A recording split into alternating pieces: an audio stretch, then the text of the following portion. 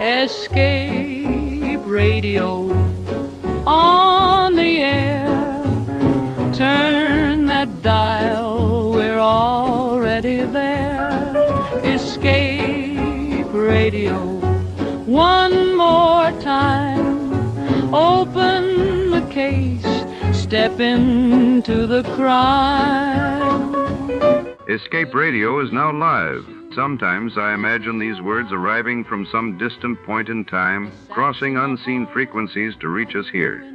Perhaps that is fitting, because every mystery is its own kind of message, asking only for careful attention to be understood. Truth till the case is done. Escape Radio, stay with me. Tonight, under a rain-soaked city sky, a mysterious figure slips through the shadows of Mulberry Lane. The bow window capper begins when a priceless artifact vanishes from a lavish estate, leaving only a shattered window and a bouquet of cryptic clues. As Detective Archer steps into the dark, he finds himself entangled with a stunning stranger whose secrets may be more dangerous than the thief himself. What lies behind the glass, and who can be trusted? Before we begin, let's see what happened on the day it aired. It was May 13th, 1949. That day, the world learned that the Soviet Union lifted the Berlin blockade, reopening land routes to West Berlin, while in London, the British Parliament debated nationalizing the steel industry. The Adventures of Sam Spade, Detective. Brought to you by Wild Root Cream Oil Hair Tonic, the non-alcoholic hair tonic that contains lanolin. Wild Root Cream Oil. Again and again, the choice of men who put good grooming first.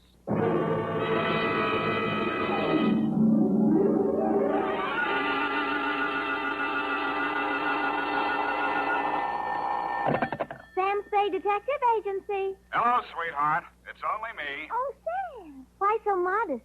Women, Effie. Age cannot weather nor custom stale their infinite variety. Huh? Against their incalculable wiles, mere man is a leaf in the wind. Oh, Sam, do you really... Oh.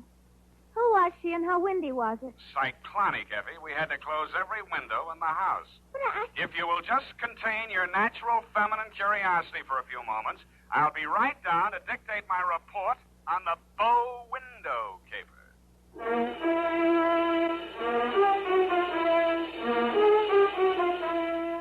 Dashiell Hammett, America's leading detective fiction writer and creator of Sam Spade, the hard-boiled private eye, and William Spear, radio's outstanding producer-director of mystery and crime drama, join their talents to make your hair stand on end with the adventures of Sam Spade. Presented by the makers of Wild Root Cream Oil for the hair. To every man who says, I don't use a hair tonic or I don't believe in a hair tonic, I say this. Decide for yourself. But don't decide until you've tried Wild Root Cream Oil, the entirely different hair tonic.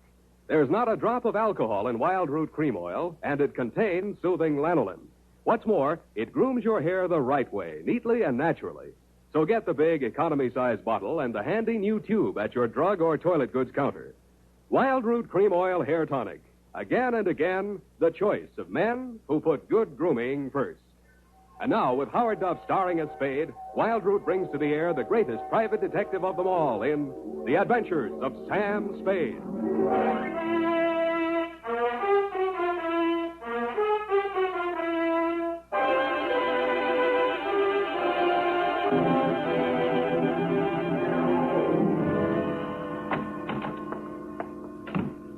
Sam, what's a bow window? A bow window. Bow window is a bay window that you look into instead of out of. Look into instead of out. Oh. Oh, Sam. Get your book, Panther Girl, and slink on in. What was he trying to see through the bow window? I mean, whose house was it? Her own. But if it was her own house, then why would she It look... just goes to show you, darling, what some women will stoop to.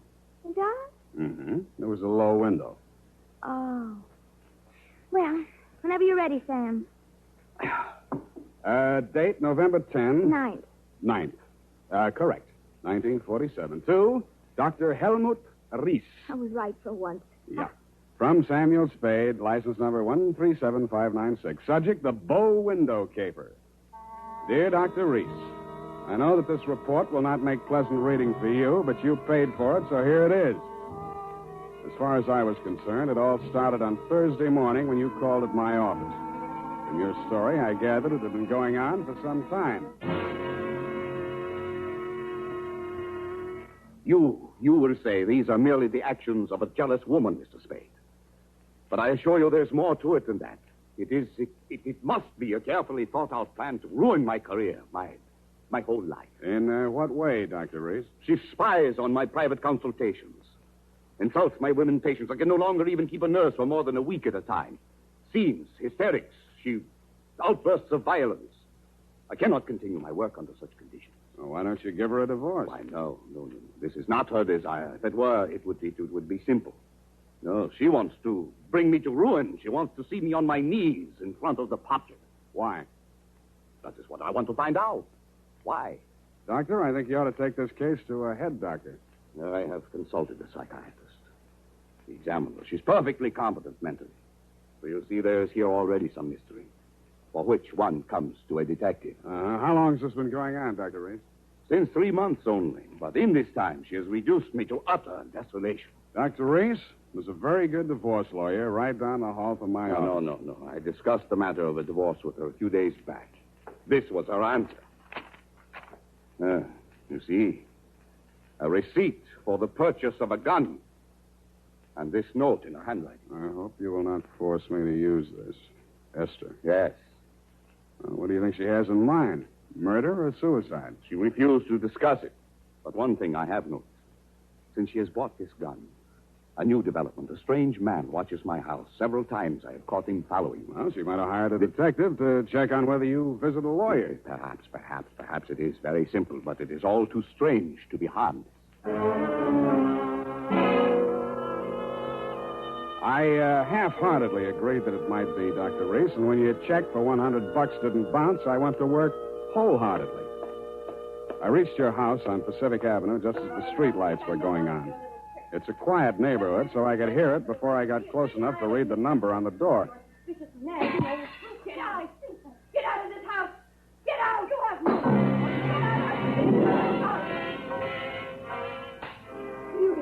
They seemed to be slugging their way toward the back of the house, so I decided to risk an entrance. I found the doorbell, and I was about to punch it when I caught sight of your mystery man. He was crouched in a clump of shrubbery that grew under the bow window at the corner of the house. He was still there with his eyes glued to the window when I walked up behind him. Hey, let go of me. Let go. Come on, you're going inside. Listen, I'm not just a snooper. I didn't say you were. I'm just inviting you inside for a better look. Now, I'm warning you, if you don't let go of me, Stop squirming, will you? Ow! The kick he landed on me wasn't according to the Wrestling Association's rules, but I let him get away with it mainly because I couldn't move for 3 or 4 minutes, and by that time he disappeared down the street. When I recovered my faculties and staggered back to the door, I didn't bother ringing the bell. I just walked in. The hen fight was still going on somewhere in the upper reaches of the house. Then a door burst open on the upper landing, and a girl in a nurse's uniform ran down the stairs toward me, pursued by a pale little woman with a pinched face who was brandishing a pair of brass fire tongs. You brushed past me, Dr. Reese, and headed off the pursuer. Esther, stop this! Stop this at once! Have you gone crazy? Give me those fire tongs. Give them to me. What's the matter, Helmut? Afraid I'll mar your light of love's beauty? What started this? I caught her creeping about the kitchen. She was going to poison my food. Explain to you, Mrs. Reese. The doctor... Oh, don't bother explaining, Miss Robbins. These morbid fancies of hers. Don't think I don't know what goes on in that office. That office where I'm not allowed anymore. That's only because you make the patient so nervous, Esther. I know what goes on. You and those women. That will do, Esther. Go to your room. Very well. But I won't have that woman in this house another day, Helmut. Is that understood? Go to your room, Esther. I'm going. But remember what I said. I've warned you both. I can't. There, Miss Robbins. Now don't. There. I can't stand anymore, Doctor. I tell you, it's making me a nervous wreck. I just... Dr. Reese. Huh? Oh, Mr. Spade. You saw, you heard? Yeah. Come into my office. We'll talk. I think we'd better. Doctor, there's still one more patient waiting to see you, Doctor. Well, have her wait a little longer. Yes. This way, Mr. Spade.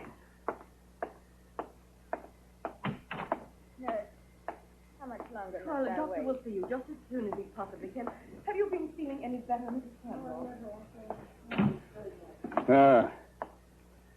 Sit down, Mr. Spade. Thanks, but I can say what I have to say standing.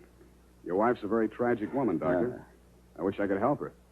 I wish I could help you, too, but I can't. You heard her threat against Miss Robbins. Was that a joke?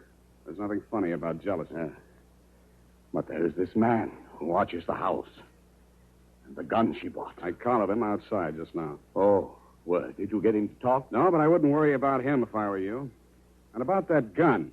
The Constitution says every citizen shall have the right to bear arms. Even Parnell Thomas can't do that. Mr. Spade, I've not yet told you all.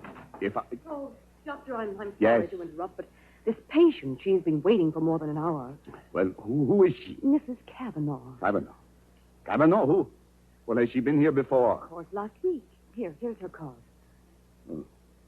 Oh, yes. I'd better get it over. Send her in. Yes, Doctor. And Doctor, I'm resigning.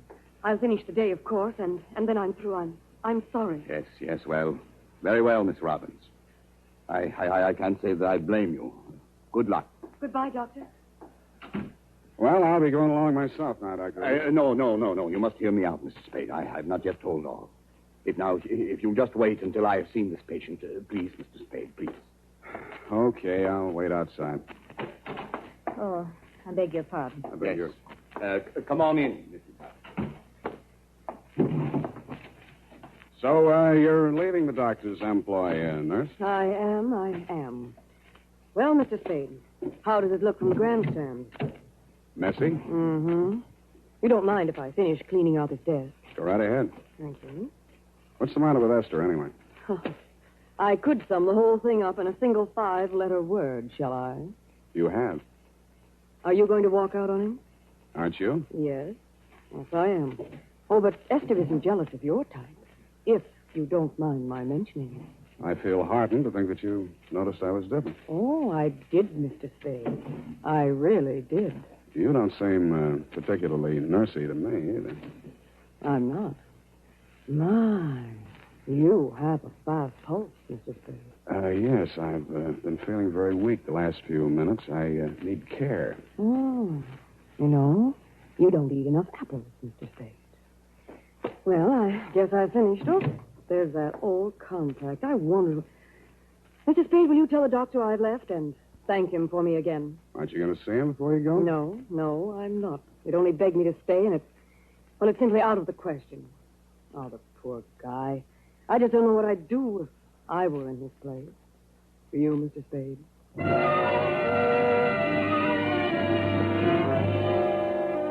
I did, and I told her. She told me I was a victim of hypertension and left me with my mouth open and no thermometer in it.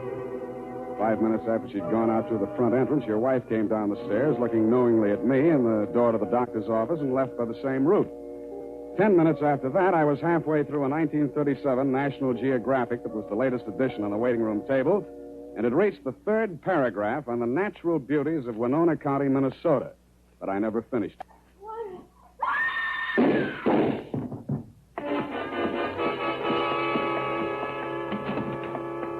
The first thing I saw when I entered the room was Mrs. Kavanaugh, your patient. Why did he do it?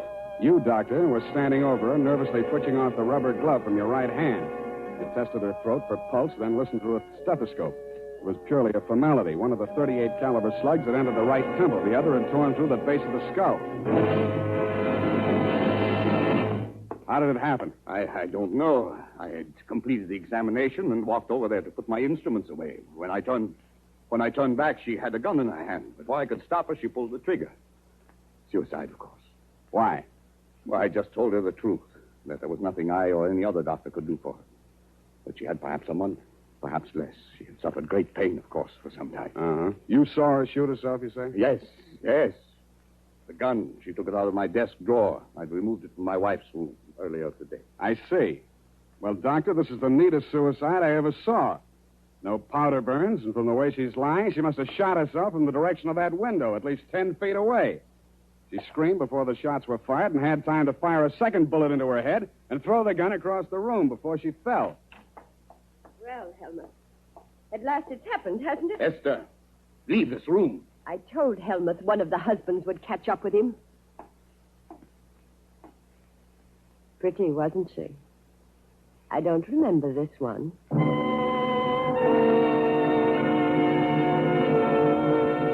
The expression on your face might have been horror or fear or both, Dr. Reese. But your wife was smiling. When my eyes left her face, I noticed a leaf clinging to the hem of her coat. It might have come from the shrub that grew up against the house. And her shoes were splotched with mud that could have and probably did come from the cultivated flower bed just outside the bow window.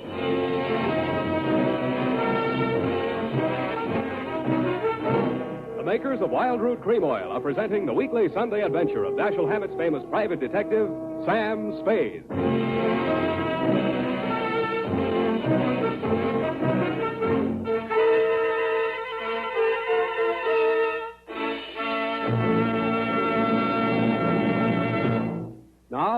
Now, here's important news on good grooming. Better than 4 out of 5 users of Wild Root Cream Oil say they prefer Wild Root Cream Oil to all other hair tonics. Here is new and even more conclusive evidence that Wild Root Cream Oil is again and again the choice of men who put good grooming first. So if you want the well-groomed look that helps you get ahead socially and on the job, listen. Recently, thousands of people from coast to coast who bought Wild Root Cream Oil for the first time were asked, how does Wild Root Cream Oil compare with the hair tonic you previously used? The results were amazing. Better than 4 out of 5 who replied said they preferred Wild Root Cream Oil. And no wonder. It gives you the advantages that men consider most important.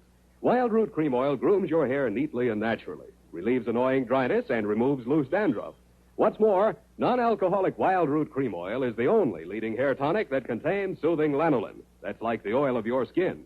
So ask for Wild Root Cream Oil. Again and again, the choice of men who put good grooming first.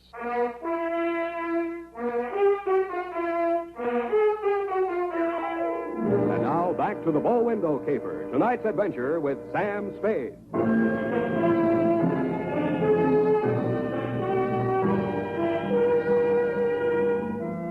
Obviously, there were 2 equally good suspects in the Kavanaugh murder. Either your wife had killed her in a jealous rage, or you'd killed her with your wife's gun to frame her for the murder. I decided to let the police worry it out and went home to bed. The morning headlines were a bit of a surprise. Nurse sought in shooting of mystery woman. Item. The cops had found Celeste Robbins' fingerprints all over the murder gun. And item. Mrs. Kavanaugh, the murdered woman, had given a vacant lot as her address, and her body was lying unclaimed at the morgue. I decided to pay her a visit.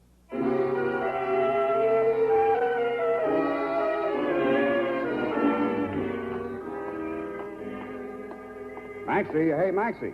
What? Oh, Sam.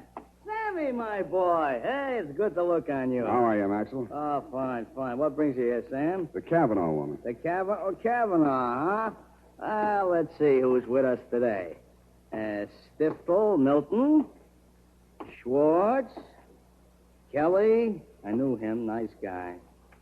Feige. Aha. Kavanaugh. Rose. Hello, Rose. Hey, Sam, don't you want to look at Rose? No, I've seen her. Ah. Yeah, just checked her back in. Autopsy. Say, you do collect queer ones, Sam. Now, you take her. Why would anybody in the world knock her off? In her condition, all he needed to do was wait. A month. Couple of weeks. Bad as that, huh? Worse. Anybody claim her yet? Well, they... Hello. Something we can do for you? My name is Kavanaugh. I've come for my wife. He was standing with his back to me, and I didn't get a good look at his face until he walked over to the desk with Master. The voice tipped me even before I saw the face. It was the man I'd caught outside your office window less than half an hour before the murder. If he recognized me, he didn't let it show. I waited while he went in with Maxie. When he came out, there were tears streaming down his face. I'd been waiting for 2 reasons. I had some questions to ask him, and I had wanted to pay back that jolt he'd given me the night before. I left without doing either. Oh, hello, Sam. Oh, sweetheart, any calls? Lieutenant Dundee of Homicide, Yeah. Dr. Reese, Mm-hmm. and there's a girl waiting inside. Wouldn't give any names. So you let her wait in my private office. And I don't think you'll mind when you've seen her. It's by way of being a knockout. Well, thank you, Effie. That was very thoughtful of you, Don. You're welcome, Sam. Sam, please don't be angry with me for coming here. I had to talk to somebody. What you need is a good criminal lawyer, Nurse Rodder. Oh, no. Do you think I killed that woman? How did your prince get on that gun? Now, don't tell me she threatened you with it and you grabbed it out of her hand. No, I didn't. I did nothing at all. Take it easy, Nurse. Take it easy. Would you like a drink or something? No, of course. Thank you anyway. I'll be all right. Well, she came in from shopping 3 days ago. Just as nice as pie. And she came creeping around. You know how she is. And she said, I bought something today. It's lovely. And with that, she hauled this gun out of her handbag. And so, to humor her, I took it and I looked at it. That was foolish. It certainly was foolish. Well, nickel-plated, ideal surface for fingerprints. And I remember she was wearing gloves. Struck me as peculiar at the time, but I'm so peculiar at the time, but I'm so stupid. I didn't think of it until just now. Everything's a little peculiar about this caper. A woman who was dying anyway gets shot. Nobody even seems to know who she was.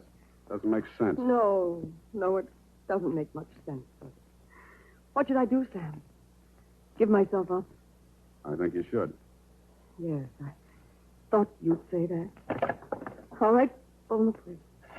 You got a lot of courage. Sure you don't want a drink? No, thank you. I'll be all right. I'll be all right. Homicide. Dundee. Dundee, Sam Spade. I got the Robbins girl here in my office. She wants to check in. Oh? Well, tell her to forget it, Sam. Reese's wife just made a full confession.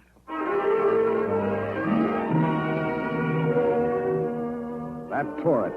In my anxiety to see how you were bearing up under the shock, Doctor, I blew $1.50 of your money on a taxi all the way out to your address on Pacific Avenue. To my astonishment, you were wearing a look of real distress. I don't understand it, Mr. Spade. This confessing, it's not like her. It's all too strange to be harmless. Dr. Reed, I'd like to talk to you alone. Do you mind, Mr. Spade? Go right ahead.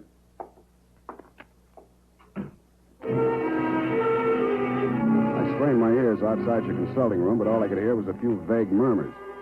Then, for no good reason, I decided to have a look at your wife's bedroom upstairs. The cops had been there before me, so I didn't expect to find much, and I didn't. I was tapping the woodwork for secret panels or something when I heard a heavy tread on the stairway. I wheeled around, my hands inside my coat. A jolly-looking character in coveralls was standing in the doorway. Home Electronics. I beg your pardon? Hagen, Home Electronics. I come to take the equipment. What equipment? The dictograph. She don't need it no more. Ask me, she heard too much. Mrs. Reese had a dictograph installed? Yeah, a rental type installation. This here's a speaker. My own design. Looks like a portable radio, don't it? Yeah, where's the other end? Where's the microphone? It's in the doc's private office. You interested, eh? Yeah, turn it on, will you? Oh, sure. We'll get it tuned in a minute there. Oh, feedback. Wait a minute, I'll fix it. Let her talk. What can she tell? I don't know. But it's uncanny the way she knew Nice, huh? things.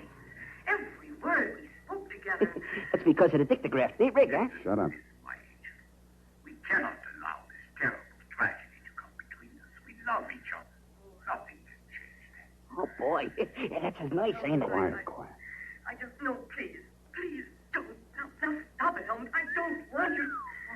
Please, don't. What is it, Celeste? What has happened to Jane? What has happened? You asked that. When I've been attacked by a mad woman and accused of murder, all in the space of 12 hours. But it's all over now. Just so, Helmut. Yes, it's all over. Well, can't you turn it up a little more? Oh, sure, turn it up. Hold it. Definitely over, it's over. And I'm very, very ashamed. I suppose it was my usual thing. I always get sorry for a poor, weak man and get involved. But this time, I'm sorry for her. Celeste, please. When I was a kid, I liked it. It used to make me feel powerful and, well, to watch them squirm. But it's no fun anymore watching another woman in the agonies of jealousy. And you, I thought you were just weak. You're a brutal, unscrupulous murderer. What are you saying, Celeste? You killed Mrs. Cavanaugh. What, that's impossible. You stood deliberately in that window and you fired 2 shots right at Hey, what gives you? Why weren't my Rehearsed the fingerprints players? on that gun? Because you were wearing your rubber gloves, Doctor. Celeste, don't say any more. No.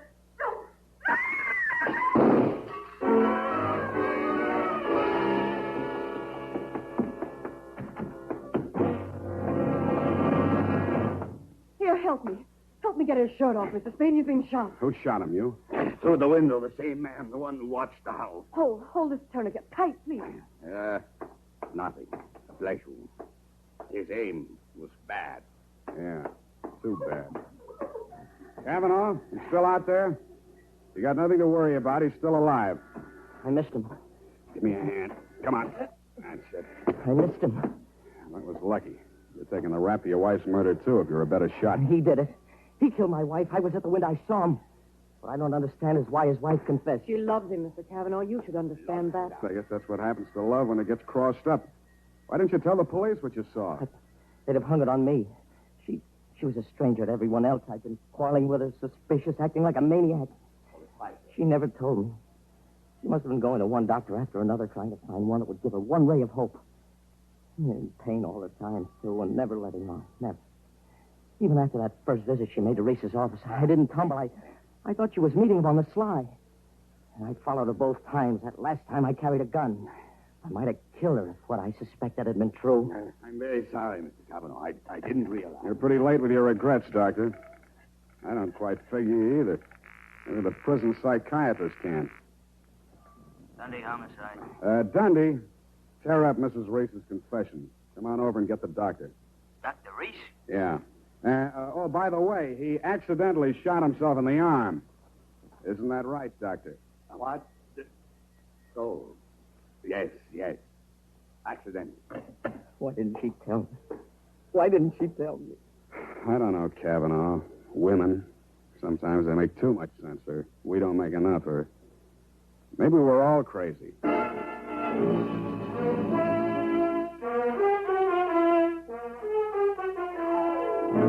And that, Dr. Reese, is the crop. At the risk of laboring a point, there's also the mystery of why a nice girl like Celeste Robbins ever fell for a guy like you. You'll have plenty of free time to think it over between now and the trial. If you find the answer, drop me a line. Period. End of report. You know, Sam, that Celeste, I like her. I wish we could do something for her. Well, I've already thought of that, Evie. Oh? What are you going to do, Sam? Write that up, sweetheart, and I'll write you a happy ending. Here's how you can find out whether the hair tonic you're using today is giving you what you ought to get in good grooming. Ask yourself, does my present hair tonic groom my hair neatly and naturally, or does it leave my hair sticky or greasy? And does it relieve dryness and remove loose dandruff, too, or does it do just a halfway job? Unless you can honestly say that your present hair tonic does all that for your hair, you owe it to yourself to try Wild Root Cream Oil right away. Try Wild Root Cream Oil and see for yourself how it improves your appearance, grooms your hair neatly and naturally, relieves dryness, and removes loose dandruff. It's non-alcoholic and contains soothing lanolin.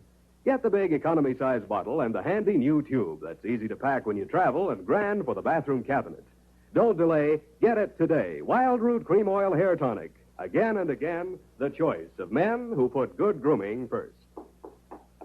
Oh, here's the report, Sam. Do you want to read it over? I do not. File it under F for forget. About that poor Celeste, Sam. Oh, yeah. Well, I made a date with Celeste to take her dancing tomorrow night. She needs cheering up, you know. Oh, what for? Well, you said she needed help. Well, that isn't exactly the kind of help I had in mind. Oh. I don't see why it's necessary Effie, to take... we must each of us give a particular kind of help each of us is particularly equipped to give. Very well. She used to make over men just to get the other women jealous. That she did. Aren't other women silly to allow themselves to get jealous when they know just what she's up to? Idiotic. Just idiotic. Sure thing. And go home, Effie. I'm a lousy dancer. Oh, very well. Have fun, Sam. Good night, Sam. Good night, sweetheart.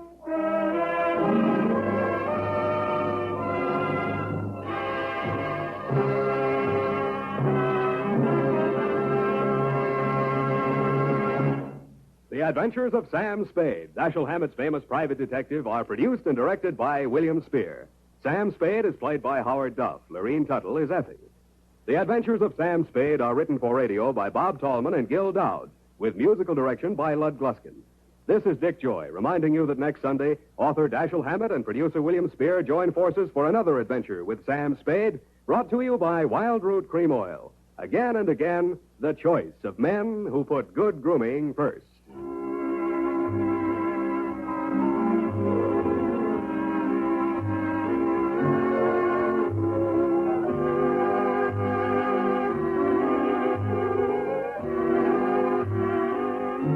Smart girls use wild root cream oil, too, for quick, good grooming and to relieve dryness between permanents. Mothers say it's grand for training children's hair. This is CBS, the Columbia Broadcasting System. This is Escape Radio speaking, with our thanks to the fine folks at CBS. And now, ladies and gentlemen, a little challenge for true fans of adventure radio.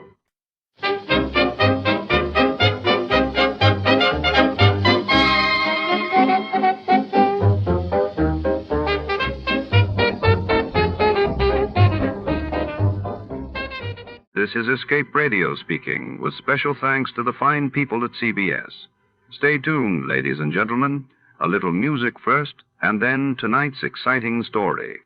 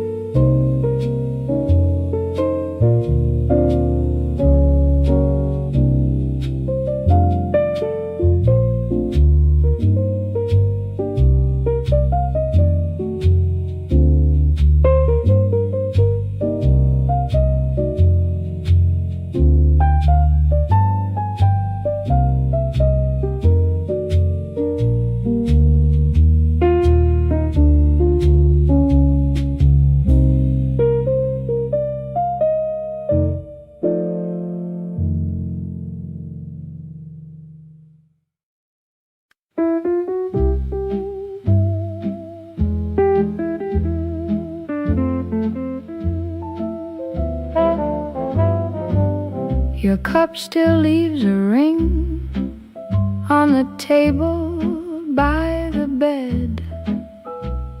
I reach for your hoodie sleeve like you never left. The hall is holding still and the room won't meet my eyes. I keep your name on my tongue like a wrong reply. I tried to let it go, but it keeps coming back. Every little shadow wants to bring you back. And I hate how quiet feels like it knows me now. It says your side is empty and it says it out loud. Empty side of bed, empty side of bed. I keep pulling you back, but you're already gone. Empty side of bed, empty side of bed. I still say your name when the dark gets long. Empty side of bed, empty side of bed, empty side of bed. Your keys are in the dish, your scarf is on the chair. I turn the lamp off slow like I'm doing prayer.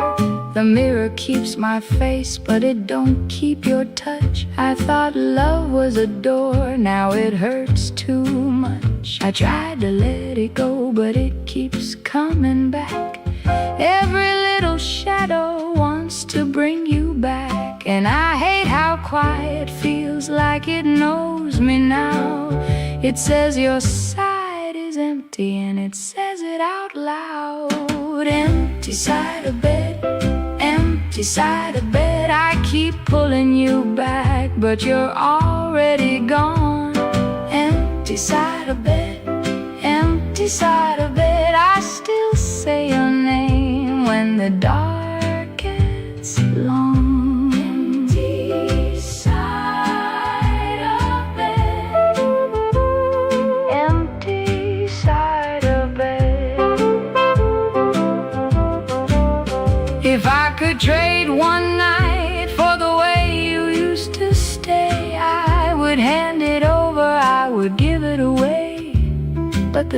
stays closed and the clock won't bend. So I lay here with the shape of the way we were then. Empty side of bed, empty side of bed. I keep pulling you back, but you're already gone. Empty side of bed, empty side of bed. I still say your name when the dark gets long. Empty side of bed, empty side of bed, empty side of bed. A glittering murder on the rails tonight's case unspools inside the first-class dining carriage of the legendary Orient Express as it snakes through the Balkan Mountains under a winter moon. Against the backdrop of polished mahogany and fine crystal, secrets simmer among Europe's elite, and the sharp-eyed detective must unravel a web of deception before the train reaches its next stop. All aboard for a journey where every passenger has something to hide before we start. Let's see what happened the day it was aired. It was February 16, 1951. That day, the world reeled as the United States conducted its first atomic bomb test at the Nevada test site, while in the UK, King George VI underwent surgery for lung cancer, sending shock waves through the British public. Fed up with the everyday grind? Tired out by the dull routine? You want to get away from it all. We offer you Escape. Escape, transcribed to free you from the four walls of today for a half hour of high adventure. You're aboard the Orient Express, rushing through the European night, bound for Istanbul. And in your compartment with you, a gun pointed at your head, a small, mysterious stranger is about to take your life.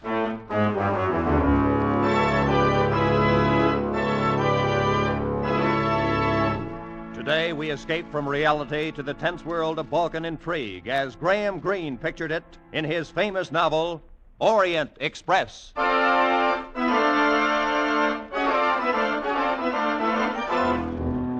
Orient Express, Orient Express, now leaving... My name is Gregory Myatt. In 1932, I had to go to Istanbul on business, and I decided to take the Orient Express.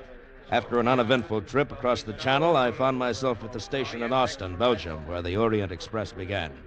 The porter took my bags and overcoat to my first-class compartment while I lingered on the platform. And, inevitably, somebody bumped into me. Oh, I'm sorry. Oh, that's quite all right. I wonder which way are the second-class coaches, please? That way, I think. Your suitcase looks heavy. May I? Oh, no, thanks. I can manage all right. I always have. Yeah, she had a very nice figure, trim and erect. I wondered whether she was going as far as Istanbul. Orient Express, en voiture, en voiture. I made my way down the platform to my coach. But there was a stranger in my compartment going through my overcoat. Young man, you have the wrong compartment. And you have the wrong overcoat. This coat is mine. Also this compartment, number 7. It happens to be number 8. 8? I have made a mistake. 1,000 apologies, sir. Oh, that's all right. Thank you. You are going to Belgrade, perhaps? No, I'm for Istanbul. So, allow me. My name is Richard John. How do you do? My name's Myatt, Gregory Myatt. I am grateful you are a fellow countryman. These little mistakes can be so difficult to explain. Fellow countryman? But I'm American. I also. I am a naturalized American all these many years, but the accent remains. Yes, I suppose it does. Well, we are underway. I will go to my compartment. A most pleasant journey, sir, and again 1,000 apologies.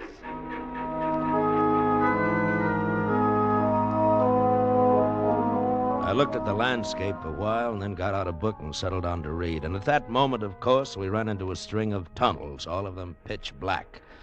I was just about to ring for the guard to ask to have the lights switched on when the train was crashing to a stop.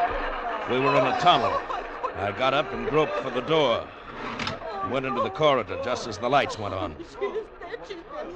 And lying on the floor was the girl who had bumped into me. Excuse me, please. One side, please. Excuse me, please. I called the emergency quarters. at once. Madame, as conductor, it is my duty to inform you it is not allowed for a passenger to stop the Orient Express. Mr. Myatt, if you will allow me, please. Oh, Mr. John. Hadn't we better get a doctor? I am a doctor, Mr. Myatt. Allow me. So, there is nothing wrong with this young lady. She has only fainted. Oh, good, good. Give me a hand, Mr. John. Let's get her into my compartment.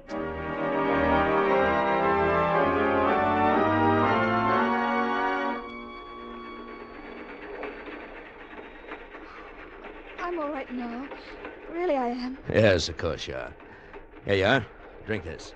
It's brandy. Drink it, young lady. It will help you. Good. I don't know why I fainted. I never did before. When did you last have a decent meal? Yesterday? The day before? Suppose it was the day before. That's my affair. You have no money? No. How would you like to have dinner with me? Well, Please say yes. I won't say no. Fine, fine. Will you join us, Mr. John? No, I prefer to remain in my compartment. As we dined, I learned her name was Carol Musker. She was a chorus girl, and she had a job waiting for her in Istanbul. I felt a bit sorry for her, but, well, more than that, I remembered how she felt in my arms when I carried her into my compartment. And I wanted to hold her again. I ate a lot, Mr. Myatt. I hope you can afford the check. I think I can. Oh, good. Now, how about breakfast tomorrow? And all the rest of your meals till we reach Istanbul. Mr. Myatt, I hope you don't have any ideas about me. Well, of course I have. You're very attractive. Well, I don't know anything about you. For all I know, you're married and have 6 children. I am not, and I haven't. How about you? I have no one. Well, then there's no reason why we shouldn't have ideas about each other, is there? And by the way, my first name's Gregory. More coffee or dessert? No, thanks. Well, then as soon as I've paid the... Mr. Myatt. Oh, Mr. John. Excuse me, is this yours? That's my pocketbook. I found it in the corridor outside my compartment. You must have dropped it when you lifted this young lady. He gave me my pocketbook and left the dining car. All my money was there, but one thing I knew, I had not dropped my pocketbook. Mr. John had taken it. Well, Carol and I started through the train. It was about 9 o'clock, and the lights were already dimmed. In the second-class coaches, people were asleep, sitting up in the crowded compartments. Mr. Myatt, here's my compartment. Thank you for dinner. It's, very early. You have to go in? Oh, I'm tired. Oh, it's too crowded in there for comfortable sleeping. And besides, you never know who's next to you. Oh, but I do. That little fat man, see? His name's Joseph Grunlich. He introduced himself. Oh, he did he? You're not jealous. No. But what do you know about him? He might be a thief or a bigamist. Now you're being ridiculous. Well, good night, Mr. Myatt. Gregory? Carol. Yes? You might kiss me good night. No one will notice. All right. What? Oh, young lovers, eh? Oh, Mr. Grunlich. If you're going somewhere, sir, why don't you go ahead? Do not be angry, please. I was not spying, Mr. Myatt. How do you know my name? We all heard of the gentleman gallant enough to take Miss Musker to dinner at the good doctor's suggestion. Doctor? What doctor? Mr. John. He's a doctor, is he not? Now, if you'll please excuse me, I must get some water. I'm quite thirsty. I don't think I like that guy. Carol, how about taking my compartment? Your compartment? Or I'll get you another one. We'll speak to the conductor right now, huh?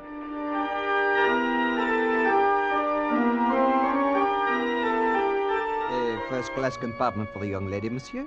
You must wait until we arrive at Cologne. No tickets are sold aboard the Orient Express. We arrive in Cologne in, let me see, precisely 15 minutes.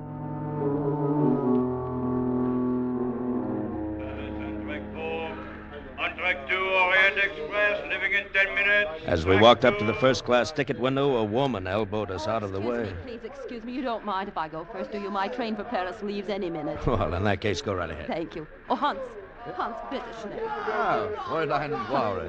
One to Paris, Hans. My editor has got me She was a reporter, apparently. While waiting for her change, her eyes went past me to the Orient Express, and suddenly they widened.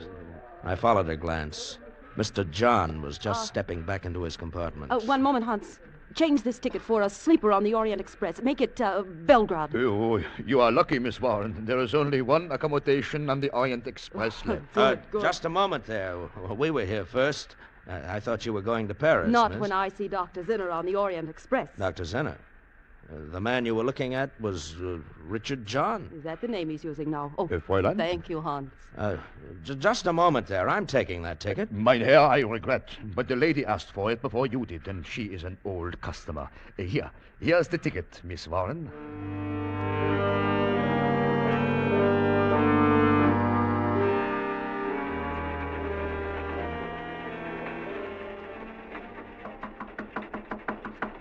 Who is it? Gregory Myatt, Mr. John. I'd like to talk to you for a moment. May we come in? Why, yes. Yes, of course. You are feeling better, Miss Musker? You are getting enough rest? Yes, thanks. That's why we're here. Miss Musker's taking my compartment, and I'm staying in here with you. I wish I could oblige, but I prefer my privacy. Why is that, Dr. Zinner? My name is Richard John. Where did you hear otherwise? From a newspaper reporter who saw you in the station at Cologne. Oh. I don't know what it's all about, and I don't much care, but Miss Musker is going to have my compartment, and I'm going to move into this one with you. Any objections? No. In fact, both of you shall stay here with me. What the devil? Gently, Mr. Myatt. Yes, a gun. I am an excellent shot, believe me. Oh, Greg. We shall all stay, I insist. Lock the door, Mr. Myatt. That's fine. Now, just who are you, Mr. Myatt? Who am I? A police spy? Here to keep me from getting to Belgrade? Oh, that's ridiculous. You surely don't expect me to believe your story about some... Mr. John! Mr. John! That sounds like the reporter from Cologne. Tell her she has made a mistake. Tell her, Myatt. Go away. You've got the wrong compartment. My name is Myatt. I'm a reporter. Mabel Warren, London Clarion. Myatt, put your arm around Miss Musker. Open the door part way, just enough for her to see both of you. I shall be behind the door. And remember, I have a gun. Oh, you're not the man I'm after, are you? My name is Myatt. I haven't the slightest idea where you can find your Mr. John. Well, I'll find him. He's on the Orient Express somewhere. Excuse me for interrupting your, Excuse me for interrupting you. Good night, Mr. Myatt. Bolt the door, please. Oh, perhaps you really are only an American businessman, Mr. Myatt. In that case, I owe you an explanation. Sit down. He told us a fantastic story. He was a political exile from his own country. He'd been forced to leave 5 years ago, and now he was going back to lead a rebellion, to overthrow the government by a coup d'etat. And to me, it made very little sense. Had it not been for the gun in his hand, I might have laughed in his face. If I am captured before this train gets to Belgrade, I will be executed. Once in Belgrade, however, I am safe. I am very popular. I know the city. There are thousands ready to hide me. Yeah, that's very interesting. Now that you believe we're who we say we are, you could put that gun away. I'll bunk here with you, and Miss Musker can go to my compartment. I cannot allow that. Among the passengers on this train are many of my countrymen. Some would be loyal if they knew about me, but others would not. Dr. Zinner will tell no one. I am sure you would not, intentionally, but it might slip out. No, I cannot permit you to leave this compartment. I'm warning you, if I can, I'm going to take that gun away from you. Don't try it, my friend. You're older than I am, Dr. Zinner. You're tired. Just how long can you stay awake?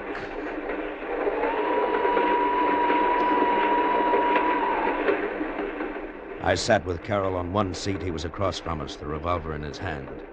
And it got later and later and later.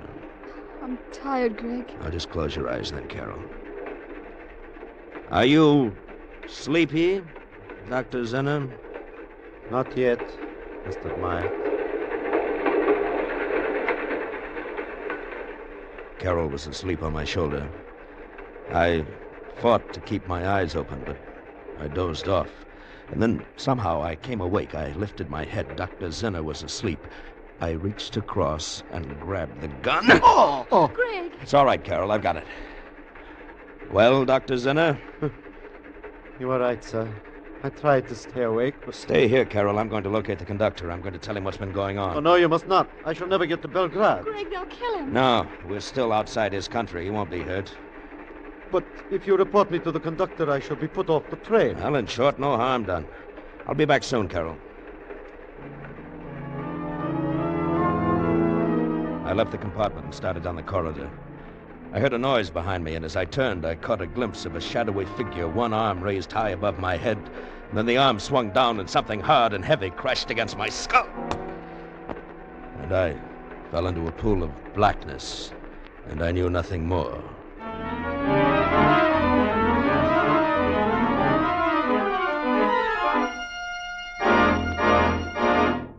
In just a moment, we will return to Escape. But first, the blazing billboard for CBS's 10 great Sunday night shows has an especially big blaze of lights near the top of the list. That's where the names of Spike Jones, Jack Benny, and Amos and Andy are found in succession. Spike Jones, Jack Benny, Amos and Andy, the most unusual sequence of top-rating comedy in radio. Don't miss a single second of their 90 non-stop minutes of mirth tomorrow night on CBS's great Sunday Night 10. Amos and Andy and Spike Jones come to you over most of these same CBS stations, and Jack Benny is heard over them all. And now, with our star, Bill Conrad, we return to the second act of Escape and the Orient Express.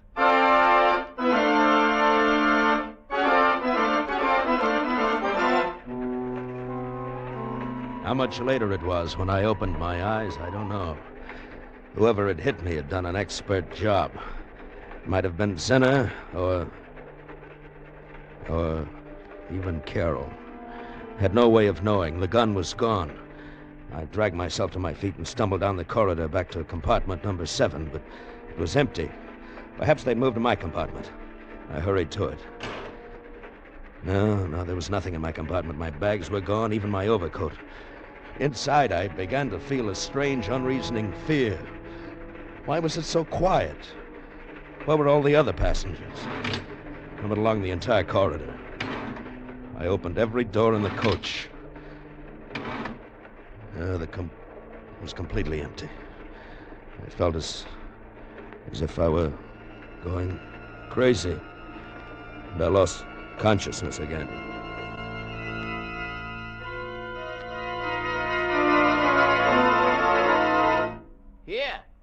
Here, you! What? Mister!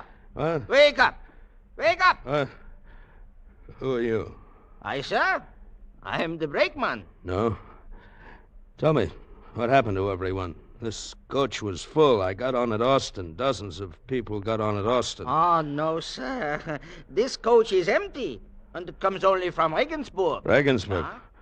No, it's from Austin, I tell you.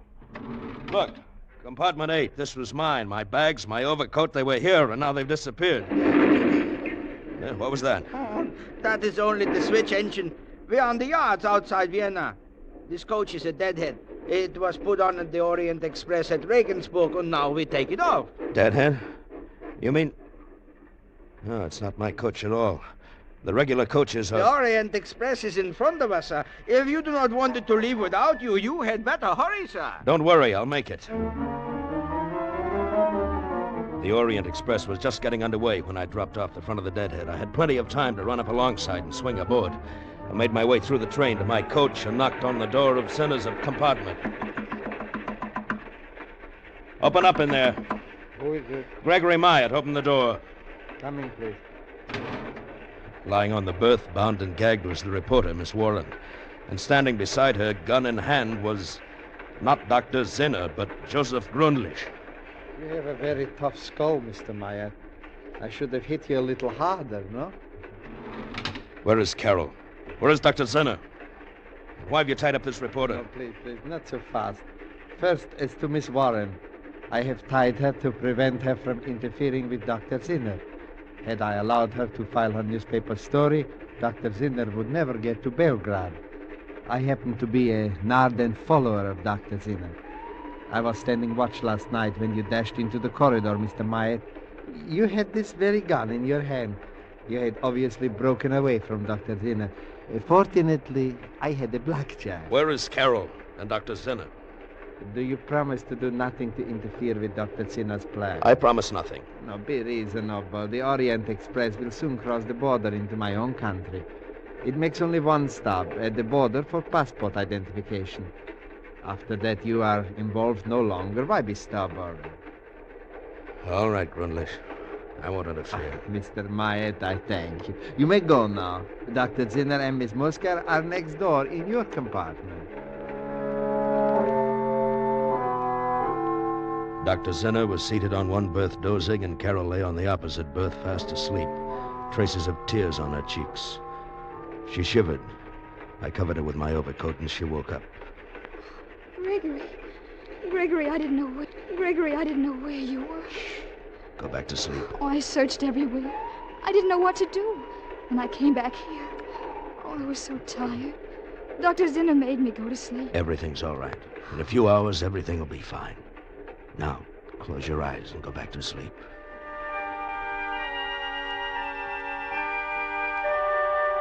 I left the compartment and went to the second-class coach. With both Carol and Grundlich gone, there was space for me. I slept until I was awakened by a Hungarian passport inspector. The train had stopped in a town named Subotica, just inside the border. I showed him my passport. Then I went to the dining car. The breakfast rush was just starting, so I gave a waiter a pound note and had him get me breakfast for two. By the time the Orient Express was 10 minutes out of Subotica, we were going down the corridor, the loaded tray tinkling as the waiter followed me. We arrived at my compartment, but it was empty. No sign of Zinner, no sign of Carol. A torn piece of paper was tucked under the cuff of my overcoat. It was a note. I have left with Dr. Zinner. I'm afraid this is goodbye. Signed, Carol Musker. Sir, the breakfast. Where shall I put the tray? What? The breakfast. Oh. Take it back. I don't want it. I sat near the window and watched the landscape drift past. My suspicions had been right all along. Dr. Zinner had played me for a fool, and so had Carol. After a while, I became conscious of a tapping sound on the wall of my compartment. It kept on, and suddenly I realized that it was coming from the compartment next to mine, someone's heel banging against the wall. It took only a minute to get next door.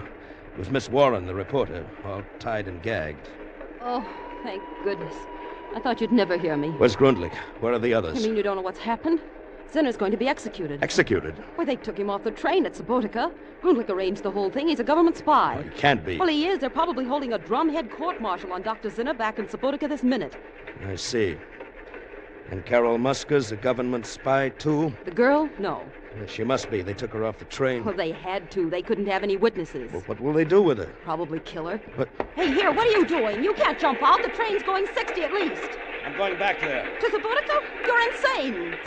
Look, there's a small town up ahead. I saw it when I leaned out. Some cars are parked at the station. I saw them. I'm going to pull the emergency cord. Take one of those cars. What can you possibly do in Subotica? I don't know, but I'll do something. Go ahead, Mr. Myatt. I'm going with you. I pulled the emergency cord, and in a matter of seconds, the Orient Express was screeching to a halt right at the station. I flung open the door, and with Miss Warren close behind me, I ran toward the parked cars. Here, you! You, come here. Do you speak English? A car, gentlemen, a car very cheap. I want to go to Subotica. It's too far, 50 kilometers. I'll give you 20 pounds. Wait, get in, gentlemen, get in. We were at Subotica inside of an hour. I had the driver stop just before we got into the center of town and told him to wait. Miss Warren and I started down the main street. Mr. Myatt, look. In the doorway of a small restaurant, his back to us, talking to a chef, was Joseph Grundlich. Just keep walking. All right. Try to hear what he's saying. Meal for 2 people. Have it sent to railroad. Did you hear what he said? Something about a last meal for 2 people to be taken to the railroad station. Don't turn your head. Just keep walking. Okay. The railroad station platform was empty, so was the ticket office. But through the window, we could see the waiting room, and beyond it was a closed door to a baggage room. There was a large, old-fashioned key in the lock, and standing beside the door was a soldier with a rifle. That's why they must be in the baggage room. You don't have a gun, I suppose? No. Oh, neither do I. The key's in the lock. If I can get to it without the soldiers noticing. We've got to get the soldier away from the door, Miss Warren. How? Look, do you see that telephone over there in the far corner? Yeah. If we could somehow get the soldier over to the telephone, his view of the baggage room door would be cut off. Yeah. Look, that'll be your job, Miss Warren. Mine? Go into the waiting room and up to the telephone booth. Smile at the soldier as you go by. Then pretend you're having some trouble with the phone. Appeal to him for help. Right. When he joins you at the phone booth, keep him occupied while I go in and let him out. But he might look around. Just talk to him. Zinner and Carol and I will try to make the car. You'll have to hurry. We're looking that last meal may be here any minute. We'll hurry, all right. Through the grimy window, I watched as Miss Warren crossed the waiting room to the telephone, smiling at the soldier. She left the booth and walked over to him. Couldn't hear what they were saying. She smiled at him again, putting her hand on his arm. They went over to the booth. I took a deep breath and entered the waiting room. I could hear them talking as I started toward the baggage room. Anything about telephones, it's so nice of you to help. Oh, lovely lady. I'm glad to see you. What number you wish? Oh, yes, Carol. that's the number. Oh, here, I have it right here in my... Carol. Gregory. Shh. No noise. Dr. Zinner, Carol, go to the station platform. Now, no noise. Come on. What do you plan? All right, follow me. Oh, no, but I heard about you. I didn't know. We started back toward the open door that led to the station platform. We went out slowly, not making a sound. Miss Warren was still talking to the soldier, and then suddenly their voices stopped. I glanced back. The soldier's gun had fallen to the floor. He was kissing Miss Warren. We got out to the platform, and I shut the door quietly. All right, follow me. The car's 2 blocks away. What about her? She's a reporter. They won't dare touch her. Now, come on. All right. In a few moments, the station was behind us. The car was only a block away now. We turned the corner, and walking toward us, not 10 feet away, was Joseph Grundlich, and a waiter from the restaurant. Before he could collect his wits, I ran at him. He crumpled to the ground. Then I hit the waiter. All right, run for it. All right. Grundlich fired a few shots at us, but hit no one. And then we were in the car, and he fired at us no longer.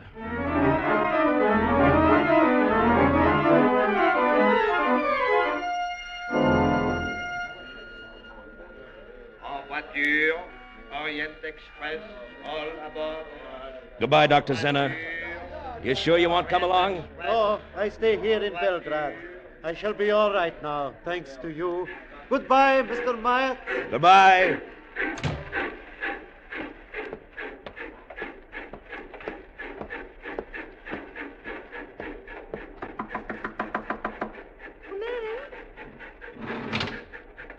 Hello. Hello. You, mind if I sit down? No, not at all. Well, we'll be in Istanbul tomorrow. Mm-hmm. A day late. You know, I probably lost that chorus job. Have any idea what you'll do then? Oh, I think so. I have an idea. Yeah. So have I. A very good idea. Come here.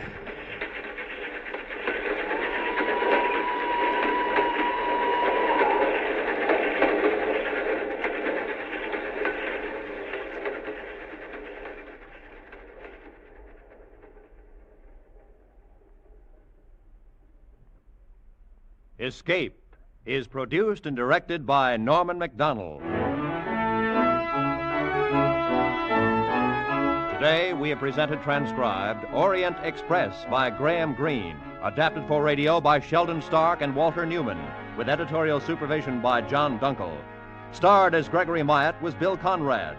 Featured players were Edgar Barrier, Hans Conried, Gloria Grant, Harry Bartell, Ann Morrison, Jack Crucian, and John Daner.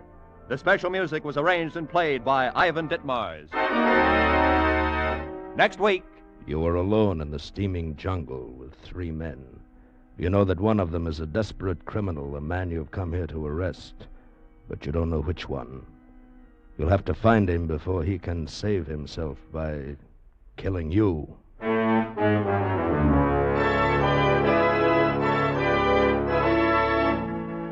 Next week, we escape with L.G. Blockman's exciting tale of a manhunt, Red Wine.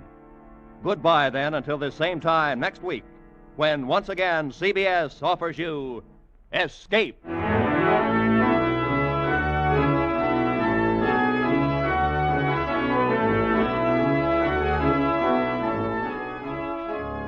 Looking for more escape drama? There'll be more coming along on CBS tonight, when most of these same CBS stations will bring you The Adventures of Philip Marlowe and Gangbusters. They're both regular Saturday night features on CBS. Now, stay tuned for 5 minutes of the latest news, to be followed immediately by the Let's Pretend program over most of these same CBS network stations.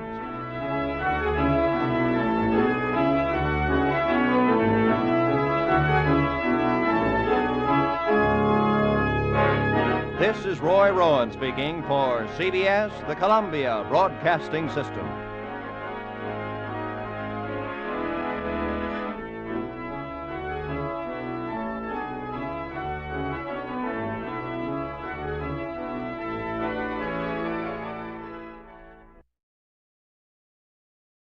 This is Escape Radio speaking, with our thanks to the fine folks at CBS. And now, ladies and gentlemen, a little challenge for true fans of adventure radio.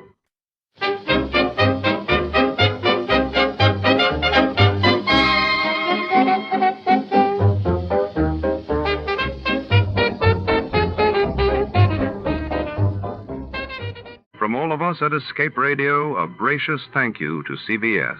And now, dear listeners, relax and enjoy a few moments of music before tonight's grand adventure begins.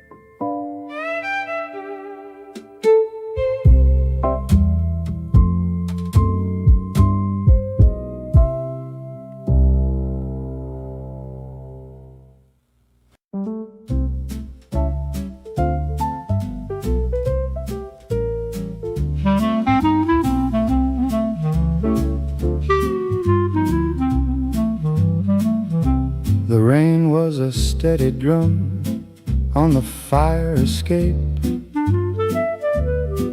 Another Tuesday, same as the last. She walked in, a shadow against the city's gray drape, said, "He's gone and the clock keeps ticking too fast."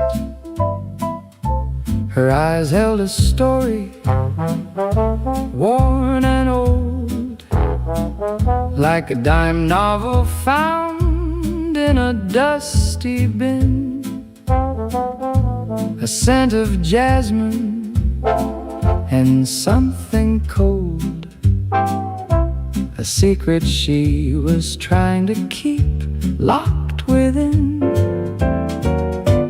Midnight bell, it tolled so low, another soul lost to the undertow. Midnight bell, what did you see? Just shadows dancing, wild and free.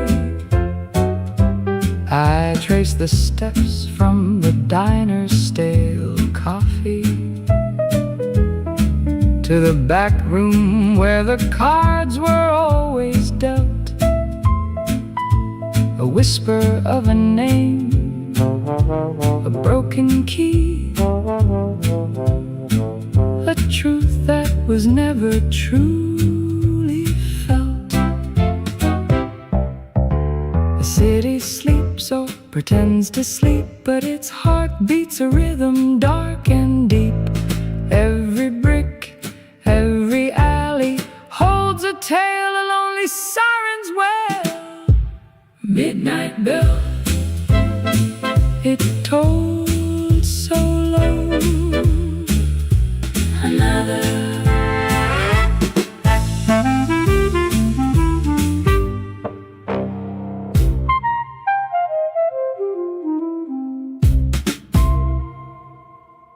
Tonight, shadows linger over Charmona's Grand Railway Station, a place where secrets travel as swiftly as the trains themselves. When a priceless diamond vanishes from a locked luggage compartment, Detective Sam Riker steps into a tangled web of deceit, luxury, and danger. Among the clamor of steam engines and whispered alibis, every passing stranger could be a suspect. Will Riker uncover the truth before the next train leaves the platform? Before to start, let's see what happened the day it was aired. It was March 10, 1952, and that day the world learned of General Fulgencio Batista seizing power in Cuba after a sudden coup, while in London, King George VI's funeral procession drew vast crowds mourning the late monarch. From Hollywood, it's time now for... Johnny Dolar. Johnny, this is Byron Kay at Intercoastal Maritime and Life in Boston. Hello, boy. Remember Hurricane Audrey? Back in the latter part of June, sure. Must have hit your company pretty hard. Yes, but if anybody ever needed help, it was those people down in Louisiana and neighboring states. Yeah. So we've paid up the claims just as fast as they've come in. Except for one. Oh, what's that? One we received only a couple of days ago. Okay, bye. Give me the dope and I'll head for Louisiana on the first plane. Wrong direction, Johnny. Huh? Texas? No. Oklahoma? Arkansas? Buffalo, New York. What? And I think you'd better run over here and let me give you some facts. Yeah, I think I'd better.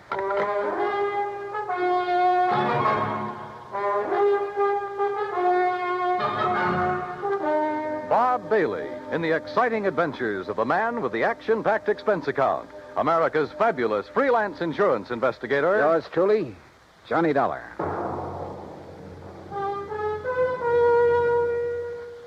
And now, Act One of yours truly, Johnny Dolar.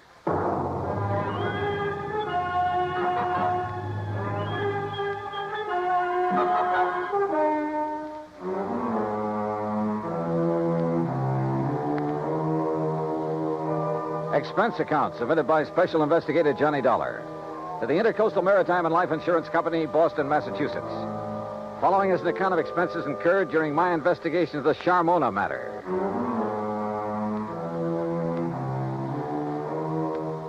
Expense account item 1, 1845. Plane fare and incidentals, Hartford to Boston, and a cab to Byron Kay's office in the Little Building. Glad to see you, Johnny. Hi. I'm glad you can take this on for me. Sit down. Okay, thanks. Ever hear of Charles Francis Keeley? Keeley? A very much reformed man, Johnny, who was apparently making a valiant try to live down some of the things he did earlier in his life. Like what? Well, he was I guess you'd call him a promoter, stock manipulator, that sort of thing. The point is, he made himself a lot of money a few years back until the authorities, the Securities Exchange Commission and so forth, put a stop to his fancy dealing. Sounds like a real nice guy. In any event, he had enough money by the time he quit to live pretty well. Nice home, beautiful wife, 62-foot cruiser, and that, by the way, is our biggest problem. Oh, I wish my biggest problem was a 62-foot cruiser. It is, Johnny. Now. Then tell me all. Yes. Early in June, he took his boat across Lake Erie to Detroit to have some work done on it at the Detroit Yacht Basin. Then, a couple of days before the end of the month, he started back for Buffalo. Oh, yeah, that hurricane was moving north about then, wasn't it? Yes, it was. And his failure to appear in Buffalo within a reasonable time didn't worry his wife a bit. Often before making that same trip, he'd stopped off in Cleveland to visit some of his old cronies. Uh-huh. But by July 20th, she began to get worried. She called the friends in Cleveland. They hadn't seen him. Then she called the Coast Guard. No word. A few days later, a couple of the life preservers from his boat washed up on the south shore of Erie near the little town of Lindsay. That enough for you, Johnny? How much insurance did he carry? On himself, $35,000. On the boat, $106,000. I see. Okay, bye. I'm on my way. Expense account item 2, transportation to Buffalo, where I signed in at the Statler Hotel. Item 3, $520 for dinner. Then taxi, that's item 4, to the Keeley home north of Delaware Park on Colvin Avenue. I don't know just what I'd expected Keeley's wife to look like.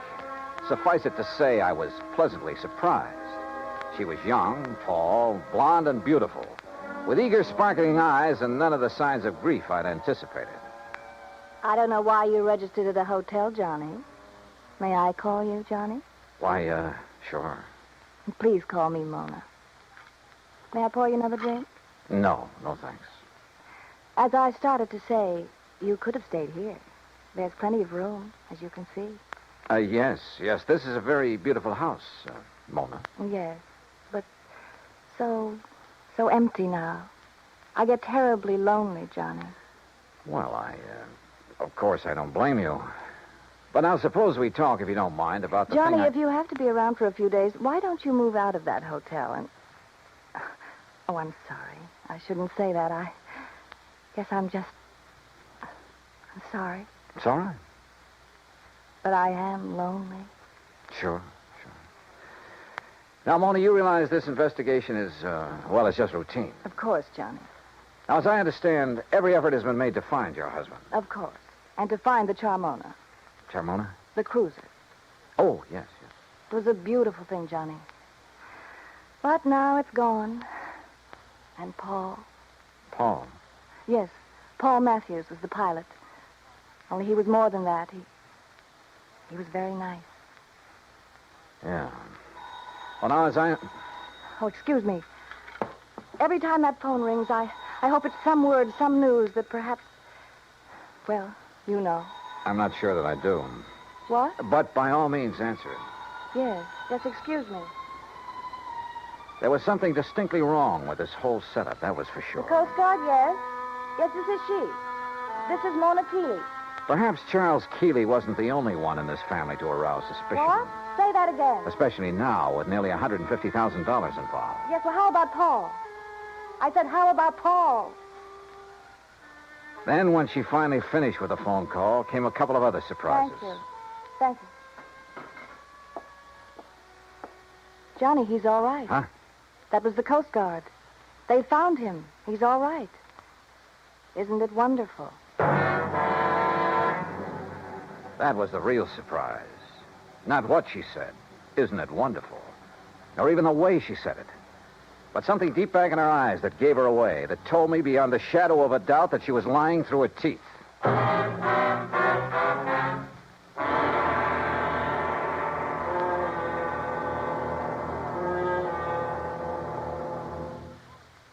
Act 2 of yours truly, Johnny Dollar, in a moment. It is a rare event when a young man decides to leave civilization behind and hide himself away in the steaming jungle, just so he can help his fellow humans in a remote corner of the world. The late Dr. Tom Dooley did just that when he left the United States to help the sick and starving jungle people in the little kingdom of Laos in Southeast Asia. Dr. Dooley's story is well known to nearly everyone.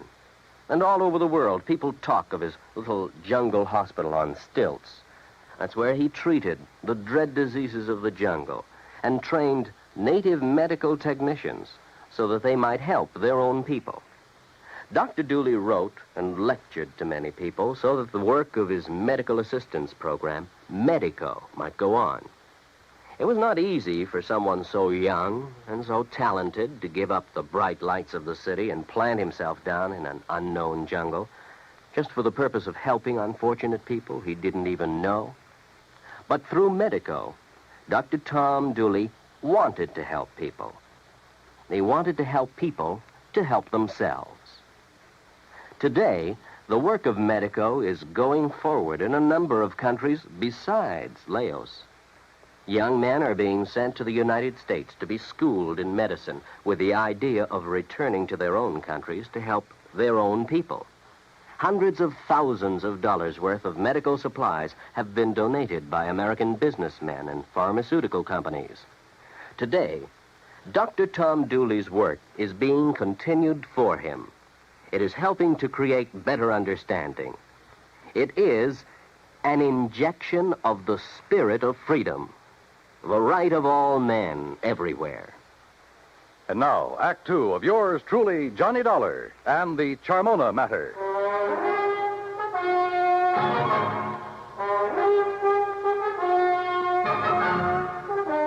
The news that her husband was still alive came as quite a surprise to Mona Keeley.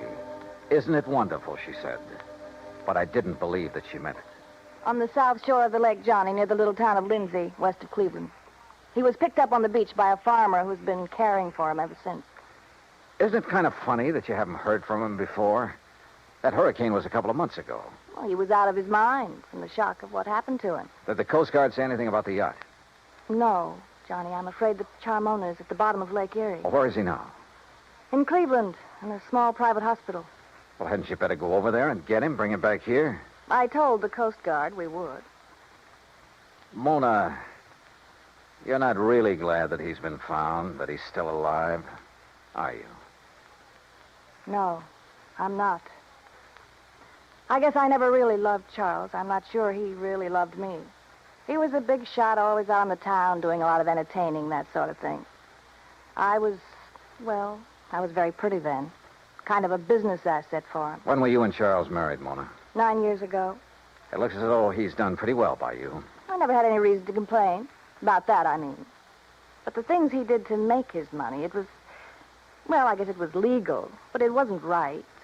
It was almost like stealing, the way he promoted a lot of worthless inventions, penny stocks, worthless real estate, that sort of thing. But he always did all right. And you. Well, who worries about conscience when things are going well? A lot of people, Mona. But then they made him stop the things he was doing. And Charles became very strange. He took up religion like a fanatic. Oh? Kept giving his money away to a lot of crazy charities, money I could have used. And he got moody. He'd go off alone for weeks at a time, pay no attention to me. That's what I meant when I said I was lonely, Johnny. Not just since the accident that lost the boat and Paul. Paul again, huh? Don't you understand? These crazy things have been going on for over a year now. That's why I'm not jumping with joy that Charles is alive. Do you blame me? Hadn't we better drive on over to Cleveland and get him? All right. I'll run upstairs and change my clothes. Excuse me. I'll be ready in a minute. Maybe I should have felt a bit more sympathetic, but I didn't. Maybe Charles Keeley did marry her simply because he could afford to keep a smart, pretty ornament around at his beck and call. Yeah, but the chances were she'd married him solely for the things his money could buy her. She took a long time changing her clothes, which didn't surprise me, so I poured myself a drink. I glanced over some of the magazines on the coffee table. I got up and stared out of the window for want of something better to do. Wandered about the room. Wandered into the oak-paneled den. I looked over the shelves of fine books, the gun collection, and the cabinet in the corner. And almost idly, I reached out toward the leather-topped desk to shove back a slip of paper that stuck out of one of the drawers. Until I saw what it was. It was an unpaid bill, several months old, from an exclusive New York shop for some very expensive gowns. And inside, the drawer was packed with unpaid bills, thousands of dollars worth of them, and statements bearing a polite, firm warning to pay up or else. No wonder Keeley's sweet, charming wife had hoped she'd never hear from him again. Gone, he was worth $35,000 to her, and the yacht $106,000. perhaps somehow Mona Keeley had even had a hand in the wrecking of that yacht. I wondered. And I decided I didn't care much for people like this. But my meditations were suddenly interrupted by a sound from the doorway. And there she stood. A pretty little pearl-handled .25 caliber Colt in a dainty gloved hand. I'm ready, Johnny. Are you? So I see. Ready for what, Mona? I guess that depends, doesn't it?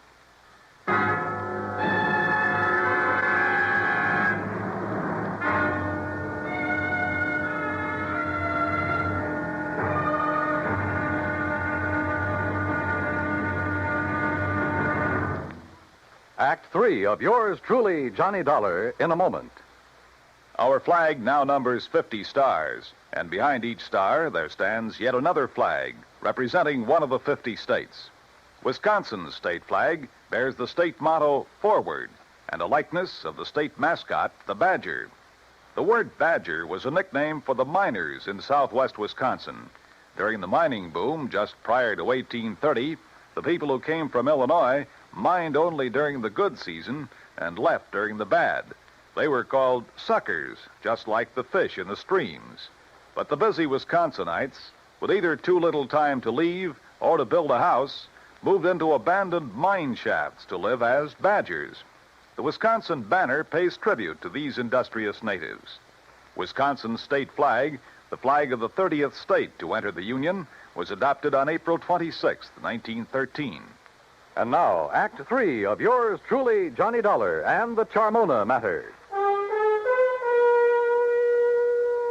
Mona Keeley stood there in the door of the den, a .25 caliber Colt in her hand. For she'd caught me going through the drawer of a desk, through papers that showed only too clearly why the loss in a storm of a $100,000 yacht might well have been carefully planned. Why she wished that her husband had gone down with her. You shouldn't have done it, Johnny. You shouldn't have looked in that desk. Pretty good proof, isn't it, Mona, that the wreck of the Charmona was no accident. I don't know how your husband worked it and still managed to get back to shore alive. You don't know what you're talking about. But he almost didn't make it, if what you've told me is the truth. Maybe that's because he didn't anticipate that the storms from Hurricane Audrey would hit Lake Erie. Maybe it's because... Well, we'll soon find out. Will you? Yes, when we drive over to the hospital in Cleveland and talk with him, if he's really there. Oh, he's there, all right. And you and I are going for a drive, but not to Cleveland. All right, now. Oh, put that thing down, Mona. Sorry, sweetheart. That little thing in your hand is about as accurate as a slingshot. Now, why don't you... No, don't move. I still don't get it, though. Oh? What? And I'm sure you must have been in with your husband on his deliberate sinking of the yacht. If you think Charles sank it deliberately, Johnny, you're all wrong. Then I certainly don't get it. Because if... Oh, now, wait a minute.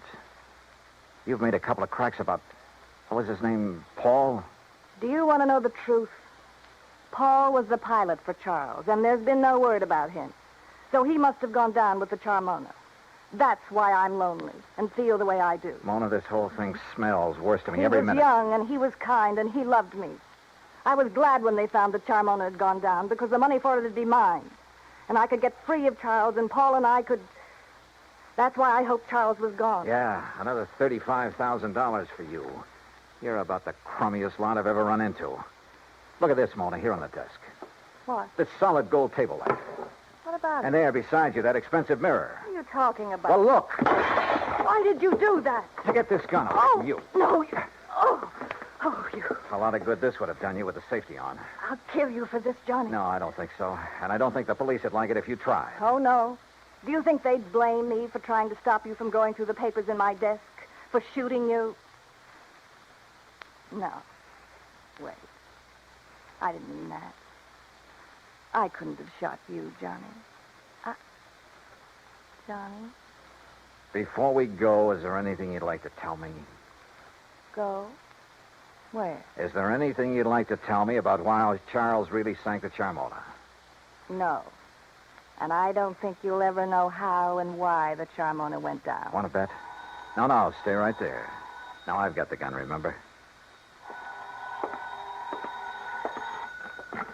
Hello? What? Charlie? No. This is a friend of the family. Oh, well, this is Harry Nelson. You gave me a real start. I thought Charlie'd come back from his watery grave. He has, Mr. Nelson.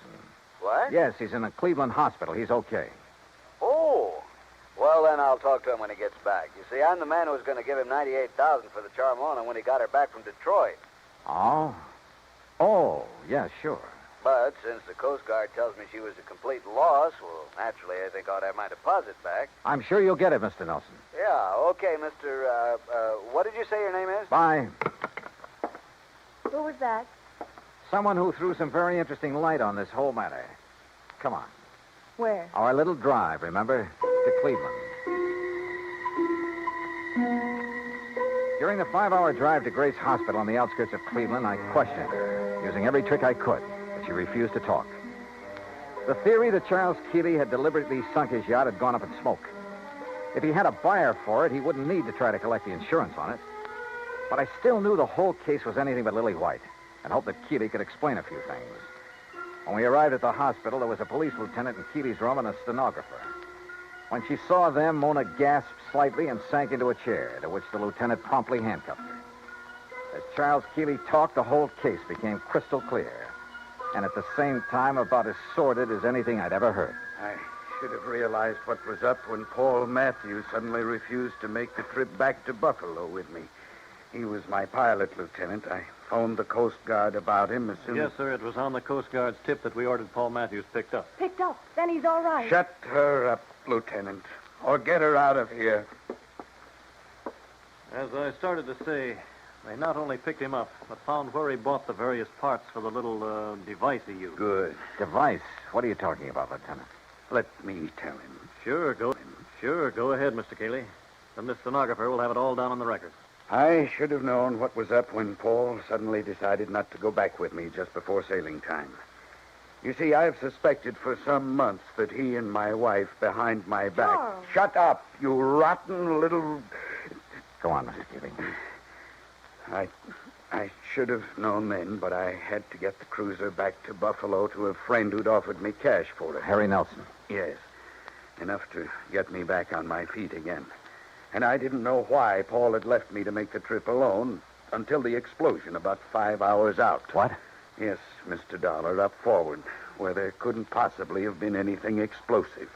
A bomb of some sort? What else, Dollar? It was luck, sheer luck, that I was sailing in close, that I'd put on a life preserver because of the storm. That was the tail end of the hurricane down south, you understand? Yes, and it was luck that she went down right off Palace Rock. Yeah, that's exactly where the Coast Guard divers found her early this morning.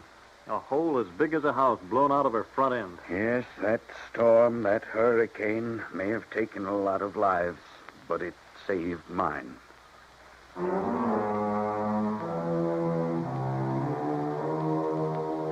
All I can say is I'm glad there are courts to take care of situations like this. I myself would hate to have to dirty my hands any further.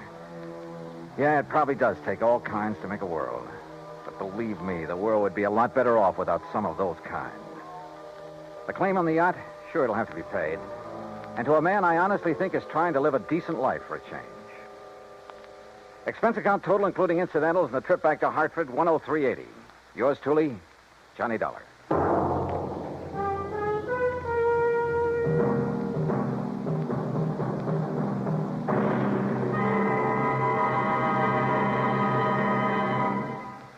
Our star will return in just a moment. An old English proverb states that a friend in need is a friend indeed. We've all heard it before, but how many of us have realized the full import of its meaning? When Jose Lara Valverde, an 8-year-old Spanish boy, was in need, he found out what real friendship could be. Stricken by a rare glandular disease, little Jose began to lose his fight for survival when his vital supply of drugs ran out. In a desperate call for help, an amateur radio operator named Conte broadcast a weak signal over the European airwaves. The plea was picked up by a ham operator, Hans Ketterle, in Germany, who relayed the urgent message to a nearby United States Air Force unit. The American airmen quickly dug up the only available drugs of the kind needed. They flew the Mercy package by jet to Madrid. From there, an ambulance screamed its urgent way 190 miles to Andújar, Jose's hometown. The medicine saved his life, but only temporarily. Another source had to be found, and it was, again, in Germany. The two rare drugs were again rushed by American jet fighter pilots, by helicopter, and by Air Force staff car through high winds and thunderstorms to the bedside of the stricken boy. The medicine was given to Jose, and again he responded. This same life and death drama was repeated elsewhere in Spain when men of the United States Air Force came to the rescue of another young Spanish boy in need of another rare drug. People-to-people giving is more than a program. It is an act of friendship. It is a fight for freedom, the right of all men, everywhere.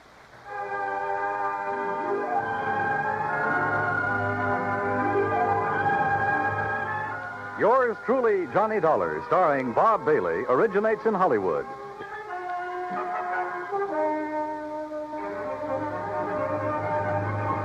This is Dan Cubberly speaking.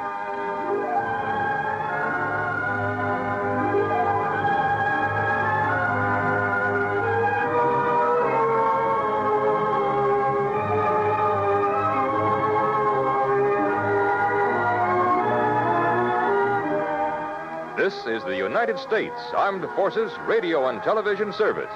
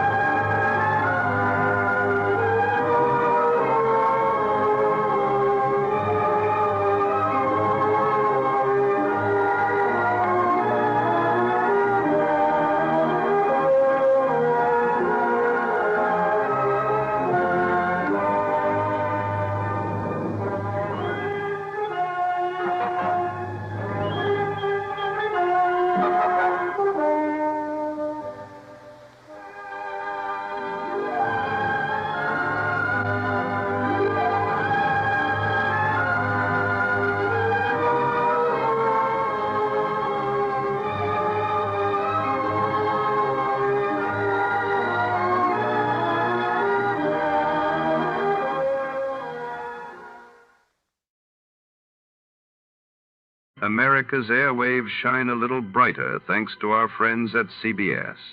And now, ladies and gentlemen, let's see if you're ready for tonight's radio quiz.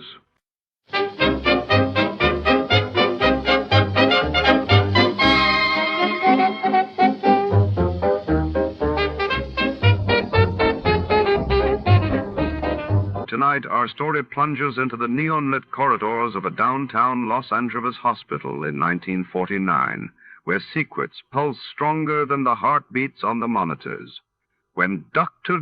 Ira Grosso, known to some as the infamous Snake Doctor, goes missing during a midnight shift, Detective Riley is called to untangle a web of medical intrigue, blackmail, and murder. Every corridor echoes with whispers, and every locked door guards a dangerous truth.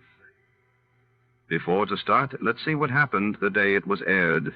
It was January 10, 1950. That day, the world watched as the Soviet Union announced the successful test of its first atomic bomb, escalating Cold War tensions, while in London, Great Britain celebrated the opening of its first self-service supermarket, signaling a new era in shopping.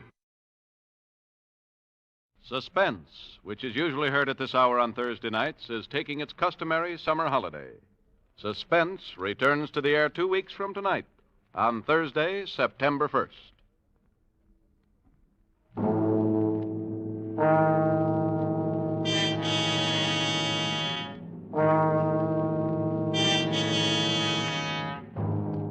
You are standing at the doorway of a cabin on Cashier Creek. Up on the ridge, the bloodhounds have caught your scent, and between you and a fortune, between you and escape, yawn the white jaws of a deadly cottonmouth.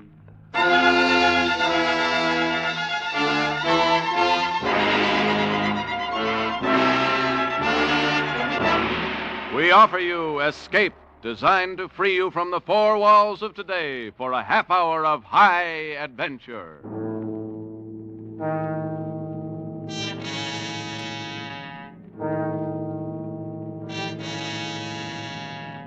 Tonight, we escape to the worn-out acres of a poor farm somewhere in the southern mountains with Irvin S. Cobb's great tale of vengeance, Snake Doctor.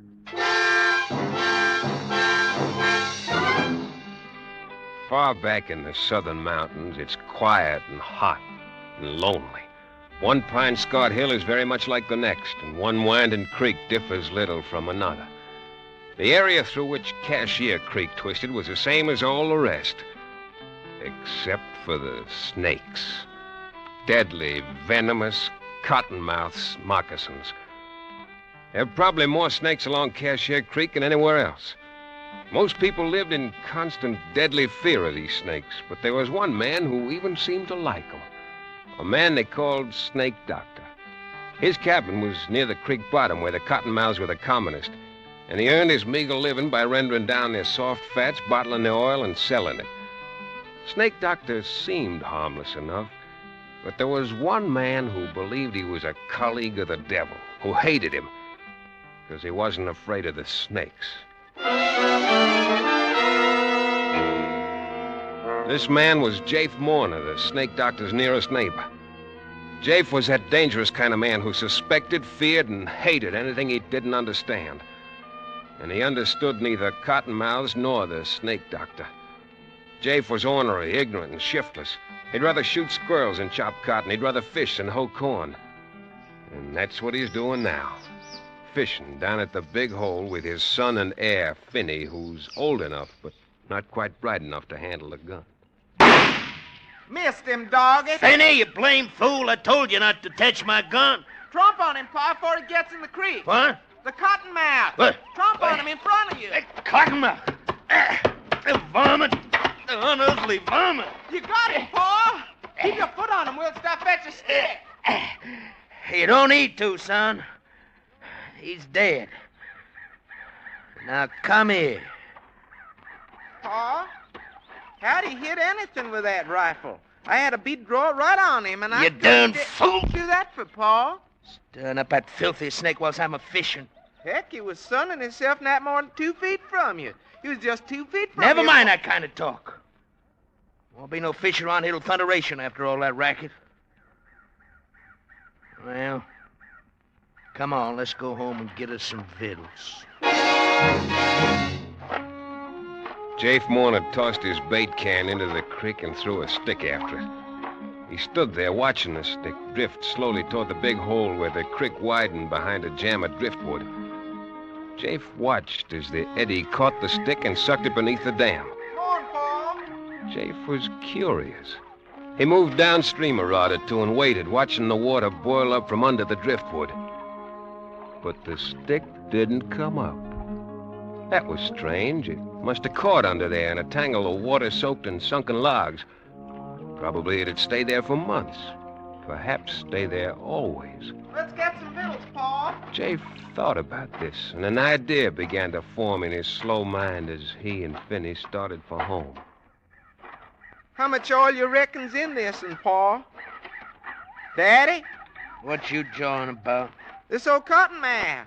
How much oil you reckon? Throw it down. Throw it down? Why for? I'm gonna Throw it down like I say. Oh, I was aiming on rendering the old cottonmouths fat like the Snake Doctor does. I was gonna sell it and make myself some money. I don't like to squirm at things around me. But it's dead. Leave it where it dropped. You scared on cottonmouths, Pa? I know better than to get myself bit by them. Hip Bailey knowed a fella got himself bit once. Wearing a drap of liquor for miles. So he goes to work and he cuts open a live chicken. And he put it on his leg where the bite was. Fella lived, too. Reckon Mr. Rives ever gets himself bit? I mean, handling cottonmouth like he does? Who? Mr. Rives. Who? Mr. Rives. That's old Snake Doctor's real name. Ma says I oughtn't call him Snake Doctor. Never mind what your ma says. Nobody in my family's calling no snake-loving scum Mr. Rives. Heck, that's what I say. All right. Would have made myself some money rendering that cottonmouth fat down in the oil. How much you reckon old Snake Doctor makes out in the oil he sells? I don't know. Tip Bailey says old Snake Doctor's got more than $1,000 hid away somewheres in his cabin. More than that, most likely. Cussed old miser don't spend nothing. Ain't got nothing save that rack of bones mare of his. Tip Bailey says whenever old Snake Doctor sets foot out in his place, he's got the granddaddy of all cottonmouths that he leaves out in the cabin to stand guard over his money. Tip Bailey says he'd seen old Snake Doctor put him in his pocket. Live ones, too. Snake Doctor ain't fitting to be live himself. Ma says he ain't so bad. Says he don't mean nobody harm. Your ma better be careful who she's associating with. She says he just don't have good sense. Had the fever too much. Daddy, you ever been in Snake Doctor's place? I don't have nothing more than I have to do with that snake-loving hoodoo. Tip Bailey says he'd bet it wouldn't be no task at all for some no good to poke around the Snake Doctor's shack and maybe find all the money and make off with it. Blame son's darn near rendering me down. Look at my head, full of sweat. Look, Daddy. Huh? See? Full of sweat. Darn near a guard full of sweat come off. Why turning down that way, Pa? It's coming on noon. Dinner be most ready. I'm gonna tell the snake-loving hoodoo that there's some of them cottonmouths on the creek side of our deadening. Heck, he knows that. I'm gonna tell him he's got my leave to catch him. You don't need to come along. Well, if you're going over to his place, I'd kind of like to see it for my own say.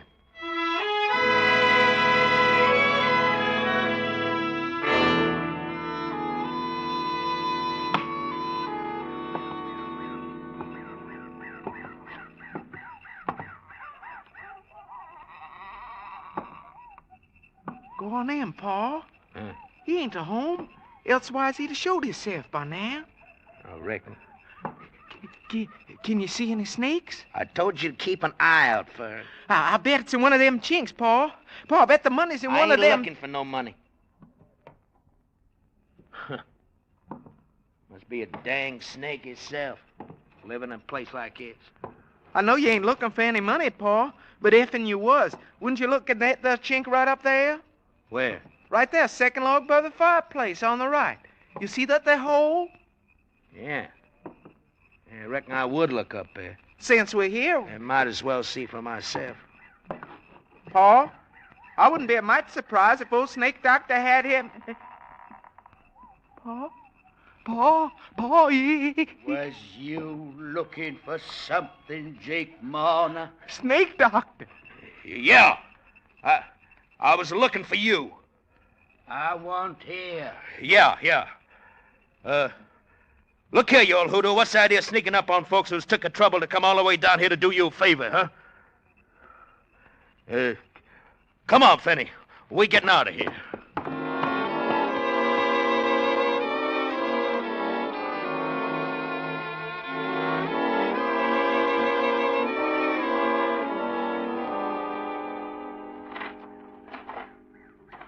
Yes, sir. Like as not, he had a dang old moccasin squirching around in his pocket whilst he was talking to you. Daddy, do you mind how his eyes was when he come in?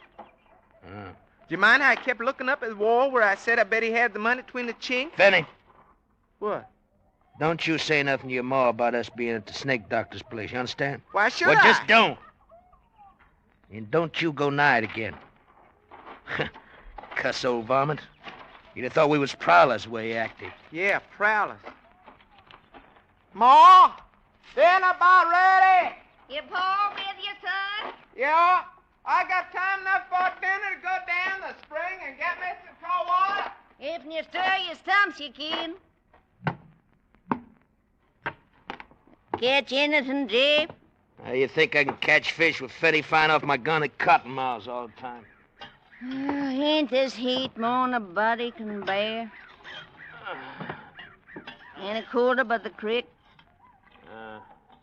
That poor old Miss Rives come by here a spell ago, mighty nigh shook to pieces with a chill. Oh. He come by, did he? Well, did he come in? Just for a minute. Just for a minute, huh? What'd he want? He wanted could have give him something for his ailment. Just about could drag one sour foot afore the other. Barely could make it up here from his place. I give him a dose out in our butler's acre drops. Would have given him a little smidgen of liquor, only I could... Oh, you would, huh? Please don't, Jeff. Don't whop me.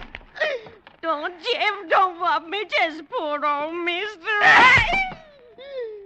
Mr. Ives! Mr. Ives! How many times I gotta tell you that old hoodoo's name is Snake Doctor? You don't mean nobody no harm. He made a skin of lostwit's hide and tallow, and you calling him Mr. Ives. Huh. You be calling him Honey and Sugar next. Without I lawn you, fella. Please, Jeff, please. Bad names, huh? Why, I aim to...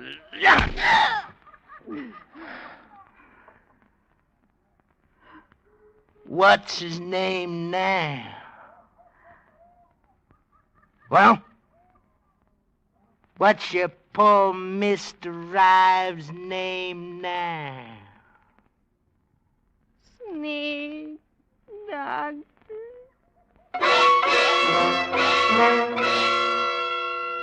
Kizzy Morna rubbed the ugly red welt on her scrawny arm and gave the frying pan full of sizzling side meat a hopeless nudge. She prayed that time and food might take the edge off Jafe's temper. Finney slouched in from the spring, saw the mark on her arm. Pa been whomping you again, Ma? What'd you do this time? She silently dished up the hogback and cornbread for her two men. While they sat at table, she ate on her feet, serving them between bites, as was the custom in the Morna household.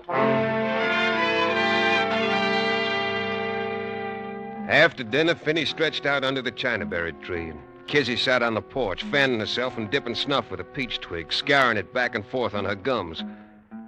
Jafe took his ease on the floor of the back room, but he didn't sleep. The meanness was stirring in him, and his hatred of the man he couldn't understand, the man who'd got rich off of cottonmouths. His mind was working on something he'd seen that day and another thing he'd heard. He was adding them together. That stick had disappeared under the log jam, and the Snake Doctor's money. It was 4 o'clock before any of them moved, and then Jafe spoke to his wife for the first time since noon. Busy? Where's that there vial of drinking liquor? By the window. You took it out in your pocket before you laid down. I ought to carry a vial of liquor with me. I might get bit by a moccasin as soon as Pa would. You better not let me catch you. You find it, Jafe? Yeah, I just remembered. I won't be needing to tote no spits along with me while I'm going. I wouldn't take no chance, Dave. Just one cottonmouth bite. Cottonmouths all down the slashes, else along a creek. Well, I'll be all this evening's up along Bailey's Ridge in the high ground. You fixing to go shooting? Aim to gun me a chance of young squirrels twixt now and dusk time. Heard them barking all around me this morning. Reckon I'll come along, Pa. You stay in here, son. Oh, dang it. It'll be steaming in the place when the rain comes down. Pa, you might be needing me just... You stay here. Oh, dang it. Kizzy, you set me up a snack of cold supper on the chef. Likely I won't get back till it's plumb dark.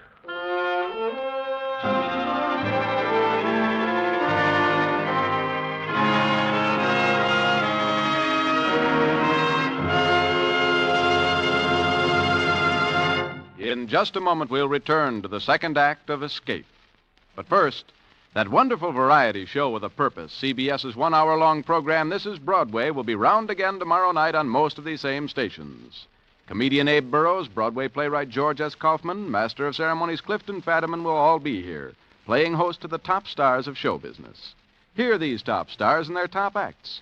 Then listen closely as the expert showmen on This is Broadway help them with show business problems. And now, we return to the second act of Escape, and tonight's story, Snake Doctor.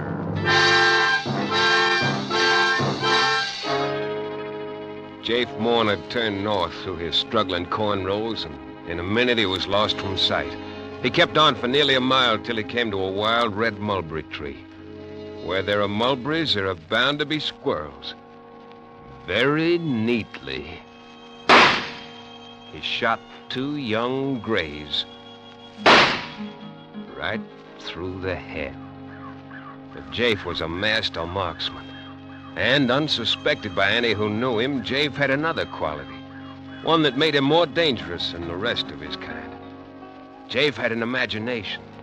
Today it was in excellent working order. He tied the brain squirrels together and swung them over his shoulder. If needed, they'd be his alibi. And then he sat down under a tree for a while.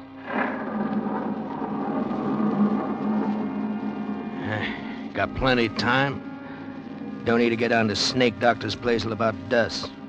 When he comes out to feed that swayback mare of his'n. Mr. Ryan. He sat out 2 brisk thunder showers and the intervals between them. And then he set off in a wide arc down Bailey's Branch along the skirts of Little Cypress Slash, down to the sunken flats edging Cashier Creek. It took more than an hour of careful traveling before he came to his destination. A screen of haw bushes, less than 50 yards behind the Snake Doctor's cabin. No matter how ailing he is, he'll get up and come out to feed that rack-a-bones mare. Mr. Ryan. Well, I'll learn him to go colleaguing around another man's woman. Jafe Morner let his jealousy heat him to white hatred. At this moment, he was avenging his honor. Didn't admit even to himself that the real reason he was here was the Snake Doctor's money, hidden behind the log by the fireplace. Home-wrecking, snake-loving varmint. 10 minutes from now, I'll chunk him down a big hole in the creek like I did that stick this morning. And he'll go down and never come up. And nobody'll miss him. Nobody'll know he's gone for leastwise a week, maybe a month. And maybe if I get around to it, I might come back this way someday. Poke around that cabin of his'n. Just to see if it's true. His having all that money hid away. Jafe Morner's speculations were cut short. The cabin door opened and a figure stepped out into the growing dusk and walked toward the stable. He saw the Snake Doctor's loppy old straw hat and his dark coat drawn over a pin. At this distance, he couldn't miss. And he didn't.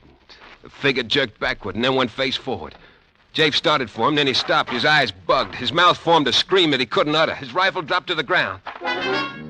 He had just killed the Snake Doctor, killed him dead with a .32 caliber slug through the head.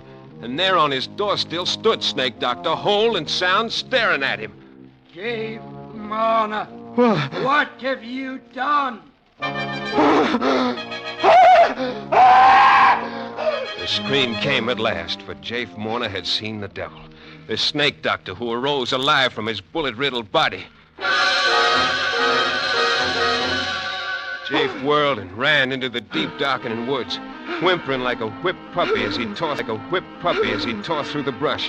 Escape. He must escape this thing. He must get under the shelter of a sound roof. He must have the protection of 4 walls around him. He ran and ran for hours. It was close to midnight when he came out on a dirt road a short distance southeast of his own land. Beyond the next bend, he'd be in sight of home. And then he stopped. Around the bend, coming toward him, was a joggling light, a lantern hanging on a buggy. Jake flattened himself in a clump of brush to hide until the traveler passed. And then, just as the rig was opposite him, he heard a call coming from the other direction. Hello there! Who's jogging? Oh, there. Oh, steady, boy. Me, Davis Ware. That you, Tip Bailey? Yes. Hoofing it out from the junction. Tolerable tired. What brings you out this time of night, Davis? Somebody sick? Sick nothing. There's been a parcel of trouble popping in these bottoms tonight. Steady, boy. Steady. What do you mean? A killing. That's what I mean. You don't say. Who got killed? I'm fixing to tell you. It happened just around dusk time down at old Snake Doctor's place. Yeah? Was it him was killed? Give me time, Tip. It seems like Snake Doctor's been a chillin' lately. It was pretty bad off today, so Miss Kizzy Morner, she footed it down from her place to his'n, fetching some physic with her and a plate of hot victuals. You might have thought it, Miss Morner, might have thought it. You want to hear this? Yeah. Go on. Oh, boy. Well, pretty soon after she got there, it seemed like he was tired. And he tried to get up out of his bed to go and feed that old crowbait nag of his. It started in again by then, pouring down hard. So she made him stay where he was, and she put on his old hat and throwed his old coat around her. And he wanted to keep out of the wet. And no more, and she got outside, and a shot came from the edge of the woods, and down she went with a bullet through her brains. Killed her? Kizzy. It's a dog. It was But Kizzy. who done it? It was that low-flung husband of hers done it, that's who. They certain 'twas him? Sure thing. Oh, boy. Sure thing, they're certain. Snake Doctor jumped up when he heard the shot, and he catched a quick look at Jafe over the fence. There wasn't a long streak in Kiz's arm where he must have whopped her during the day. Why, hanging's a sight too good. Did they catch him? No, but they gonna. Sheriff get there yet? Oh, but he's due any minute with his pack of hound dogs. Oh. Trail ought to lay good. Ground being damp the way it is. For sure. Old Snake Doctor, he's a-saying the Lord's gonna strike the murder down in his track. Amen. But me, I'm a-putting my main dependence on them bloodhounds. Oh, poor Miss Marner. She always was a good-hearted, hard-working woman. Kizzy. And mightily put She's upon dead. by that skunk. I Jake. shot Kizzy. Say, did you hear something just then? Can't say I did. Yeah. Oh, probably a rabbit breaking through the brush. Listen, Yeah? the sheriffs are coming. Oh, yeah. Can you hear them hounds of his'n? Oh, just for sure. I gotta hurry. Get up, Bessie. Come on. I'll see you back at the morning. You sure will. Jafe didn't waste no time mourning his dead wife. He had a chance against a pack of bloodhounds if he started right away. But Jafe's imagination went to work again as he backtracked along the creek bottom in the spotty moonlight. Gotta throw those dogs off the trail. You gotta wade the creek, even if it is full of cotton mounds. Must be all around me now. Folks say don't strike in the water. Hope them folks is right. Yeah, I gotta get back to the Snake Doctor's. Get his money while he's still up at my place with Kiz's remains. Get his money and the rest will be easy. I'll make for the deep timber, cross country to the river, make it by tomorrow sundown. Hire me a shanty boater to ferry me to the Arkansas side. It'll get me a haircut and catch me a train for somewhere else. But I gotta get Snake Doctor's money first. Snake Doctor's cabin was dark and empty when Jafe reached it. Only a few dull embers in the fireplace. But he knew where the chink was. He'd find it in the dark. He scrabbled at the logs, felt some bark give, felt the clay mortar crumble under his fingernails. There it was, a hole big enough for a man's arm. He plunged his hand into it, touched something slick and smooth, and then something sharp plunged into his thumb. At that moment, the fire flickered to life. Jafe yanked his hand out of the hole, saw two tiny bleeding punctures in his thumb. At the mouth of the hole stretched the wide-open jaws of a cottonmouth. It worked fast. He felt the pain leaping from his thumb to his hand, seeping up his arm. If only he had some liquor. If he had a fresh-killed chicken to slap on the wound, but he had nothing. Then a sharp, horrible pain wrenched his heart, and then a second. And there in the firelight, the huge cottonmouth poised in its crevice. Jafe leaped out of the shack, started blindly for the timber. He staggered, stumbled, then he pitched forward on his face, his open mouth full of weeds and muddy grass stems. The cramping fingers of his outstretched right hand almost touched a reddish-black smear on the wet, trampled grass.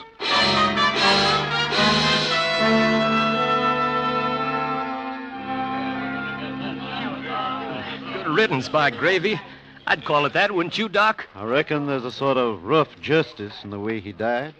Look, his hand reaching out, just about touching the blood where his woman fell. But in all my life, I've never known but 2 or 3 people actually was bitten by water moccasins. And until tonight, I've never had personal knowledge of anybody dying from the bite of any kind of snake. Is a fact. You know that, quit that crazy. I'm gonna take that rifle off of you, Finny Marner. I'm gonna kill the dang reptile that killed my pa. That Mourner's boy kicking up the fuss? Yep, and no good like his paw. Let go of me. I'm my own boss, man. What's the trouble, Tip? Oh, Finny hairs went out in his head. I'm gonna kill the snake that bit in my paw. Then I'm gonna give that snake doctor a whumping for keeping a reptile in this place. Your pa got what was his due, Finney. Snake doctor ain't to blame. He's a hoodoo devil. Looky here, boy. Mr. Rives give me all his savings, nearly $100, to pay for burying your mother decent. That's how much he thought of her. Now go on home. Behave yourself. I'm gonna get Go on, Finny. There ain't no reason for you hanging around here. Somebody ought to kill that reptile that bit in my paw. Doc, just a minute ago you started to say something about snakebite not killing. But how about them 2 marks on his thumb? Them snake's gashes like some I've seen. No, that don't explain how it... Huh? It's Finney Marner. He's in the cabin. The fool kid. Come on, Doc. He's probably shot. Well, we'll soon find out. I shot it, but I didn't hit it. It's going to get me like he got my paw. He said he shot at something in the cabin. Come on, Doc. Let's go see. All right, we'll find out. I don't see anything. Oh, Finney's had enough happen to him yesterday and today to upset even a bright boy. So we can't... Oh. There it is. What? That cottonmouth up there in that hole in the log. Oh, that. Snake doctor told me about that varmint. Look at him closer, Davis. No, sir. Not me. Go ahead. It's just a stuffed snake. Stuffed? Mm-hmm. Snake doctor believes in precautions because that hole's where he hides his money. That snake would scare away anybody who didn't know it was stuffed. But just to be sure, old snake doctor lined the hole with coils of barbed wire. Oh, I see. You mean them marks on Jafe's thumb got off the barbed wire? That's right, sir. Lots stronger hearts than Jafe Mourners would stop beating at a scare like that. Well, I'll be switched. Old snake doctor's a cute one, ain't he?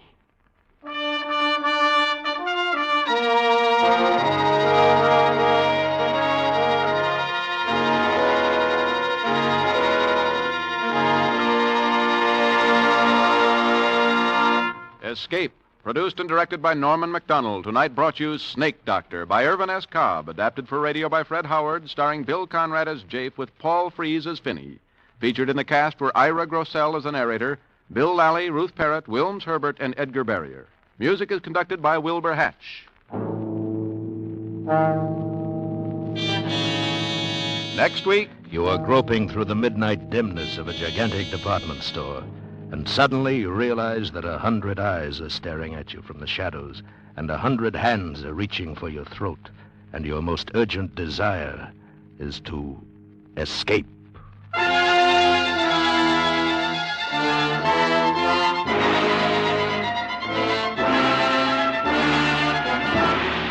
Next week we escape with John Collier's story, Evening Primrose. Be with us next week at the same time when once again we offer you Escape.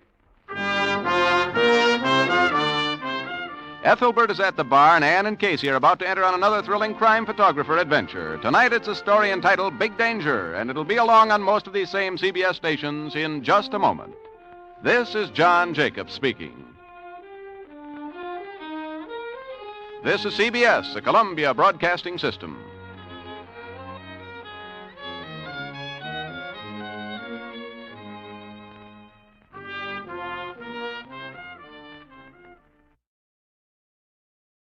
Before tonight's tale continues, we'd like to extend our appreciation to the fine people at CBS.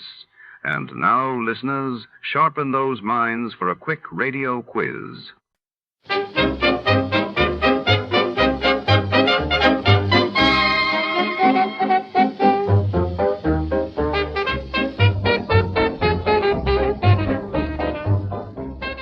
Tonight, on the Hail and Farewell Capper, shadows stretch across the city as a hard-boiled detective faces a mysterious farewell party that's more than it seems. When an old acquaintance vanishes in the night, every guest becomes a suspect, and every smile hides a secret. In this labyrinth of lies, can the truth survive until dawn? Stay tuned. Danger never says goodbye. Before we begin, let's see what happened on the day it aired. It was February 10, 1959. That day, the world awoke to the tragic news of a deadly tornado outbreak sweeping through St. Louis, Missouri, while across the Atlantic, the British government announced sweeping reforms in colonial Africa, signaling a new era of change. The National Broadcasting Company presents The Adventures of Sam Spade, Detective.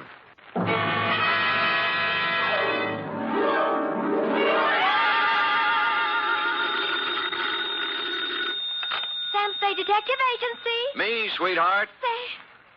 Oh, Sam. Now, take it easy. The papers are on the street. I saw them. So did I. There'll be some red-faced editors ducking behind their green eye shades tomorrow. What do you mean, Sam? You don't print up the score until the returns are all in, F. This applies to presidential elections, boxing matches, and executions at San Quentin Prison. Sam, you mean Willie? I mean Willie. Batten down the hatches and turn over your foam rubber cushion, Wonder Girl, for even now I'm homeward bound with a stride-by-stride account of a 12-hour marathon, which I shall call, for obvious reasons, the Hail and Farewell Caper.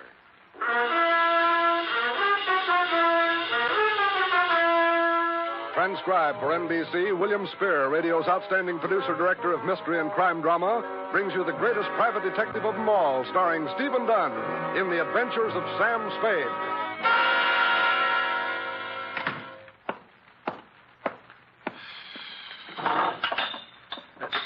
I've been robbed. Effie? Sam? Brought in here this minute. Oh, yes, sir. Have I done something? That's what I was about to ask. Have you been sticking your delightful, freckle-covered, upturned little nose into my schnapps bottle? Well, answer me, girl. Sam, you know I don't do... All right, then, who? Well, the nervous little man who was here did open the drawer to find a pencil and paper and leave a note. Okay, you're clear. Oh, Sam, what about the little man? A good and leading question, F. Shall we attempt an answer? Oh, I'm at the ready, Sam. Shoot. Date, fill it in. To Justice Edward Benjamin, State Supreme Court, from Samuel Spade, license number 137596. Subject, the Hail and Farewell Caper. Dear Justice Benjamin, my relationship with the spindly little man goes clear back to a week ago, Thursday, possibly even before that. But that was the day I first noticed him. I remember it was Thursday because I was having corned beef and cabbage at Schroeder's. With him, it was a glass of water at the next table. He was paying little mind to the menu, having decided to spend the lunch hour staring at me. A couple of times, he put down his glass of water and pushed back his chair as if he were going to come over and talk. But he changed his mind. I put away the corned beef and cabbage and was halfway past the pie when he finally did it. Excuse me, sir. Hello? You, sir, are Mr. Spade? I am. The detective, Sam Spade, detective agent? At your service, sir. Now, what can I... You see, do you have a match? I gave him a match, and he thanked me and went out. On Friday, I saw him in Ben's grotto over a plate of wrecked sole. We got just about as far, then he returned the match he owed me. The following week, I saw him 4 times, once as I was going into a show, once at the post office, and twice as I was going into my office building. Each was the same. We'd get up to the point where he was about to tell me something, then he'd back down and ask me what time it was, or did I have a horse in the fifth at Golden Gate, or would I lend him a cigarette. Then he'd bustle off as fast as his spindly little legs could carry. And thus matters stood yesterday. Place, my office, time, 1:37 p.m. Sam Spade. Mr. Spade, this is a gentleman who... Yeah, don't tell me I know the voice. Now, what is it this time? I do like to see you, Mr. Spade. I must see you. I know. I'll save us both a trip. The date is April 26th. The time is 1:38 p.m. All trains, planes, and streetcars are leaving on schedule. And for the favorite at Golden Gate tomorrow, consult your nearest bookie. Please, sir, please, Mr. Spade, please, do not jest. This is a matter of life and death. I see. Fine, then. I'll see you tomorrow for lunch, huh? I won't be here, Mr. Spade. Oh, where'll you be? Dead. Look, I'm tired of this, Mr. Spindley. Give it to me straight or sign off. Now, what is it? Gotta listen to me, Mr. Spade. It's most important. It's a life or death. It's a life... Hello? Mr. Spindley? Hello?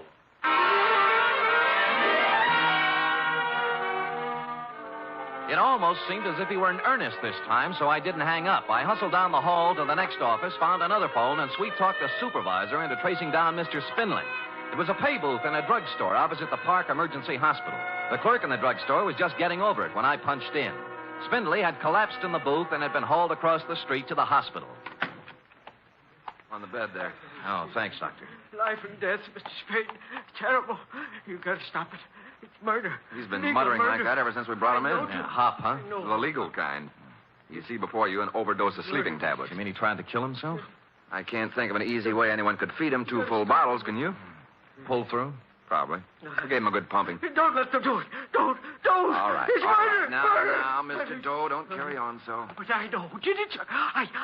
You must stop him. All right. I know who he is. Take it easy. Boy, he's got a lot of strength for a little guy. Mr. Doe, huh? No name. Yeah, nothing to identify him. Funny thing, that. What do you mean? I'd almost guarantee the man's undernourished, hasn't eaten for days, shabby clothes and so on. Yet look at the roll I found in his pocket. How much? Almost $800. Oh, did you find anything else? Yeah, this. Huh? What do you make of it? Well, front page of the Star Times. It's a galley-proof, isn't it? Kind they run off in the linotype room before they start the presses. Yeah. Killer dies tonight. Willie Johnson, hitchhike murderer, to enter gas chamber at midnight. Innocent man. All It's murder. It's murder. Down you go, Mr. Doe. But I know who did it, sir. I know everything. Everything. I know. A frame. It's a skillful frame. You mean Willie Johnson? Yes, sir. Yes, sir. I know who it was. It was hail and farewell, sir. Hail and farewell. Who was it? Come on, Mr. Doe. Wake up. Mr. Doe. Yeah. I was waiting for that. Hit him? Like a ton of bricks. He'll be incommunicado over the next 24 hours or longer. Hail and farewell. A broken down actor. Huh? Only an actor would think more of an exit line than an innocent man's neck. You mean you believe he knows? I don't know what I believe. The guy's been trailing me for 10 days, driving himself nuts, tries to knock himself off. It's a cinch he believes it. Well, there's no chance of bringing him around before tomorrow. Yes, and Willie Johnson dies tonight. So what happens? So I'm stuck for taxi fare to San Quentin.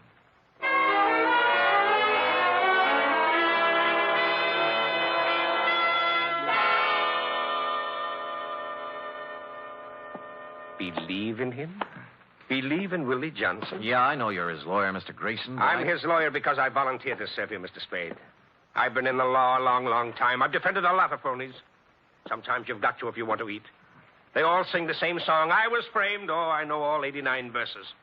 But Willie... Yeah? Willie's song is different. Because Willie Johnson's an innocent man. Willie was framed. 4 appeals. 4 appeals, 4 stays. And we've had our last one. It's folded up now, Spade. I'm going to take the walk with him at midnight. So do something for me, will you? Sure. When you walk into a cell, remember you're talking to a man who's going to die in less than 8 hours. We're trying to build his spirit up so he can go out with the colors flying, you know? Yeah. Don't give him a lot of false hope, Spade. Because there isn't any.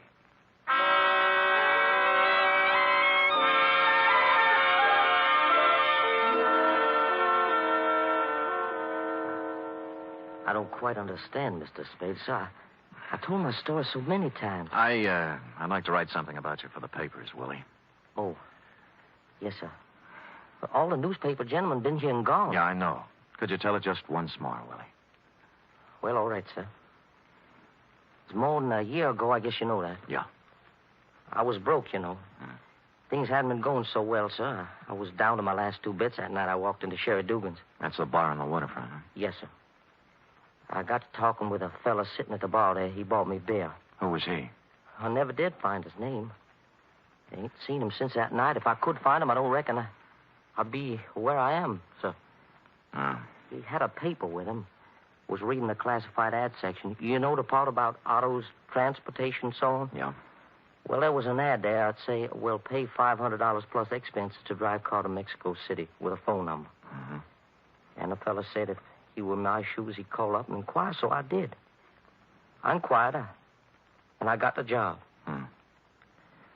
Well, sir, about an hour later, I met a man with a car at Southern Mason by the gas station there. And he gave me the $500, and I start out for Mexico City. Who was he, Willie? Never found his name either. We tried too, Mr. Grayson. Me. Never could find him. I see. Well, it was raining that night, sir. I remember. It was raining. And I hadn't gotten more than 50 miles south of town, somewhere around Morgan Hill it was, when a siren blew off behind me, and the first thing I knew, well, they was asking me questions about a girl. A girl named Georgia Lyon. It was her car, it seems, and the officer claimed I stole it. They made me raise my arms, and they searched me. And there was a knife in my pocket, you see, with blood on it. There, and I don't know how it got there. And the $500, that had blood on it, too. And there was blood on the seat. And when they opened the turtle back, there she was. This Georgia line I told you. All doubled up there and dead. And they said I'd done it for the money in the car. And I guess I just went crazy, Mr. Spade, with this all coming at me at once that way. You see, I tried to make a break for it, and I got away. And I knew it was a terrible wrong thing to do. I know that. Yeah, what about the trial, Willie? Well, sir, Mr. Grayson done everything in his power. And so did I. I told the truth as close as I could recollect it, but it didn't make no sense. We never found the man in the bar or the man who drove up in the car. What about the phone number in the ad? Oh, that turned out to be a fancy dress. That turned out to be a fancy dress shop on Powell Street called Mason Francine. And the classified ad, sir, that was the queerest thing of all. Well, what do you mean? Well, Mr. Grayson went through every newspaper in the country for 2 weeks either side of the night, and there wasn't any such ad in any of them. So they said I was lying. They said I was lying. I made it all up in my head. And now they're going to kill me for it. Yeah. I don't know, Mr. Spade. I've heard it so long now. Maybe I did kill her. Maybe they're right. Maybe they're right. But there was something in the way he said, maybe they're right. I told you they were wrong. I thanked him and told him I had what I wanted for my story and said goodbye. There was no hope in his face, but no despair either. He knew what was coming, and he was ready. And that's all. I hit the homeward-bound commuters on the wrong side of the Golden Gate Bridge, so it was almost 7 when I checked in at Sherry Dugan's bar on the waterfront. A girl was sitting 3 stools down from me, a class-type dame in a black file suit from Magnum's, and a hat that must have set some good-time Charlie back $50. That's the kind of a dame you'd expect to be sitting in Sherry Dugan's, least of all as drunk as she was. Well, here you are, Jack. 60 cents. Thank you. Wait a minute. Huh? This is a one-man operation, isn't it? Yes, why? Well, then you'd be Sherry Dugan, huh? No, I bought the joint from Sherry a few months back. Why? Well, I'm doing a story for the papers on Willie Johnson. Tell me, was Sherry here on the big night? Oh, yes. Only Willie Johnson wasn't. You could look it up, what Sherry testified. Where is he now? Oh, South America. And there he'll stay. You know why? Why? Sherry has brains. For a man in his shoes, there's no better place right now than South America. Oh? Well, tell me more. He needed a rest the worst way, Sherry did, after all he'd been through. Tending bar can be difficult at times, right, Tim? Yes, indeed. Show me a good bartender, and I'll show you a barn diplomat. And more besides. Well, here's to Sherry, wherever he is. Keep running, Sherry. Keep running. You know, Sherry's like a dog running away from a can tied to his tail. We all are. Who's we? All of us, the world. Give me another drink, Tim. Oh, now, listen, lady. I don't think I'd Don't better, give me any lip. This is a first-class wake, isn't it? A send-off for Willie, isn't it? Poor. Marilyn, what are you doing here? Oh, just in time, Georgie. Sit down. Come on, we're going home. Take your time, George. 2 of the members present. 1 more. We'll have a quorum. Pour him a drink, Tim. You want me to carry you out of here? Might be fun. Where's Daddy? Pacing the floor. Now, come on. You know something, George. You've got a can tied to your tail, too. No use running, George. Oh, you're out of your head. Whatever made you come here? Kind of appropriate, don't you think? Special night tonight.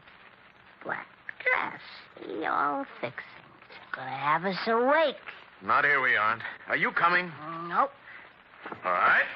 Where we go? Going home. Bye, Timmy. And you, whoever you Hey, wait. How about to have Hold it. How much does she owe you? That's $3.45. Here. It's worth it. Now tell me, who is she? Oh, it's a model. Some dress shop uptown. Oh? Like the Maison Francine, for instance? Yeah. How'd you know? Just a hunch. What's her name? Oh, Marilyn Hale.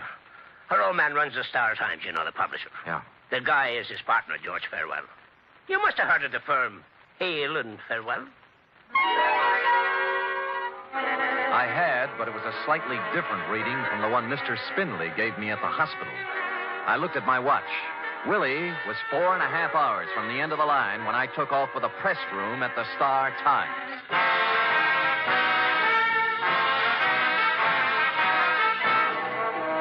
You are listening to the weekly adventure of radio's most famous detective, Sam Spade.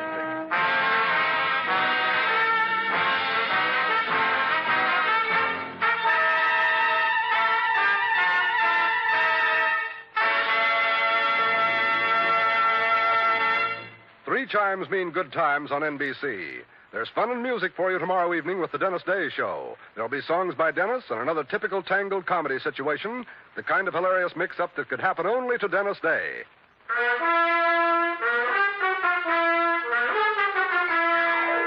And now, back to the hail and farewell caper, tonight's adventure with Sam Spade.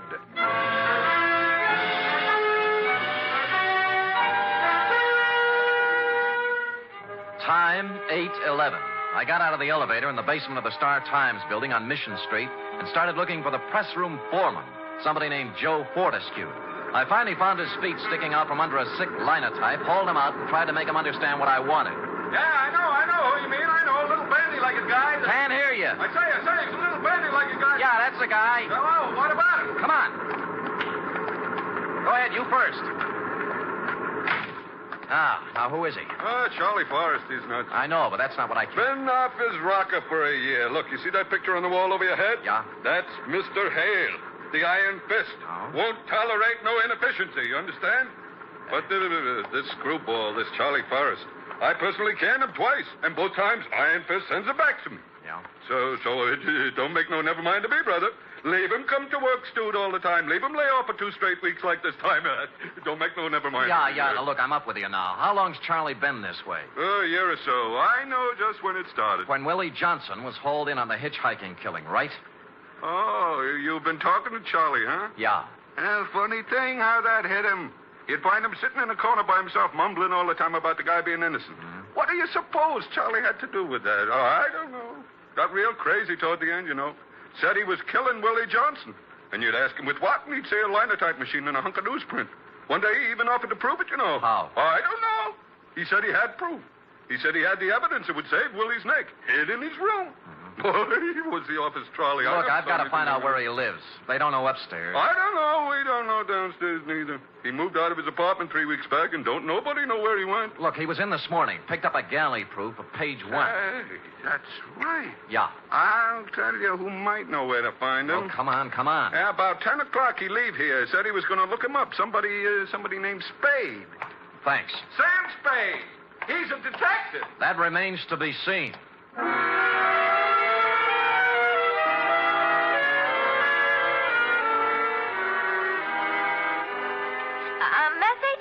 A bandy-legged little guy named Charlie Forrest, F. He must have been in around 10:30 this morning. Dear, I didn't get here till 11.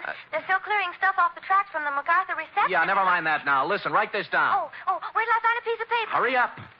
Here, under the ashtray. Yeah. Go ahead, Sam. Call Jeremy Grayson. He's a lawyer, and he's with Willie Johnson in the death row at Quentin. Tell him to get hold of a justice on the state Supreme Court and hold the line open till I get him. You got that? Yes, sir. Is there anything else? No, I'll get back to you in a little while. Sam, wait a minute. Don't hang up. What's the matter? This paper I'm writing on under the ashtray. It's a note. Well, go ahead. Mr. Spade, please contact me at once. Charles W. Forrest, Bellflower Hotel, 338 Stockton Street. Convince the clerk at the Bellflower I had a right to the key to Charlie's room, which I had not. I tossed the room from the light fixture to the floorboards, covered everything from the window shades to the bathroom plumbing. Result, 1 batch of dirty laundry, 6 soggy cigarettes, and 2 empty bottles of sleeping pills. I was on my way out when I remembered one more thing. It wasn't an accident like in the movies. It was on purpose. I unscrewed the tops of the iron bedposts. Inside number 3, I found it. There was a payphone at the end of the dark hallway. Sam, I warned you about this. We've had 4 stays. They won't come through with the 5th. I've got a fair hold card, Grayson. Did you get the judge? Yeah, Benjamin, State Supreme Court. What'd he say? What I knew he'd say. No evidence, no stay. Tell him I got evidence. It better be good, Sam. It is. A phony newspaper, a copy of the Star-Times for the night of the murder with a special page in the classified section carrying the ad that Willie answered. How does that sound? You've got it now? Yeah. Well, for Pete's sake, hang on to it. I'll get back to the judge. Say, wait a minute. Who's behind it? It's a long story. I'll tell you when I see you. Hang up. When you what? Spade. Spade. Hang up or I'll kill you. Spade. That's it. You can turn around now. Well, Iron Fist. We've met.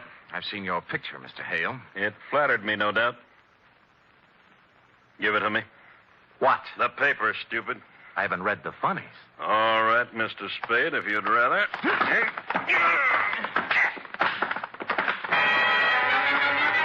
Iron Fist knew other games besides publishing. He moved up, I went for the gun, which suddenly wasn't there, and he was giving me a fast demonstration of judo for beginners. First thing you know, I was sprawled on the floor, and he was looking down at me along the barrel of his .38. I could kill you, I suppose, but why? Why? He backed off toward the window, spread out the paper, and crumbled it up. No. You know what you're doing with that match, Hale? Shut up. You're burning Willie Johnson at the stake. I said shut up.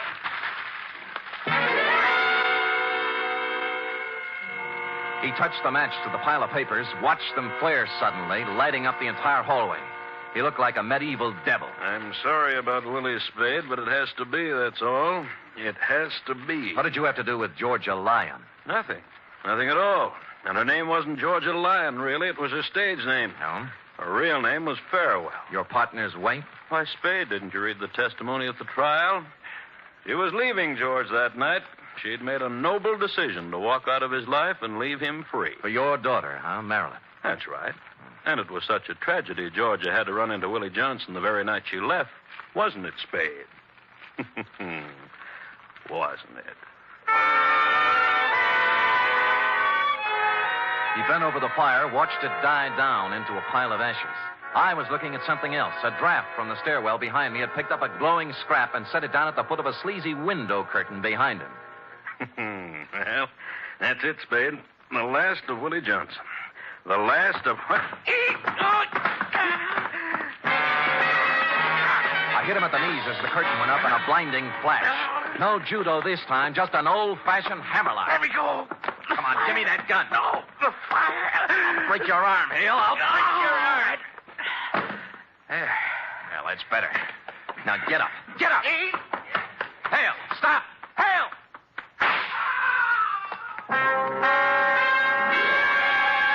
I caught him in the leg as he hit the top of the stairway. He took off like an eagle, lit on his neck halfway down, and toppled the rest of the way like a loose-packed sack of laundry. He was dead when I got to him. Score, with an hour and 5 minutes to play, no evidence, one dead witness, one unconscious one killer, and accomplice at large. There was only one way left to go, and I took it.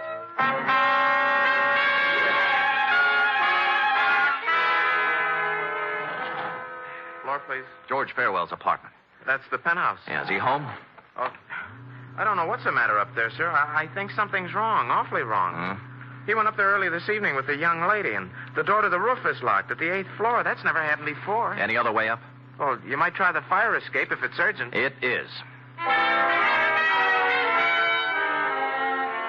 So I climbed the fire escape at the 8th floor and went up onto the roof. Or rather, into George Farewell's patio. I worked my way through a maze of potted shrubbery around a fish pond with a fountain in the middle. Piano music was coming through a pair of French doors. But before I saw where the music was coming from, I knew it was the radio and not the piano. Because the piano, a 14-foot grand, had George Farewell sprawled across the keyboard with a bullet through his head. I crossed to the set of French doors on the other side of the house. And there I saw her, standing up on the 3-foot parapet surrounding the roof, looking 8 floors down into the street. Don't come any closer. You're not really going to jump, Marilyn. He did it his way. I'm going to do it mine. Don't come any closer. Don't. I won't. So George shot himself, huh? Why not? Can't go through life with a can tied to your tail. No running away from that. No, there isn't. Well, you're going to jump? Give me time. Oh, you want to do it the dramatic way, don't you, Marilyn? Only 35 minutes left until Willie checks out over at the... Will you shut up? And to make it really ironic, you'll want to take off before he does, right? The one person left who can save him. I talked to Willie, Marilyn. He must hate the world. He doesn't hate anybody. Poor jerk. I think he'd feel even sorrier for you, throwing your own life away while you can still save his. You can't run away from this tin can, but you can untie it. You can climb down off that wall and ride over to Quentin with me. You can tell him George Farewell killed his wife, that the three of you and the little linotyper made a pigeon out of Willie. I held my breath. She swayed, looked down into the street, poising herself. Then she turned round and stepped onto the roof again.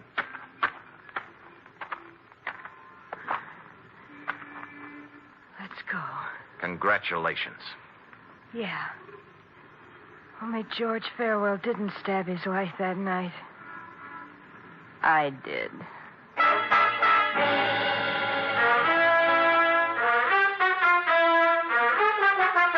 We pulled up at Quentin with 6 minutes to spare. The foregoing Justice Benjamin is submitted in support of the stay of execution granted Willie Johnson and will be set forth in detail in Mr. Grayson's petition for a new trial. Period. End of report. Gee, Willie can say. What can I say? Well, I have one constructive suggestion. I could say you're the greatest, finest, most wonderful... Yes, but you'd only be repeating yourself, Cherub. The proper line at this moment is, I shall have the report ready for you immediately following the next announcement. Right? Scoot.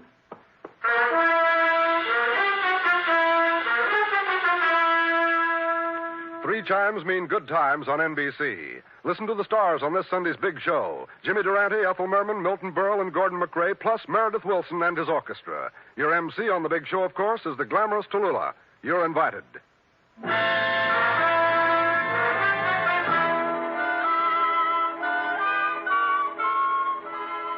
it is, Sam. Sam? Here's the report. Oh, yeah. What are you writing, Sam?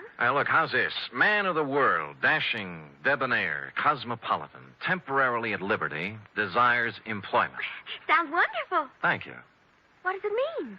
All right, we'll drop it down a few notches. Private investigator, accomplished raconteur, will tell troubles to listening public. Nice telephone voice. Contact Sam Spade, 1 East 48th Street, New York. 1 East 48th Street? Yeah, my address during the summer months, Cherub. You got it? 1 East 48th Street, Mm-hmm. New York City. Oh, maybe a lot of people will write, Sam. I'm sure they will. Think so? There'll always be a Samuel Spade Incorporated. Will there? Look ahead. Smile through the tears, Sam. I am. The day will come soon again when the phone will ring and you will say... Sam Spade Detective Agency. Yes, and I will say... Me, sweetheart. Buck up, old girl. Stout fella, stiff upper lip. Good show. Not goodbye, but au revoir, Sam. Hail and farewell. Good night, sweetheart.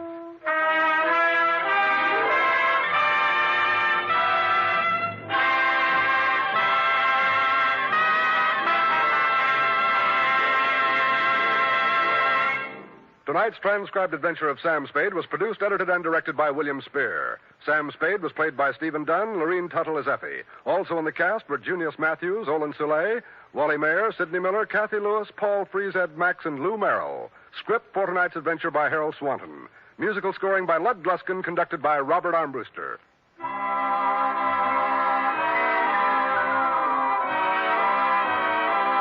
This is Escape Radio speaking, with our thanks to the fine folks at CBS. And now, ladies and gentlemen, a little challenge for true fans of adventure radio.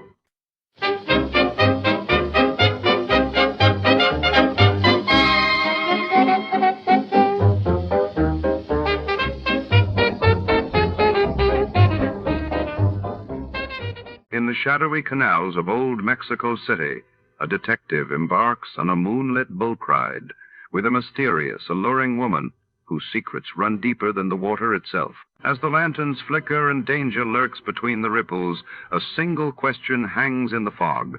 Who is hunting whom? Tonight, trust is as slippery as the midnight tide. Before we begin, let's see what happened on the day it aired. It was August 24th, 1947. That day, the world awakened to the news of Mexico's deadly train crash near Guadalajara, claiming over 100 lives, while in Paris the city buzzed as Christian Dior unveiled his bold post-war fashion line, igniting a new age of style.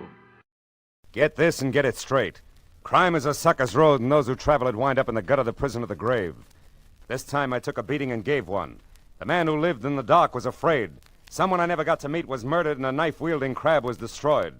All because a girl who hated the water took a boat ride in old Mexico. From the pen of Raymond Chandler, outstanding author of mystery, comes his most famous character and crime's most deadly enemy as we present The Adventures of Philip Marlowe.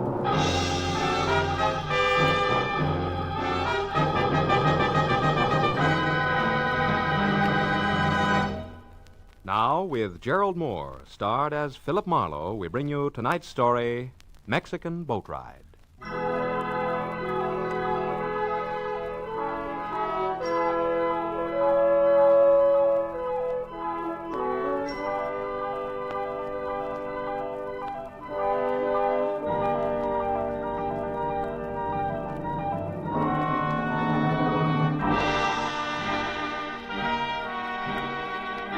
It was a rare morning, clear and clean.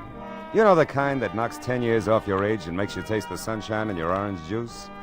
It was a day to be spent on an open road to someplace new and exciting. But a phone call I'd received had reduced my open road to Carmelita Avenue, and nothing more exciting than Beverly Hills. The house I stopped at was one of those you entered through a tunnel of dank, overhanging foliage on a flagstone path grown green with damp moss. A low, thick-walled affair with tiny barred windows hidden from the sidewalk. I pressed the bell, and a moment later a sallow housekeeper opened the door with what seemed to be a last ounce of strength. She squinted at my card and beckoned me inside. I followed her down a dusky corridor to a heavy closed door, where she signaled me to wait.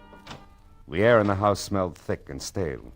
When she came out again, she held the door open for me and motioned me into a room full of darkness. It became nearly complete when the door clicked shut behind me.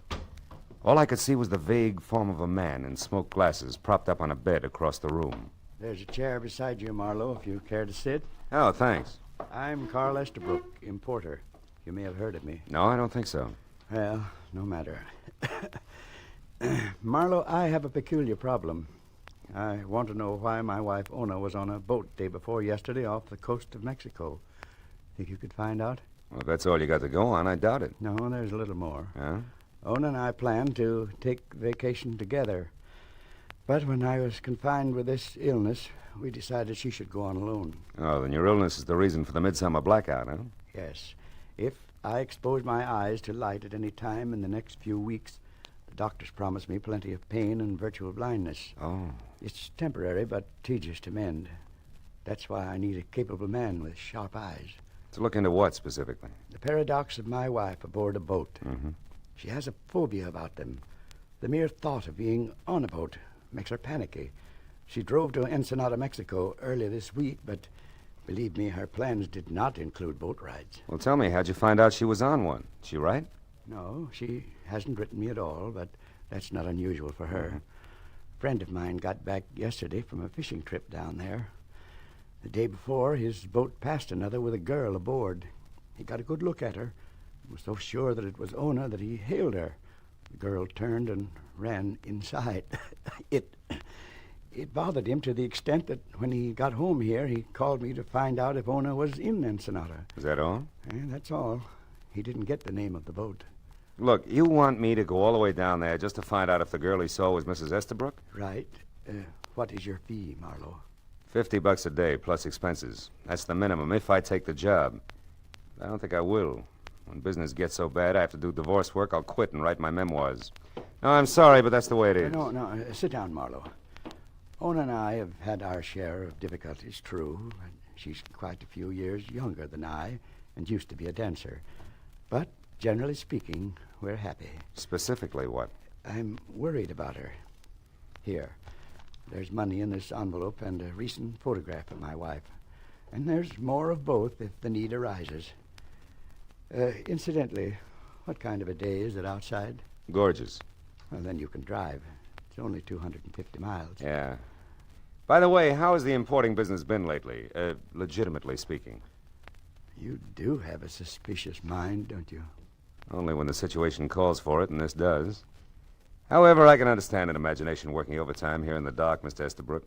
So I'll take your money and go on down to Ensenada and see if anything's wrong. But look, I'm giving you notice beforehand. If it turns out to be family laundry and nothing more, I drop it. You're a reputable man. Just see that I get my money's worth, Marlowe, and you can keep the change. I'll expect to hear from you.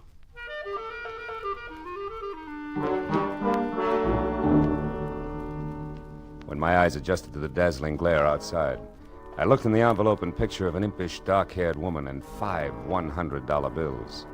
For the first time, I realized what Estabrook had meant by keep the change. But it didn't help my attitude even a little.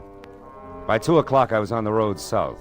A late lunch in La Jolla with an old friend, a routine baggage inspection at the border, and then 70 twisting miles of lonely road brought me to Ensenada, just as the Mexican sun dropped into the sea. I drove past the piers and canneries at the edge of town, and then along the curving shore to the only hotel elegant enough to meet the demands of the woman I figured Ona Estabrook to be. After I'd gotten a room and cleaned up, I went to the desk and asked for her.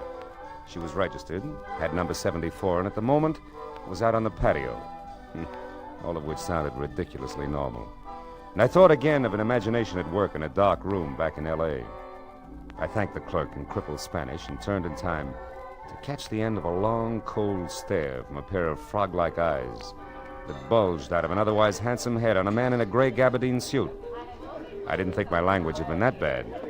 But when Popeye followed me out onto the patio, I wasn't too sure. There was no mistaking Ona Estabrook. She sat alone at a table in the far corner, a tall, minted gin drink in front of her. So I put on my best tourist-type smile and walked over.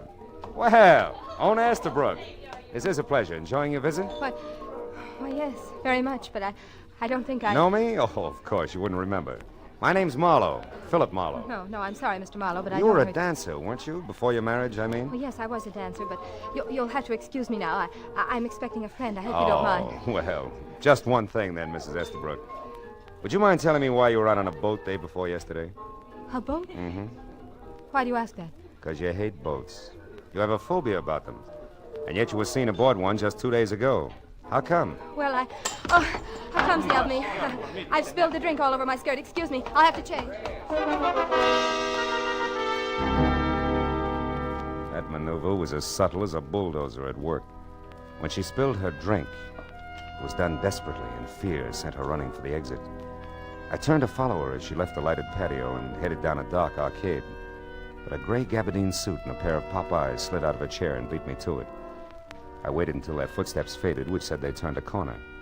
Then I started after them. It was strictly follow the leader, but I didn't realize how many were playing the game until a knife point stung at the skin at the soft part of the back about kidney high. Stop, senor, and don't cry out. Don't even say ouch. I turned and saw a mottled red face ugly on a squat, long-armed body. The ivory-handled knife in his hand could have clipped my spine in one easy thrust. You got a car here, senor? Come on, I speak English good. You got a car? Yeah, I got a car. What's it to you? I am Haiba, the crab. It's lots to me. What's Let's your pitch, Buster? Come on, tell me.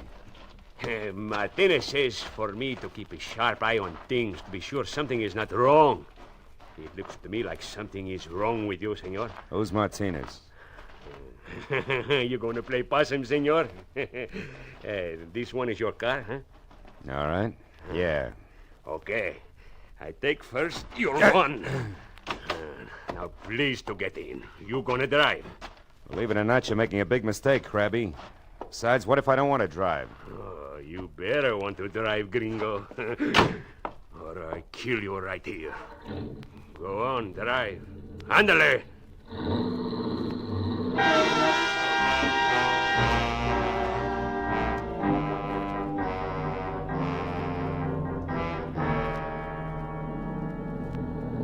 See, stop here. And now we get out. It's nice and quiet here on the beach, no? Walk over there to that old adobe wall. We're going to have a talk there. It's going to be dull, Buster. We've got nothing in common. Please, senor, don't make it hard on me. I don't know why you got to come and mix everything up again when time is running out. Why did you come? I needed new huaraches. Look, senor, you think I'm ugly? You're no beauty, Crab, let's face it. See, and I can act even uglier. Maybe I could go on the radio and make a big hit, no? Or maybe I make the big hit on your face. Oh! Don't try something, senor, or I kill you with your own gun. Now, the truth. You spoke to the senora about the boat. Why? I forget. Oh! Who are you, senor? Private detective named Marlowe. Oh, a private detective. Who are you working for? Dolph Bentley? I never heard of Dolph Bentley. Who's he? You're lying. The senora knows him. I heard her say Dolph Bentley won't make it tonight. Yeah, he's lucky. See, I tell you something else. He better not make it. Martinez is going to do business with one man only tonight. Now, you want to say something? No? Then I'll say it. You take what's going to be left of your face, Beto, Senor Bentley, until I get out of Ensenada and don't come back. Understand? Oh!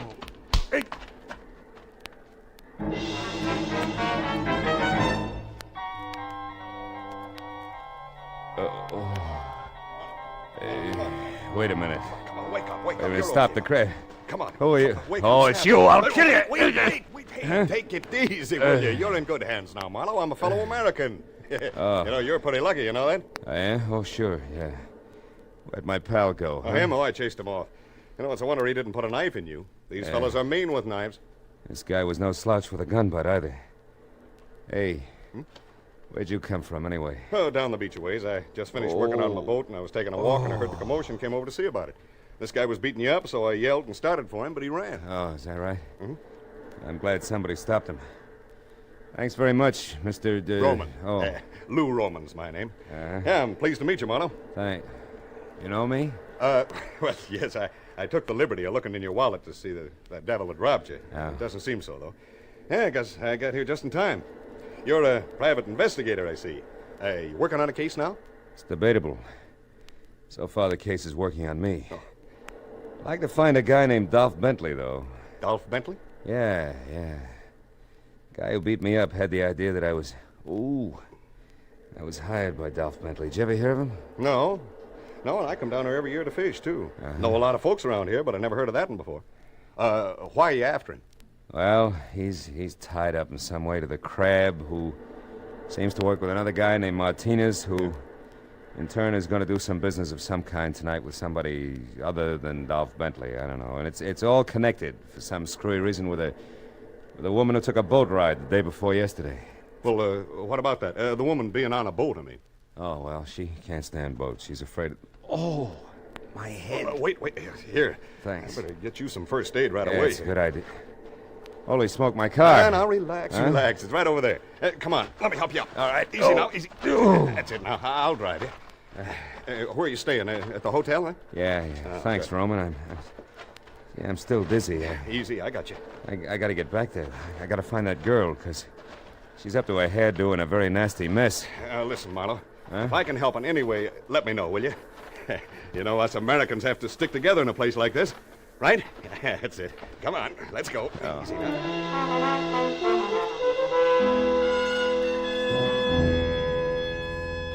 Lou Roman, the hail fellow, was indeed well met. He found my gun and drove me back to the hotel. A long hour had gone by since Ona Estabrook had run from the patio, followed by the pop-eyed character in the gabardine suit. I tried her room, checked with the desk again, and from there spent 30 minutes peering into corners and balconies and getting nothing but indignant glares from Mexican lovers. So I left the building and started through the grounds. I worked my way from the stables up into a secluded garden deserted by all but a marble statue of Montezuma, who, when I passed him, groaned. In the dark at my feet lay Haiba, the crab, his mottled face twisted into a tortured grin of agony.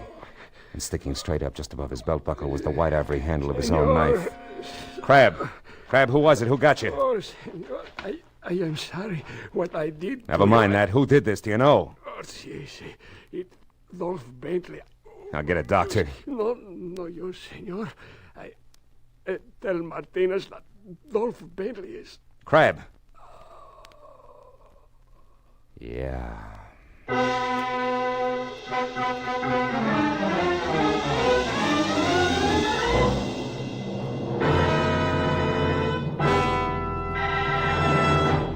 In just a moment, the second act of Philip Marlowe. But first, when you're 65, if you have worked in business or industry, call any office of the Social Security Administration for information about your old age and survivor's insurance. The account number that appears on the Social Security card identifies your wage account. The amount of retirement and family insurance that may be payable is set by this account. Now with our star, Gerald Moore, we'll return to the second act of Philip Marlowe and tonight's story, The Mexican Boat Ride.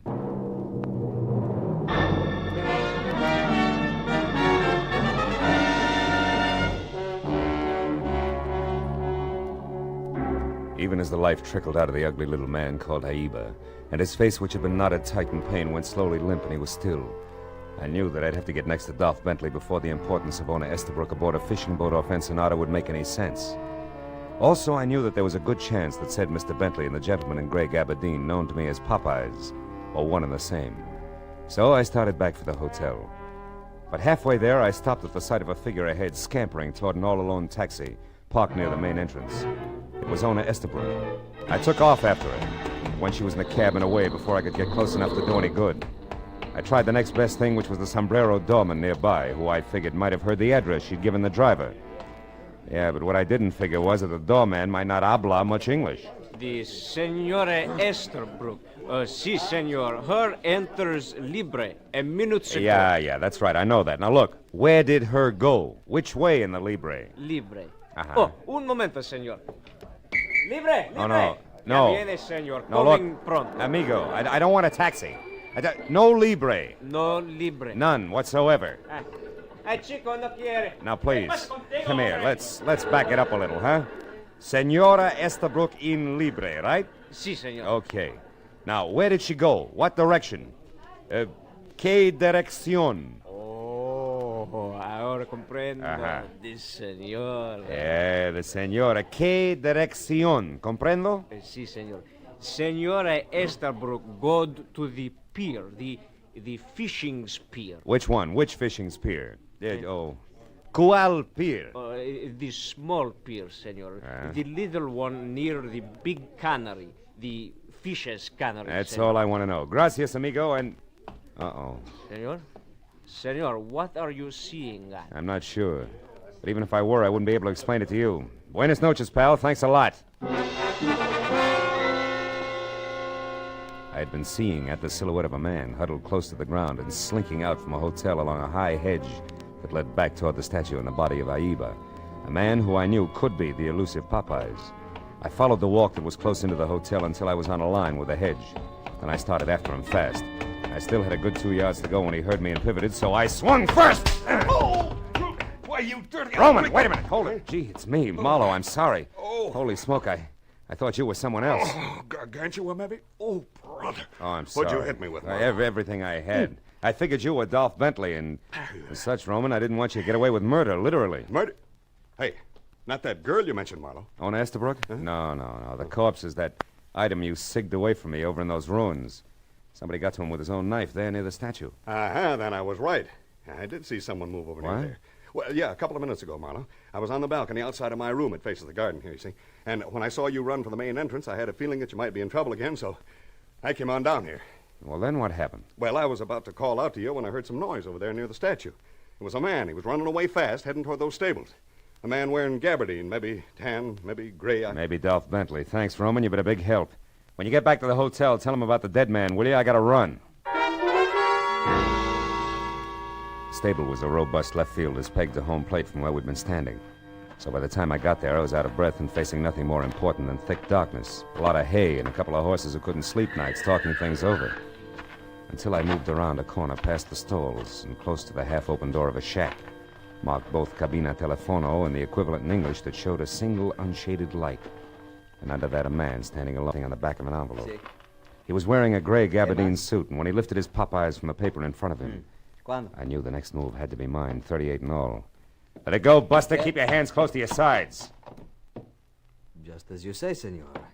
I'd be a fool not to obey you. You're so right, a dead fool. So keep that in mind while we chat, won't you, Mr. Bentley? Bentley? Uh-huh. How did you find out who I am? It was easy. All I had to do was listen to a dying man's last two words when I asked him to name his murderer. He said Dolph Bentley. Any comment? Yes. You know a lot, senor. Don't resent it, friend. I learned it all the hard way. Don't move, Bentley. I was only changing my position, senor. Which will be prone if you try it again. Now, what do you know about this whole mess and an American girl named Ona Estabrook, who I figure is no mobster? Nothing, senor. You're a liar, Bentley. Which brings me to the point. One, why the pressure on the girl? And two, what's so important about her taking a ride on a fishing boat? Come on, brother. It's getting late for a murderer. Start talking straight the first time out. All right. I'll start with a question. Senor, how does all this concern you? You gain a percentage if the smugglers are not interfered with, perhaps? We were talking about the girl, remember? Yes, I remember. But you see, senor, I have little to offer on that score. How little? A single observation. In your country, senor, people who do not mind their own business are called nosy. Here in Mexico, we have another term, asno. Which means what? Jackass, senor, who, unlike the cat, cannot see in the dark. But can try his best, Bentley. No gun, senor. Okay, amigo, no gun, but this. Asno.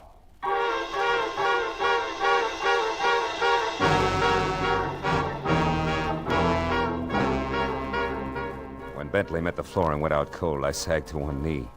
Stayed that way until the air rushing into my lungs quit sounding like sandpaper over a drumhead. Then I got back to my feet and turned on a bracket lamp on the other side of the room. I opened Bentley's jacket, slipped his .32 automatic out of its shoulder holster, emptied the clip, and stopped dead at the shimmer of light dancing on polished silver that I hadn't expected.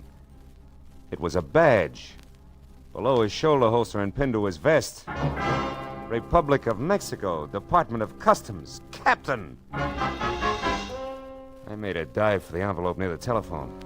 On the back there was writing in thick pencil, which I finally figured to mean fishing pier near Cannery, 2 a.m. Inside, nothing. On the front, further proof that I'd never met Mr. Dolph Bentley at all, but instead it tangled hard-like with one Captain Juan Descartos, Intelligence Section, Custom Building, Mexico City, Mexico. While trying to revive Captain Descartos, the truth rammed into my mind. Owner Estabrook had rushed off for the pier near the Cannery that Captain Descartos had noted as a good place to be at 2 o'clock in the morning, which was less than 20 minutes away, and a great time for me to get to my car and the pier.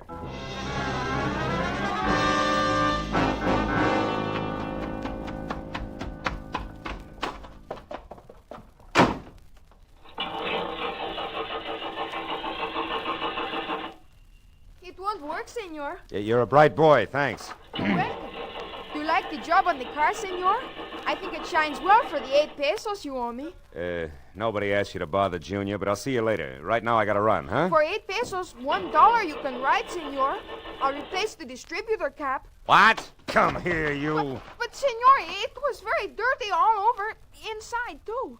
The steering wheel black as can be. Look, I ruined my best rag cleaning That's it. tough. Now give me that distributor cap, or you'll be the saddest pair of dark eyes between here and the Panama Canal. Senor, Oh, never mind. Here. you pay me the $1? Yeah. Just put the cap back where it belongs. Quick, will you? I'm in a hurry. Well, come on, let's go. The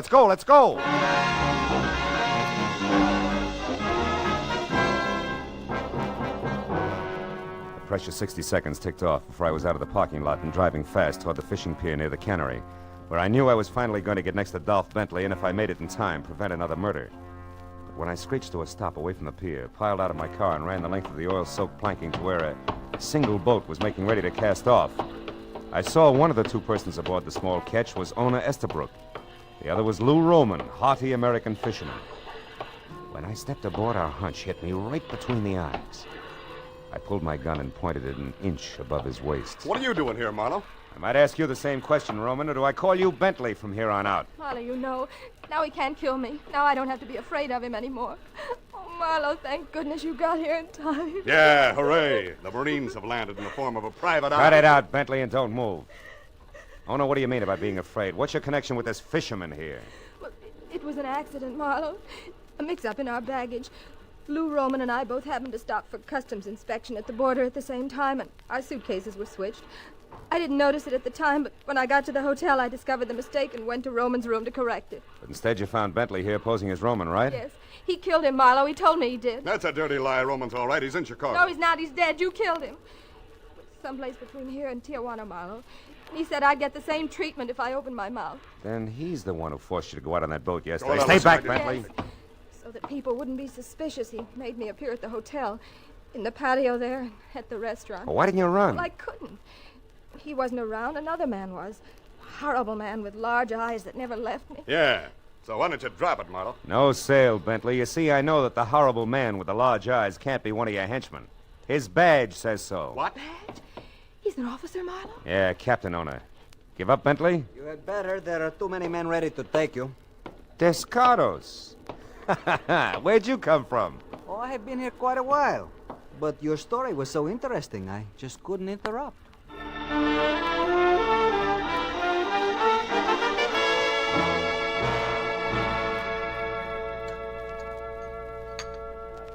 When Marlowe took you for Dolph Bentley, Captain Descardos, you played along because you didn't know who he was. Is that it? Yes, senora, and I did not find out until I heard Bentley call Marlowe a private eye. You're not mad at me, Captain, huh? Even though I bungled your plan to capture Martinez, and not to mention our little meeting at the stables.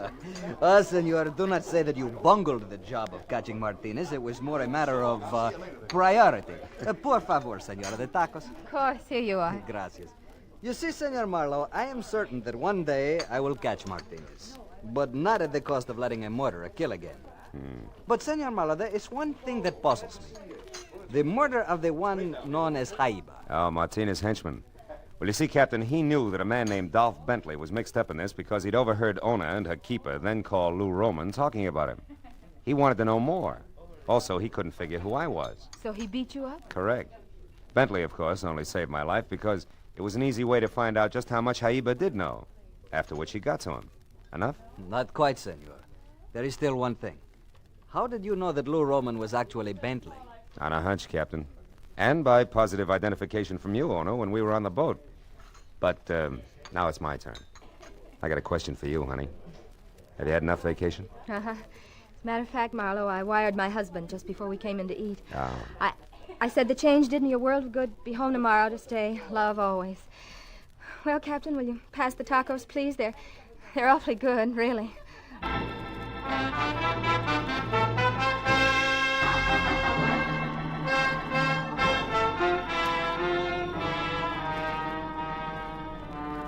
It was late the next afternoon, and Ona Estabrook was already gone when I checked out of the hotel. Said goodbye to Captain Dos Gatos. Adios, amigo. And headed north for the border, where 2 hours later I stopped for customs inspection of my baggage. It was dark, and I was only 50 miles from Los Angeles before I realized exactly what that inspection had meant. Because it was then, for the first time, that I noticed the little cowhide suitcase on the seat next to me, which should have been mine, was tagged differently. The name and address of a man who lived in Long Beach, California. When I got there, I kept driving. I knew I could ship it to him and ask for mine in exchange when I got home. Oh, yes. I'd had just about enough for a while.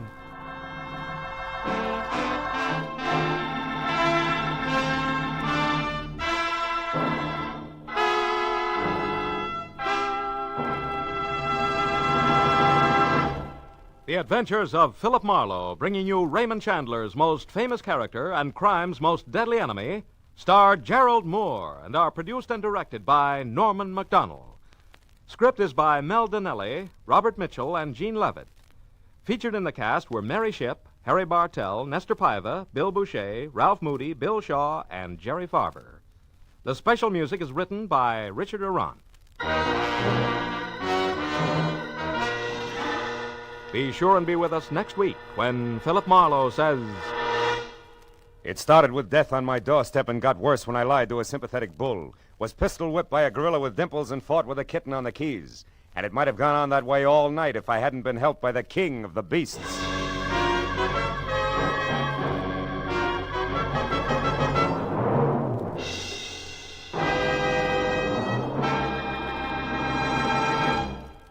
This is CBS, the Columbia Broadcasting System.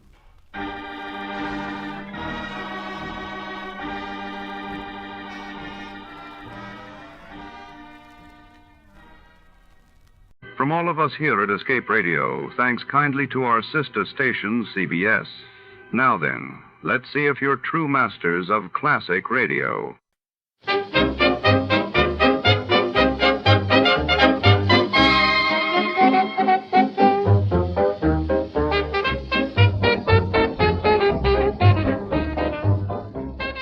Containers and shadowy warehouses, where a single spark could ignite more than just the sea. In a world where every tide brings new trouble, the truth may be as deadly as the waters themselves.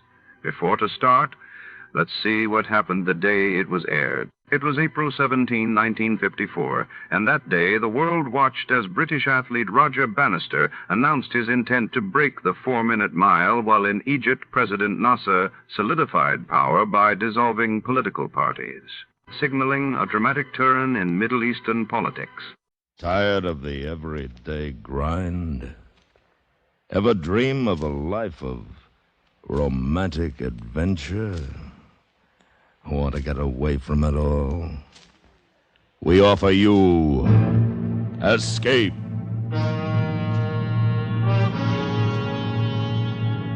Escape, designed to free you from the four walls of today for a half hour of high adventure.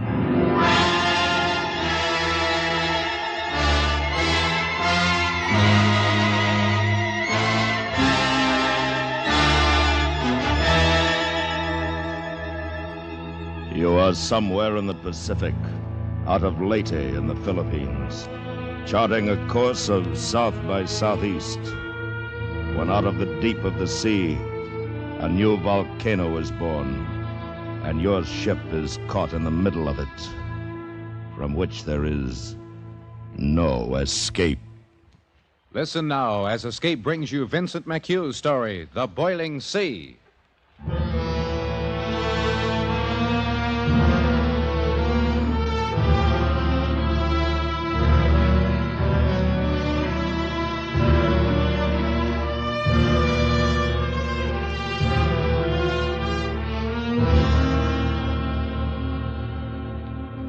It should have been an easy trip. It was the spring of 45. The war was almost over, and what few Japs were left that far south didn't figure to give us any trouble. I was first mate of the Hopi Victory, hauling cargo with the landings in the Philippines. But this trip, we detoured south to the tiny island of Karazuruti in the Moluccas to pick up a detachment of Rangers, a demolition team, and bring them up to Samar.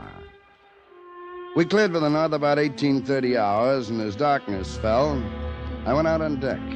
There, I found Lieutenant Drury, the Ranger CO, and his top sergeant watching Gamkamura, the volcano, over on the island. Hi, McCallum. Evening, mate. Quite a sight, isn't it? Sure is, but it'll get better. We passed closer to it off Tenati. In the dark, you can see the lava spouting like 4th of July. We got a look at a small one back on Kazaruti. Inactive. This whole group of islands on both sides of the strait is volcanic, they tell me. That's right. Now, you can have my share of them. That big baby there used to keep us awake nights, rumbling. Well, they aren't exactly conducive to peace of mind, I'll admit, Sergeant, but they're very interesting. I'd like a chance to study one more closely. No, not for me, Lieutenant. Well, probably won't get another chance now. The men all comfortable, Sergeant? Well, it ain't the Queen Mary, sir, but they're okay. Sorry. This baby wasn't meant for troop transport. No matter. We're used to improvising. Well, night, gentlemen. Night, sir. Drury. Nice guy. The best. One of them guys with principles. Serious. You know, educated. Them kind usually get clobbered first thing. But he's come through. Plenty. You have a time back there in Kazaruti? Not much. Jap radio station. Half starved out already. Of course, they put up a fight. They always do. But not so bad. Hey, look at that thing. Belching smoke a mile high. Flashing like... Yeah. Spectacular, all right. Hey, Lieutenant, could I interest you in a human scalp tanned with mangrove bark? Got me a couple of extra back there. Sell one cheap. Oh, thanks, Sergeant. I got one scalp. I hope that'll last me the run. That night, for the first time since we left home, I couldn't get to sleep. I tried reading a while and gave that up, too. Finally, I got a cup of coffee and took one up to Hannigan on the bridge. Hey, thanks, Mac. Just what I needed.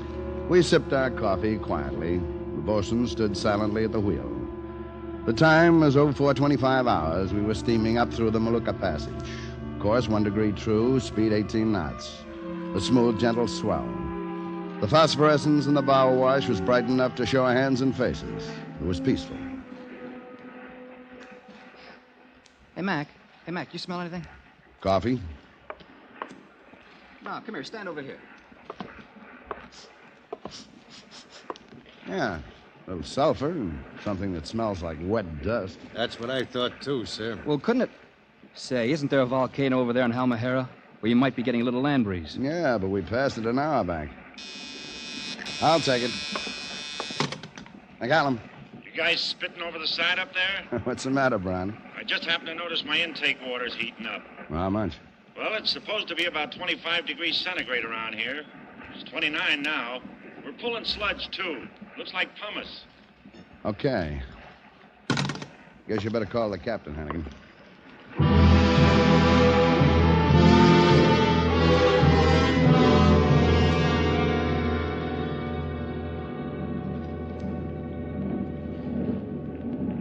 Smell that, Captain? Yes. You checked the ship, Mr. McCallum? Yes, sir. Boyd and Foreman went over it, too. Nothing wrong. Yes, well, stop the engines. Yes, sir.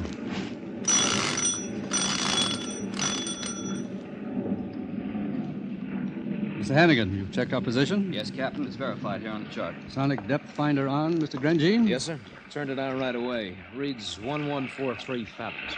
Now, see here. This is where we are, about 35 miles west of Gambaki and Halmahera, nautical miles, that is. Yes, sir. Now, over here, you see, less than 3 miles northwest, you've got a Vigia. Somebody reported a shoal there once. Hasn't been found again since. Might be anywhere in the general vicinity. You see here, it's marked 18 fathoms. ED, existence doubtful. Reported February 1871. Well, if there is something there, it can't be anything but a submarine mountain. Not with those depths all around it. Yes, probably volcanic. One of those buggers that push up, you know, and sink back down again. Got some of them up in the Bonnies. But all we've got to go on is this old captain that came through here in 1871. Probably a whaler. Didn't care where he was, so long as he had his foot on a fish. You think he could have got his bearings in Halmahera? Can't tell, I suppose. Now, here's this old fella dawdling through here in February. Northwest monsoon at its height. Fairly good winds, mostly north or west to north. Current sets about 2 knots with the wind, so if he's out in his reckoning, you see, it's probably because he's farther over to the south and east than he thought. Like this. Mm-hmm. That puts us pretty close to the trouble. We can't go up to the southeast because we don't know how far out he was. If he was out. Now, here, we could go this way, but it seems foolish to backtrack on our course and then go west to get clear.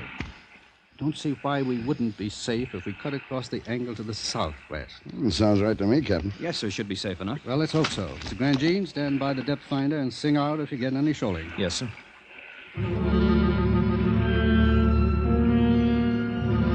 The ship was at dawn GQ. The engine stopped. An eerie ocean silence hung over everything. It was still dark, but a soft glimmer was beginning to show behind the peaks on Halmahera. Start the engines, half speed. Yes, sir, half speed.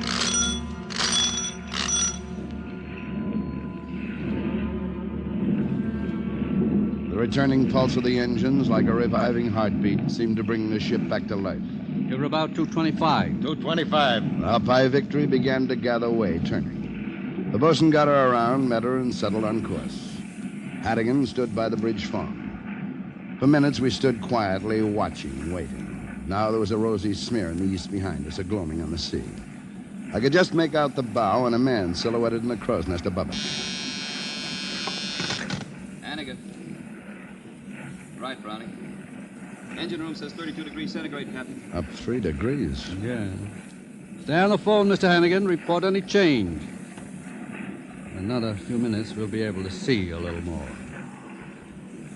Captain, man in the crow's nest. He's waving. Captain, thermometer reads 38 fathoms. Rock's dead ahead. Full left rudder. Full left rudder.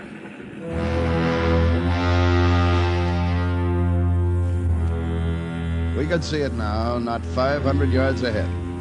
Nothing in a nightmare had ever been so awful as that jagged, rocky crest hunching and lifting like the back of a great dawn lizard in the yellow light. It came fuming out of the sea, slimy with the first mud of creation. The slow swell pitched up on it. We could feel its deep, grumbling roar through the noise of the engines.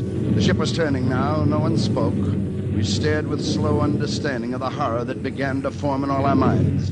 The monster was not a single peak. The ridge we'd seen coming up in the southwest was extending itself in a long curve of points and benches all across the south. Keep her turning. Keep her turning. But it was already too late.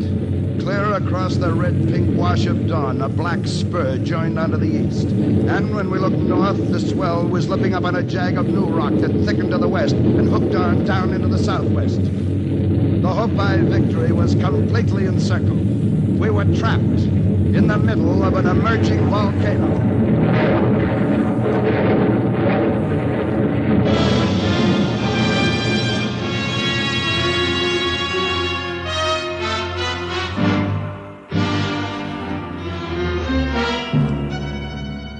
You are listening to The Boiling Sea, tonight's presentation of Escape. Keep the family intact this holiday weekend by driving safely. Observe speed laws, stay on your side of the road, and don't try to save time at the risk of losing a lifetime. Driving's more relaxed, more fun that way, and safer, too. And now back to Escape and the second act of The Boiling Sea.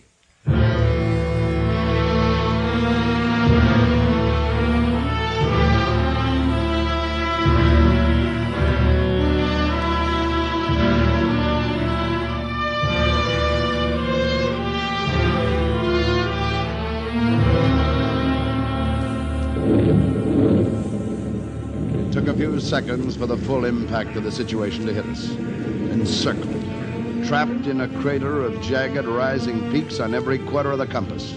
Still, nobody said anything until Captain Hazard spoke in a quiet voice. All right. Stop the engine. Then we all noted. The wash dropped away and the Hopi Victory settled, floating dead in a fuming black-brown lake that bubbles like mud coming to a boil. The terrible, stony rumbling jarred up through the soles of our shoes.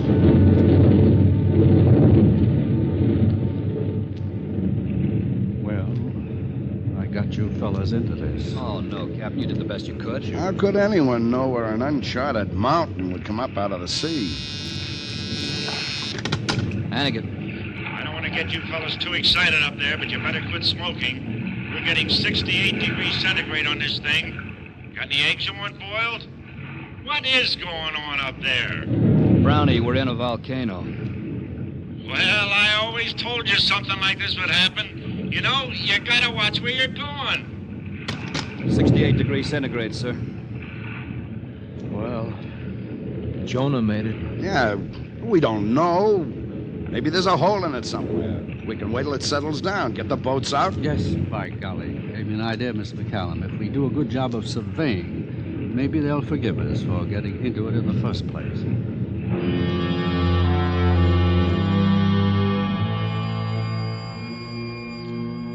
No one mentioned the chance that we might never get out. We lived in the crater of a mountain in eruption. It was still working and thrusting, but its force had begun to die down. In the west and southwest, its highest peaks were maybe 50, 60 feet above the sea.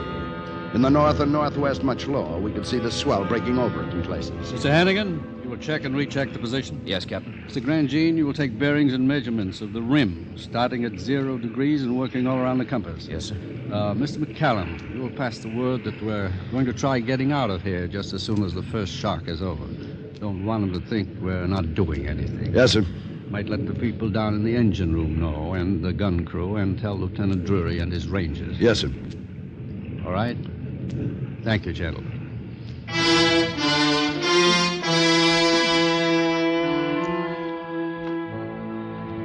I carried the message to the other officers. Men were hanging over the rail looking at the dead fish and the putrid water.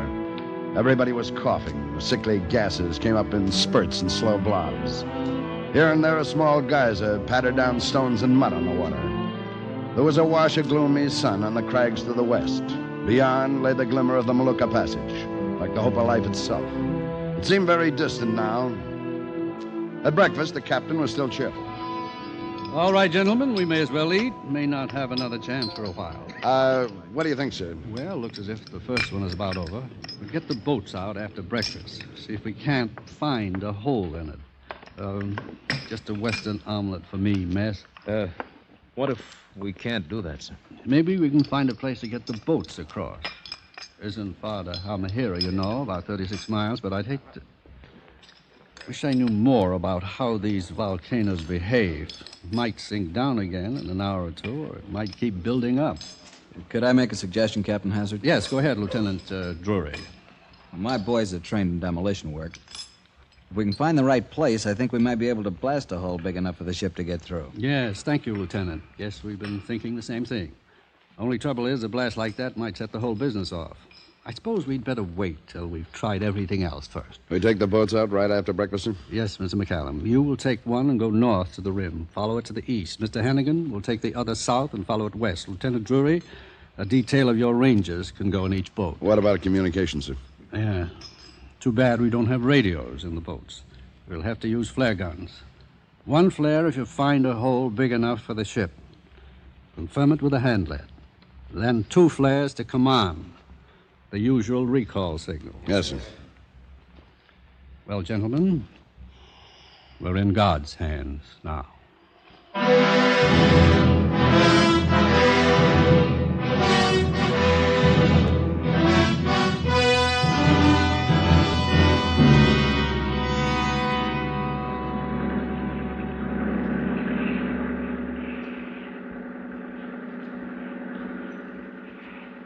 50 yards, sir. Ease her in slowly, bosun, right into the rocks. Yes, sir.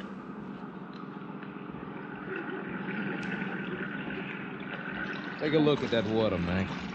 You ever see anything like it? Slimy, gas bubbling up. Not very inviting. Take a look at what's ahead, Lieutenant. Yeah. Doesn't look like any rock I've ever seen before. There's something monstrous, something tortured about it. Yeah. It's all yours, Lieutenant. Ready, Sergeant Votaw? Ready, sir. Easy, bosun. All right, hold it. Steady.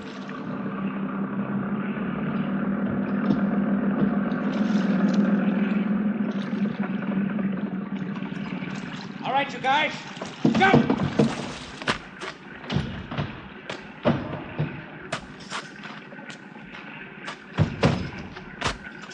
Okay. Good. Now hand over the pigs. Get specimens of the rock. Votaw, you going up the top and check. Yes.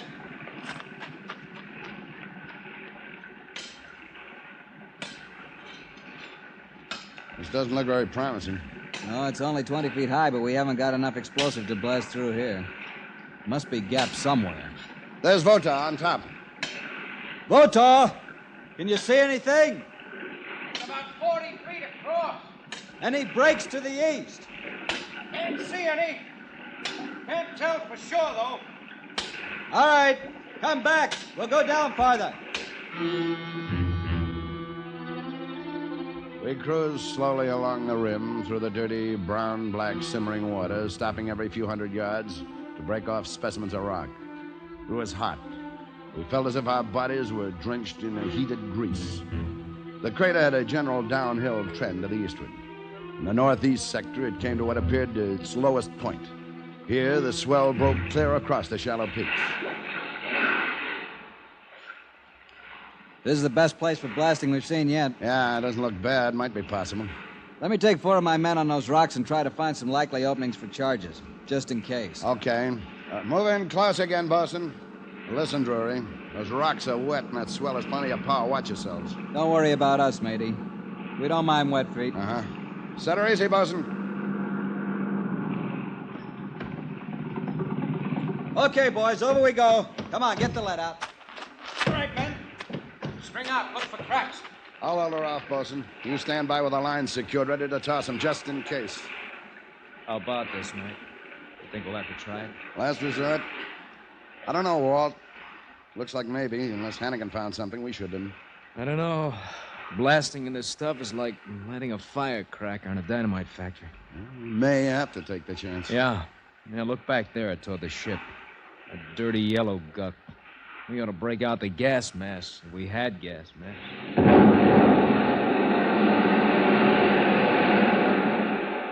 What was that? An explosion, sir. Underneath us. The whole thing's going up. No, it's sinking. Look, the man there. No, it's sinking. Look, the man there sinking. From that line, bosun, hurry, heave. Drury, grab the line. Get your men on it. We'll pull you in. That's it. Pass it on, all of you. Hurry. All right, they're all on. Heave, bring them in. Heave, fast as you can. Heave. Okay, here's Drury. Heave, get them in. Hurry! Come on, Louie. Come on. What's happening? The whole thing's moving. Keep heaving. Motor. Where's Motor? We got him right here. Come on, up. Heave. God in heaven. Keep pulling, man. Keep pulling. All right, here's the next one. That'd be Cluxton. That's 3. Yeah. All right, coming easier now. Here's another. That's Hangley. 4. Come on, fella, grab, huh? One more. Trouble. All right, get quick so we can get out of here. The line's coming too fast. Hey, Lieutenant. Trouble. Where's Trouble? Wait, Lieutenant. Stop him, Walt. Hold it, Drury. You can't do Trouble's still in there. You can't go back in without a line. Tie it around his waist, Walt. I'm going to. All right, but tie into that line. Then we'll be able to haul you back.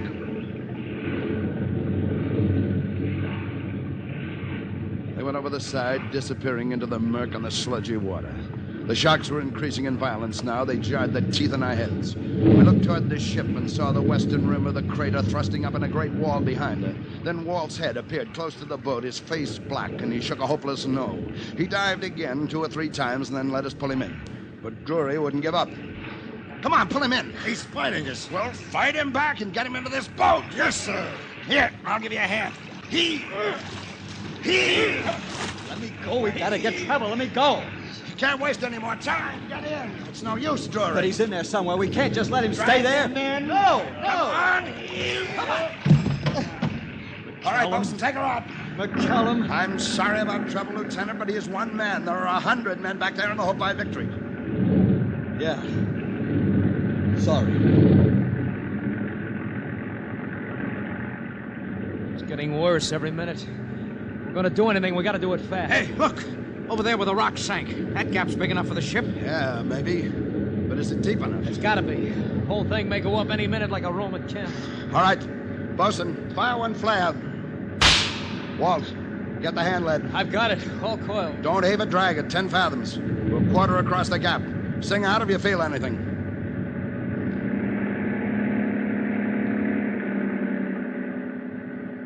The boat moved slowly across the old edge of the crater and out into the open sea.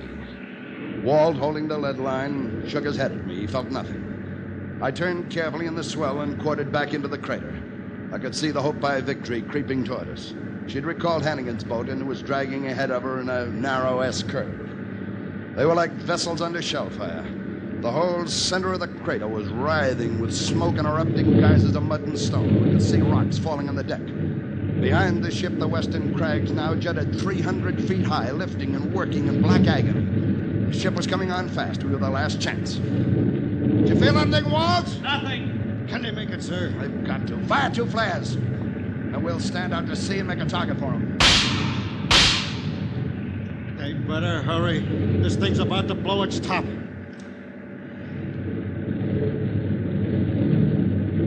All right, here too, Bosun. We'll stand here. You'll never make it. That gap's too small. It'll be a tight squeeze. The captain's got it perfectly centered. Yeah, well, he'd better. It's coming full speed if he misses. Hannigan's through. Another minute, we'll know. Men, if they crash, we'll have to work fast. Unless the shock is enough to set the whole thing off. Here they come. The swell's breaking on the bow. He's not slacking, Spade, and it's too small. It's too small. They're in. She's coming through. She's coming through. Save your cheers! We're not out of this yet. Hey, he's not cutting his speed. He's not going to leave us here. Calm down. He's turning between the 2 boats. He'll get us on one side and Hannigan on the other. Look! Captain's signaling from the bridge. Bosun, give her full speed. Give her everything you got. Parallel his course. Press the gear swab and hang on. We'll pick you up later. You heard him. Botar, Drury, Walt. Help me get that line when it's thrown down and don't miss. Right.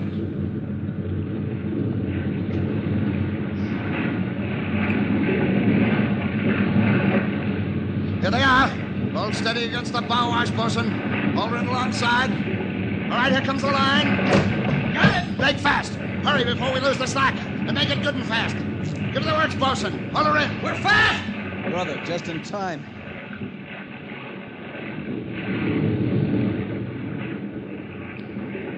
All right, Bosun. You cut the engine. We're under tow.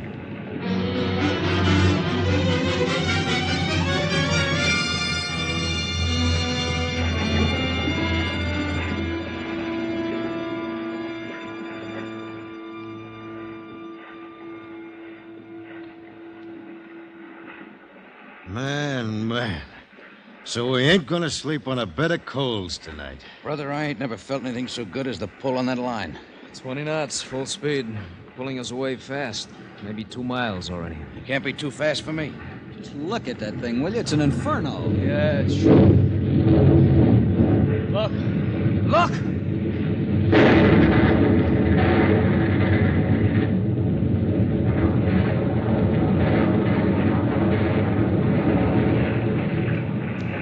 All of it. The whole thing.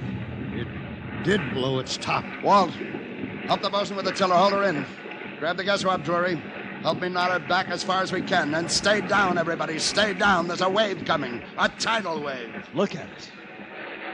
Come on, pull. Now hold. All right, get down, everybody. Keep down. We thought we were safe. It's 50, 60, maybe 100 feet.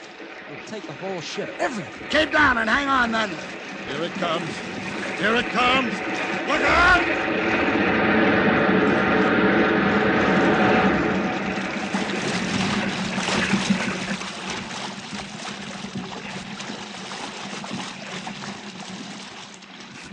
Everybody all right? I don't know how, but we're all right, Mac.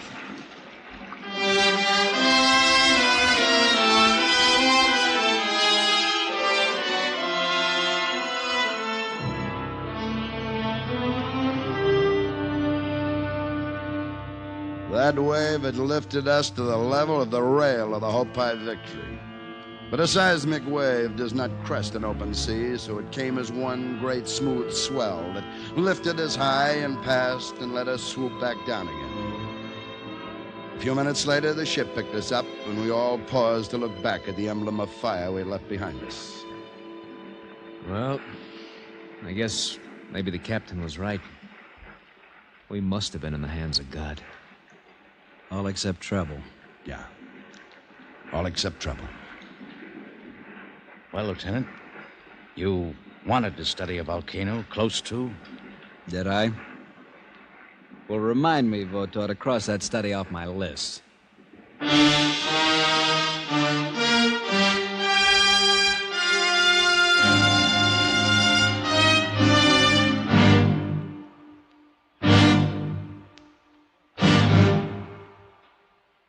Escape, produced and directed by David Friedkin and Morton Fine, has brought you The Boiling Sea, a story by Vincent McHugh and adapted for radio by John Dunkel.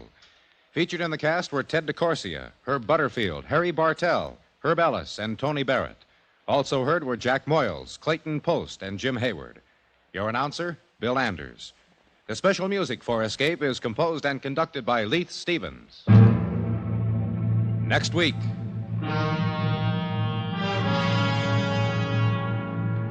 You are stranded with a carnival just this side of the Iron Curtain, when out of nowhere a fortune is within your grasp. Riding a number on a roulette wheel hundreds of feet high. While at your shoulder, laughing at you, a killer clown from whom there is no escape. So listen next week when Escape brings you David Friedkin and Morton Fine's story, Carnival in Vienna.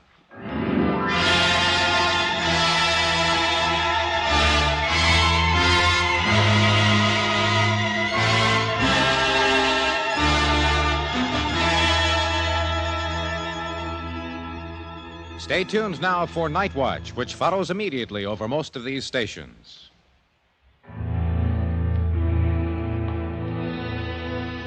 There's comedy with My Little Margie, Sunday nights on the CBS Radio Network.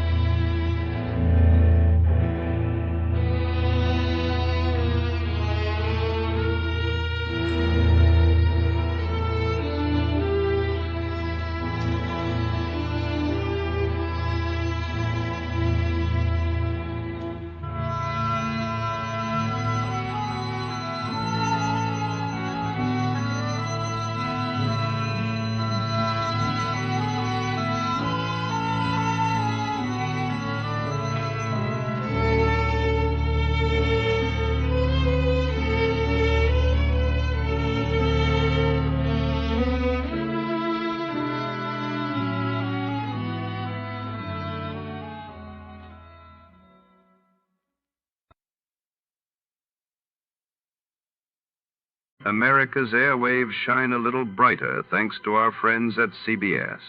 And now, ladies and gentlemen, let's see if you're ready for tonight's radio quiz.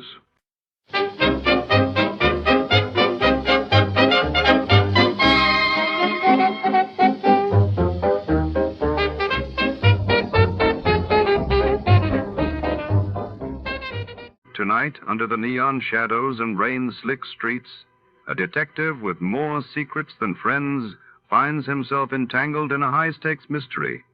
When a glamorous stranger sweeps into his office, her request for help illuminates a dangerous world of jealousy, betrayal, and hidden agendas.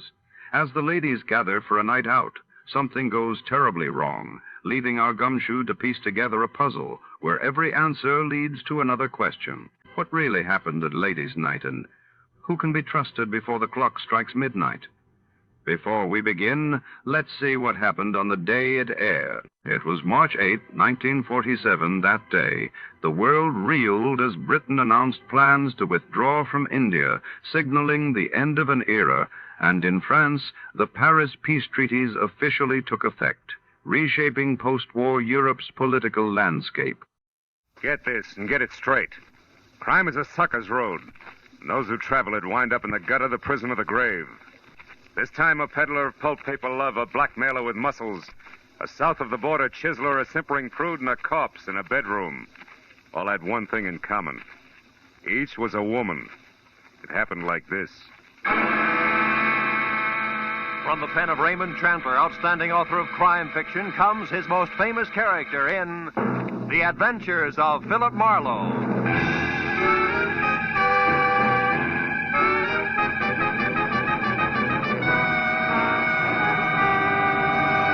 Now, with Gerald Moore starred as Philip Marlowe, we bring you tonight's exciting story, The Ladies' Night. And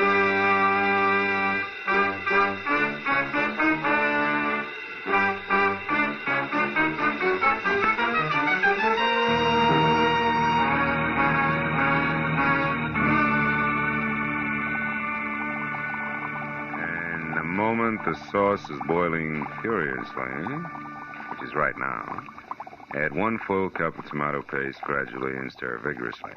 Okay? 1 full cup of tomato paste. Oh, no, not now. I'll be a minute. Yeah, I said I'll be... Oh, no. Ooh, ow. All right. So I add tomato paste, cup and all. Okay, I'm coming. Who is it? Western Union, telegram for Philip Marlowe. Oh, I'm sorry. I didn't mean to... Kay Vanneman. Yes, darling, staunch friend Kay. Am I welcome? Me and my small Western Union joke? Oh, sure. Come on in. Come on in, honey. We'll go in the kitchen. Oh, it's not Marlowe playing chef again. What is it this time? Well, sauce a la Marino. What's on your poor little rich girl's 14-carat mind tonight? You. It's Tuesday. Tuesday? Yes. This is meeting night in my crowd. The Greens Committee at the Country Club, the Beverly Hills Male Choir, the veterans of this and that. So, no men left. Oh, except staunch friend Marlowe, huh? Look, Kay, baby, just because I... I know it by heart, Phil. Just because brave private detective once saved rich Uncle Enoch's niece, Kay, baby, from lots of trouble. For which he was well paid. There's no reason why they've got to go on seeing each other. Well, mister, you're wrong. There is a reason, a big, fat one. I like you. Lots. You do? Especially on Tuesdays. I can't tell you how happy that makes me. Now, I'm look... not being too bold, am I? I did call, 3 times. You weren't home all day. That didn't discourage you. If I can't have you, I'll take the doorstep. Tuesdays. On Tuesdays. Now, about this sauce a la whatchamacallit, what do we do first? Fish out the cup or wait for it to melt? Well, it all depends. If we want to, Hey, that thing sticking out of your pocket, real telegram or prop for gag? Oh, no prop, real thing. Oh? I met the boy in front of your door. Here. Open it up, will you? My hands are greasy. So I noticed. Over there, self-reliant. It's called soap and water. Oh. Well, read it, dear. Straight like, huh? Okay, straight like.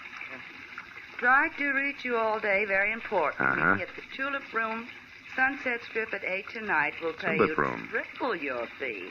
Time means everything. Gigi Ormsby. You know her? Give me the towel, will you? Yeah, I think... Sure. She's the demon editor for Passman House. Who published what? Magazines, Torrid Love, Great Passions. You know, the shop girl's encyclopedia. Uh-huh. Well, now tell me, shop girl, where'd you meet editor G.G. Ormsby? At a cocktail party about a year ago. She's quite a character. Sleek to look at. And listen to? Oh, someplace between a career woman and a Marine sergeant. Credit good? Excellent. Uncle Enoch once shook hands with her, and that's better than Dun and Bradstreet. Hey, where are you going? The Don jacket and professional demeanor. Both are going to the Tulip Room. Phil, can but I... you're not. Phil, that's not fair. This is And the sauce alla Marino needs one measuring cup removed. That delicate woman's touch from here on in. Bye-bye, Kay. You're a staunch friend indeed.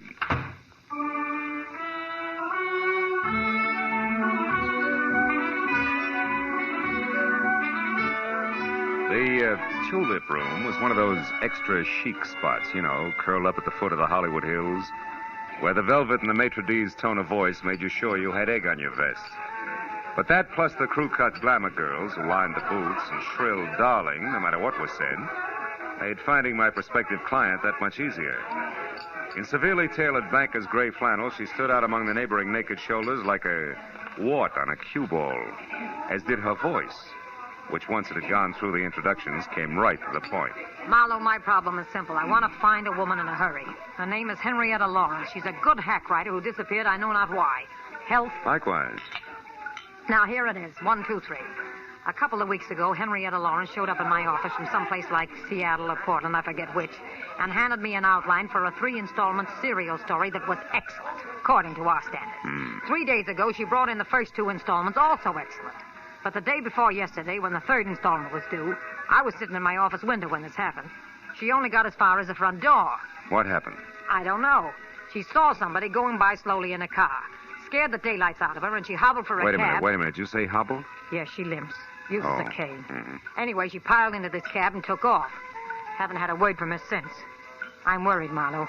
She's a nervous thing, the kind who'd go to pieces, little ones fast. So I want you... Gigi Ormsby, oh, as I live and breathe this stale nightclub, darling, how are you? Busy, Jeanette, busy. So I see. And what's the handsome gentleman's name, or am I supposed to guess? It's Dracula, darling. We're counting the white throats. Goodbye. Oh, Gigi, you're priceless. Goodbye, Jeanette. This is business strictly. Well, I was only being friendly. Excuse me, darling. Happy business. Oh, what they let loose after dark. Anyhow, Marlowe, I want you to find this girl. She may be in an awful jam. Now, what do you want to know? Well, description might help, Gigi. Okay. Henrietta's about 35 on the drab side. No makeup, no jewelry. Each time I saw her, she was wearing the same thing. A plain brown coat, a plainer brown hat, low heels. All in all, the sex appeal of a tumbleweed. Mm-hmm. Last address you had on her? It's the only one. The Brace Hotel for Women, room 7. It's over on Fountain near La Cienega. But she hasn't checked back there in 2 days either. The giggling flower of the old South desk clerk I talked to on the phone today hasn't the slightest idea where she is. But I figure for you, she might, Marlowe.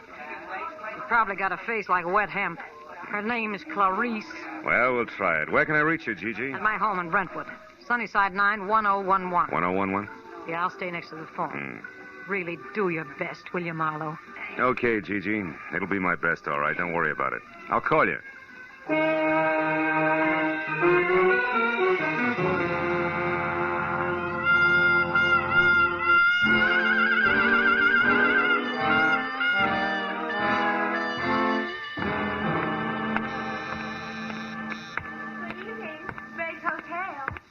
Violet Moore? One moment, please. Go ahead.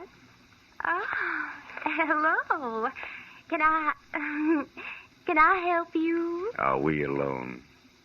Is the switchboard closed? Why, yeah. Good. You see, I'm a private detective named Marlowe, Clarice. A private detective? And you know my name. Oh, we find things out. Oh, how can poor little old me help you? Well, it's about Henrietta Lawrence, the girl with the cane. Mm-hmm. She's in trouble, and I think it's a man. So do I. Who? Well, I don't know.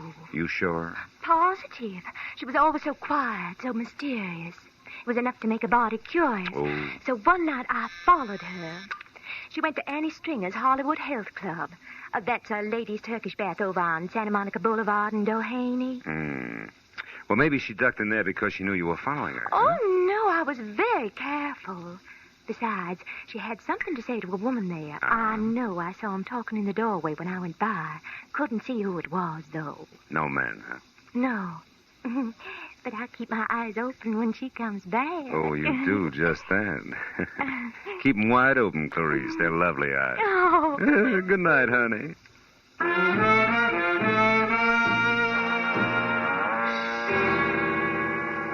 My client was wrong. Clarice did not have a face like wet hemp. It was more like a batch of biscuits, but the body curious had provided a lead. As far as the corner of Santa Monica and Doheny, and into the white antiseptic-looking reception room of Annie Stringer's Hollywood Health Club. Women only. My husband said There I forgot about Clarice, hemp, and biscuits alike and thought instead about something a whole lot tastier. Like the girl who was leaning on the corner of a desk marked information while she made pencil marks on a chart. She looked up when I closed the door and started toward me. But when another door in the room opened and a woman who was built like a sack of cement bore down on me, she turned back to her chart. Yes, sir. I help you. I'm Annie Stringer. We don't have a men's section here, if that's what you wanted. No, it was something else, Miss Stringer. Annie'll do. Oh. Name's my stock and trade. Something else like what? Henrietta Lawrence. I'm looking for her. Who are you, mister? What's your name? Philip Marlowe. I'm a friend of Henrietta's from Portland. They told me over at the Brace Hotel that Henrietta might be at your place. You see, someone had seen her come in here once. Henrietta Lawrence, huh? Mm-hmm. Well, name doesn't mean anything to me, but... Honey, Mrs. Gordon wants you to come be for a while. All right, Hilda, be right there. I, don't recall anyone by that name, Mr. Marlowe, but you might check with my receptionist there. Take care of the gentleman, will you, Mona, dear? Very well, Annie. I'm coming, Mrs. Gordon. I'm sorry, Mr. Marlowe, Mona, dear. Philip Marlowe. Marlowe. Well, I don't recall any Henrietta Lawrence ever having been with us, but why don't we check the registration cards at my desk and be sure? I might be mistaken. All right. She's a woman about 35. She wears no makeup and... Never mind. Huh? I know her, amigo. What? Just listen. You see, Mr. Marlowe, the cards here list everyone who ever visits the club. Why do you really want Henrietta Lawrence? Well, I'm a private detective with an interested client. Who has money, amigo? It could be. What's your connection here? Receptionist. Ah. And good friend to Annie. Her, confidant, you might say. All right, say it. Meet me in the alley behind the hardware store across the street in a half hour. We close then. Well, I'm sorry, Mr. Marlowe, but we don't seem to have any listing of a Henrietta Lawrence. But perhaps in the No, future... never mind. Thanks just the same. Well, you're quite welcome. Don't keep me waiting, amigo.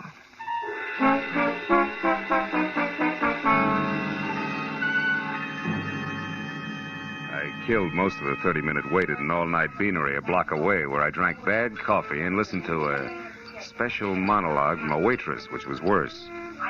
And at exactly 10:30, I stepped into the street and walked to the alley behind the hardware store. Moved cautiously toward the dark shadow of the building until a hand that gripped like a bear trap snapped shut on my upper arm, while another locked my wrist high into my back. 1 inch, Mr. Marlowe, and I'll break it off and hand it to you. I was a lady wrestler, understand? Oh, do I still call you Annie? Never mind the wisecracks. It's been a long day, and I haven't got patience. Now, what's your angle, Flatfoot? Slip, baby, in more ways than one. Start talking. All right. Henrietta came from Seattle, not Portland. So now some advice. Forget Henrietta Lawrence, Shamus. You can't do her any good. You're a liar, Annie, and you know it. Wasting your breath, Shamus. That's bluff, Annie. Hot air. Yeah? I suppose that goes for the letter, too, I suppose. Letter? You slipped again, kid. What about it? You don't know what letter I'm talking about. But Mr. Marlowe, Henrietta Lawrence does. So tell her to call off the bloodhound, or that letter will go right to the cops. They'll know exactly what to do with it. Get going, sweetie. Okay. What? Blow the top of your head off. Go on, Peter, while you can still walk. Go. All right. But I'll be around, Marlowe. So don't forget the message I gave you for Miss Lawrence.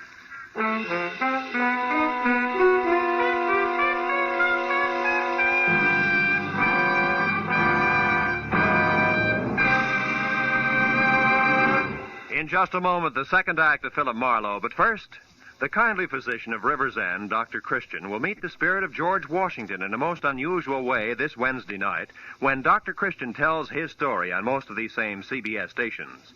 An elderly patient who claims to have a personal message from George Washington comes to Dr. Christian's office and presents him with one of his most perplexing cases. Dr. Christian, starring Gene Herschelt, is a regular Wednesday night feature. Now, with our star, Gerald Moore, we return to the second act of Philip Marlowe and tonight's story, The Ladies' Night.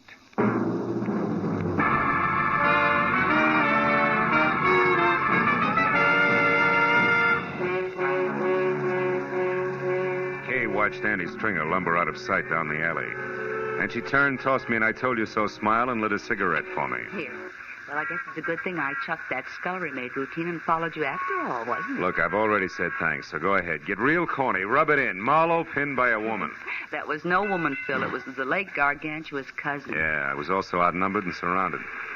By the way, where's your gun, Kay? I don't have any gun, just What? a lot of bluff and curiosity about what you were doing out here in the alley with a creature like that. I was taking a judo lesson. By correspondence, maybe? What was all that about a letter? Well, for my money, the way things stack up, Gigi Ormsby's top writer, one Henrietta Lawrence, is being blackmailed by Annie Stringer, and that letter is Annie's protection. Goes to the cops if anything. Can't get outside quick. What? What's the matter? Marlowe, not another one. Yeah, my date, Duck. Will you go on? It's important. All right, but don't forget you're a sucker for a hammerlock, so watch it. Phil? Senor Marlowe? Over here, Mona. Oh, see. You are here. Are we alone? Yeah, we're alone. Good. It is worth my life what I'm going to tell you. And we like me alive, no? Look, what is it, Mona? You know something about Henrietta Lawrence? See, more than enough. There's a certain letter. Oh, you know about that, huh? Sure. I know where it is and what it says. Bless you, baby. Where is it? I want that letter bad. It's nice. Nice? See. And I would love to give it to you for nothing, but... But what? But my poor mother, she needs an operation. My father, the mortgage on the ranch. Your little sister wants music lessons. Come on, kid. How much? How much is the life of Henrietta Lawrence worth, Phil, dear? To me, to you, to Henrietta Lawrence. Her life, huh? I'll see what I can do. You better do real good, amigo. It's a very serious thing. I take a great risk. Annie Stringer is stupid, but she's also strong like a bull. You come to my apartment, 8310 North Ardmore, number D. 1 hour. D, huh? Okay, I'll be there. Good. And please, amigo, you don't hold hard feelings against me. Not for this. You know, business is business.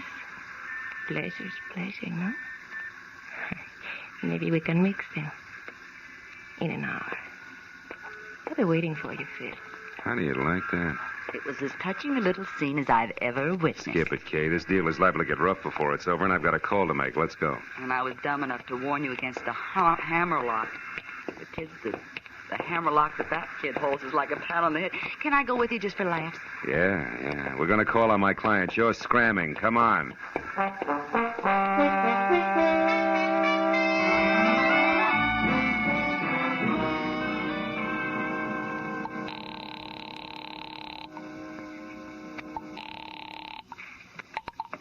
Hello. Marlowe, Gigi, got a line on Henrietta, but you're not going to like it much. What do you mean? How does it go, Marlowe? Trouble is, she's got blackmail. I don't know what the hook is, but I have word of one of the bargainers is plenty serious. Who's doing it, Phil? A female mastodon named Annie Stringer's the big wheel. I got onto it through a letter.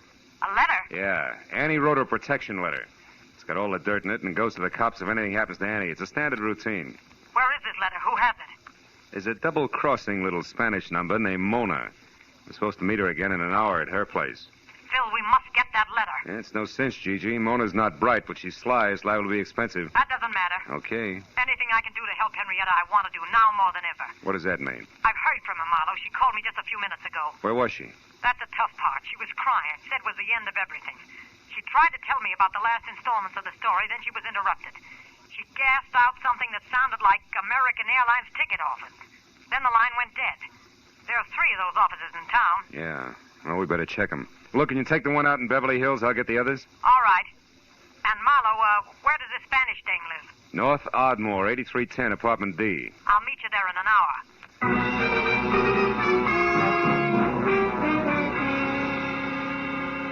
When Gigi hung up, I sent Kay to check the airline office in Hollywood for a woman carrying a cane and a big load of trouble, telling her to call me at the downtown agency within half an hour. Then I headed south for the office on 6th Street. Halfway down, it began to rain. You know, the kind of dismal, misty drizzle that makes your clothes smell like blankets at a fire sale. I spent a fruitless half hour peeking into corners and trading descriptions, and finally, when Kay called in a negative report from the Hollywood office, it was high time to beat it out to my appointment with Mona. The rain had put enough dazzling sheen on the pavement to make the going slow and slick. But I got out to 8310 Ardmore not over a minute late. Apartment B was the last on the right and completely dark. As I walked toward it, I found myself following a set. Phil, that woman was here waiting for me in the dark. She had a big club. When I came in, she grabbed me and beat me with it. That was a cane. Not that it makes any difference now. Hey, your apartment's a wreck. She got the letter, huh? See, she got it, and look. Look at this awful Later. bruise. Right now I want to know what that letter said. And you can forget about me paying the Mexican national debt for it. I want it free and fast. Come on, what's Annie got on Henrietta Lawrence? Right, all right. She knows it. What? Somebody's outside there. Oh, it's Gigi. Come on in, Gigi. Hello, Phil. Who's this, the tortilla pounder you told me about? Just a minute, you can't. All right, call me hold it. Ned. Take it easy. You're a lousy housekeeper, sister. What happened? Your hat dance get out of control? Now, wait a minute. Henrietta scooped this Gigi. She was here and got the letter herself. She what? Yes. We were just talking about the letter when you came in. Now, let's get on with it, Mona. What's Big Annie's pitch? Supposing I won't tell you now. Then I'll have you in the pokey for attempted extortion before you can say Pancho Robinson beautiful. Come on. Well, okay. That's better. For you, amigo, I tell. I don't know what Henrietta Lawrence means to this dragon here, but she's a murderer. Well, you lying little tamale tosser. That's impossible. Henrietta's a fine girl. You know what you're saying, Mona? Sure I do. I read the letter, didn't I? Henrietta Lawrence killed a woman in Seattle 4 years ago. Annie saw her do it. She had names, dates, places, everything. I can't believe it. I just can't. She's such a swell person. Look, she even left this, the final installment of the story, for me in that Wilshire ticket office. What'll we do, Phil? We gotta help her. Okay. Since neither she nor Annie counted on Mona here reading the letter, the best way to help her is to try to keep her from committing another murder. What, are you crazy? What are you talking about? Come on, Gigi, get with it. The letter was worthless except as Annie's string as protection. Yet Henrietta went to all the trouble of getting it. Why? So she could shut Annie up, and there's only one way to do that. Kill her. Holy mackerel, I didn't even think. You should, Senora. You got nothing else to work with. Drop dead. Stop it, both of you. Oh, crazy. Better stay clear of it from here on, Gigi. Go home and wait for me. Okay, Phil, whatever you say. Call me as soon as you can. Sure. All right, come on, Mona, let's go. Me? Yes. Oh, no, amigo. The letter's gone, and so is Mona's interest. I'm very tired. Now, listen, you cut yourself in on this right up to your sombrero. You know Annie, so you may be able to help me. It's that or spend the night in a cooler. Add it up, sweetheart. Andale. All right. You're so forceful, amigo. Come on, let's go.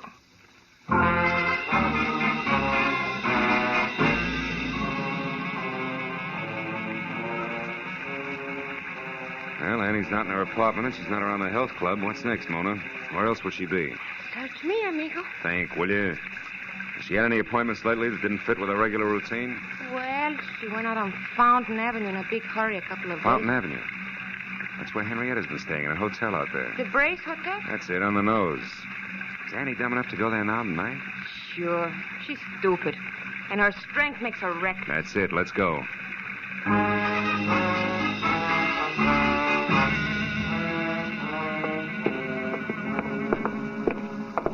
Come on, Mona. It's here on the first floor. Hey there. Now, just a moment there. Where do you think you're... Oh, it's you again, Mr. Marlowe. Yeah, it's me again, Clarice. You're looking for that Miss Lawrence in number 7? Uh-huh. Well, you're sure in luck, Mr. Marlowe. She's in now.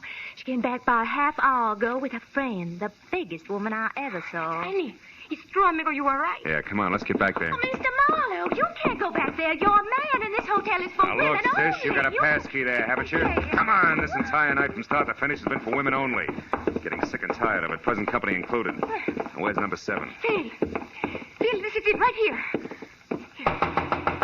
Henrietta! Unlock it, Clarice, fast. Get back.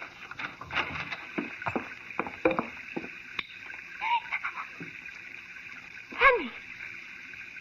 Dead. With a knife. Yeah. Go ahead and scream, Clarice. Get it over with. Where's Miss Lawrence? She, no doubt, left by the window here. Yeah, it's still open. Only 5 feet to the ground and a clear set of footprints in the wet dirt, cane marks and all, just like... Just like what, Mr. Marlowe? I started to say like the ones I saw earlier. Sure, the last installment of the story, the letter at Mona's, the airline ticket. Now she's out of it slick as a whistle. Clarice, call the cops. Here, give them my card. I'll get in touch. Well, where are you going, Mr. Marlowe? To break the unpleasant news as gently as possible to my client. Phil, what about me? What will I do now? Just keep looking at Annie, you beautiful, chiseling, double-crossing jerk. Maybe you'll learn something, but I'm not going to count on it. Phil.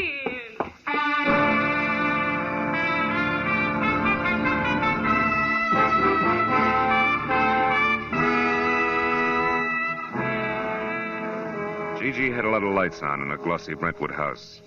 And as I walked up the wet, curving flagstones to a door, I could see her inside, pacing slowly back and forth, an impatient cigarette in one hand, a stiff brace of brandy in the other. Whatever Gigi Ormsby really thought or felt about Henrietta Lawrence then, I couldn't tell. But I was sure that before I left, she was going to despise her. Phil, I've been waiting for you to phone me. Something bad, isn't it? I can see it in your face.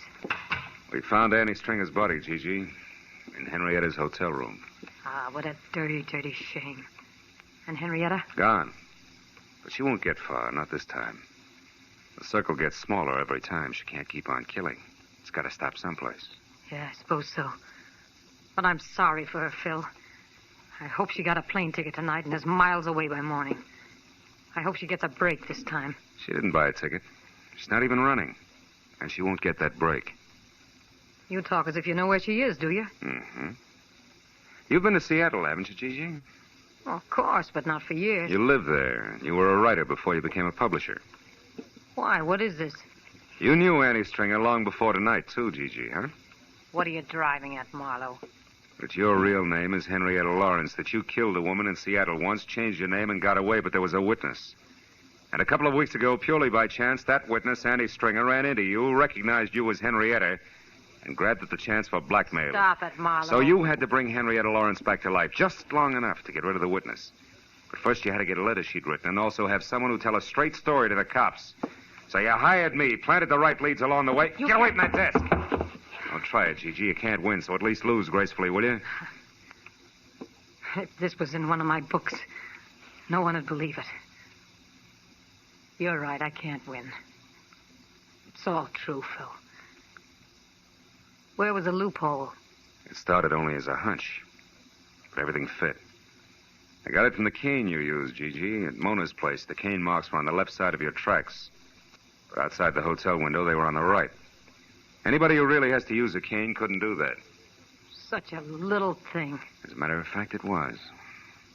Look, Marlowe, you're the only person between me and that break.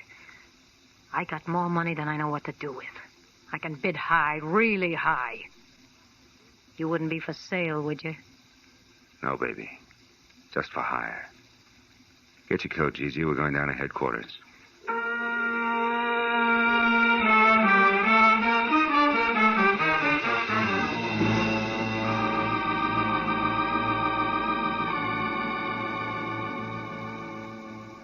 Getting the whole business down on police stationery, one orderly step at a time, is a process as full of, well, as full as the fiscal report of the First National Bank.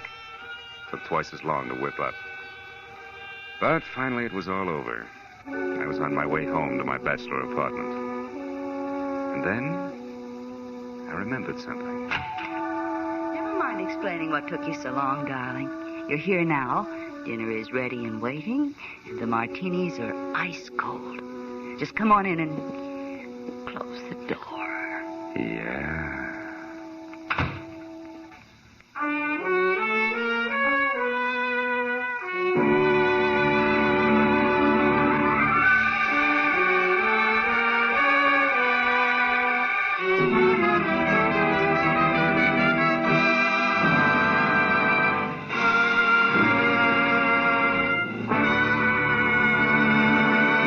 The Adventures of Philip Marlowe, bringing you Raymond Chandler's most famous character, star Gerald Moore, are produced and directed by Norman MacDonald and are written for radio by Robert Mitchell and Gene Levitt.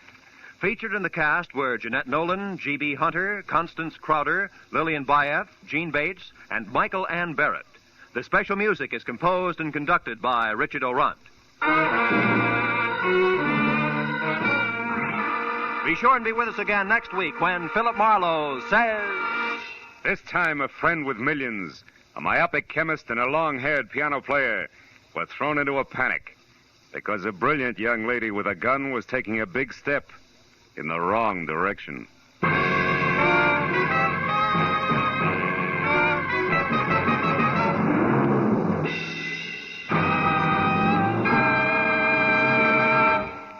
CBS wishes to remind you that Lum and Abner's wonderful down-to-earth Cracker Barrel humor is heard every week on most of these same CBS stations. This is CBS, the Columbia Broadcasting System.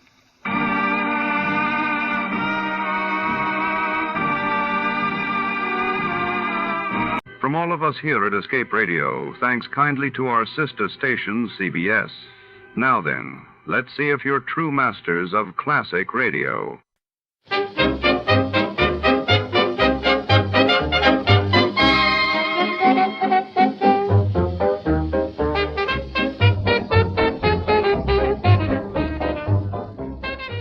Tonight's tale winds through the marble corridors and echoing stairwells of the downtown Los Angeles Central Post Office in 1949. Under the harsh glare of fluorescent lights and the ceaseless hum of sorting machines, a mysterious letter arrives, addressed only to Jason. What secrets lie sealed inside, and why has this letter drawn the attention of the city's most notorious private eye? As the clock ticks past midnight, shadows lengthen and loyalties unravel among the rows of mailbags. Before to start, let's see what happened the day it was aired. It was March 18th, 1949. That day, the world learned of the signature of the North Atlantic Treaty in Washington, signaling the formation of NATO while in London. British authorities continued their investigation into a daring jewel heist at Hatton Garden. Tired of the everyday routine? Ever dream of a life of romantic adventure? Want to get away from it all? We offer you Escape.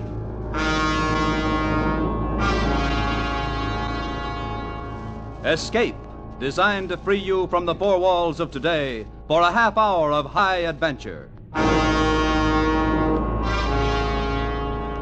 Tonight, we escape to the island of Pelota in the South Seas, and an exciting tale of the strangest bargain ever made, as we bring you Letter from Jason, adapted from George F. Worth's famous story, Sunk.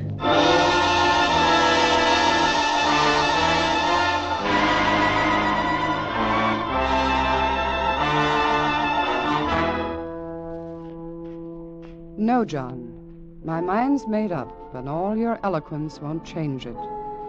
You'll understand why when you hear this letter I got today. A letter from Jason. Yes, at last. Listen to this, John. Dearest Ellen, he writes, after the terrible things I did and said to you that last night, there seemed to me to be only one way out. I had failed you as a husband. I had failed the baby as a father.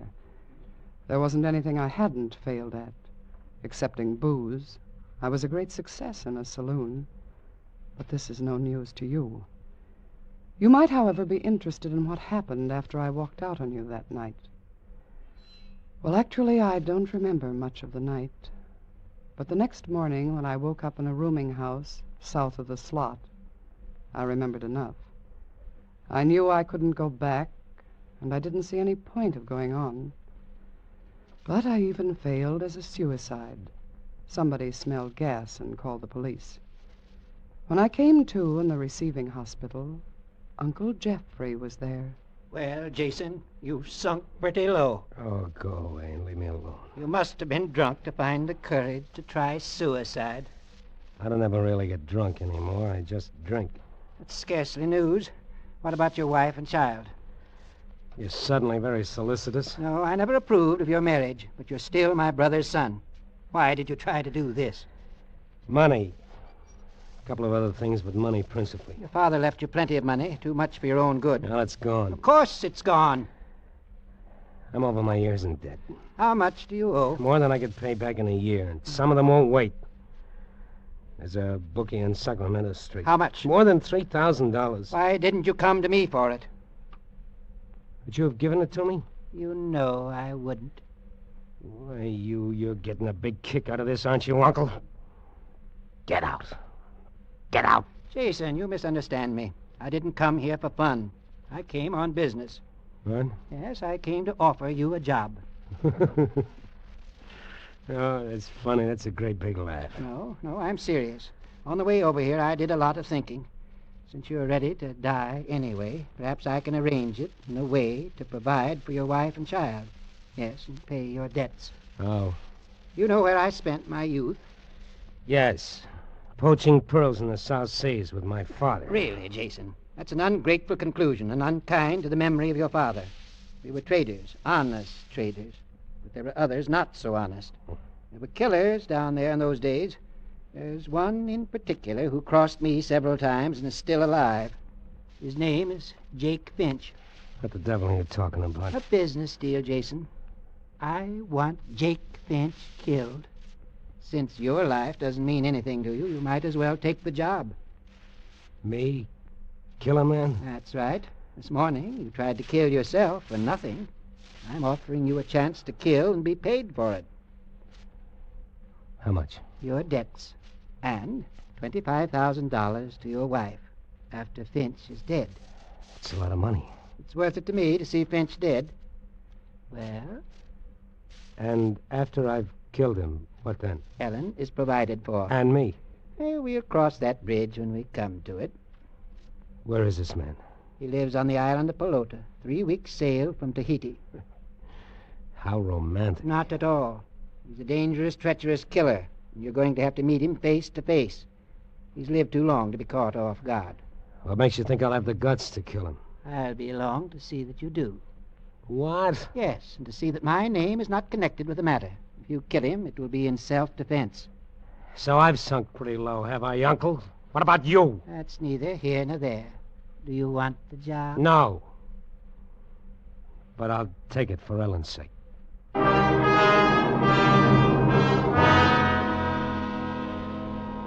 Yes, John, I know it sounds incredible, but don't be so hasty in your judgment. The letter from Jason goes on. I suppose if I hadn't been foggy with booze and gas fumes, I would never have accepted such a dreadful proposition, even though it meant security for you. But once I agreed, Uncle Jeffrey wasted no time. He paid my debt and sent you that $1,000 check as an advance on my murder fee. And in less than 24 hours, we were slipping through the Golden Gate bound for Tahiti.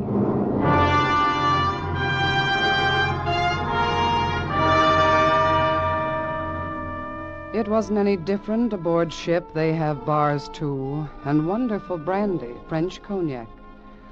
I was really enjoying life, a cruise to the South Seas, all expenses paid.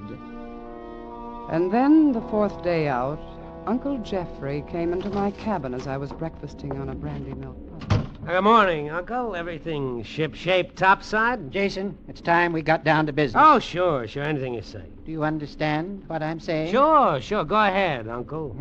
Here. You better get used to the feel of this. A gun? Is it loaded? Naturally. Pick it up. It's heavy. Yes, it's a .45. Tear a hole in a man the size of a silver dollar. Never held a gun in my hand before. Aim it. There, at your reflection in the mirror. What's the matter, Jason? Your hand's shaking. You're perspiring. I can't. I can't. You must. Remember, if you want your wife to get that money, you'll have to kill Jake Finch, not just try to kill him. I need a drink. I need a drink bad.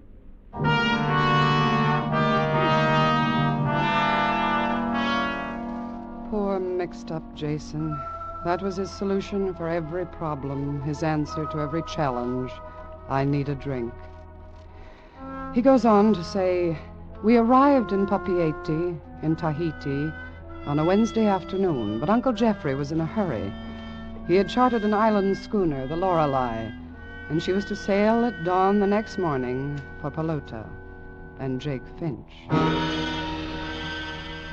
But at least I would have one evening ashore, and I intended to have it alone. Well, see you later, Uncle Jeffrey. Where are you going? Sightseeing, one enchanted evening, that sort of thing. Now, you wait till I get this luggage transferred to the schooner, and I'll go with you. What's the matter? Afraid I'm going to get drunk? I know you are. That's where you're wrong. Got to stop sometime. I made up my mind I quit when we got to Tahiti, so I've quit. I don't believe you. You're drunk right now. That's what you think. I'm not drunk, Uncle Jeffrey. I'm sick. I'm sick of the sight of you. We still have a long way to go together. I know. Let's understand each other right now. I hate your guts. It's perfectly clear that you hate mine. I made a bargain with you. I'll go through with it, for Ellen's sake. Went for her, I'd use that gun on you instead of Jake Finch. Good. I'm glad that we understand each other so clearly. I'll see you later. Be aboard the Lorelei at midnight. Don't worry, I'll be there. I'm sure you will, Jason.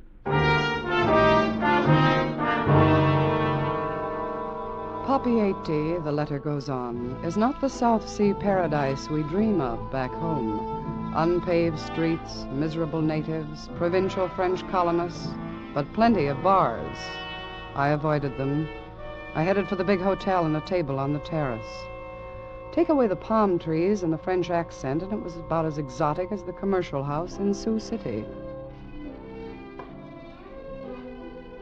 Monsieur désire quelque chose à boire? What did you say? Oh, je m'excuse. Would monsieur like something to drink? An aperitif, perhaps? Cézanne? Dubonnet? Oh, no, thank you. Just tea.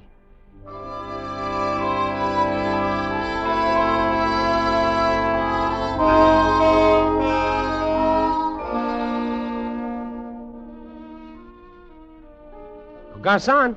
Oui, monsieur? My check, please. Tout de suite, monsieur. You know, that tea, that's pretty vile stuff. Was there something wrong, monsieur? It is the very best Oolong. Oh, no, I guess it was all right for tea. Oui, monsieur. Voilà, monsieur. Here you are. And keep the change. Oh, merci beaucoup. Oh, say, tell me, what's a good place for dinner? Oh, ici, monsieur. The hotel has the best cuisine in Papiete. But it's a little quiet, don't you think? Peut-être. Then I should commend monsieur to chez Tante Marguerite, or the Southern Cross. At the Southern Cross, there are the girls. Oh. Then I'll go to Marguerite's.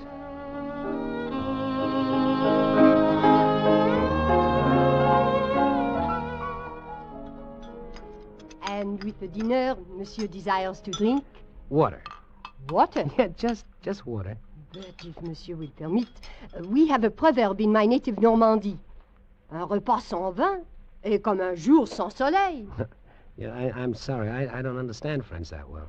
A meal without wine is like a day without sun. Oh. And surely with the cuisine of Tante Marguerite, one must not drink just water. Besides, the water in Papiete is not safe. I myself have lived here more than 20 years, and never have I tasted the Papiete water. Oh, no. I would recommend wine, monsieur. I urge it. With the langouste, a dry sauterne, monsieur. Oh, well. Well, very well. A small bottle, then.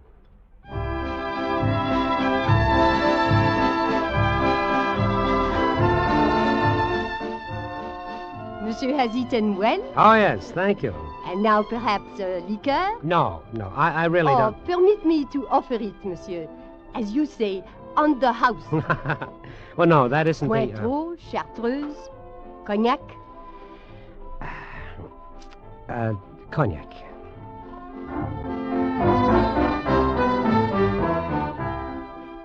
Oh, it's an excellent dinner, madame. An excellent liqueur, and the world begins to look all right again. Of course it does, monsieur. Of course it does. Oh, now, madame, tell me. You know of a place here in Papiete called, the Southern Cross? And who does not, monsieur? Tell me how to get there, will you?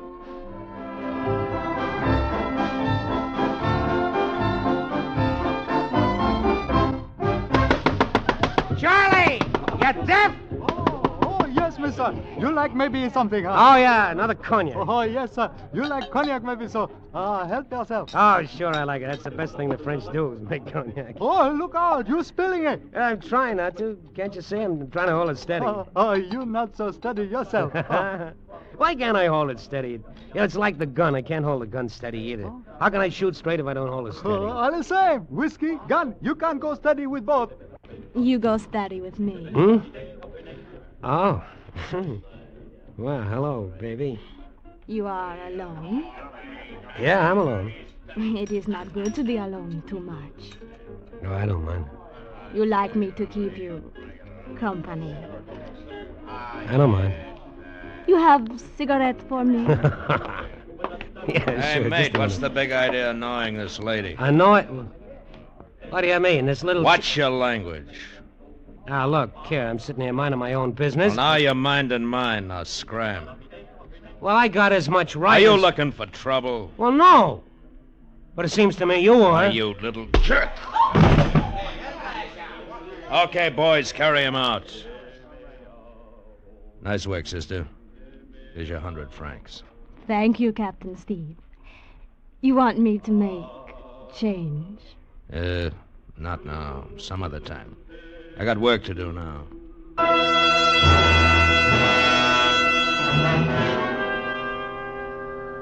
I know, John. It's the same old pattern. How well I know it. The promises and the failures. Anything could start him slipping. A glass of wine, the brandy sauce on the mince pie. Yes, or the sniff of the cork, if you like. But listen to Jason's letter. He goes on. The next thing I knew, I was in a narrow bed, in a creaking, rocking room, and I didn't feel well, darling, not well at all. I had the world's worst hangover.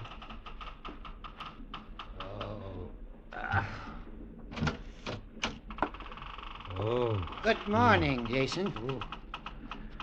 Oh, Uncle Jeffrey, where am I? Aboard the Lorelei. 5 hours out of Papeete. Oh. Bad night? Yeah, I guess so. Looks like you were in a fight. I was. I don't remember anything afterward. How'd I get on board? You were delivered at my instruction. What do you mean?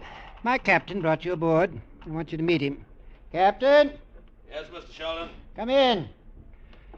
I want you to meet my nephew, Jason Torrance. How do you do, sir? Why, you... We've already met, Uncle. This is the man who knocked me out. I know, according to my instructions. That'll be all, Captain. Yes, sir. Well, you're a... Save your breath, You're the Jason. dirtiest... Your head will only ache more if you get excited. I'm not trying to hide anything from you. Captain Steve is a tough guy, but not nearly as tough. Not half as quick or strong or hard to kill as Jake Finch. And he tells me you never even hit back. Object lesson, huh? That's right. You've already cost me a lot of money, and I want my money's worth. You're no good to me, drunk, or to yourself, or to your wife and child. Suppose you'd gotten in a real brawl in that saloon last night. Well, you could have been killed. And where would your wife and kid be? But believe me, I won't pay off until you kill Jake Finch. I do believe you. I believe you'd let Ellen and the kid starve before you'd help them. I would, Jason. You can be sure of that. Unless you kill Jake Finch. All right, Uncle. I'm on the wagon from now on. Oh, it's easy to say when you're still going on last night's booze. I mean it. I've taken my last drink. I wonder, Jason. I wonder.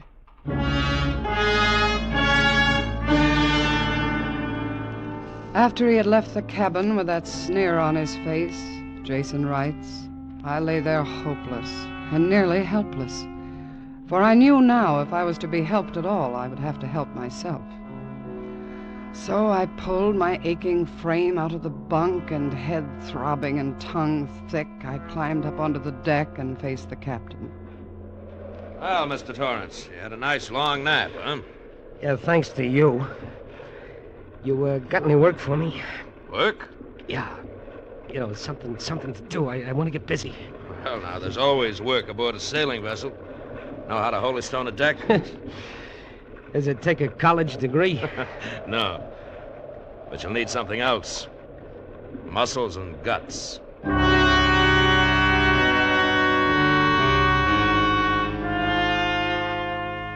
Who said it gets easier day by day? Jason writes. It didn't for me. I was stiff and sore from using muscles that had never been used before, and the only thing I wanted was a drink, just one drink to ease the pain. But I knew I'd never stop with one. It got tighter and tighter inside me, and there had to be a breaking point. And then on the 10th day out, the captain sent me up to secure a block on the mainmast. The sea was kicking up a little, and when I was 15 feet above the deck, the schooner lurched suddenly. I lost my grip and fell. I grabbed at the shroud, and it bit into the skin of my palms, and I hit the deck and lay there for a moment, shaking with fear, knowing that this was the end of my fight. Then I got to my feet, ran down to the galley, and opened the cabinet where I knew the captain kept his brandy. Having a little nip, Jason? Yes! I'm through. With your rotten bargain, your Jake Finch, and your... Through with Ellen and the baby. Through with keeping your word. Back where you started from. A gas-filled room, trying to commit suicide. Well, go ahead. What are you waiting for? You've got the bottle in your hand. Go ahead. Take your drink. Shut up! What are you waiting for, Jason? Shut up, shut up! Just remember, Jason, one drink will finish you. Jake Finch will kill you, and Ellen won't get the money. I'm a businessman, Jason. I made a bargain. Don't think I'm going to renege. I didn't want you to marry Ellen in the first place, remember? She won't get a penny from me. You're trembling so, you might drop the bottle. Maybe you do need a drink, Jason. Think it over. It's an easy way out, and I won't embarrass you by staying and watching. Murderer! You dirty murderer! I won't touch a drink! I won't touch it! I'll show you! I'll show you!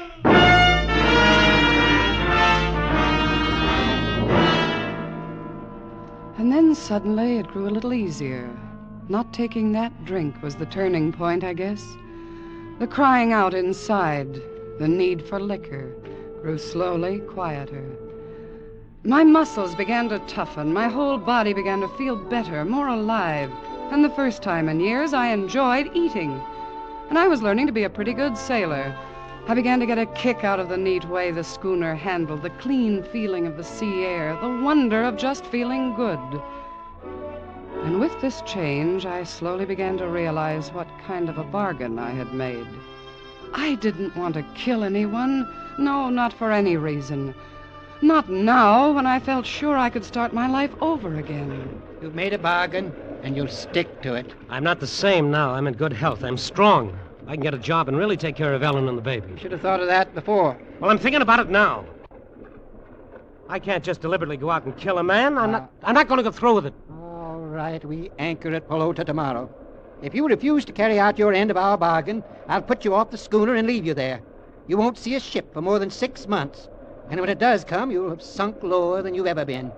You won't have passage money back to San Francisco. You'll die in Pelota. And Ellen won't see a penny of that $25,000.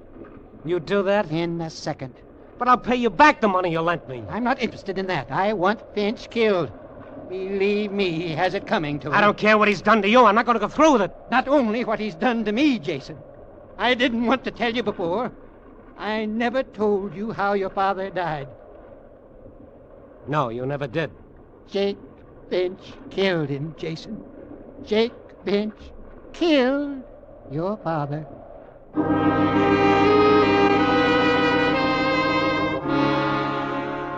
Jason's letter continues. So you see, Ellen, what a diabolically clever scoundrel Uncle Jeffrey is. The last straw was that stuff about my father. I don't know whether he's lying or not, but it just might be true. And so this man who is playing God with my life has added the final motive for murder: vengeance. We're approaching the island of Pelota now, Ellen, and I have no other course but to find Jake Finch and kill him, or be killed by him. What a crying shame that I couldn't have found myself before this, for I know now what a wonderful life we might have had together. I hope you will find it with someone else, for you deserve better than I ever gave you. We're dropping anchor now, and I must go. Well, there she is, Jason. Pelota. One of the loveliest islands in the Pacific. A perfect setting for a murder. Yes, isn't it? Feel up to it? Don't worry about me. Where do I find Finch? Everybody on the island knows him. Anyone can tell you where to find him. Try the traders or the bar. Good luck. Aren't you coming? Oh, no. Remember, I don't want to be connected with Jake Finch's death in any way. It's your affair now, not mine. Yellow all the way through, aren't you, Uncle? Yellow and rich enough to hire thugs and murderers to do your dirty work. I ought to kill you instead of Finch. Dinghy's ready, Mr. Torrance. I'm coming, Captain. Kill Finch first, Jason. Then you have my permission to kill me.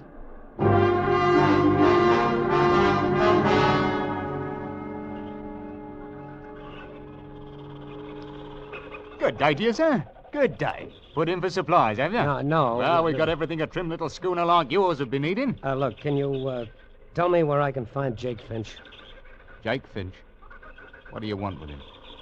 Well, that's my business. Where is he? I couldn't say exactly. He might be down on the beach this time of day. Thank you.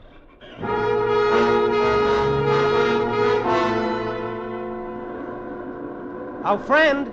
Who, me? Yeah, you. Well, I wasn't sure. Ain't been called friend in 20 years. What can I do for you, stranger? I'm looking for Jake Finch. Well, don't look at me. I ain't him. Where can I find him? Look here, mister. If this is your idea of a joke, it ain't funny to me. I'm sorry. I'm simply looking for Jake Finch. Well, look somewhere else. Look for him in a bar. That's the likeliest place to find Jake Finch.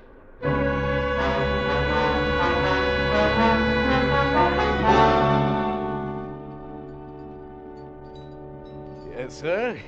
What'll it be? I got the finest brandy on the island. 4 years old, it is. No, thank you. I'm looking for someone, but the place seems to be empty. Oh, who are you looking for? Jake Finch. Jake Finch. What do you want with him? I've got business with him. Yeah? What kind of business? He inherited $1 million or something? No. But I want to settle a debt with him. Okay, mister. He's in the back room. This way.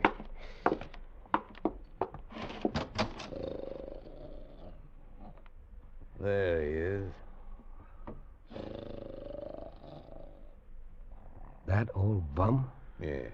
Sleeping it off. Been there since I closed up last night. Jake Finch? This can't be Jake Finch. Yes, one of them. There's more down on the beach, kicking around town. What are you talking about? Well, there's at least a dozen Jake Finches here on Pelota. A dozen? Hey, look, somebody's been kidding you, mister. Don't you know? Jake Finch is the name we give any rum bum here on Pelota. They spend their last penny here in the bar and sleep it off on the beach. Drink, mister. All the Jake Finches drink themselves to death. Jake Finch. Me. All along, the Jake Finch he wanted to kill was in me. Hey, where you going? I've got an apology to make. You look like you need a drink. How about one for the road, huh? No, thanks. I don't drink.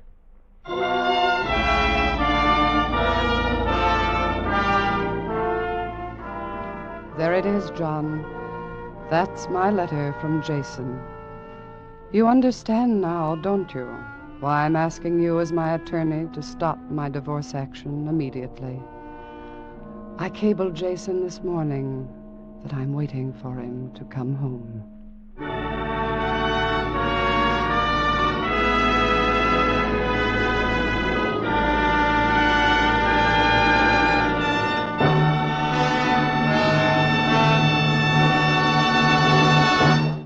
Escape is produced and directed by William N. Robeson. Tonight we have presented Letter from Jason, adapted by Celie Glester, Merwin Gerard, and Mr. Robeson, from Sunk by George F. Wirtz. Featured in the cast were Frank Lovejoy as Jason, Will Gear as Jeff, and Kay Brinker as Ellen. Special music was arranged and conducted by Del Castillo. Next week.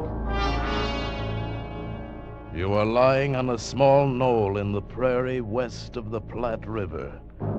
In a few moments, dawn will herald the attack of the encircling Apaches. An attack of such fury that for you there can be no escape.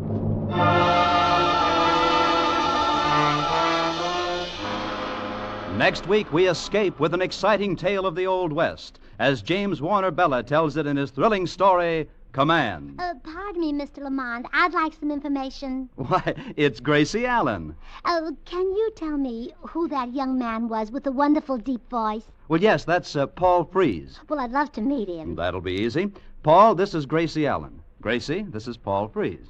Hello, Gracie.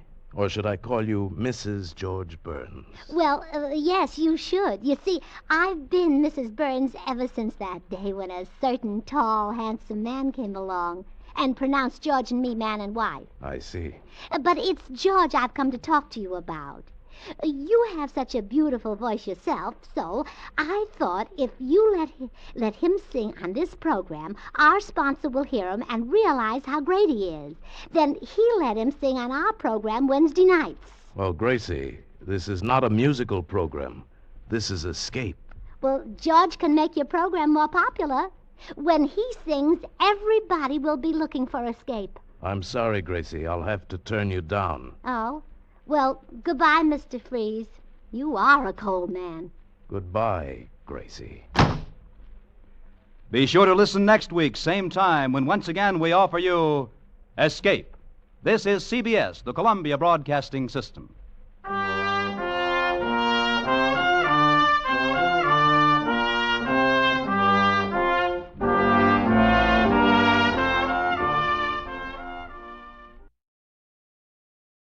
A warm word of thanks tonight to our sister station, CBS. And before the next thrilling episode begins, let's see how much you know about your favorite radio heroes.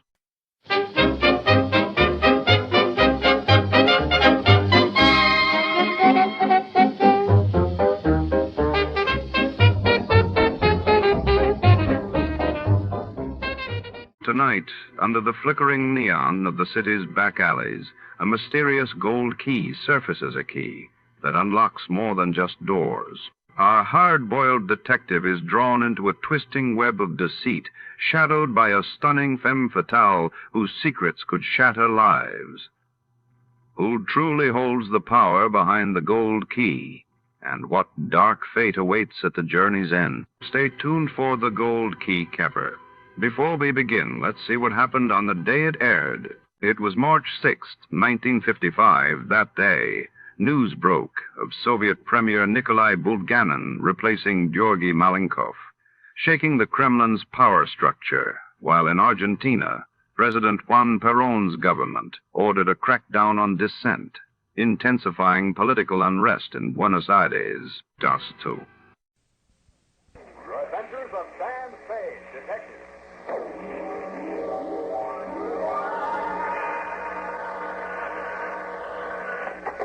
Sam Spade, Detective Agency. Spade, sweetheart. Oh, hello, Sam. What are you doing? Having breakfast, Abby. Breakfast? But it's 7:30 in the p.m. Well, it's a topsy-turvy world, sweetheart. What was the problem, Sam? A gold key to the door of her apartment. She got to figure out what it unlocked. Very complex case, Abby. Greed, passion, twisted ambition, hate, love, vengeance, and murder. The whole gamut. It was ghastly every now and then. Well, Sam, maybe we ought to put off the report till morning when you're feeling fresher. Oh, it's very considerate of you, sweetheart, but I'd like to get it off my chest now tonight. If you want to help, just be at your desk. Now, don't say anything when I come in. Just be there. Sam, you sound so serious. Could be, sweetheart. We'll see. I'll be right down to dictate my report on the gold key caper.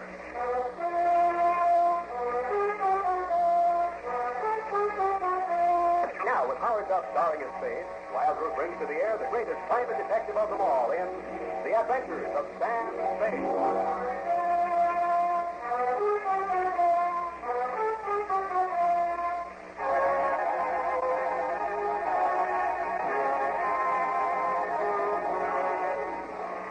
Date January 25, 1948. New homicide detail, San Francisco Police. Attention Detective Lieutenant Dundee from Samuel Spade, license on the 17596. Subject, the gold key caper.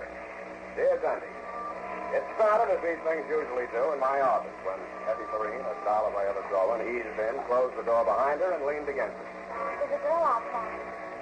A client or a client? Her name is Wanda Farr. Did she come a long way to see me? I don't think she's giving her. I know, sweetheart. You never did. Sure in. Okay. Will you please come in, Miss Farr? Right here, Miss Farr. You're so kind, Mr. Taylor. I can see I've come to the right place.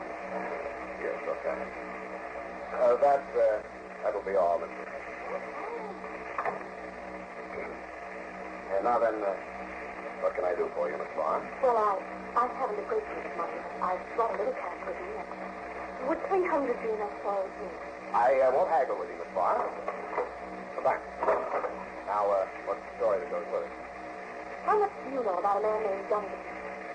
About as much as the police know. You know more? I'm afraid I don't even know that much. I didn't even know what he was until one evening 3 years ago.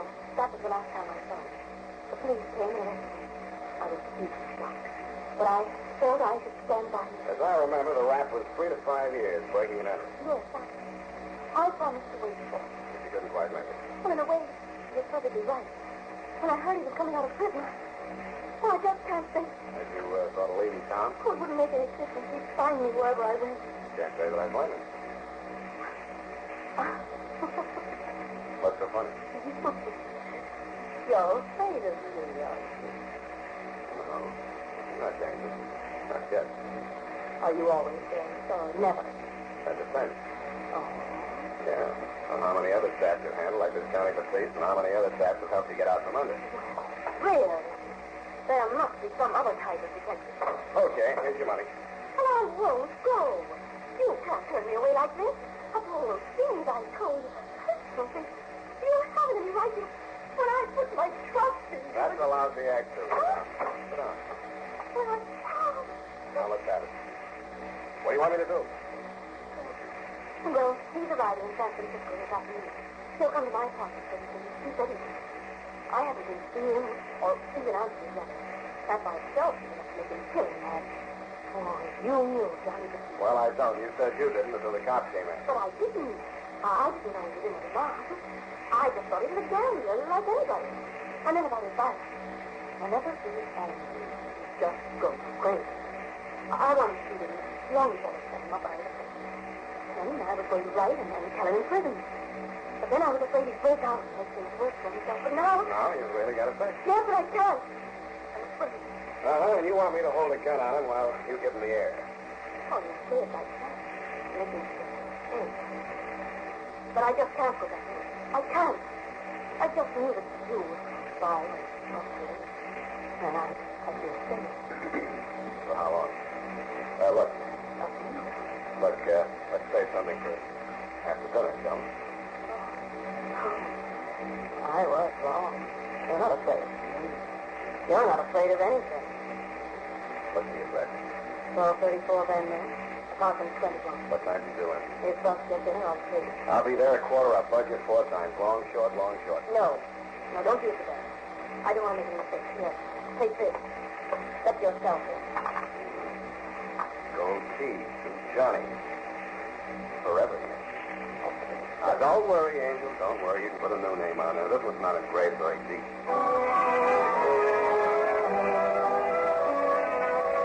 After she'd gone, a heavy fragrance clung to everything she touched. The chair she sat in, my glass with her lipstick on it for $300.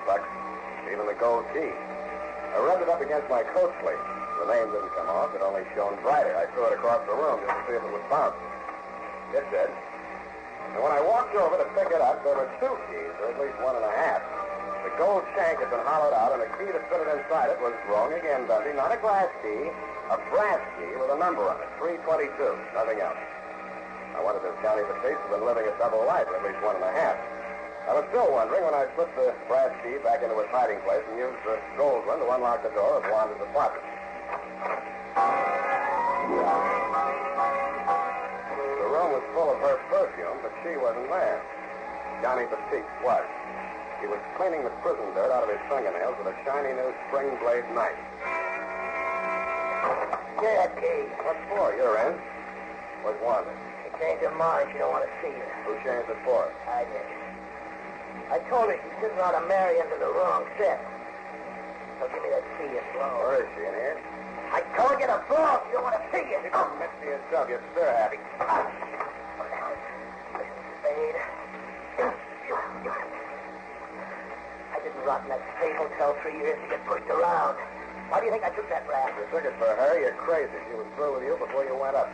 Just go on talking like that. Go on. I'll cut you. I'll cut you real bad, Copper. Sick, Johnny. I don't want to hurt you, so don't try. Good night, Johnny. Go on, Copper. Go. The first thing you ought to learn about civilian life, Johnny, is don't jump somebody until you know what it's all about. What did she tell you? Oh, forget it. You'll get this cheaper than I did. But she's 3 years older. So am I. Listen, Johnny, here's my card. If there's any way I can help you, let me know, will you? I mean it. You got a heart.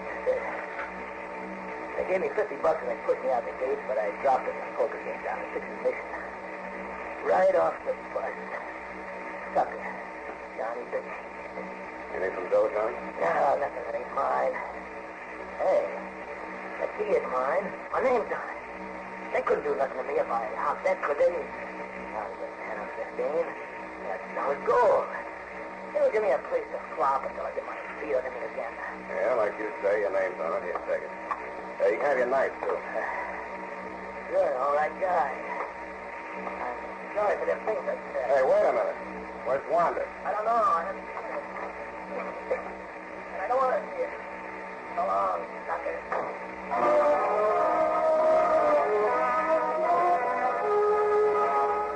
I went to the window and watched him leave the building. He didn't cough when the cold air hit him. Instead, he took a deep breath and strode briskly across the street and into a neon-lighted bar and grill. Something about his swagger bothered me. Giving him the gold key might or might not have been as smart a move as I thought it was, but I was sorry I'd given him back his knife. Sam Spade, sucker.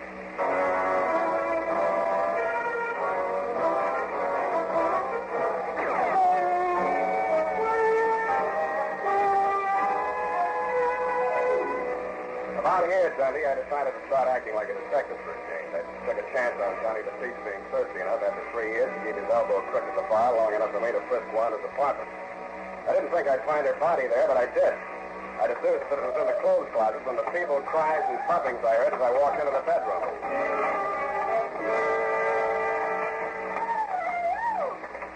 Oh, stand all right. Oh, I'd never forgiven myself anything happened to you. What happened to you, Where Amy? did you go, Alice? Where were you standing? The pushed in the closet. Yes, when he heard you coming upstairs. Why? Well, you were coming any minute, and I had to say something, so I told him you were going to marry me. Oh, that's fine. Well, here we are. Oh, but that's not all I said.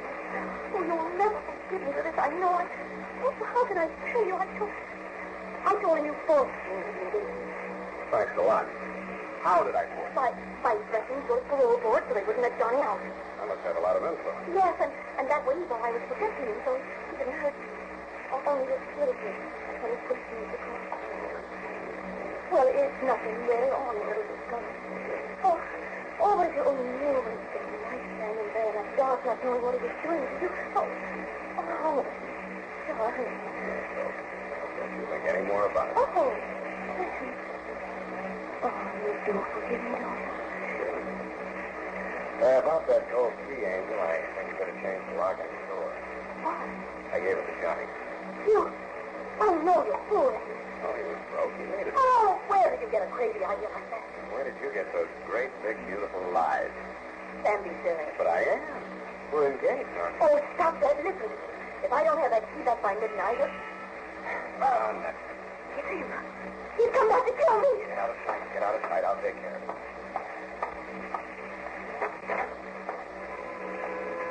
There were two of them. Neither one was Johnny Batiste. They brushed past me and entered the room without a word and stood there with their faces hanging out. While we were giving each other the silent treatment, I sized them up. The larger size I recognized from newspaper pictures. He was a big sand and gravel man, and rumor had it that a stretch of paving outside the town contained the bodies of 18 other sand and gravel men who had bid against him for the contract and stumbled into a rock crusher. Name? Mike Malloy. The musician with him put his viola case down on the sofa and opened it up. No. This isn't the man, Nathan. What's that to what he's doing here? Why don't you sit down and finish that comic book I bought for you? Okay, right question. Mr. Spade, I told Miss Farr to hire you. Had any trouble? Not yet. Good. I brought along my bodyguard here just in case. Where is Miss Farr? I sent her to the movies. Why, because you see Johnny Batiste? Yeah, he dropped in. He didn't make any trouble? No. Was he supposed to? There's no point in our talking and searching, Mr. Spade. Johnny Batiste used to work for me. Naples here was one of his men, wasn't he? Right bring your hand up. You see? Things have changed. Johnny isn't the man he used to be. But I've always taken care of those certainly loyally. I thought we weren't talking certainly. Believe me, Mr. Spade, I only want to save Johnny from himself. Is he threatening to jump into one of your rock wreckers? What's that, boy? He's got a sense of humor. I'm sorry, I may have been. I was misinformed about you, Mr. Spade. I was led to believe that you were the man to help my fiancée and myself out of this embarrassing situation. Your fiancée? Wanda? Miss Farr? Yes? Yes, it's fiancé. I'll be absolutely frank with you, Spade. I had hoped by bringing you and Johnny Batiste together under circumstances that you might be forced to kill him in self-defense, of course. My apologies. Go on. It would have been the merciful way out for Johnny, and it would have saved many lives. I know Johnny Batiste. He will try to get back on top. He'll stop at nothing.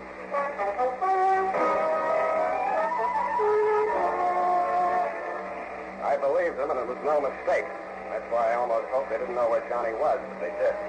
After they left Wanda's apartment, they crossed the street and went into the neon-lighted bar and grill. By the time I got downstairs, they were on their way out again with Johnny in the middle. He didn't look like he wanted to go, but they dragged him into Malloy's limousine, and he went. I did, too.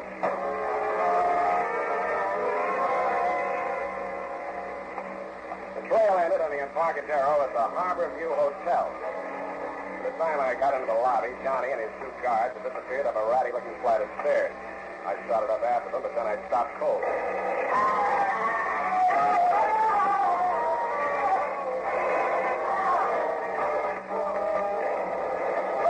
When I got to the top of the stairs, I saw where the number one burst had gone. It had raked the ceiling and taken every light bulb in the corridor.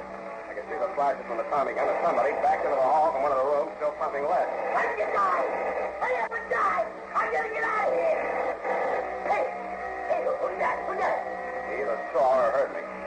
I flopped down on my belly and tried to work my way into the 10th of an inch nap in the crummy carpet.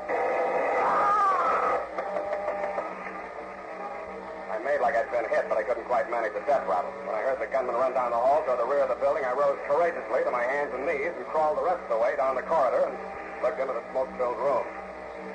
The air tasted like burned powder, but it smelled like blood. I swallowed my insides and went in. There were 8 of them. I'll spare you the details, Sunday. You saw them after they were cleaned up. I needed some fresh air, and I needed it quick.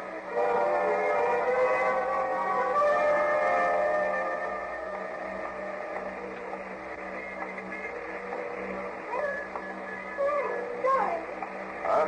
Over here in the hall. Sam, what's the matter with you? Sick. Oh, poor darling. What was that place, Sam? Why were you there? Why were you? Oh, you poor baby. I came after you. Shut up. I want some answers. I don't want explanations. I don't want excuses. And if I catch you using what you know you do to me to snake your way out of this one, I'll... What have I done to you tonight? First Johnny, then Mike, and now you. You're starting again. It's the last time. Sam, I'm sorry. What do you want to know? Are you in love with Johnny? But I told you no. Mike Malloy? No. You gonna marry Malloy? What was in that room? 8 dead men. What else? A lot of blood and powder smoke. Now I'll see if I'm going to marry Malloy. Okay, that's all I wanted to know. I'll see you later, Angel.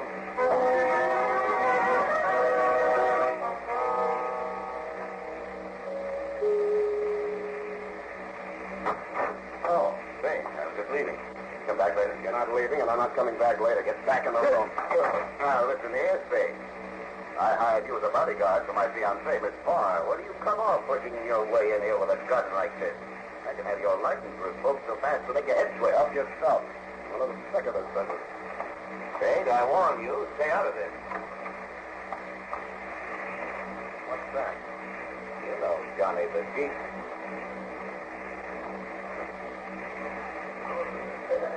Hello, Johnny. I gave you a working over. Can you talk? What's this for, Noir? Ask Johnny. He knows. All right, I will. You move over here where I can watch you. Keep your hands behind your neck and relax.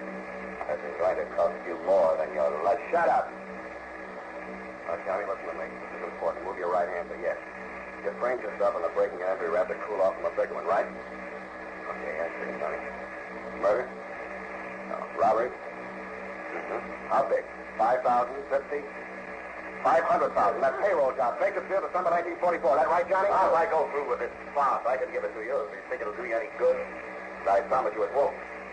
Johnny got himself set up on that 3 to 5 year rap, partly for the reason you say, and partly because he didn't want to deal with the rest of the boys. He cooked up this transfer scheme of his, this gold key, that hotel room to throw us off the track.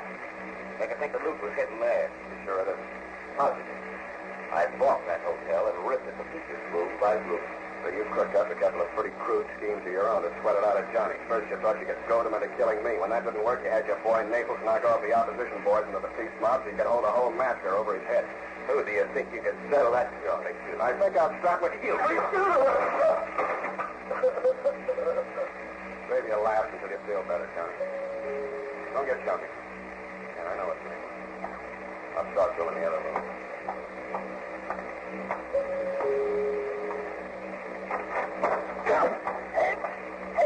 What do you think you're trying to do? Hey. All right, leave it there, Naples. Yeah.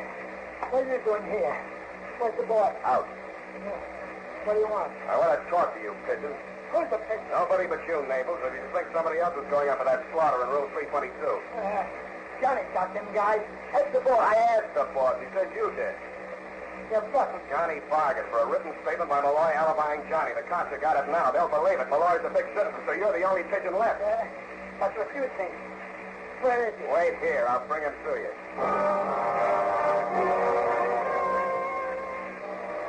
I left Naples standing there in the vestibule waiting for Malloy.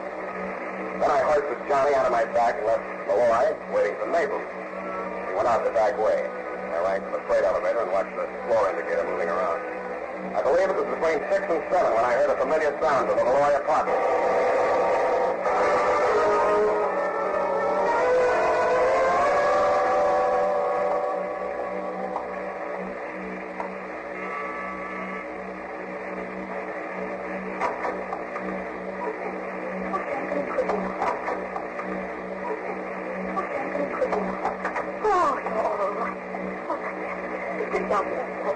I've been worried sick. What about? Malloy, Johnny, me, or the half-minute? Johnny, didn't Malloy find it? Malloy's dead. Johnny? Johnny can't talk. He's in the hospital. Can't talk? No, but I can. You didn't have anything to do with Malloy dying. As much as anybody. But you seem so... Oh, no, I just don't... You're rather with Malloy? I think in the beast. Oh, it's so long to hold me. Johnny, I think of all you've been through for me. I wonder if I was. I won. But you and everything, and the moon, too. Oh, I've never dreamed that being able to perfect this. It just seems good to be true. Yeah, you're so right, sweetheart. You're so exactly right.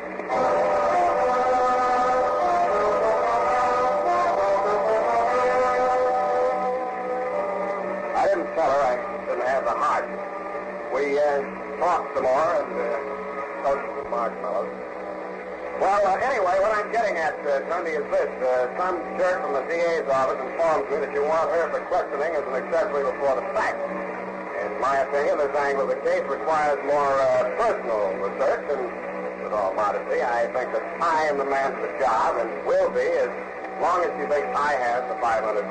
And if I do have it, Lieutenant, watch out for your bag. Serious, and it will be. Oh. What? Well, yes, sir. Well, have you? Have I what of it? The $500,000? Oh, heavens to Betsy, how can you be so calm about it? Pipe that up, sweetheart. Search every nook and cranny for treasury hawkshaws, and I'll give you a full account. Private, of course.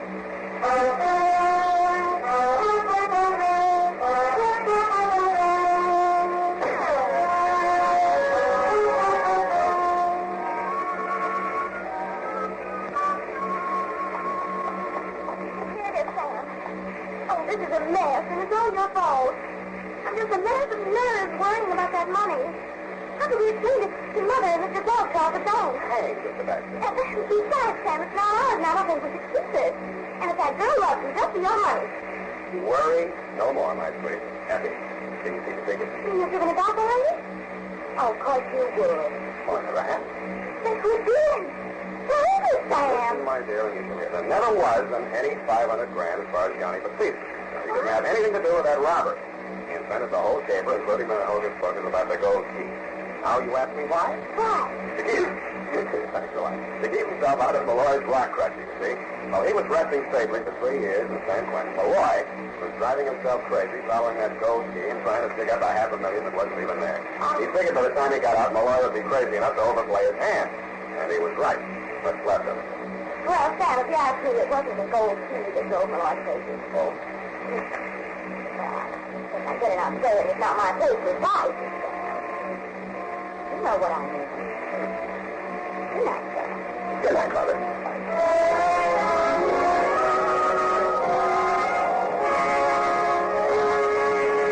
A gracious thank you tonight to CBS for keeping America entertained coast to coast.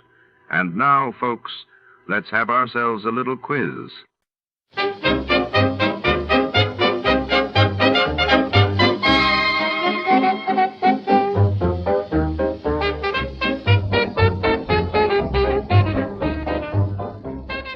Tonight's tangled tale begins in the backroom laboratory of a glittering Beverly Hills cosmetics company, where science and secret share the same cramped shelves. It's 1949, and beneath the scent of expensive perfumes, a deadly formula is about to rewrite the fate of everyone who touches it. Betrayal, ambition, and a whisper of cyanide swirl in the air as a private eye steps into a world where beauty could kill. Before to start, let's see what happened the day it was aired. It was March 10th, 1949, that day. Violent clashes erupted in Jerusalem as tensions grew in the Middle East, while in Washington, the North Atlantic Treaty was finalized, setting the stage for the creation of NATO. Tired of the everyday routine? Ever dream of a life of romantic adventure? Want to get away from it all? We offer you Escape. Escape, designed to free you from the four walls of today for a half hour of high adventure. Escape, brought to you by your Richfield gasoline dealer and the Richfield Oil Corporation of New York. Marketers of Richfield gasolines with Xylene, Rich Lube, all-weather motor oil, and other famous petroleum products. Look for the Richfield Eagle on the cream and blue pumps.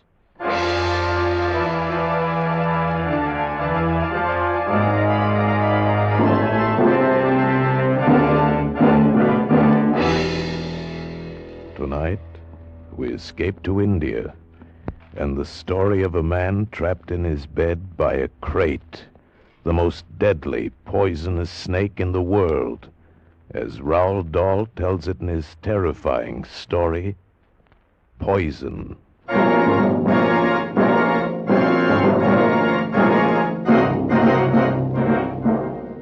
Listen, it's an awful good story, but to get the point, you gotta understand about two things. What kind of a guy Harry Pope was, and what kind of a snake a crate is. First, the crate. You spell it K-R-A-I-T. They're in India, the crates are. Little snakes, sometimes not more than 3 or 4 inches long. You have to look real careful if you're going to see one at all. Really almost like a worm. Except that it's the most poisonous snake in the world. It can bite faster than a bumblebee, and when it does, you go off like a firecracker, swell up like a hot water bottle, and in fly the angels. Crate. Tiny little snake. Now about Harry Pope. Funny guy. He had it in for anybody who wasn't American, who didn't speak his language. He called them foreigners, and he called them that army word, gook. Didn't matter if they were French, Italian, or Japanese. Gook. Foreigner, he'd say. It's kind of buggy on the subject. Funny guy. Well, Harry and me, we got sent out to Bombay on this construction job, and that's where the trouble started. You see, except for the 2 of us, the crew was made up of local boys, Hindus and Muslims, 40 of them. Harry was like a cat in a room full of dogs, had his back up every minute. After a month or so, it began to wear him out. Got so his appetite wasn't right. He was smoking 3 and 4 packs a day, and he wasn't getting his sleep. I used to try to straighten him out. Used to tell him he was wrong. No, Woody, there's no use talking to you. Listen, Harry, they're all good boys. Why don't you take it easy? Woody, you and I are good friends, but there are a lot of things you just don't understand. You ought to take it easy, Harry. They're all human beings, just like you and me. They're gooks, Woody. Foreigners. Look it. Think about it this way. How'd you like your sister to marry one of them? I haven't got a sister, and anyway, you've asked me that before. Yeah, you see? You won't even make the effort to understand.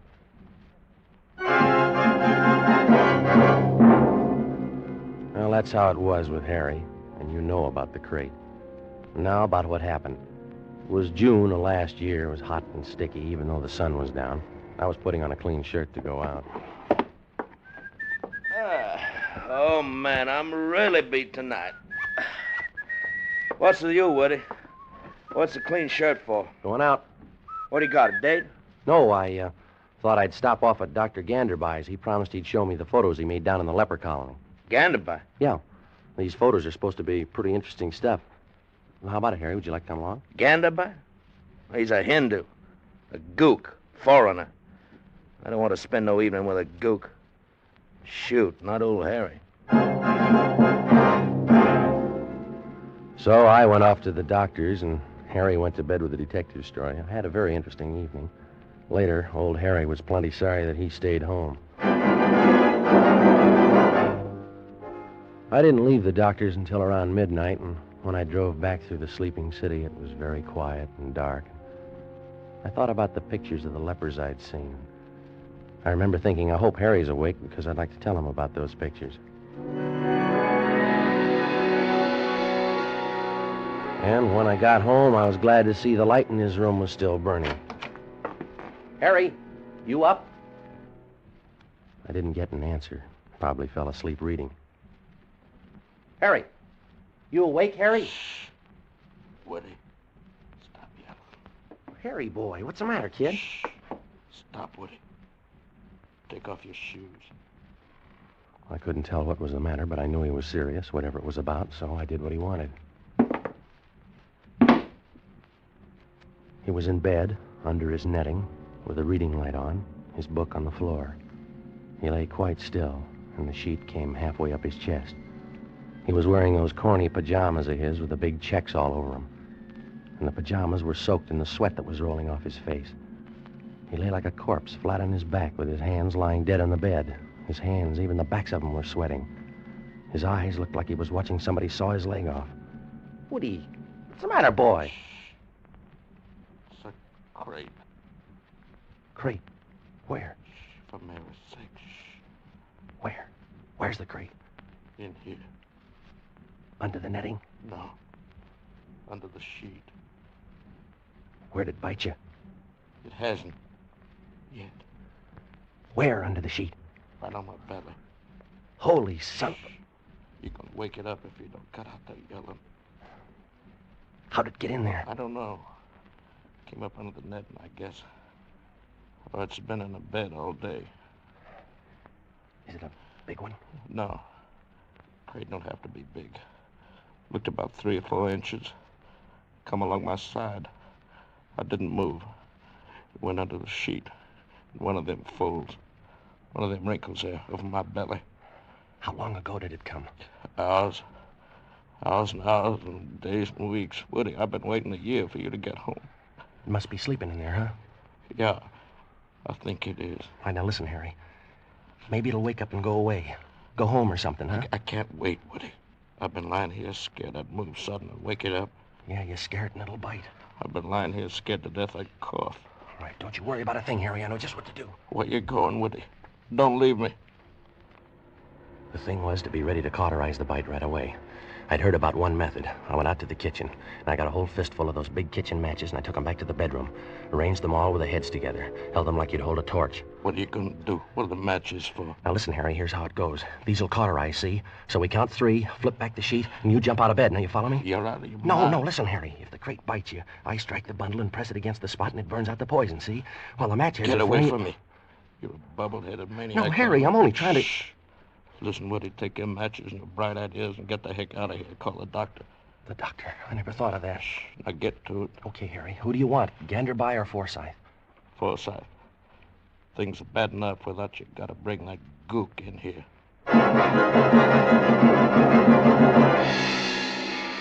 I dug through the telephone book and I found Dr. Matson B. Forsyth's number and I dialed it.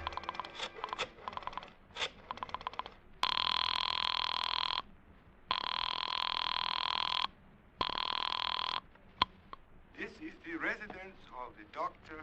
Matsumbi Forsyth, please. Yeah, let me speak to the doctor. It's very urgent. Who is calling, please? Arthur Woods. Who? Woods. Arthur Woods. Spell, please. Woods. W. W. O. O. O. You have already said O. I have already written O. Have the kindness to give me the next letter, please. O. It's O after O. Please? Look, my name is Woods. Spell, please. W. O. O. D. W-O-O. Aha! D. S. Woods. Woods. W-O-O-D-S. Mr. Woods. That's right. That's just right. Now, let me speak to the doctor, please. Sorry. Doctor not in. Call tomorrow. Across the room, Harry lay very still, sweating, trying to keep every muscle relaxed. His face was beginning to twitch a little. I was scared. If that twitch should spread... I called the doctor's house again. Please, I do not understand. Look, I said if you don't tell me where the doctor is, I'm going to come over there and pull your arms off, and then I'm going to take you by the neck and... The doctor is at the club, please. What club? The country club. Ring 673. Harry lay very still, fighting the twitches, trying to keep from jumping out of his skin, while I waited for the bartender at the club to locate Dr. Forsyth. After about 5 minutes and nothing, I got this. Are you there? Listen, Doctor, you got to get over here right away. This is Arthur Woods, and my partner. He's got a snake in the bed with him. Doctor? Would you mind repeating that, old boy? I said snake. He's got a snake in the bed with him. Snake? Oh, jolly. I say, who is this? Is this Captain Smythe speaking? Please, Doctor, you got to get over here right away. It's urgent. Smythe, you can't. You don't fool me. Not for an instant, you don't. Please, Doctor. Snake in bed. Listen, is this Dr. Forsyth speaking? I say, of course not. It's Colonel Harcourt. Oh, well, let me speak to the doctor, please. Oh, but you can't, old fellow. Why not? Why, he's jolly well passed out, don't you know? Passed out. Like a mackerel. Snake in the... Listen, Harry, you gotta forget all this prejudice stuff. Ganderby's your only chance. No, he's a gook. He went to Oxford, Harry. He's a gook. It's him or the Undertaker. He's a gook. I'm gonna call him, Harry. All right. Go ahead, call him. But he's a gook. I called him. And when I mentioned crate, he was quiet for a good 10 seconds, and then he said he'd be right over. And he was within 5 minutes. He was wearing felt slippers, and he moved silently into the bedroom. He was carrying his black satchel, and when I saw the lamplight glinting softly in his steel-rimmed spectacles, saw his wise, gentle eyes, his bald brown head, I thought to myself, why, he looks just like Mahatma Gandhi. He looked silently at Harry and smiled encouragingly. Harry looked at him, looked at me, and looked away. Now, first we must very carefully remove the netting from about the bed. Mr. Pope, I want you to pay no attention to us. You are to concentrate on being very quiet, on letting the little snake sleep. It is a very little snake, and it is very tired. You must tell yourself this, and you must believe it is necessary for it to sleep. Yeah. Mr. Wood, help me lift the netting very slowly. Up. Good. What are you going to do for me? Think about the little snake. What do you think I'm thinking about? What are you going to do for me? The snake. It is here? It's in one of those folds over his abdomen, Doctor. Now we all know where it is. Pretend you are the mother of the little snake. You are keeping it warm. It is sleeping. That is good. Just so as it don't wake up and want breakfast. You joke? That is good. I wish I was back home in the good old USA. Now then. What are you going to do, Doctor? I have a serum here. We will inject it into the blood of Mr. Pope. Then, as he puts it, the little snake may breakfast to his heart's content without harm to Mama. His hands were brown and slender and astonishingly deft. He poked the hypodermic into a capsule of thick yellowish stuff, the serum, and then with infinite care he drew the plunger slowly and steadily upward. The glistening chamber filled. He withdrew the needle, laid the hypodermic down, and then with all the gentleness in the world, he began to fold back Harry's sleeve. It was as though he were folding rare old lace. He inched the sleeve carefully, under and up Harry's arm until the vein came into view. I'm going to fasten a tourniquet on your arm now. It will be just above the elbow. Do not move your arm. Do not twitch your muscle. Gently, gently he tightened the rubber tourniquet, and Harry's arm began to flush dark. The vein began to swell, blue and tight. Harry kept his eyes on the ceiling. Now I'm going to insert the needle in the vein. You must not react. By that I mean you must not tense your abdominal muscles. Believe me, Mr. Pope, this will not hurt. Very carefully he placed the syringe almost flat against the arm, slid the needle in sideways through the skin and into the blue vein, slid it slowly but so firmly that it went in smooth as a knife going into a cheese. Doc. Shh. You're good, aren't you, Doc? You must believe that. You're gonna let me die, are you, Doc? I'm your friend. You must believe that. Are you, Doc? You won't let me die? No, I will not let you die. Now, be still and think about that. With all the care in the world as he had pushed the needle into the vein, now he pressed the plunger down, pressed the serum through the needle and into Harry Pope's body. I watched Harry. His eyes were on the wise, gentle face of Dr. Ganderby. His eyes wanted desperately to believe what Ganderby had told him. Now the hypodermic was empty, and slowly it was withdrawn. And then slowly the deft, graceful little hands loosened the rubber tourniquet. And then Ganderby looked up, met Harry's eyes, and smiled. Harry tried to smile back, but the smile jumped and twitched and died. You're taking care of me, huh, Doc? Yes, my son. Now you must be still while the serum is pumped through your body. Be very still and be very assured. I'm your friend. Oh. The serum will save you. You will escape harm. He beckoned to me, and I followed him out of the room and out onto the dark porch. The air was heavy and hot.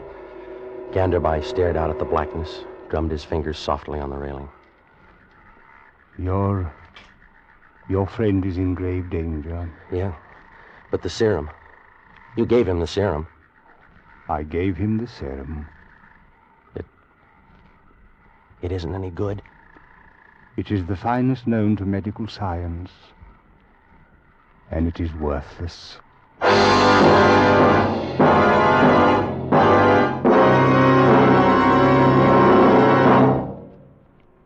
To most of us, science is something strange and mysterious. We think of magic medicines and supersonic planes. But here's a scientific achievement that's as real as your car and as near as your Richfield dealer. It's xylene, one of the highest ananoc gasoline components ever discovered by scientific research. And xylene can benefit you today, because every gallon of Richfield gasoline now contains xylene. Xylene to give your car that smooth, knockless power that eats up the miles. Xylene for that swift, eager response you need in traffic. Furthermore, there's a Richfield gasoline to fit your motor. Your Richfield dealer offers 2 great Richfield gasolines, both with xylene. Get Richfield High Octane at regular price for the average motor, or Richfield Ethyl at its best for top results in highest compression motors. Get Richfield gasoline tomorrow.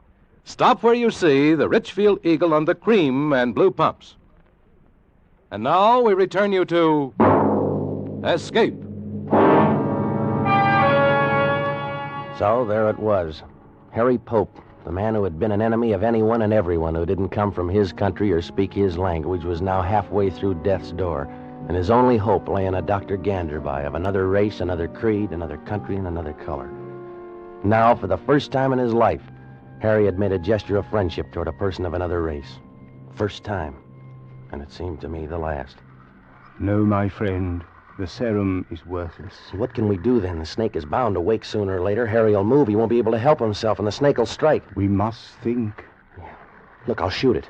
I can hold the gun low and flat so that even if I hit Harry, it won't be a penetrating wound, and I'll blow the snake, sheet and all, clear the bed, huh? But you don't even know which of the many folds and creases in that sheet is the harbor of the snake. Yeah. You might shoot the air. Yeah. You would most certainly wake the snake then. No, we can't do that.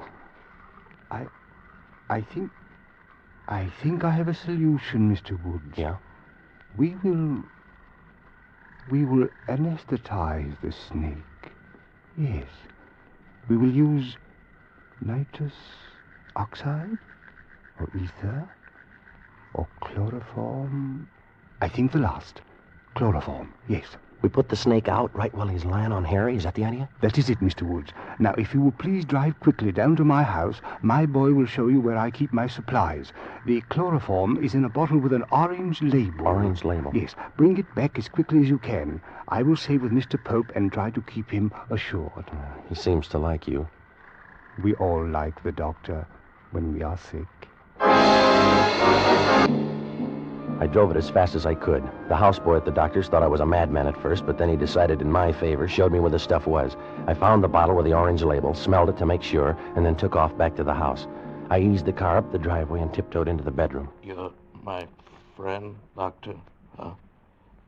My pal? Yes, I am your friend, and I am not going to let any harm come to you. Here's Woody. He's my friend, too, Doc. Here's the stuff, Doctor. Woody, I've been on awful dope all my life. You know that, Woody? It's okay, Harry. You're going to be okay from now on. The doc here, my friend here, I didn't like him when he first come into the room. Why? Because he wasn't an American or even an Englishman. What do you know about that, huh? He's my friend. Oh, it's okay, Harry. You're going to be okay now, boy. I've been a prize dope. Mr. Woods, you'll have to help me. Right. He pulled a prescription pad out of his case, tore the cardboard backing off, and twisted it into a neat little funnel. He laid this on the edge of the bed. And then he took the piece of hollow rubber tubing which had been used as a tourniquet, and he began to slide it under the sheet.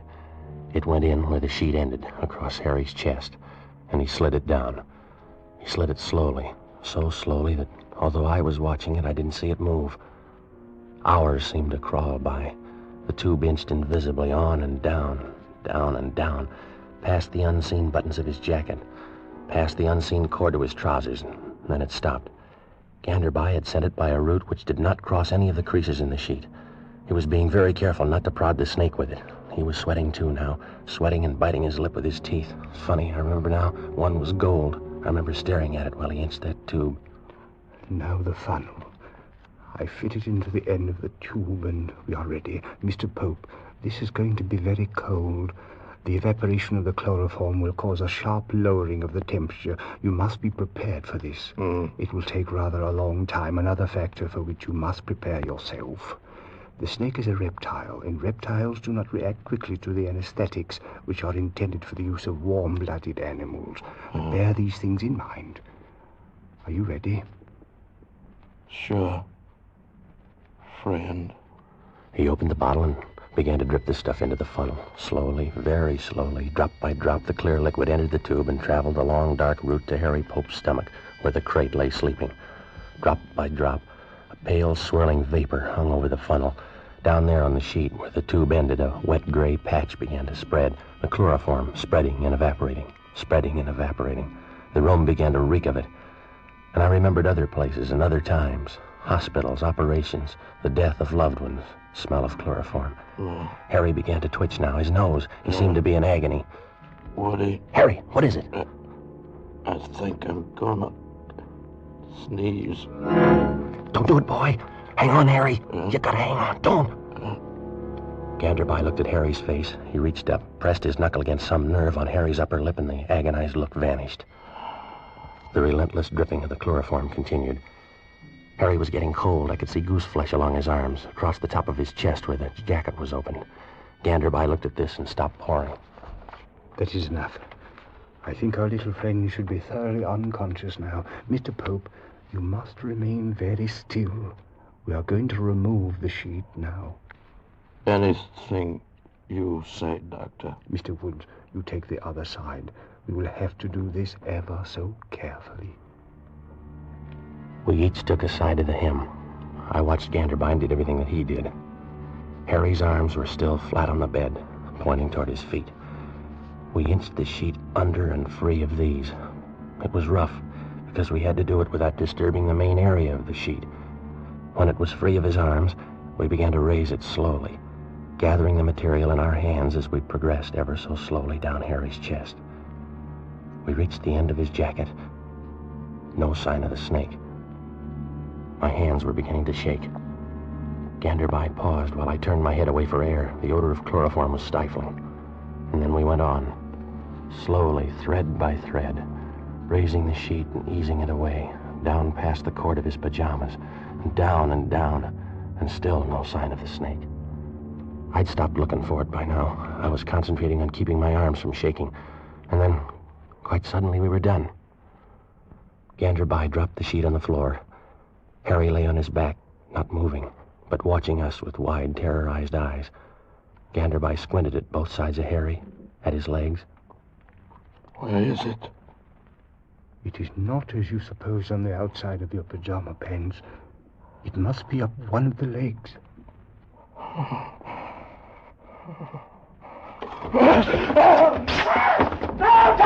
Harry, no! You fool! Stop it! Stop it! Stop it! Stop it!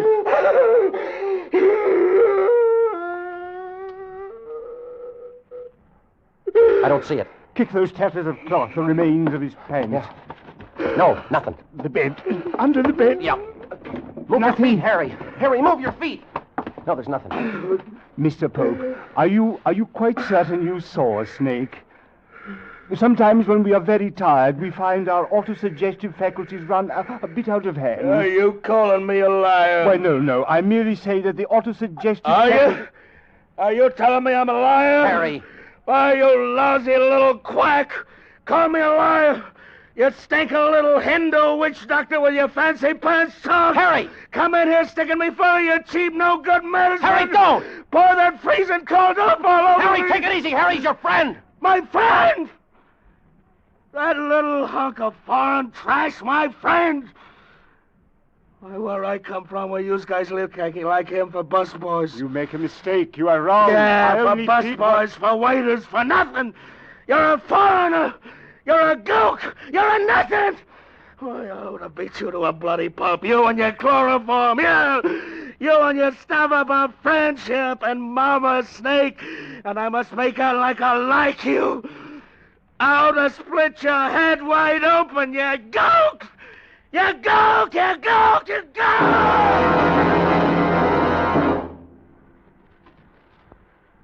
Please, Doctor, forgive him. He's been under a great strain. He doesn't mean it. A great strain, yes. He needs a good holiday. Good night, Mr. Woods.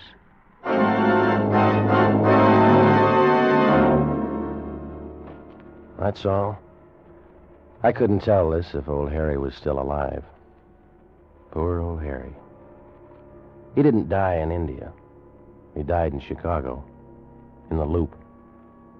Got run over by a taxi cab. The driver was third-generation Irish, a real 100% white American. Maybe that means something, I don't know. Poor old Harry.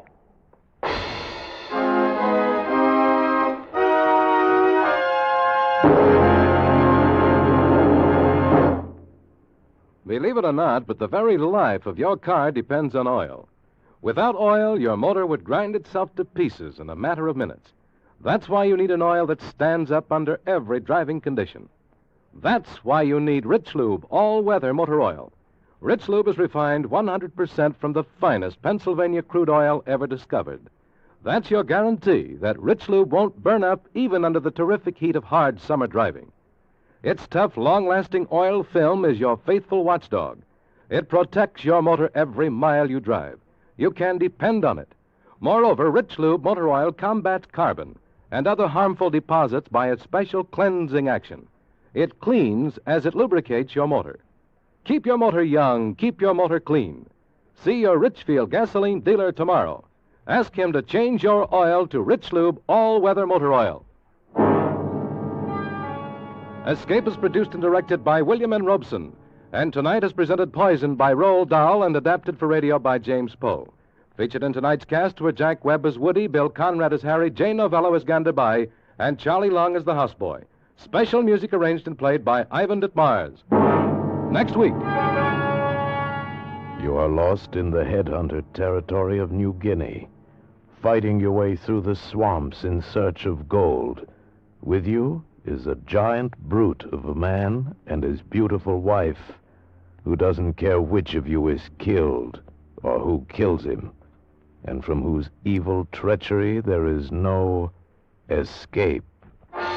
Next week at this time, the Richfield Oil Corporation of New York invites you to escape with an exciting story of evil and violence in the deadly swamps of New Guinea, as Jules Archer tells it in Two Came Back. Goodbye, then, until the same time next week when once again we offer you Escape. Tom Hanlon speaking over CBS, the Columbia Broadcasting System.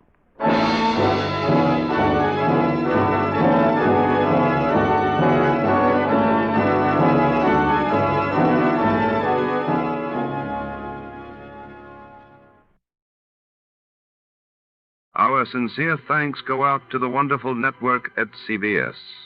And now, dear listeners, let's put your knowledge of the airwaves to the test.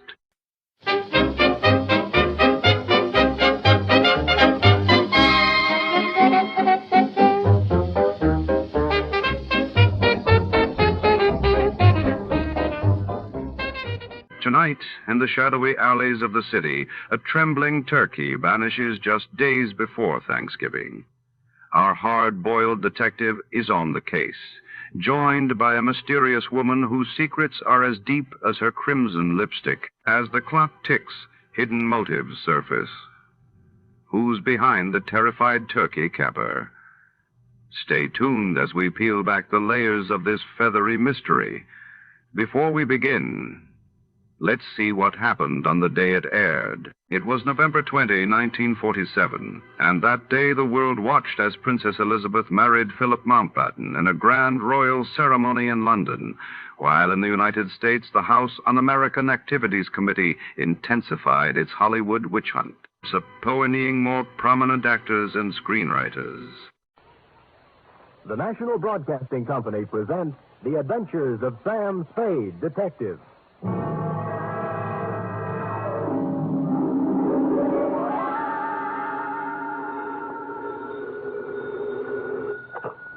Detective agency. Here's I, sweetheart. Sam!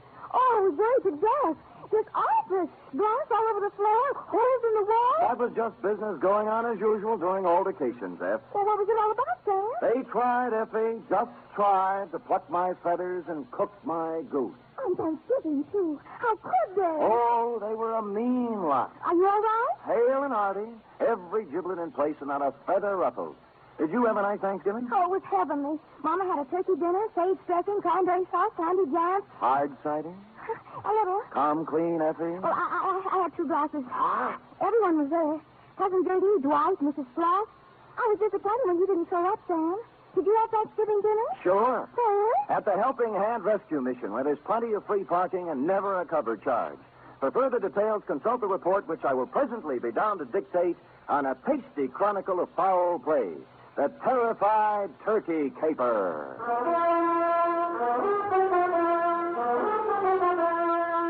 For NBC, William Spear, radio's outstanding producer-director of mystery and crime drama, brings you the greatest private detective of them all in The Adventures of Sam Spade. Sam, hey! Oh, you were waiting for me. Having Thanksgiving dinner at a rescue mission when Mama cooked a perfectly wonderful... Thank your mother for me, Aunt. Tell her I'll be over to break wishbones with her tonight. And to atone for my social indifferences, here's a little something I brought for you. Oh, Sam! You shouldn't have. It's beautiful. What is it? A blunderbuss. A blunder what? Bus, as in step to the rear of. Oh. Well, what does it do? Shoot, Seth. It's a gun. Our founding fathers used it in foraging for feathered food when they settled this abundant continent. And it's mine. To do with what you will. Where'd you get it? Pencil boy? Yes, sir. Who gave it to me? Pad open? Oh, yes, but I don't know. Knees crossed? Did you mean the founding fathers? Don't peek. Date, November 24th, 1950. To Detective Lieutenant I.C. Kelsey, Homicide Detail, San Francisco Police. From Samuel Spade, license number 137596. Subject, Turkey. Dear Kelsey, this was a big week for the cranberry pickers, the butchers, the sage makers, and the stomach pill people. But for private detectives, it was strictly from hunger. My office door opened only twice a day, once to let me in and once to let me out. And when on Wednesday I heard a knock on the door, I went into a paroxysm of delight. Come in! Come in! Come in! Entrez-vous! Entrez-vous! Arise! When I ran out of languages, I got up from behind the desk, walked to the door, and opened it. Standing there was a small, middle-aged man with a pink, bald head. His blue serge suit needed pressing, and he was nervously fingering a strawberry birthmark under his left ear. Mr. Samuel Spade? I am. May I have a moment with You may have several, but not in the corridor. It's not in my lease. Oh, I'll come in. Good. Well? Well, you'll have to excuse me, Mr. Spade. I've had so few dealings with private detectives. I find it hard to begin. Well. Oh, perhaps I shouldn't have come at all. Goodbye. No, wait a minute. Maybe I can help you. Well, you see, Oh, what's the use? You won't believe me. Nobody does. I'd really better... Oh, now, wait. I'll believe you. All I ask is a chance. Now, let's start with your name. Oh, what, my name? Yes. Yes, my name. To begin with, you won't believe that. Oh, but I can verify it. Yes, I can. It's on the registration book of the old Colony Hotel, in the 1943 phone book, and on my old driver's license. Well, I'll have to know it before I can verify it. Yes, of course you will. It's Tom. Well, now that's not so hard to believe. Oh, you haven't heard the rest of it. It's Tom Turkey. Well, you see, I told you wouldn't believe it. I'd better go. No, let me be the first to believe you. Now, Mr. Tom, what's your problem? Oh, dear, that's even harder to explain. Well, now that I don't believe. But take a breath and jump into it. Yes. My name's Tom Turkey, and they're going to kill me for Thanksgiving.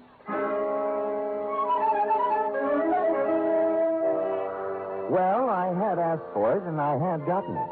And I sat back wondering who had gone to all the trouble to play this funny joke on me.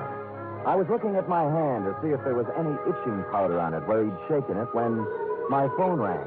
I lifted the receiver, swung around on my swivel, and gazed out onto the street. It was Al Cuccio calling, a private eye whose reputation was shadier than a mushroom cellar. Hiya, Spady. Al. Haven't seen much of you lately, Spady. You have to get together. Yeah, well, so long. Wait, I'll tell you why I called. I've had a pest in my office, keeps coming back. Thinks he's a turkey somebody wants to dress. I brushed him, but your name came up, and I just wanted to warn you. He might be in to see you. I'm confused, Al. I never knew you to turn your back on a buck. Oh, I don't want any of this one. His buttons are loose. My advice to you is to bounce him. Well, we've never traded advice before, Cuccio. Why now? Well, after all, we're in the same racket. If we can't help each other... Oh, sure, Al, sure. I appreciate it. Give me a ring. We've got to get together sometime. Yeah, when I get a free night, we'll Jimmy parking meter. Yeah, Huh? Oh, yeah.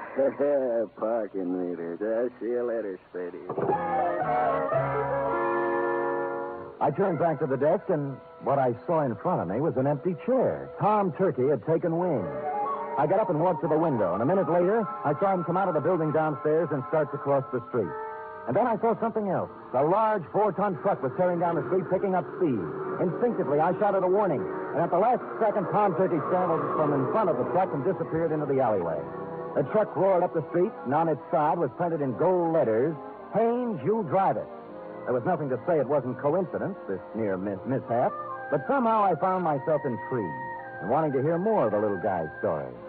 He said the Old Colony Hotel. On the way, I stopped at the library, found an old 1943 phone book, and looked. He was listed. Thomas Turkey, it said. Out of curiosity, I rang the number. Hello? I wonder if you can help me. I'm inquiring about a Mr. Turkey. Turkey. This ain't his number no more. I know. Haven't had any calls for him for years. Screwy name. Yeah, I know. I knew a woman named Rabbit once. Mrs. Rabbit. About Turkey, could you remember what he looked like? I don't. Hey, Manny, what Turkey look like? Yeah.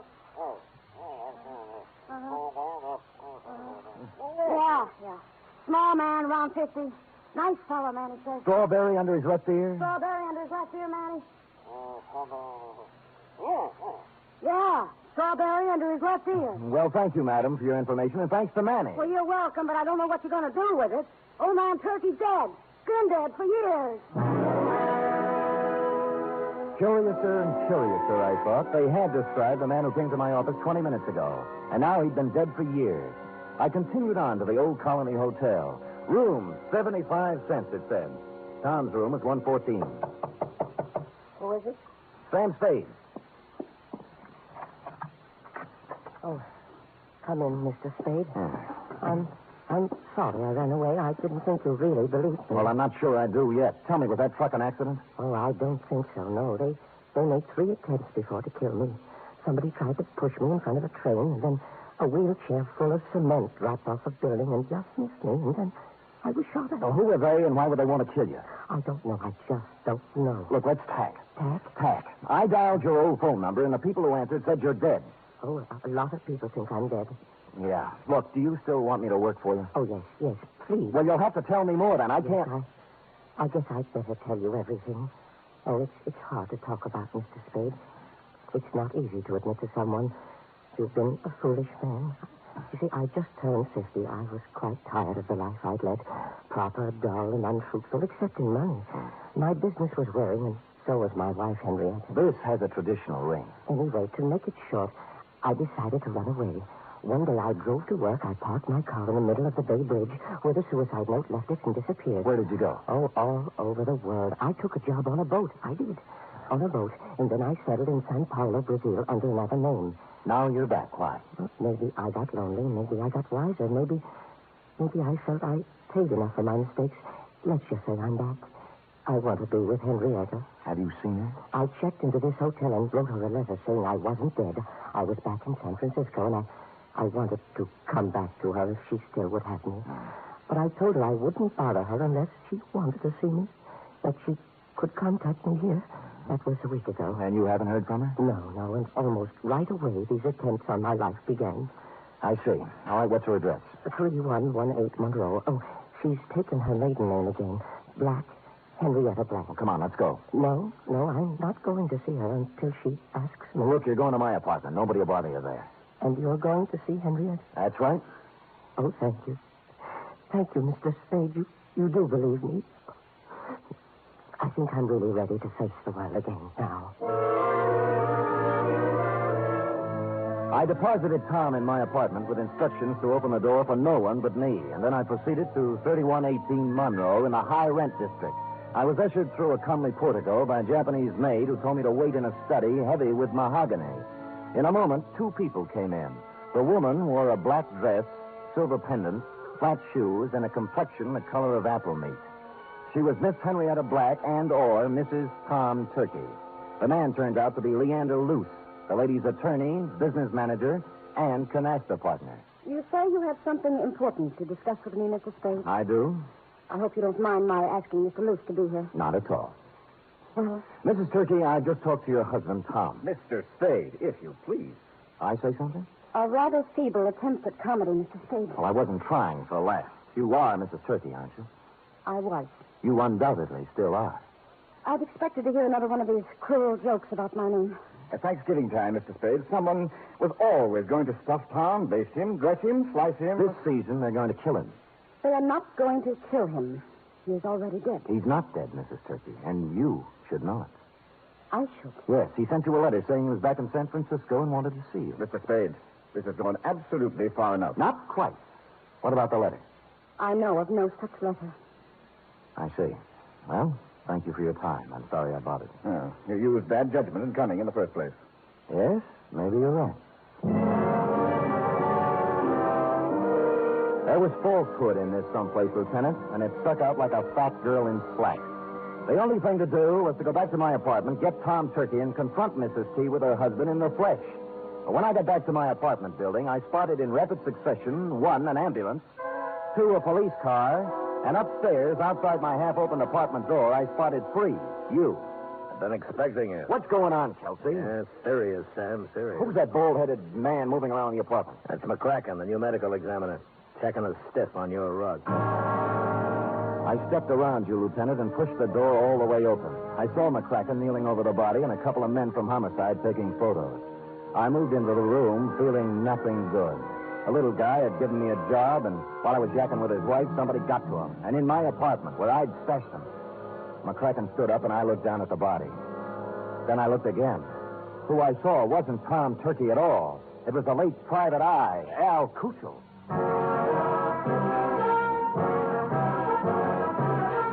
You are listening to the weekly adventure of radio's most famous detective, Sam Spade.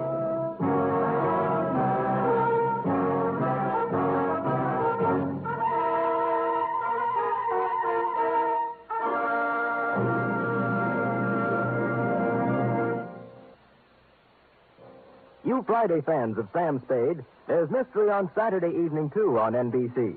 Tomorrow, the man called X sets out on another mission of danger and intrigue in some far-off corner of the earth. Herbert Marshall stars as the man called X, a man without a name who travels the world over protecting his country's interests. He lives by his wits, and his business is danger. He's the man called X, tomorrow over most NBC stations. For top Sunday listening, it's another broadcast of The Big Show on NBC. This Sunday, your stars include Fred Allen, Jack Carson, Mindy Carson, Ed Archie Gardner, Ed Wynn, and many, many more. And Tallulah is your MC as usual. This Sunday, it's The Big Show on NBC.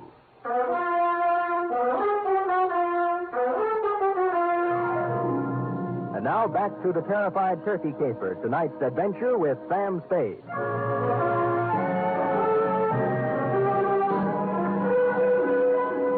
While the men from homicide were taking pictures, etc., you and I, Lieutenant, were going round and round on the question, if I didn't kill the man found in my room, who did? And you were sufficiently impressed with my insult, Kelsey, not to hold me for the murder. We bowed to each other, and I left. Thinking back to the truck that had almost run Turkey down, I went to the Haynes U Drive truck rental garage.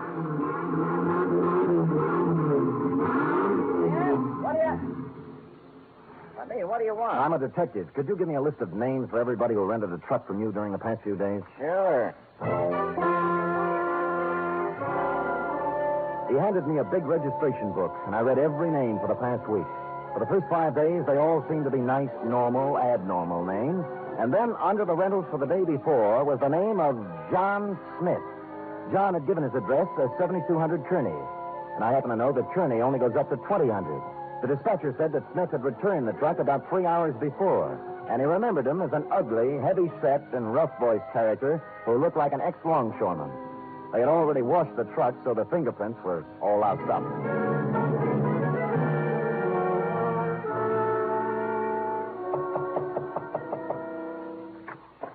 Well, it's Mr. Spade again. Look, I'd like to speak with Miss Black, if you don't mind. Come in. Come in. Thank you. This way, into the den. Right.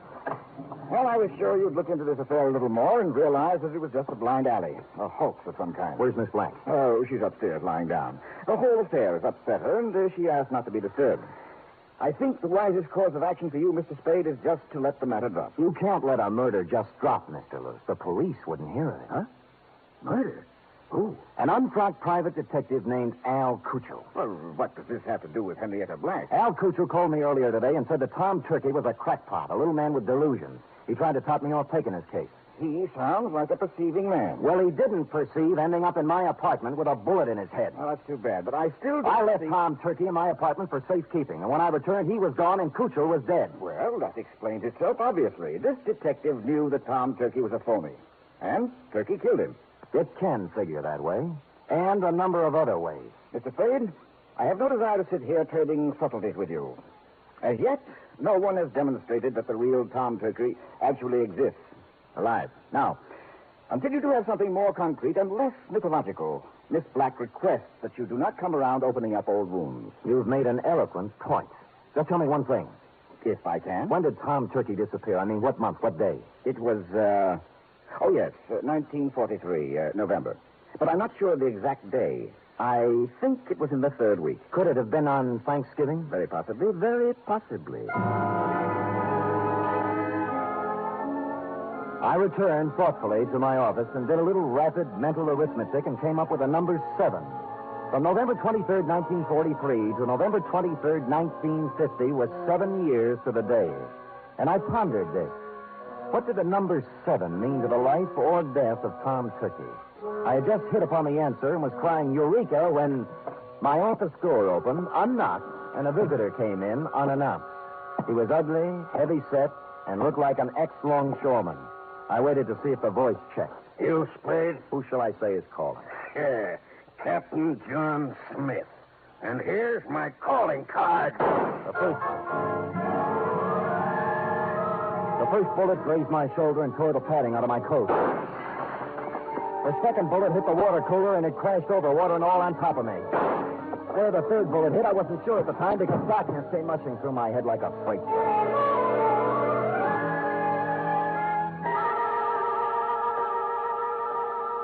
When I opened my eyes again, I expected to see St. Peter checking my ID card. But all I saw were the dust balls under my desk and a fly bathing himself in a pool of water spreading slowly over the floor. There was blood on my hand, but it came from a glass cut. I was in shambles, but alive. Captain John Smith had shoved off, obviously thinking his bullets had done their work.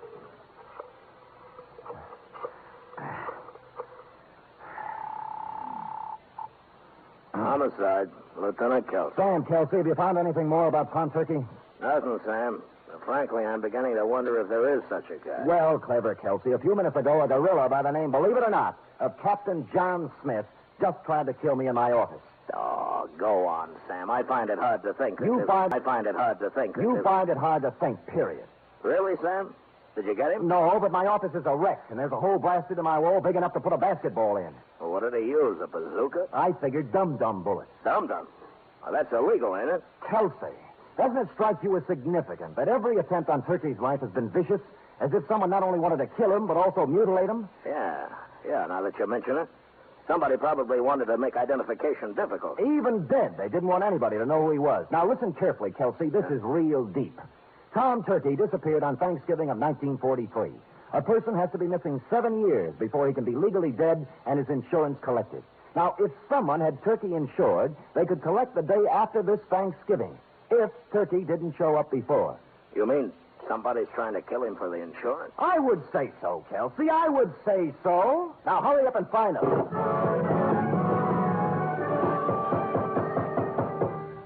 When I put down the phone, I heard a heavy pounding. For a minute, I thought it was in my head, until I turned to face the door, and standing there was a small pilgrim with bandy legs in black stockings, pantaloons, white-collared coat, and stovepipe hat. Hallelujah! He wore silver buckles, and what he was pounding on the floor was an 18th century blunderbuss. Hallelujah. Have I got the right place? Oh, offhand, I'd say so. If you're looking for Captain John Smith, he just left. Pocahontas is expected any minute.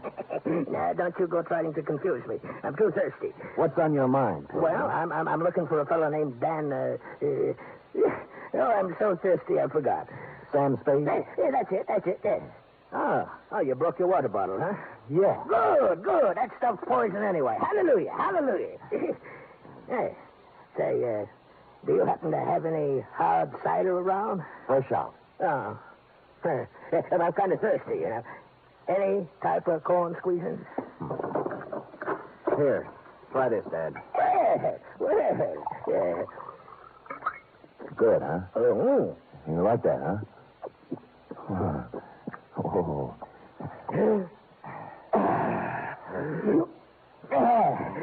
Follow me.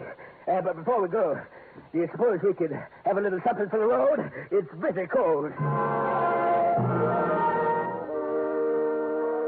I gave him a little, but not too much, because I didn't want him to lose his way.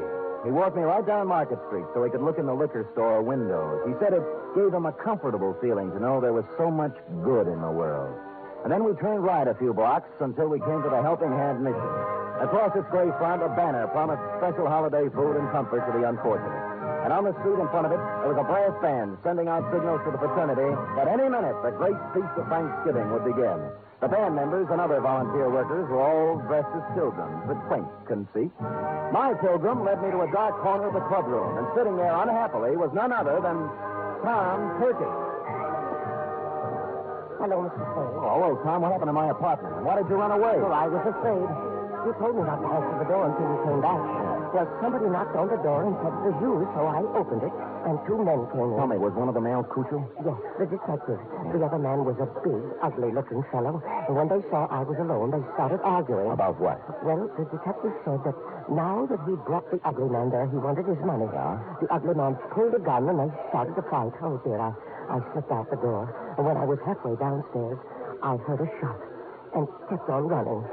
Well, Al Kuchel is dead. Oh, my. I thought so. This was the only place I could think of to hide. Oh, when Henrietta finds out I've been mixed up in a murder, she'll never take me back. Henrietta. Hey, tell me, did your wife ever have any insurance on you? Oh, before I ran away, she did. A $50,000 policy, but, oh, that would have lapsed by now. Maybe. Did it have a suicide clause in it? A suicide? Yes. Well, no. No, it didn't. I remember. Yeah, you'd like to talk to Henrietta, wouldn't you? All right, here's her phone number. Call her up and tell her where you are. Oh, dear, I don't think I could. I'm too frightened. You've got to do something to help yourself. If you don't, by midnight, you might be a cold turkey. Oh. I'm sorry, it just slipped out. All right, I'll do it.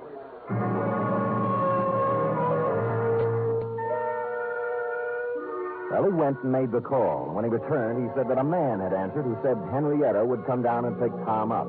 He didn't want to wait, but I sat on him. The pilgrim brought us a dish of turkey dinner, saying he couldn't stand food himself, and we munched a spell. In a little while, a limousine pulled up in front of the mission with someone in back whom I couldn't see. The chauffeur stepped out and came in inquiring for Tom Turkey. It was Captain John Smith himself. When he saw me, a look of shocked surprise came over his unhandsome face. Hoping to catch him off balance, I drove at him. It was the liveliest thing that has happened at the Helping Hand Mission in years, and we had a good house, too. Money was even changing hands. When I heard the odds starting to go against me, I realized I'd better come up with something. Use it, partner. And I did. The bandy-legged pilgrim shoved his blunderbuss right in my hand. And I swung. Smith dropped like pheasant on the wing. I looked up. The passenger from the limousine was just coming in. What's the meaning of this? It means, Leander Luce, that you're not going to carve Tom Turkey up for your Thanksgiving insurance policy. Hallelujah. Drumstick, anyone?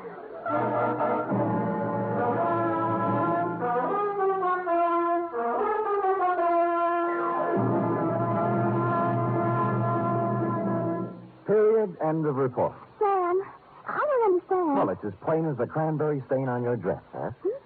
Luce, as Henrietta's business manager, had her power of attorney. And secretly, he kept making the payments on Tom Turkey's insurance policy. Oh, and then he'd collect for Henrietta and keep the money himself. Effie, sometimes your lightning mind frightens me.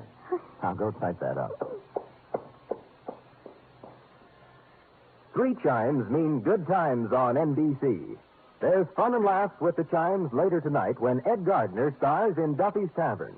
As usual, Duffy won't be there, but Archie the manager will definitely be on hand to serve his blue plate special of grilled English language.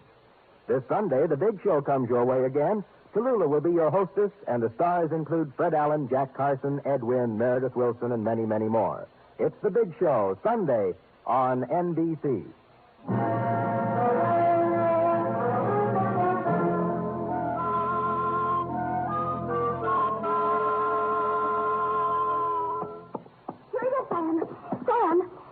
Killed Al Kuchel and tried to kill you. Was his name really Captain John Smith? Now, Effie, could we have a Thanksgiving caper without a Captain John Smith? It wouldn't be right. It was a coincidence, wasn't it? Well, if you promise not to tell anyone. I won't. His real name was Michael Giuseppe Yablonsky Smith. I called him John for short. You're so kind. Are we going over to your mother's for cold turkey snacks? Well, all right, but I don't think there'll be much left. Oh? You see, my cousin Judy couldn't find a little boy. And Mother phoned and said they just found him. He was inside the turkey, eating his way out. Effie, is there no way to curb that tongue of yours? There's one way. Well, come here. Oh.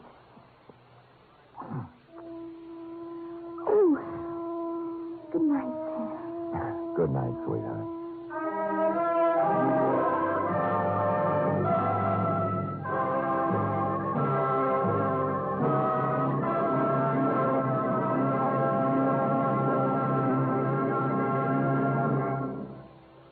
The Adventures of Sam Spade are produced, edited, and directed by William Spear. Sam Spade was played by Stephen Dunn. Lorene Tuttle is Effie. Script for tonight's adventure by Larry Roman and John Michael Hayes. Musical scoring by Lud Gluskin, conducted by Robert Armbruster.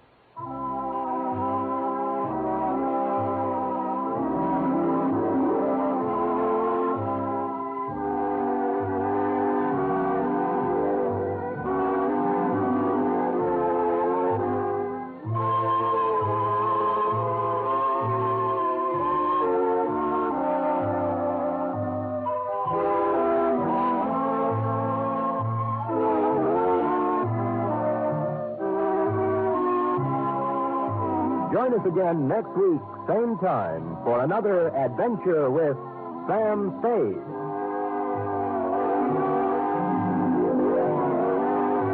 America's airwaves shine a little brighter thanks to our friends at CBS. And now, ladies and gentlemen, let's see if you're ready for tonight's radio quiz.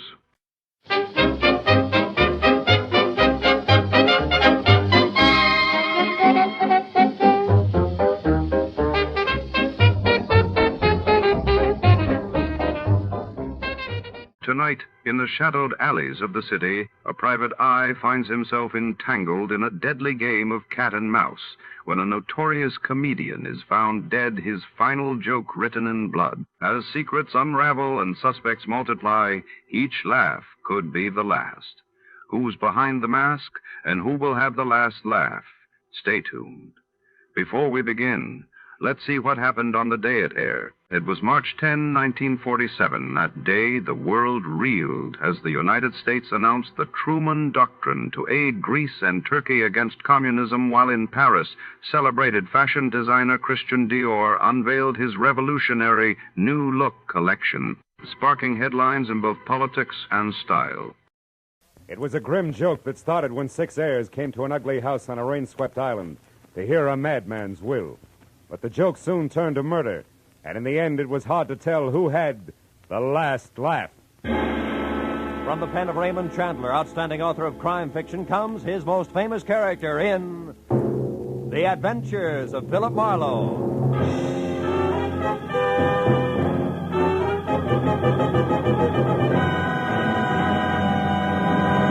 Now, with Gerald Moore, starred as Philip Marlowe, we bring you tonight's exciting story, The Last Laugh.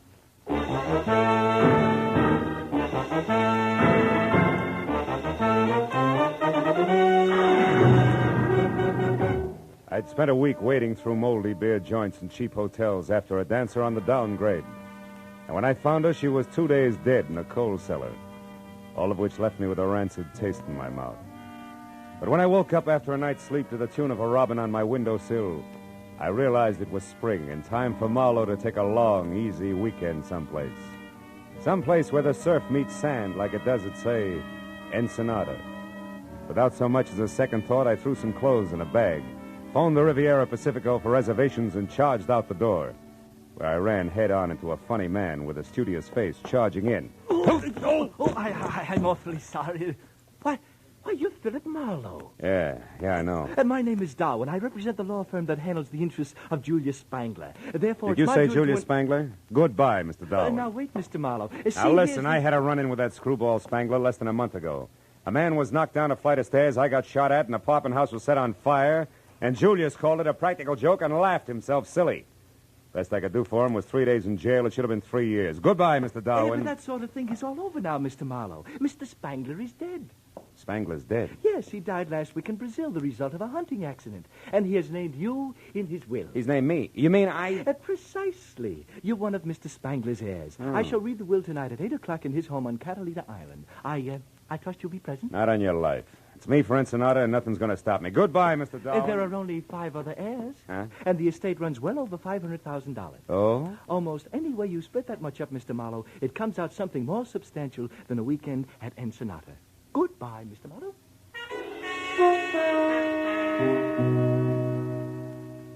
It was fantastic. But then so was Julius Spangler.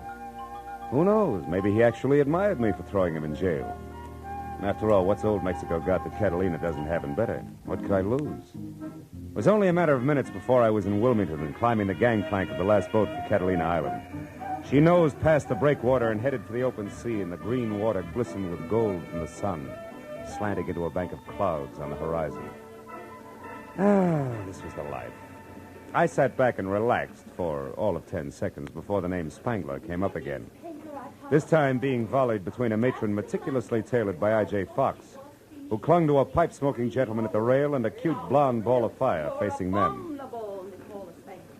Some of my friends are aboard, and I don't want to be seen with you. Look, you may be Your Highness Millicent Burke Ashby to those snoots, but you're still just Millie Spangler to me, you overstuffed social climber. Why, you insufferable little upstart. You're nothing.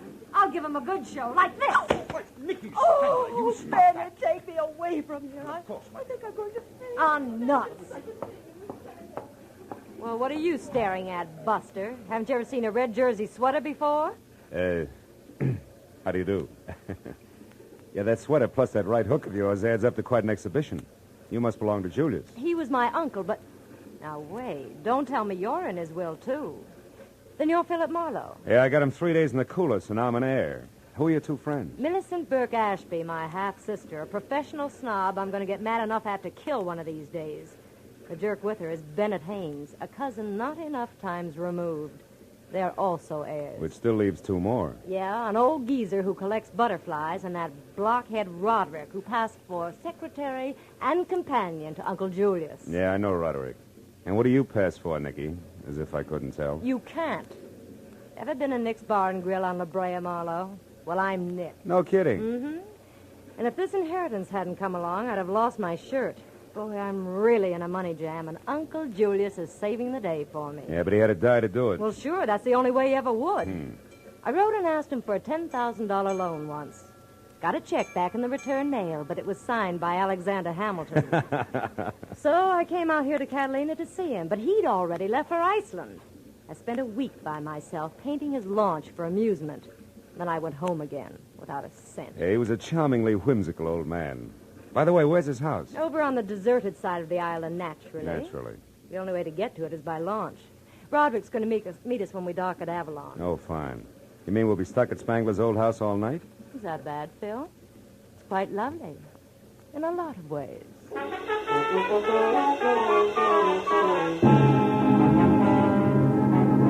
2 hours later, we docked at Avalon. The clouds that had been on the horizon were now overhead and looking very soggy.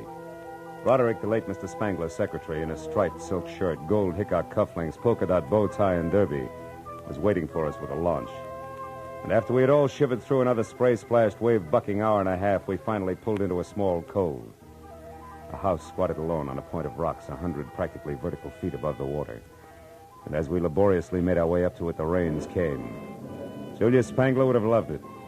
When the door closed behind us, everyone dashed for the nearest fireplace, except me. I was cornered by a septuagenarian with a shock of white hair, a scraggly yellow mustache, and spectacles so thick they looked like shot glasses with horn rims. He rolled up in a wheelchair, which he handled like it was a hot rod, skidded to a stop, and shoved a fistful of brandy out at me. Howdy, young fella. This, I figured, was the butterfly-collecting cousin, Yeah. Matthew Spangler. Better have a slug of this before pneumonia sets in. Well, sir, I suppose you're here for the reading of Cousin Julius's will? Yeah, so that's right. So am I. Wouldn't miss it for the world. Oh. He's leaving me his collection of nymphidia. Butterflies, you know. I don't like money, just bugs. Figures. Yes, sir. Been an entomologist for 50 years, lepidopterist for 40. I've got specimens of 12,000 species. Only a few thousand left to go. Practically nothing.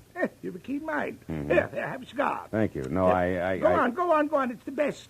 Save it for later when you got something to celebrate. Oh, there's Roderick. He'll show you around. I want to go meet these young ladies. So long, son. I'll see you. Out of the way, Roderick. Hey, watch it. Crazy wheelchair jockey almost ran me down. Well, Mr. Marlowe, it's nice to have you with us. Yeah, I'll bet. Look, Roderick, why did Julius stick me in his will along with all his relatives? I don't know. Maybe he was nuts. You can say that again. Keeping all his junk, for instance. Junk? Well, these are trophies. That burnt match there was used in the first Hartford. Julius perfected that gag in 1903. Spangler contribution to American culture, huh? Well, get you. What did you ever do? Wait, wise guy. This one's even better. He panicked the whole city with this phony newspaper headline. Here. Report of baby snakes in city water system falls? Yeah. He tells them there's nothing to it, and they still blow their tops. That's tremendous, huh? Yeah, quaint. Julius was right. You got no sense of humor. The lawyer Darwin will read the will in 30 minutes, so be ready.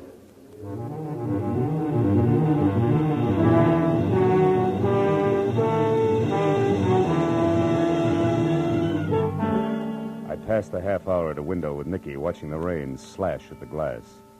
Then at 8 o'clock on the button, the library doors swung open, and Darwin summoned the 6 of us into the room.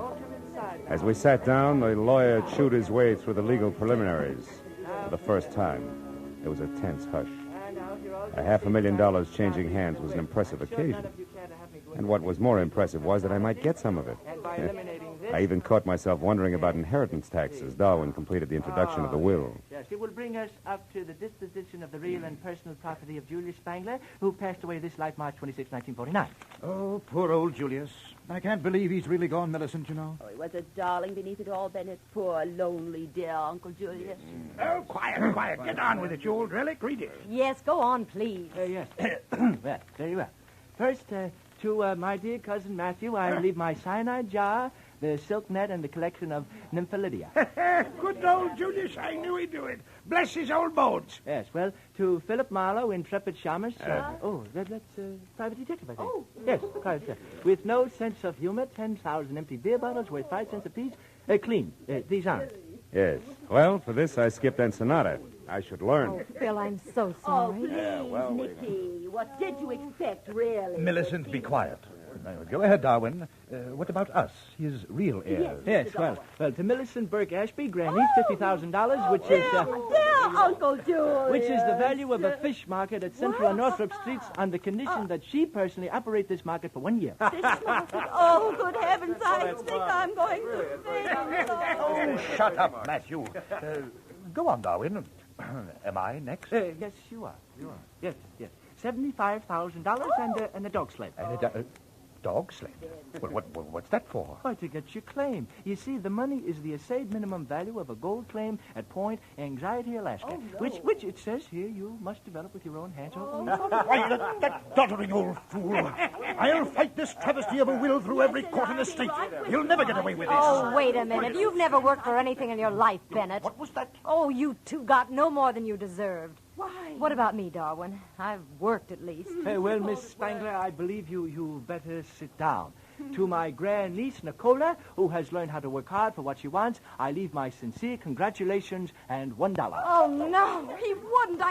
I need money now. And finally, all the remainder of my property, real and personal, I bequeath to a most genteel, brilliant, and loyal man, my secretary, Roderick D. Driscoll. Signed by me this first Now, day of ain't that sweet of the old man? Oh, my... You left me all that money. Over $300,000 to this baboon here. You'll never get it. I'll call my lawyer. He'll fight you here. Fight, I say. Oh, this is horrible. Yeah, it's too bad, baby. Well, you can have my $500 fortune in old beer bottles. Me for Ensenada. Oh, what's so funny, Matthew? He got what he wanted, Nicky. Let him laugh. I'll say I did. Wow! Shut up, Matthew. Stop it, Matthew. You're hysterical, Matthew. Hysterical, eh? I sure am, kiddo. But Matthew... Get a load of this! We all stood there with our mouths hanging open as the old invalid leaped to his feet, tipped over his wheelchair, made a grab for his shock of white hair with one hand, and ripped it off. It was a wig, and a good one. With the other hand, he tore the phony yellow mustache off his lip, and still laughing like a ticklish hyena, he identified himself as the one and only Julius Spangler, alive and in the flesh.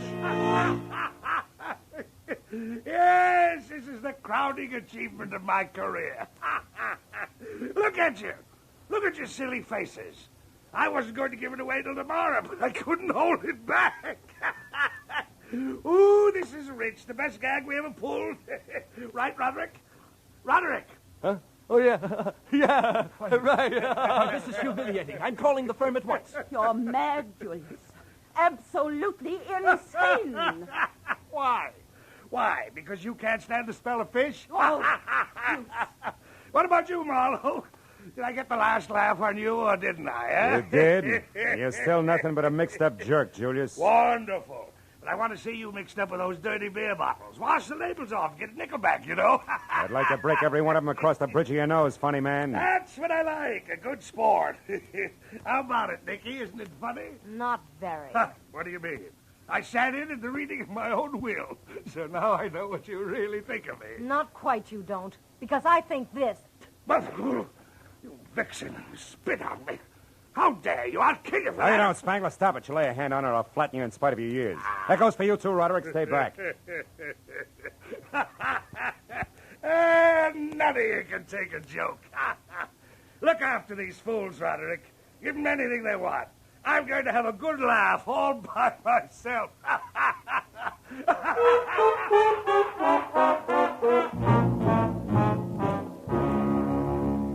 After the mastermind of the impractical joke had guffawed his way out of the room, Roderick took his life in his hands and invited everyone to coffee and brandy. But the zest had gone out of the erstwhile airs like the snap from a second-hand girdle. So without as much as a backward glance, they all went their separate ways to their rooms. All but Marlowe. I drank coffee and brandy, and since the rain had stopped, tried for 20 minutes to threaten, bribe, and argue Roderick out of a way back to Avalon. But he swore it was impossible, and I was about to swear back at him when we heard it. We ran to the French doors at the end of the room and out. Millicent was on the walk outside, her hands clamped against her mouth, staring down at the rocks near the surging water 80 feet below. Mrs. Ashby, what happened? What is it? Millicent, what's the matter? it's Julius. He's down there. He must have fallen. Yeah. Either that or he was pushed by somebody who couldn't take a joke.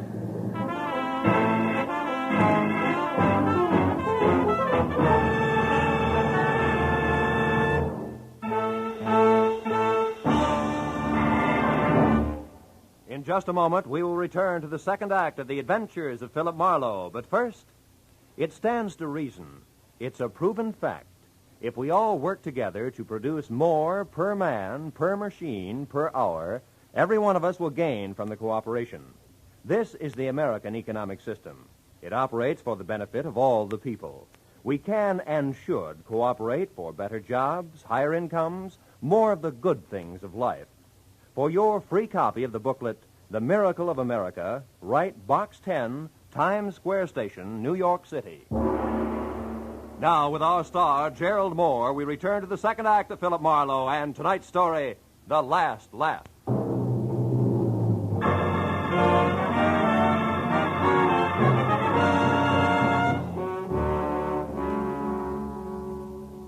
It was 80 feet from Spangler's balcony to the ugly jumble of sharp black rock that lined the shore. And it was there, minutes after Millicent's all-out scream, that Roderick and I found the broken body of the man whose raucous laugh still seemed to be tangled in the wind around us. And when we turned our eyes up from the death at our feet back to the balcony above, we could barely make out the crosspiece of the porch rail still dangling at a crazy angle from its single remaining support, with all the ominous silence of a gallows. Gee, Mr. Marlowe, I can't believe that he's gone and that all this really happened. So, Mr. Marlowe, what are you looking at? Up there on the balcony. Huh? There's someone moving, Roderick, which makes this a good time to start counting noses. Let's go. Well, what about Millicent? Shouldn't we look after her? No, for the time being. Come on, Roderick. I want the fastest way over those side stairs there.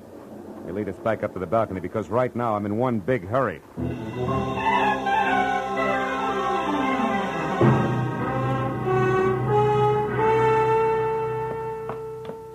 There's nobody here, Marlowe. Are you sure you saw... Hold it. Somebody's coming. Get back away from the rail. Why, it's Bennett Haynes. Yeah. I'm very interested in the spot where that crosspiece came loose from the top of that post. Well, what's he doing there now? I mean, the way he's scratching something across the top of it. The gentleman, Roderick, has forgotten that it rained. Oh. He's trying to strike a match on wet wood. Mr. Haynes! What? Would you like to use my thumbnail? It's dry. Oh, fine. Marlowe, What are you and Roderick doing here? It's called spying. And you, Mr. Haynes? I am here, Marlowe, because I think it's very strange that this accident should have happened less than an hour after Julius Spangler left a room full of people who hated him. Which incidentally included you? Yes, but I know that I had nothing to do with this. Now, here, a couple of matches for that stellar thumbnail. Don't go too close to the edge, Marlowe. Thanks, Roderick. I won't. I'll only go close enough to... Marlowe, if you're staring at that mark across the top of the post, stop wasting your time. I just made it with that match that wouldn't light on wet wood, remember? Mm-hmm. But that mark is not what I'm staring at. It's this green one here on the edges of the top of the post. A mark that could mean somebody pried the crosspiece loose with an object that was covered with green paint. All of which points up two things, huh? First, that someone murdered Spangler by loosening this rail, and second, that I've still got a couple of noses left to count. One belongs to a lawyer named Darwin, and the other to the fancy owner of Nick's Bar and Grill. What's that? It's Millicent there, down below. In trouble. Come on. Let's follow the leader with me out in front, back down the wooden stairs and over to the spot where Millicent Burke Ashby, the tailored lady, was sprawled over a lot of soft ground. Unhurt, but coming apart at the seams in more ways than one. I sent Bennett Haynes off to find Darwin and then helped Millicent to her feet. Shook well and waited for results. Millicent, make sense. Come on.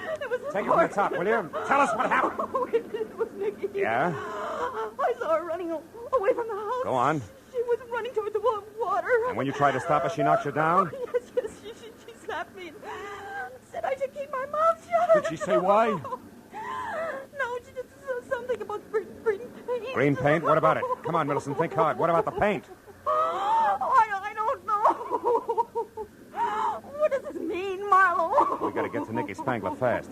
Roderick, she was headed down toward the water. How many boats are tied up there? Just a launch and a little... Yeah? No, wait a second. There's the outboard. She used to run that herself. All right, then we split. You for the launch and me for the outboard. Now, where is it? We're down there in that boat shed behind the trees. But you better let me take care of that, Marlowe. It's dark and slippery in there, and I know my way around. Oh, thanks. I'll take my chances. At the moment, I'm very anxious to meet up with that lady again in person. Now, you get to the launch, and you, Millicent, back to the house. Whoever finds her, yell, good and loud.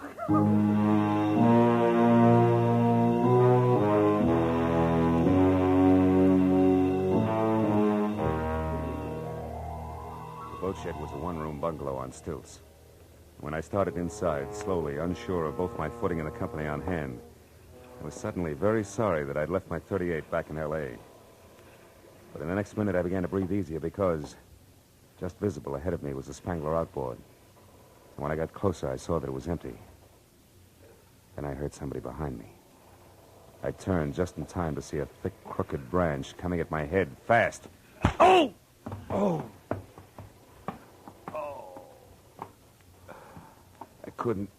I couldn't tell if the warm blood trickling from the cut just below my ear was from where the branch had hit my head or from where my head had hit the planking. But it didn't matter because either way it hurt. I got to my feet slowly. I reached into my pocket for one of the matches that Haynes had given me in the faint hope that a little light might reveal something about whoever had been guilty of relaxing me like a chocolate soldier in a Turkish bath. But then, even as I was about to strike the match, I stopped. Framed at one side of the open doorway was the silhouette of a man. I stood where I was and waited motionless while he slowly took a step toward me and another. When he started on his third, I grabbed him. Let go of me. What's twisting your arm, Darwin? Just in case you're still carrying a thick branch. I haven't got anything in my hand. All right. Now, what are you doing here? Come on, barrister. At the moment you're my witness, so talk. Why are you here? I spoke to Millicent. How, Mr. Marlowe, is the witness relieved? Yeah, I guess so. Sorry about your arm, Darwin, but the last visitor here wasn't empty-handed. This time I wanted to be ready. Do you have any idea who the visitor was, Mr. Marlowe? No, I don't. I was just going to strike this match to see if I could... Oh, my head. Oh, here, Mr. Marlowe. Let me strike it for you. Thanks. I doubt if it'll do any good. Oh. Now, there, you see anything? No, nothing. Well, it was a long shot anyway. And what? What do you see, Mr. Marlowe? What is it? Darwin. Something I should have seen a long time ago. And by that I mean that the launch of Nicky Spangler is my next stop. Goodbye, friend. Thanks for the interruption. It may save a life. It was was a 440 with plenty of obstacles and no lights from the boat shed down to the launch. But even as I got there, out of breath with the shooting pains in my head making a dartboard out of the lining of my scalp, I knew who had murdered Julia Spangler. What I didn't know were the whys and wherefores of the green paint that had everybody running. A minute later, I quietly climbed aboard the launch and started slowly for the stern where I could hear voices. I knew that the explanation wasn't far off. When I was close enough to see Nicky standing in the reflected light of the moonwash, I didn't have to hear anything because, clenched in her hands and held close to her side, was the answer to the marks I'd seen on the post on Spangler's balcony. It was a crowbar, the business end of it covered with green paint. Opposite her was the reason for the fear in her voice. It was the man who had killed the practical joker, Julius Spangler's ever-faithful secretary, Roderick. You're being awful stubborn, Nicky, which is something you must have got from your late granduncle. Now, give me that crowbar. Why? So you can get rid of it, me too, and then return to the others and mourn the loss of your employer? Sure. I just love everyone to think that I miss him terribly when the truth is that I kill him. I hated him and his stupid jokes every minute of every day that I worked for him. Hated him, Nicky, the way I hate you and your snooping ways. Don't give me that crowbar! Don't do it, Nicky. Don't move, Roderick. I'll blow your head off. Oh, Phil, thank goodness. I'll get back, Buster, get away from her, and stay in one place or I'll shoot. So help me. Marlowe, he did it. He killed Julius because he hated him. That and a chance at $500,000, right, Broderick? I don't know what you're talking about. Then, oh, my head. What is it, Marlowe? Nothing, honey. I walked into a branch that our friend here was holding a little while ago. I still don't know what you're talking about. And I'll make it real plain. Roderick, you killed Julius Spangler because you wanted to turn his greatest practical joke into a bonanza for yourself. You wanted that screwy will to stand. Nobody else was in on the gag, not even the lawyer. So nobody else would ever know that it was only a gag. Nor would anybody care that some wacky old cousin who liked butterflies accidentally fell to his death. But, Marlowe, Julius was killed after we all knew the whole thing was only a practical joke. Yeah, but that wasn't part of the original plan, Nicky. Julius wasn't going to unmask himself and the joke about the will until the next morning. Isn't that also correct, Roderick? Yeah, that's correct, smart guy. Yeah. I was going to get everything. But when that failed, I still wanted him to die. And I would have gotten away with that if this dame here hadn't been so curious about those green markings on the railing. And, Roderick, if this same dame hadn't also remembered a crowbar that she'd once spilled some green paint I on. heard enough. Yeah, for the time being, I guess you have. Oh, Marlowe, it's your head again, isn't it? Yeah, isn't it, the poor boy? No, you don't, Roderick. Stay back. Marlowe, you all right? Huh? Are you? Not exactly, honey. Did you get him? Yeah, with the crowbar, no less. Oh. But you better give me your gun in case he wakes up suddenly. I can't. I haven't got one, baby. You don't have one? But you're going to pass out. What'll I do with him? Oh, baby, there's only one thing to do. Let him have it again.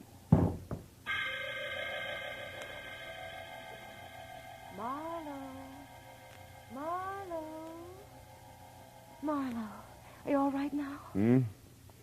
Oh, yeah, I'm all right. What's going on? Oh, Nicky. Nicky. And before you can say, where am I, I'll tell you, honey. This is Avalon, a lovely spot on the island of Santa Catalina. It's now 2 o'clock in the morning. Your head isn't so much as fractured, and you're sitting up in a chair that belongs to the nice lady who rented you this room at a reasonable price. And the others? All back at the place, except, of course, Roderick. Last I heard of him, he was still answering questions for policemen. Which, by the way, brings me right to the point. This I gotta know. Phil, how did you figure that Roderick was guilty? Wet wood, Nicky. Wet wood that should have been dry. It was up on Julius Smadlinger's balcony. The top of the post that had green marks on it was wet, even though the tight-fitting crosspiece that rested over it should have kept it dry. So obviously the rail was pried loose just before the will was read, while it was still raining. How do you figure, Marlowe? Well, because it had stopped raining and the moon was shining by the time Matthew identified himself as Julius Spangler. But no one would have wanted to kill Uncle Julius without having heard the will. Nobody but Roderick, who was in on the whole joke and knew that he was going to get $300,000 out of the phony will. So he merely pushed the old man off the balcony, made it look like an accident, see? Yeah. And you doped all this out just like that? Well, no, not just like that, Nicky. Finally, I caught on. And now, sweetheart, in spite of the bandage, I think a little stroll along the beach is going to do me a lot of good. You know, I'm officially on vacation. Rest and recreation for 2 full days at least. Here in Avalon, maybe? Where else? See you later, Nicky.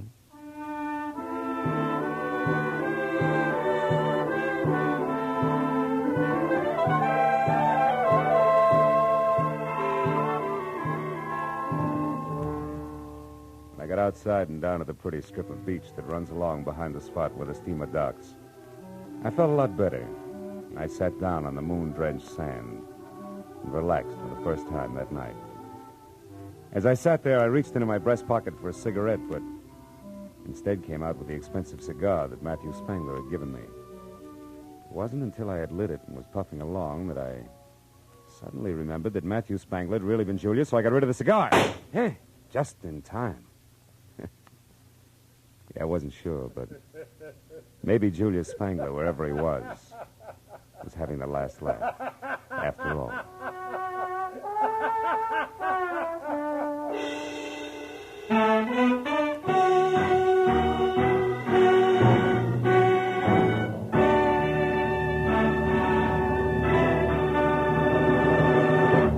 The Adventures of Philip Marlowe, created by Raymond Chandler, star Gerald Moore, and are produced and directed by Norman MacDonald. Script is by Mel Donnelly, Robert Mitchell, and Gene Levitt. Featured in the cast were Ellen Reed as Julia Spangler and Doris Singleton as Nicky, with Ann Morrison, John Daner, Paul Duboff, and Peter Leeds. The special music is by Richard O'Runt. Be sure and be with us again next week when Philip Marlowe says... The partner from Mexico City, the stranger dead in Nevada, and the man with the cauliflower ear. All added up to a corpse on a concrete floor. But I couldn't figure why until I had found out that there was one name above all that had to be remembered.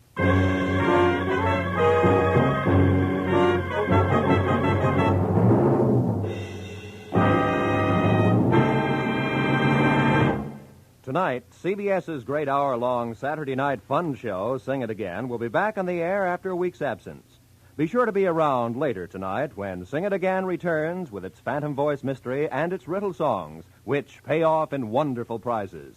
This is Roy Rowan speaking. Now, stay tuned for The Case of the Red-Headed Bank Robber, tonight's gangbusters drama, which follows immediately over most of these same CBS stations.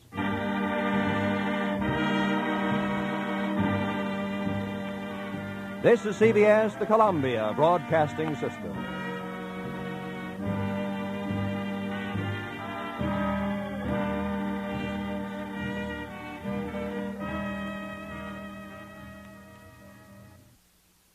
From all of us here at Escape Radio, thanks kindly to our sister station, CBS. Now then, let's see if you're true masters of classic radio.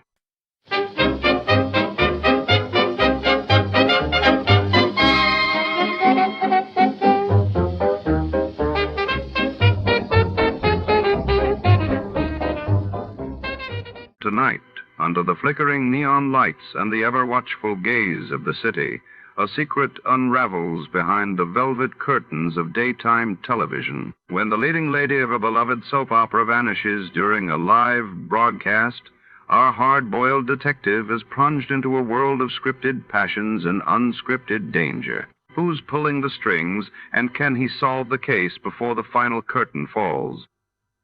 Stay tuned for a tale where nothing is as it seems. Before we begin, let's see what happened on the day it aired. It was March 17, 1947. That day, the world witnessed Britain announcing the end of its mandate in India, setting the stage for independence, while in the United States, President Truman delivered a pivotal speech urging Congress to aid Greece and Turkey, marking the dawn of the Truman Doctrine. The National Broadcasting Company presents The Adventures of Sam Spade, Detective.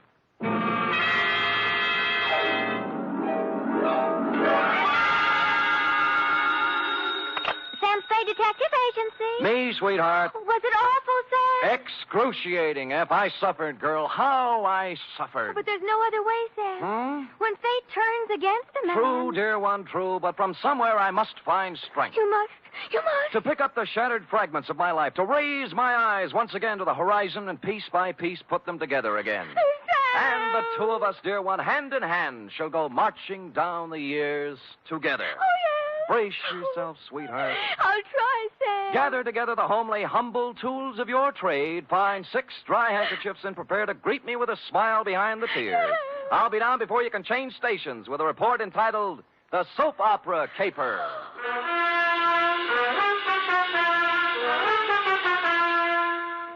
NBC, William Spear, radio's outstanding producer, director of mystery and crime drama, brings you the greatest private detective of them all in The Adventures of Sam Spade.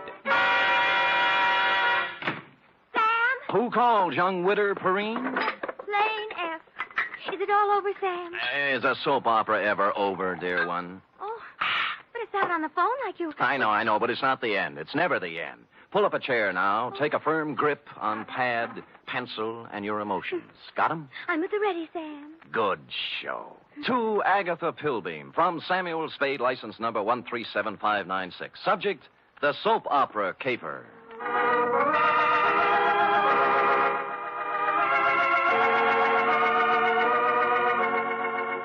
How was I to know what was on her mind? This strange woman, this mysterious Agatha Pilbeam, this voice on the telephone, directing me to the big, sprawling house in Hillsborough. Is that clear, Mr. Spade? How urgent is it, Miss Pilbeam? Very, very urgent, Mr. Spade. I don't know which way to turn. So I went to the big, sprawling house in Hillsborough, pulled up behind an ancient Model A parked at the curb, and was walking past it toward the gate when... Spade. Huh? Oh, Croc Morton, isn't it? Good old Sammy, you remember. Yeah. When'd you get out? Last month. But I'm a good boy now. Here, take one of my cards. If dirty. you know anyone who needs a first-class private eye, Croc's available. What are you doing here, Sam? A lady wants to see me. The soap opera queen? Is that what she is? Sure, 6 or 8 of them, she writes.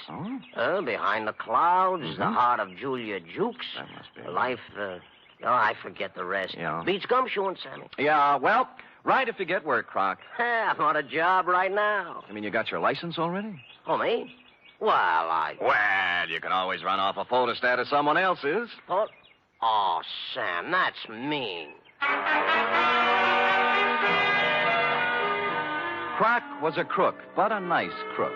He never killed anybody. He was just an uncurable camera fiend, specializing in taking pictures of people doing what they hadn't ought to be doing. You know, stuff like that. Or if you wanted a photostat of somebody else's document, Croc was your man. Well, I walked up the drive to the door, threw it past a white shirt front that turned out to have a butler in it, and toward what seemed to be your study. But it wasn't. It was your bedroom, and you were reclining on 6 pillows with a cigarette in a long holder in one hand and the mouthpiece of a dictating machine in the other. But, John... Hush, Melinda. There is no way to go now but ahead. John, you're so strong. I need you. I need your courage. We must face this thing together, Melinda. The organ What was a Veronica phonograph says is true. playing in her ear. There is indeed I another waited for an woman who opening, has but there life. just wasn't any, Don't so I had to say it, interrupt. John, don't even... Miss But don't Pilbeam. you see, Melinda, we can't run away from life. Miss... We must approach this Miss thing Pilbeam? calmly, Melinda.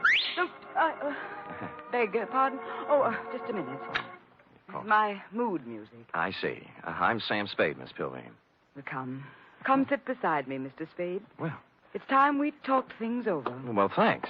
Oh, maybe you'd better start at the When a beginning. woman reaches 40, Mr. Spade, she comes to lean upon her man. Oh? To look upon him not just as someone to cherish, but as a source, a spring, a fountain of strength. Mm-hmm. Are you still dictating? I'm talking about me, Mr. Spade. Oh. Whom can I turn to? Whom? I grope, I flounder in the darkness. I cry out, I listen in vain for an answer. But there is none. Well, you always have a better chance of getting an answer when you ask a question. What do you mean? What are we talking about? What indeed? Well, I haven't caught the show lately. You'll have to bring me up to date. Why don't you run through the announcer's part, will you? You know, right after the organ when he says, when we left Julia Jukes yesterday... I'm sorry. I thought I told you on the telephone. No. For many days now, I've seen somewhat of a strange new look on my husband's face. Husband? Dr. Martin Hawkes. Oh, you're married. I thought it was Miss Agatha Pilbeam. 2 years ago today, I met young Dr. Hawkes and married him. Good. Life became beautiful, a gay, laughing thing, a road to happiness. And then... Then? A cloud passed over the sun. Martin became moody, silent. I tried to penetrate the shell, but he only drew farther into it. A strange, terrifying crevasse seemed to have opened up between us. Well... What is it, Martin? I asked him repeatedly. But he'd only stare silently out the window, and finally walked silently from the room. Well, how long did this go on? How long a series did you get out of it? For weeks, until a few days ago when the final blow fell. It was evening, and Agatha and Martin were at dinner. Let's look in on them as... Oh, sorry. We were at dinner when the doorbell rang, and I answered it. It was a telegram for Martin from Mexico. I gave it to him and watched the blood drain from his handsome features as he read it. His hand trembled, his jaw clenched. But you forced yourself to speak. Yes. What is it, Martin, I asked. Tell me, please, for the sake of our love. And he... Looked down at me as if I were a stranger. What? Then he crumpled the telegram, threw it savagely into the fireplace, and strode silently from the room. Here, I rescued it from the flames. Read it. Thank you. Regret must confirm your worst fears, Cardoza. What is the terrible secret of Martin Hawks? Yes. Why did he act so strangely when the mysterious telegram arrived from Mexico? And above all, where is he? You mean he didn't come back? He's been gone for 4 days, Mr. Spade. I must find him. Now, of all times, I need his love. When a woman reaches 40... I know. What do you mean, now of all times? It's been just a week now since the report came back from the laboratory after my physical examination. Oh. The doctor from Vienna. Mm-hmm. You see, Mr. Spade, I, too, have a terrible secret. Well, don't you want to tell me about it?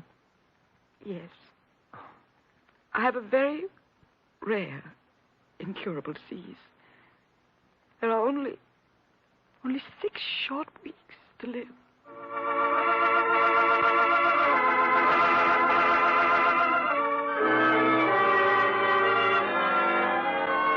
Well, less than an hour after his distressing interview with Agatha, our boy Sammy walked into the beautifully appointed office of young Dr. Hawks at 450 Sutter to find his nurse, pretty young Nora Sheldrake, a new character, working at her desk in the reception room. In response to a question from Sammy, we hear Nora saying... I have no idea where Martin has gone, Mr. Spade, but I can tell you why. Tell me, Nora. Please feel free to tell me everything. It's that woman, Mr. Spade. Agatha? Yes, Agatha. Mm-hmm. She never understood Martin.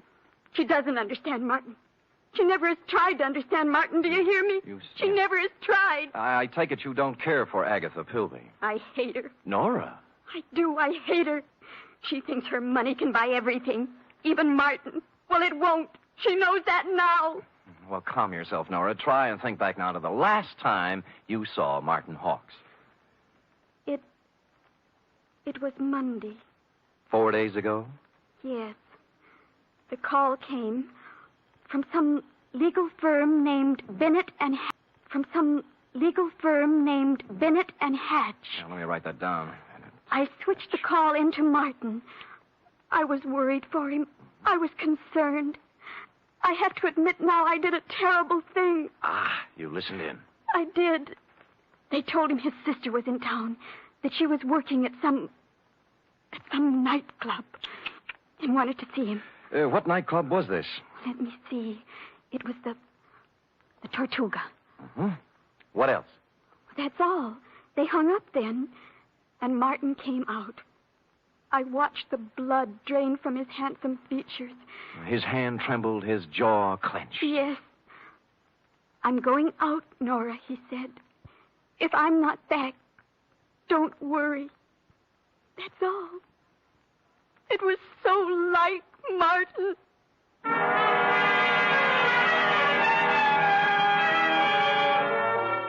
The Tortuga was only a few blocks away on Post Street, so I walked there. We were just tooling up for the dinner trade when I arrived, sailed around backstage like Billy Rose on an inspection tour, found the doorman and showed him the snapshot you'd given me of young Dr. Hawks. Or tried to. Look, young feller, I told you we don't have no dancer here named Hawks. I ain't got time for... Doorman, please, take a look at the picture. No, I ain't got to... Picture? What is it? Yeah. Yeah. Hmm? That fellow was here at that. Tuesday, Monday night it was. Well, who'd he come to see? Well, wasn't nobody named Hawks, mister. It was Beth Jardine. Well, bless you, Doorman, bless you. Bless you, too. Thank you.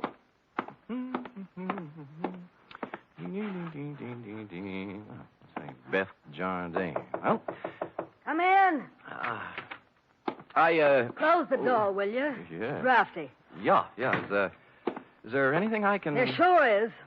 Zip me up, Jack. I'm Sam. I don't care if you're Boris Karloff. You got hands, haven't you? Well, Zip me up. Okay. You say when.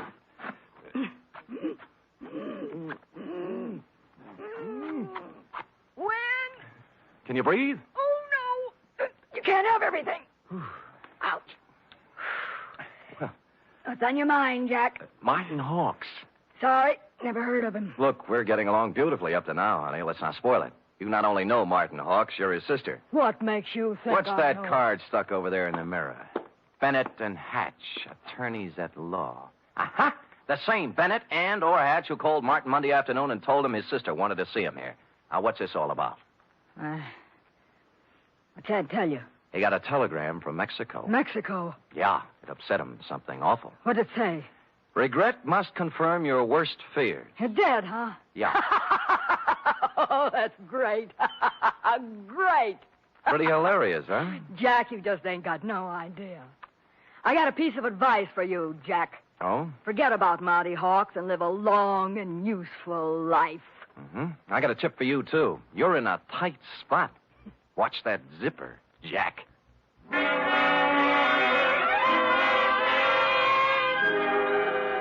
One of the heavier soap opera types, Beth was, with a throaty voice and the talent for besmirching reputations.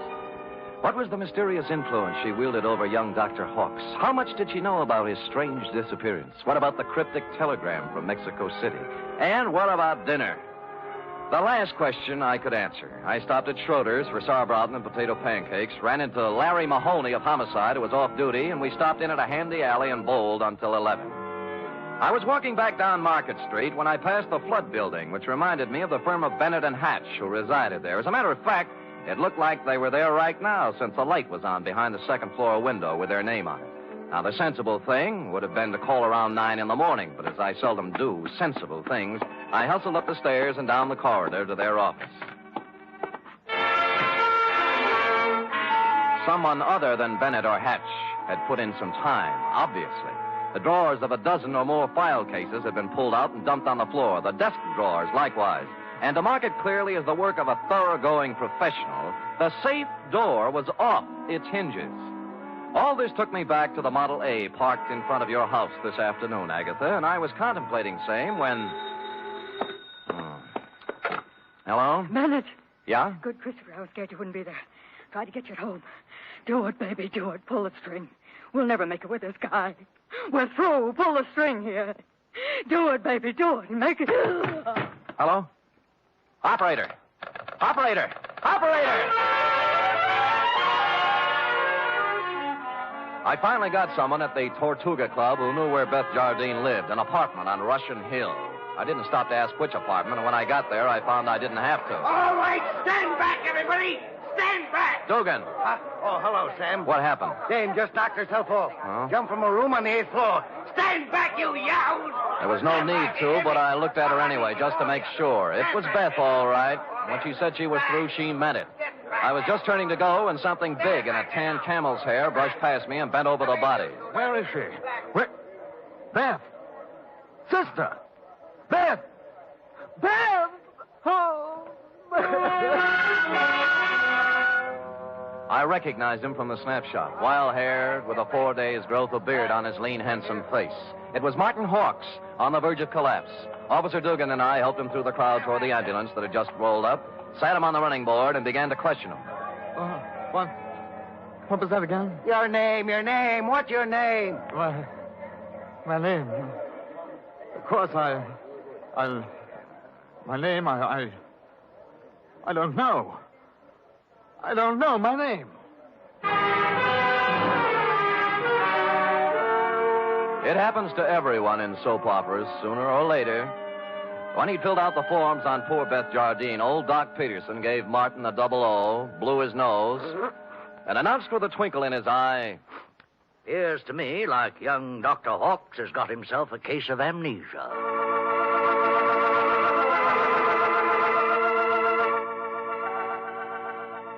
Will the mind of young Dr. Hawks come out of the fog? What does he know about the death of Beth? Was it murder? Or suicide? Or both? And what of the mysterious telegram from Mexico City? Will Agatha ever discover the terrible secret of young Dr. Hawks? And will stupid Sam ever discover anything? Before we continue, a word from our announcer.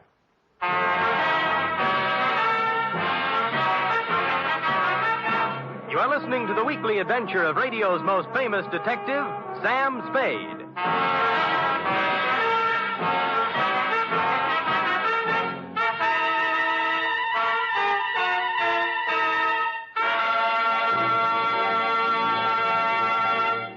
Three chimes mean good times on NBC. Saturday night is date night, but tomorrow poor Dennis Day has trouble with his girlfriend Gloria. However, Dennis manages to sing his way out of trouble in his charming, boyish fashion. And say, why not let Dennis help your Saturday evening along, too? And for more music and fun tomorrow, there's the Judy Canova Show, starring Judy in a melodic and carefree half hour of laughs. And Grand Ole Opry with singing MC Red Foley and his special guest, cowboy troubadour Ernie Tubb.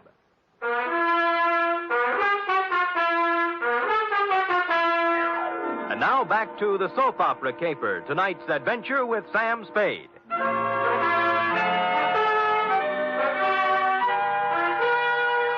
It's a half hour later now, in the sterile whiteness of a hospital room, that the three of us, you, Agatha, I, and old Doc Peterson, gather around the pale, quiet form of young Dr. Hawks. Martin, speak to me.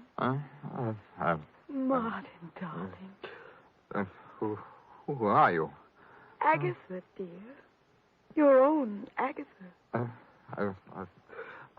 Come, Agatha. Better leave him be for now. Doc, I can't go on. When a woman reads... I know. You gotta be strong, Agatha. Sam, we better leave him be for now. Well, you're the doctor. Oh, Doc, what could have done this to Martin? Oh, shock sometimes. You don't mean... Yes, I'm afraid I do. Seeing his sister, then? Could be. Or sometimes it's just a matter of a body getting into such a fix his mind backs off and refuses to have any part of it. The wire from Mexico City. Huh? His terrible secret. The strange threat hanging over him and his sister. Driving one to suicide. And the other to do this. Well... No wonder poor Martin gave away before this. Sure. And there's still another explanation. How's that, Sam? That he figured amnesia was a nice, easy way not to have to account for what he's been up to for the last 4 days. Or where he was when the dame took off from the 8th story. Mr. Spade, you're not accusing Martin. There's something buzzing around in his little mind. The nurse tells me she got him into a pair of pajamas and tucked him in nice and cozy before we got here. Well? Yes, well? You may not have noticed, Agatha, because he'd pulled the covers up around his neck, but our boy had his clothes back on just now. What? Martin! Hey, he's gone.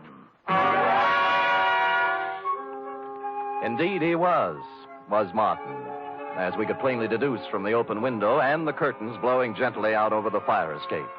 Young Dr. Hawks, indeed, had packed up his amnesia, his terrible secret, and his toothbrush, and taken off into the night.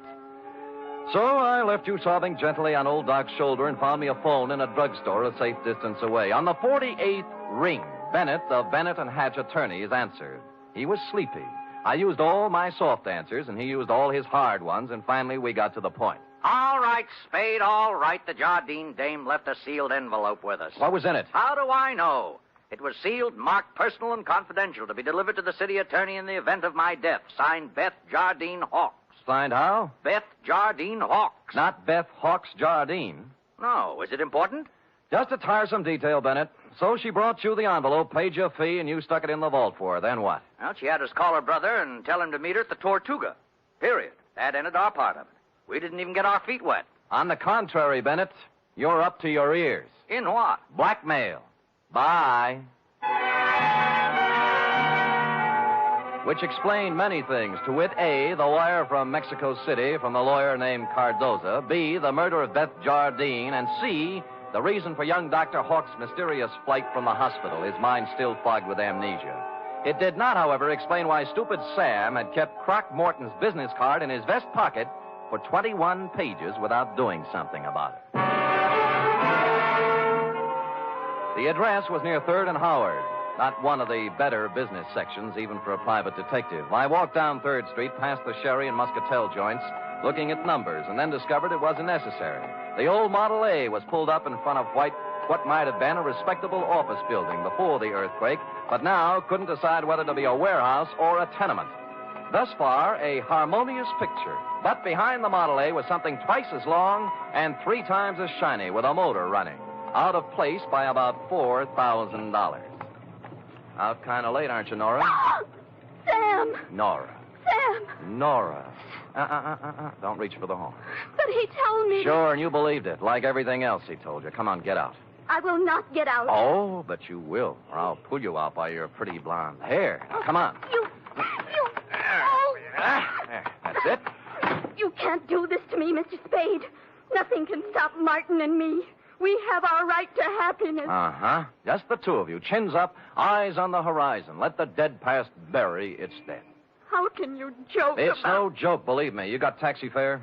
Why? Because you're going to get in my cab, go home, put your hair up in curlers, and go to bed. After saying to yourself 1,000 times, what a lucky little girl you are that Martin Hawks didn't shove you out a window, too. Now, scoot. Scoot! It was a kind of a dark stairway that made me yearn for the comfortable feel of a shoulder holster under my left arm. At the top was a 3.5-watt bulb, and at the other end of the hallway, a crack of light under Croc's office door. Between the two was a cat, more's the pity. So abandoning my stealthy approach, I walked up to the door, turned the knob, stuck my hand in my side coat pocket like Edward G. Robinson, and kicked the door open. Croc was sitting at his desk behind a stack of bills. The closet door was just closing softly. Who was in the closet? And did he still have his toothbrush, his terrible secret, and his amnesia with him? Well, Sammy. Yeah. You took me up on it right quick, huh? Uh-huh. Yeah, have a chair. I sat on a chair in the corner out of line of the closet door behind the desk. Oh, Sammy. Yeah, you got a job for me, huh? Yeah. You don't look like you need a job, Croc. Huh? Oh, this? Yeah. Oh, this is nothing. Good day at the track, that's all. What's on your mind? Remember the Blennerhassett job? Huh? The one with the letters before you went up? What are you talking about, sir? The shakedown, Croc. The dame who wanted you to get the letters back. Remember? You know, so you got 'em for her, delivered and collected after you had the photostats made. Sam, you're crazy. I never done no such thing. You can level with me, Croc. You collected on the photostats for 8 years. Oh, wait, Sam. Well, forget it. Anyway, I got another one. Dr. Martin Hawks, married to the soap opera queen, you know. What about it, Sam? She's worth a couple of $1 million and has 6 weeks to live. As her husband, he's her only heir. Nice spot to be in. Yeah. Only he isn't her husband. Huh? Because the Mexican divorce from his first wife, the late Beth Jardine Hawks, wasn't legal, you know. What? She blew in a month ago and began shaking him down after leaving the marriage certificate and a batch of other papers with some lawyers for life insurance. Sam, I just ain't interested When in you whether hear the payoff, Croc, it's just like the dame with letters. Oh, what do you mean? Hawks hired someone to crack the lawyer's office and get the papers out of the safe. Some smart guy, yeah. An unfrocked private eye who doesn't have a license. I found out where he had the photostats made, though. I can get copies. Spade, for crying out loud, shut up. The closet doorknob was turning slowly. I waved him out of the way and picked up the chair. It was all over 2 seconds after it started. A door flew open. He came out with his terrible secret, which turned out to be a gun. And I wrapped the chair right around his head. So I picked up the gun and Croc and young Dr. Hawks, and we all picked up a ride to headquarters. Only one scene remained to be played in today's exciting episode. I shall try to be brave, Mr. Spade. Sounds like such a cliche now. Good show, Agatha. Good show. Good show. Life must go on, you know. Even when a woman... You were born in 1911, I believe. Yes. As I say, life must go on, even when a woman reaches... Indeed it must. Indeed it must. We have our happy moments and our sad ones, our pleasures, our trials, our joys, and our heartbreaks. And sometimes, Mr. Spade... Yes? Sometimes at the bottom of our cup of bitterness, we find a pearl. We do? The laboratory test. A mistake, definitely. They got yours mixed up with someone else's, and you have no incurable disease and many years of happiness ahead of you. Yes, Mr. Spade. But happiness? I wonder, can a woman past 40, whose husband is a convicted murderer, find happiness? Alone Good show.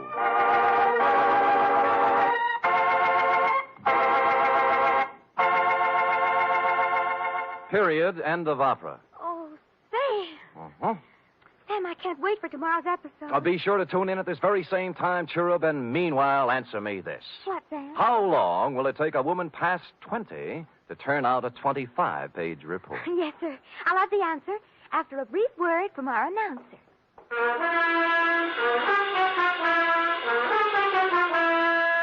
Three chimes mean good times on NBC. Tomorrow, Arturo Toscanini will conduct the renowned NBC Symphony in the fourth of a Saturday concert series. For tomorrow's one-hour performance, celebrated Maestro Toscanini has chosen works by Debussy, Respighi, and Edward Elgar. You're invited tomorrow to the NBC Symphony and Toscanini.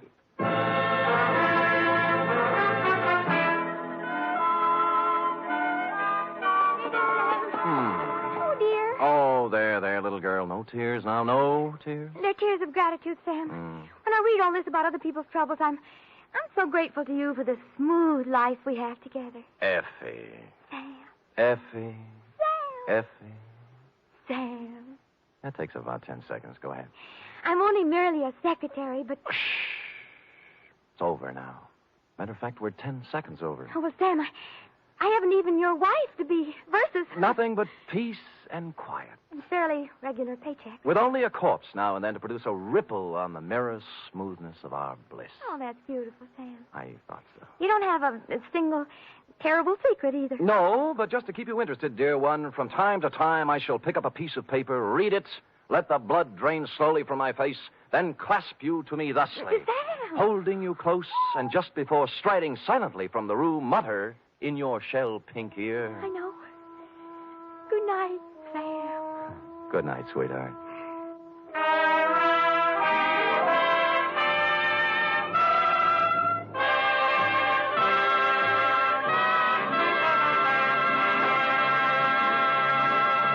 The Adventures of Sam Spade are produced, edited, and directed by William Spear. Sam Spade was played by Stephen Dunn. Lorene Tuttle as Effie. Script for tonight's adventure by Harold Swanton. Musical scoring by Lud Gluskin, conducted by Robert Armbruster. Here at Escape Radio, we proudly thank our partners at CBS. And now, folks, a quick challenge before the next thrilling chapter.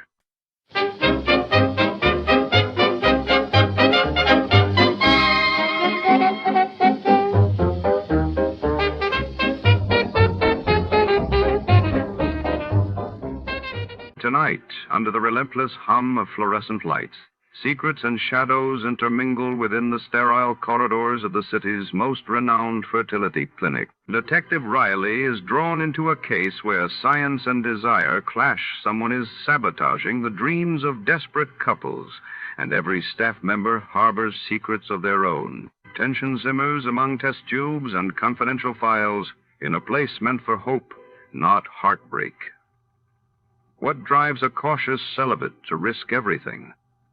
The answer lies behind locked lab doors. Before to start, let's see what happened the day it was aired. It was March 19, 1952. That day, the world learned of the United States Senate ratifying the peace treaty with Japan, formally ending World War II hostilities, while in Egypt, King Farouk dismissed his entire cabinet amid rising political unrest in Cairo. From Hollywood, it's time now for... Johnny Dollar. George Reed here. Huh? Hey, now listen, George. If Lloyd's of England keeps handing me cases, how can I work for the other insurance companies? Well, what I'm calling about this time isn't really a case. So what? As long as the company pays my expense account and maybe a nice little fee to boot? Fee? Sure. Well, I'm not even certain you'll need an expense account. Oh, then now, wait a minute. Johnny, I think you'd better come over here to my office so that we can talk about this.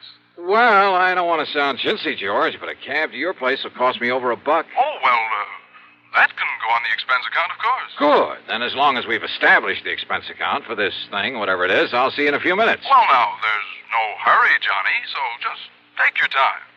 Huh? I said take your time about getting here. Yeah? I'll be right over.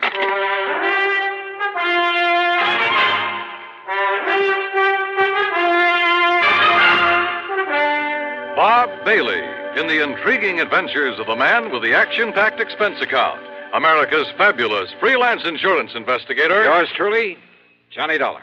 And now, Act One of yours truly, Johnny Dollar.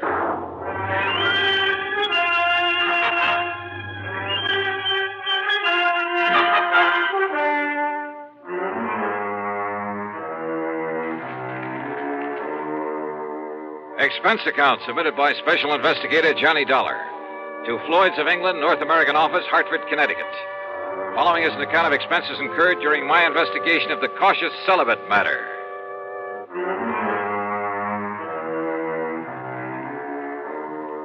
Wait a minute. Over the phone, George Reed did not tell me what he wanted me for. Also, he very plainly said not to hurry. Item 1, $1.20. No, make it $1.50 for a taxi down to his office. Go right in, Mr. Dollar. Mr. Reed's expecting you. Okay, thanks. Oh, come in, John. Yeah. As I tried to tell you on the phone, there was no reason to rush over. Oh, yeah, I got the message, George. That's why I did rush. Oh, well, sit down. Sure. Well? Cigarette? No, thanks. I'll smoke one of my own. Oh, sure. But here, let me give you a light. Okay. Funny, I filled this thing just this morning. Here, give it to me. Oh, that's all right. I'm sure I can make it work. Well, what is this, George? Some kind of a stall? Oh, here, give me. Well...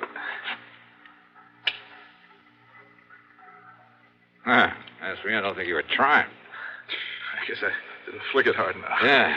Now, what's on your mind? Well, you got back from that assignment out in Oklahoma sooner than I expected, from that town with the unlikely name of Bum Spung. Well, it's really the name of Durango Laramie Delhart's ranch. Crazy old character, but I like it. Bum Spung. Now, what can a name like that possibly mean? Are you kidding? You told me yourself the other day, just before I went out there. Oh? Did I? Well, of course you did. It's an old Indian name. Means bum, means bad spring, bad water. Oh, of course. You, cleaned up everything out there? What's the matter with you, George? Didn't you read the report I handed in with my expense account? Well, I sort of glanced over it, but you're coming back so soon, and with Durango's pretty niece out there, Carol Dalhart. Oh? What about Carol? Didn't I, kind of get the impression that Durango would like to have you marry her?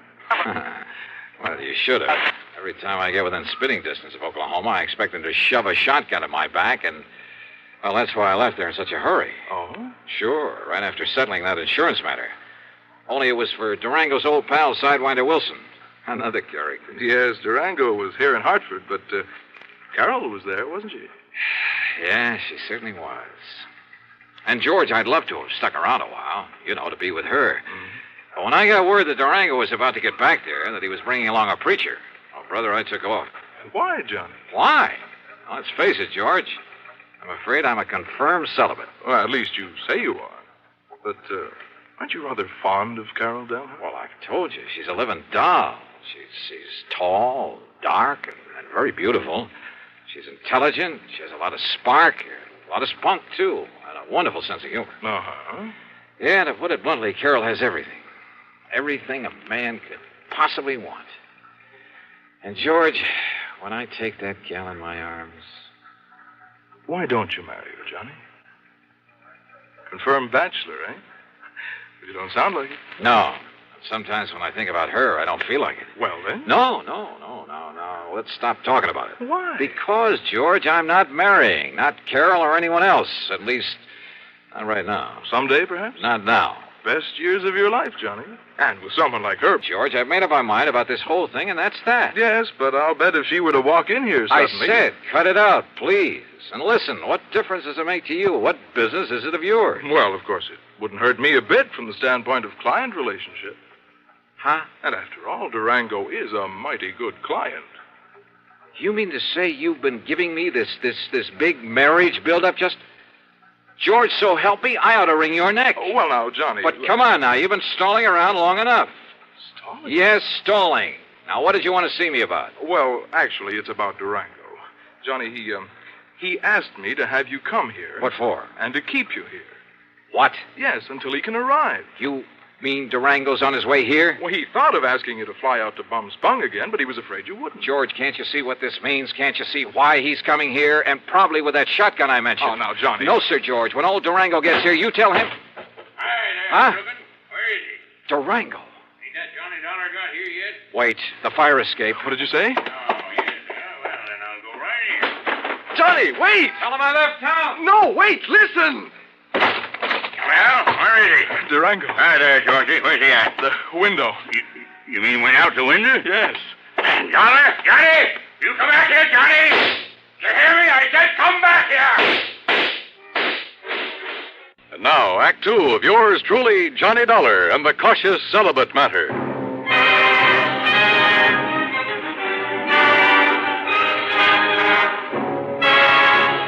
Needless to say, when that wild old character, Durango Laramie Delhart, started shooting at me from the window of the office building, well, I really made time down that fire escape.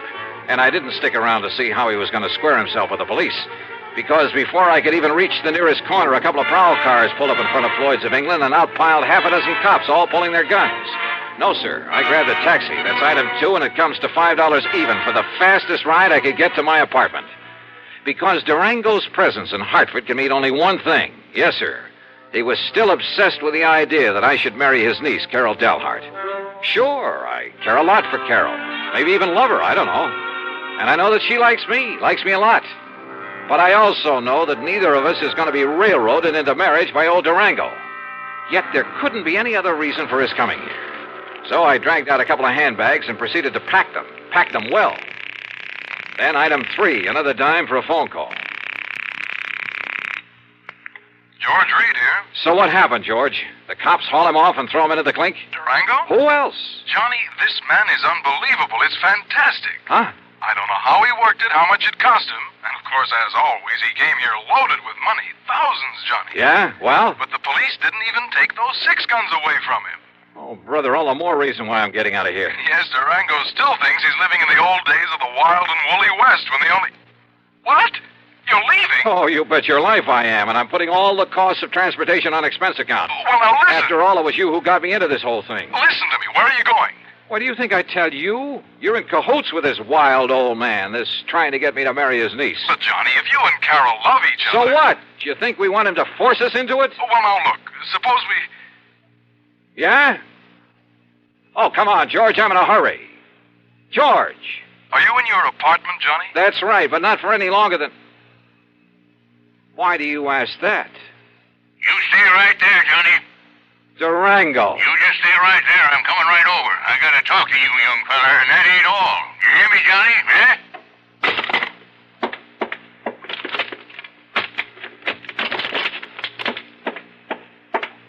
California, here I come. Thanks to the late hour, I was able to get a plane without any trouble, though I half expected to see Durango come tearing out to the field with those crazy 6 guns blazing before we took off. Incidentally, I used the name of Bailey when I grabbed my ticket, just in case. Oh, and incidentally, George, item 4 is a $146.85 ticket to Los Angeles. It's on my American Express credit card, but believe me, brother, I'm collecting from you. You may have to pay for a lot of travel before I'm through with this thing.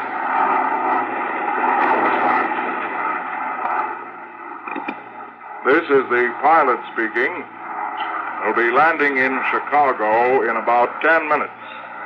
Weather is clear, the moon is bright, and ground temperature is 52 degrees. Is there a Mr. Johnny Dollar on board? A Mr. Johnny Dollar. I don't have him listed among the passengers, but is there a Mr. Johnny Dollar on board? Stewardess. Yes, Mr. Bailey, isn't it? This Johnny Dollar you're asking for, a friend of mine. I guess he missed the flight. Yes, I guess he must have. Anything important for him? Well, just a radio message. Well, as I say, I'm a good friend of his, so why don't you let me see that message, and perhaps I can, well, you know. Oh, no, sir. I'm terribly sorry, but that would be against regulation. Well, what if it's anything important? I'm sorry, but thank you just the same. Fasten your seatbelt, please. Yeah, sure.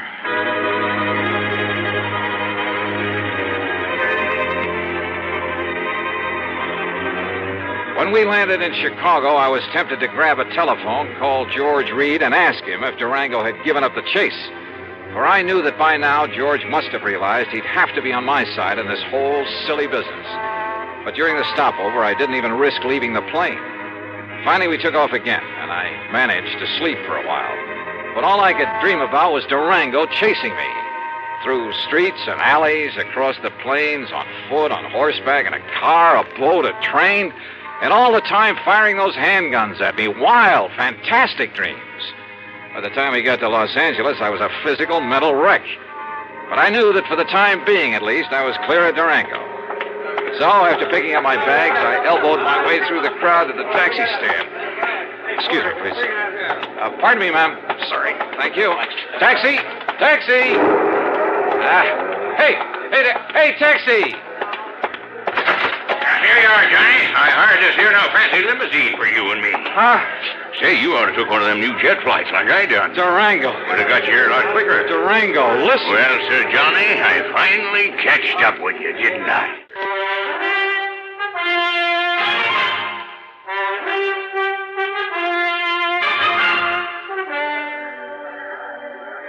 Durango. Well, Sir Johnny, I finally catched up with you, didn't I? Yeah, I guess you did. Well, you're the slipperiest young maverick I ever did see. Now, heist yourself up in this here now fancy limousine that I hired for it. Okay, Durango, whatever. Huh? Huh? What's the matter? Look, that man. Where? The other side of your car. Hasn't he got a gun there? Well, I have, so I'll soon find out. You wait here, Johnny. Oh, sure.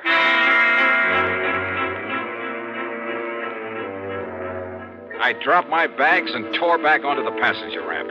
By jumping over a fence, I was able to climb on board an airliner that was about to leave. By flashing my credentials at the stewardess, I kept her from throwing me off, and in a couple of minutes we were in the air. Yes, sir, and headed for Portland, Oregon. The plane fare is item 55620. And to prove I'm not kidding about the company paying my expenses on this wild trip, item 6 is $425 for my 2 leather handbags and all the clothes I'd packed in them. So what happened at Portland? You won't believe it. But Durango was there and waiting for me. Sure, he chartered a plane, and because of the stops that my flight made along the way, he got there first. But I saw him in time. Johnny, here I am! Over here, Johnny! By jumping another fence and doing 100 yards in something like 9 seconds flat, I managed to find a taxi stand. Item 7, $35 for a wild ride through the streets of Portland, because I knew that somewhere in back of us, Durango was in hot pursuit. We finally ended up at a private airstrip out north of town. Item 8, $200 for the plane I chartered. And I told the pilot just to go anywhere. But according to regulations, he had to report his course and destination. So I knew that sooner or later, Durango, who's nobody's fool, and more important with all his money, would be on my tail again. I racked my brain trying to figure out some way, trying to think of someone who could possibly... Yeah, someone. And then it occurred to me. There was someone. Sure, of course. The one person in the world who was in the same spot I was. Sure, it could be like walking into a lion's den. But item 9, a total of $114. Plane, bus, train, and rental car. First to Enid, Oklahoma, then north to the broken-down little ranch at Bum Spot. And yep, Carol was there. That lovely, loving Carol.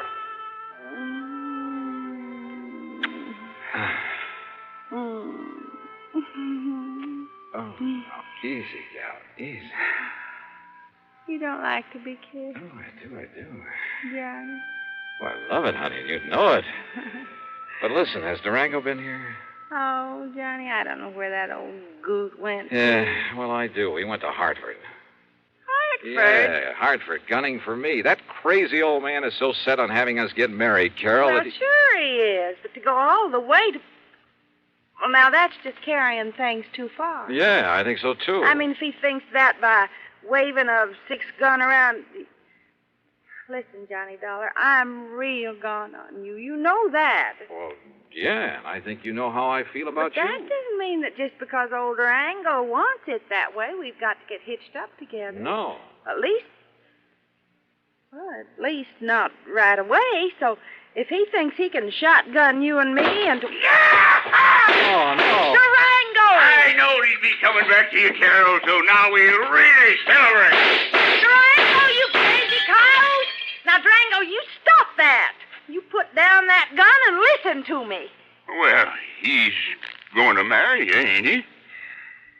Well, ain't he? No, Durango. No? No, at least, well, not now. And in spite of the way you've chased me all the way across the country. Yes, Durango. Well, sure I chased you, but not on account of Carol, Johnny. Huh? Well, sure. I hope all the time that sometime you and her will get married up together. Well, then? But I give up trying to force you kids doing it. Huh? Well, I just figure when you're ready, well, then you will. But going to Hartford and chasing me that way. Huh? Oh, that. Yeah, that. Well, that wasn't nothing, Johnny. It's just that when you was out here last week and you kept my old pal Sidewinder Wilson from getting murdered, you know, Sidewinder's my oldest pal, Johnny, my best friend. Yeah, that's true, Johnny. And when you passed on the word that he was the one that found out about that killer, well, Johnny, what do you know now? He's the new chief of police down there at Fairweather. Yeah, well, bully for him, but I still don't see... So you being so good to him, I just wanted you to know I appreciate it. So, what I went to Hartford for was to give you this. Holy... Some of them's a bit dirty, crumpled up, and they got some... But when I counted right, there ought to be $10,000. There you are. Gee, Durango. Well, Durango, Well, I don't know what to say. Yeah, you don't have to say nothing, Johnny. Just enjoy it. But are you sure you wouldn't like me to have the preacher come up from Enid and no, I guess not. But God bless you anyhow, boy.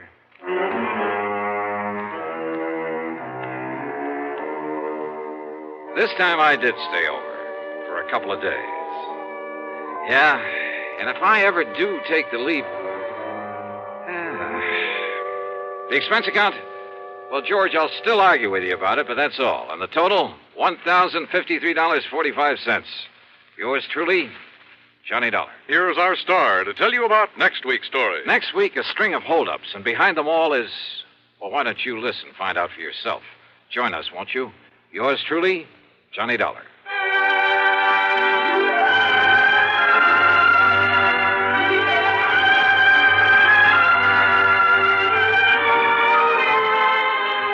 Yours truly, Johnny Dollar, starring Bob Bailey, originates in Hollywood and is written, produced, and directed by Jack Johnstone. Heard in our cast were Virginia Gregg, Gene Tatum, John McIntyre, and G. Stanley Jones. Be sure to join us next week, same time and station, for another exciting story of yours truly, Johnny Dollar.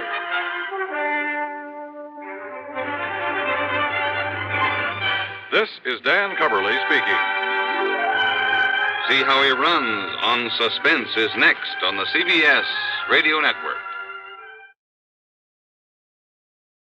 We tip our hats tonight to our partners at CBS. Stay tuned, folks, because before the next story begins, it's time for a fast and fun radio quiz.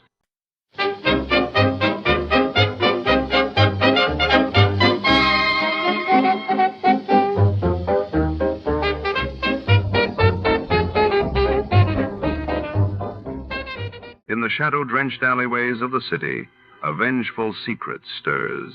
Tonight, Detective Archer is drawn into a perilous web when a mysterious woman with a haunted past seeks his help. As old grudges resurface and danger circles closer, will Archer untangle the vendetta before it claims another victim? Step inside the vendetta capper, where every whisper could be a threat, and trust is the most dangerous gamble of all. Before we begin, let's see what happened on the day it aired. It was March 15th, 1949. That day, the world watched as the Soviet Union announced new economic reforms, while across the globe, Israel was officially admitted as a member of the United Nations. The National Broadcasting Company presents The Adventures of Sam Spade, Detective.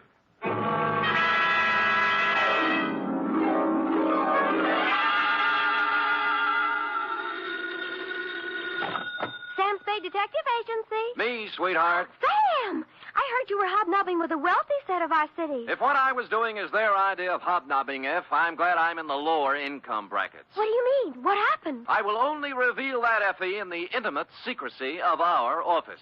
Was it that bad? Worse, F, emotions ran amok.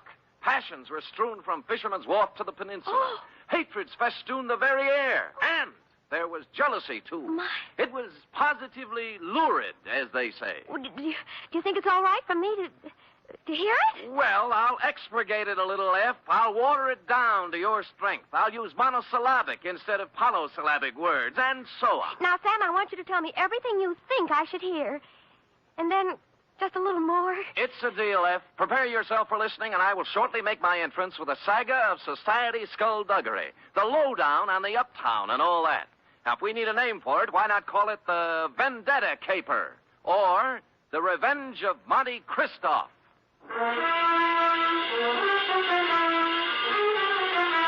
Transcribed for NBC, William Spear, radio's outstanding producer, director of mystery and crime drama, brings you the greatest private detective of them all in The Adventures of Sam Spade. You don't have to call, Sam. I'm right here. Let me take your coat.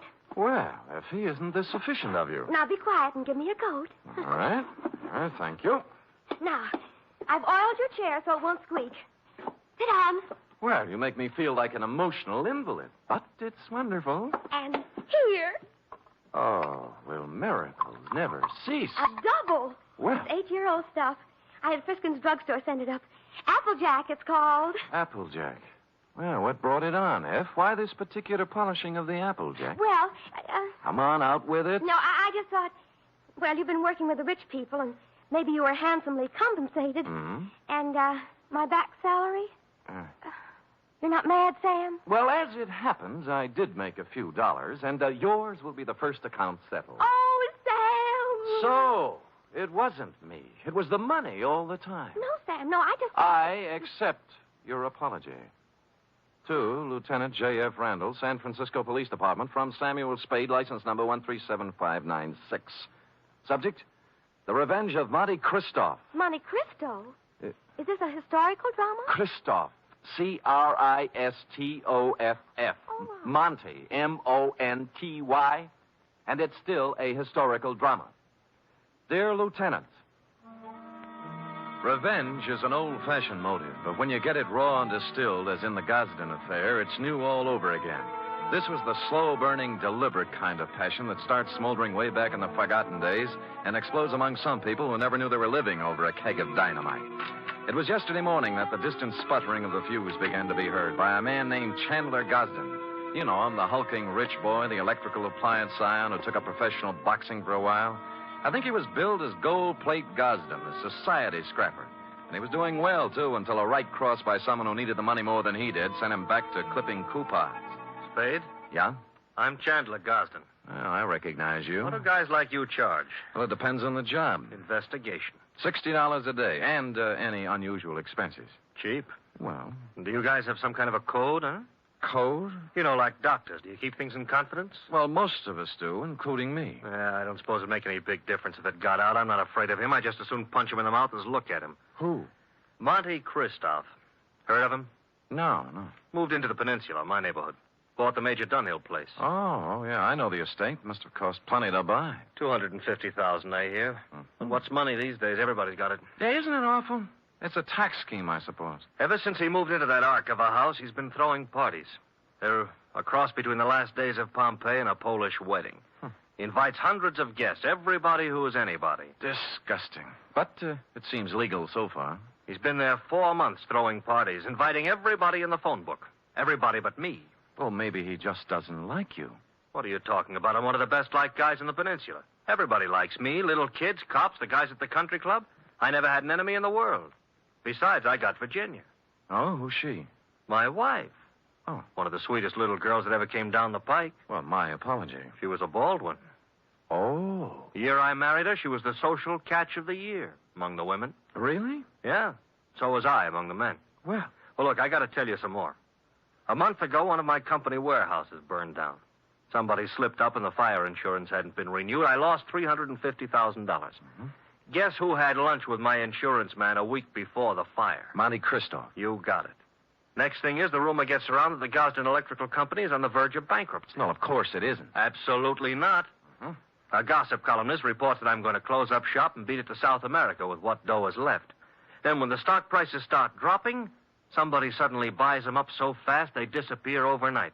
Some corporation I never heard of called the Dantes Corporation. I see. And then all my friends start getting unfriendly. As soon as I show up, everybody stops talking. Act as if there's some big secret about me that I don't know. And they've all been to Monte Cristo's parties lately. That's right. The week after he arrived in town, all these things started happening. Now, what I want to find out is why. I don't even know the guy, but he's making a big change in my life. Well, it sounds like you're entitled to know. I don't know how far I can get. The best I can do is find out who he is, where he comes from, who his friends are, all those things. Okay, you're hired. Now, find out everything about this Monte Cristo. I got to know what's going on. I'm sorry, Chandler. I wasn't able to get here when you said. The traffic was absolutely unbelievable. Cars everywhere. They must be giving cars away these days. Everybody has one. I think we should get a helicopter. Mr. Spade, my wife, Ginny. Well, how do you do, Mrs. Gosden? Chan, I hope you haven't lost your head and blabbed everything to him. I told you these sort of men weren't trustworthy. I beg your pardon, madam? Look, Ginny, I told him, and he's a good guy. Well, if you just want to go around giving your life secrets... Oh, shut up, will you? I'm the man of the house. Really? And I suppose I count for nothing? Oh, no, forget it. Spade, I'm depending on you. Don't let me down. You wouldn't think a millionaire would be hard to biograph, but I came up with very little information on Mr. Monte Cristo.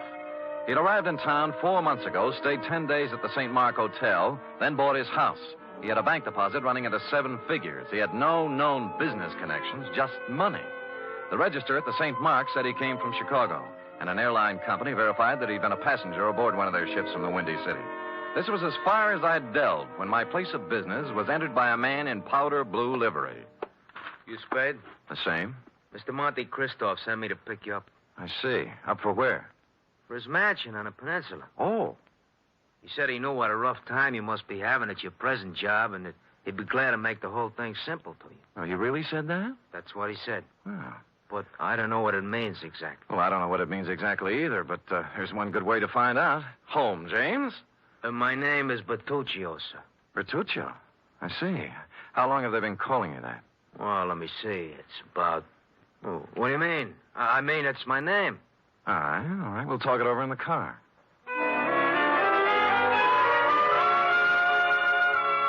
The car was long and blue and smooth.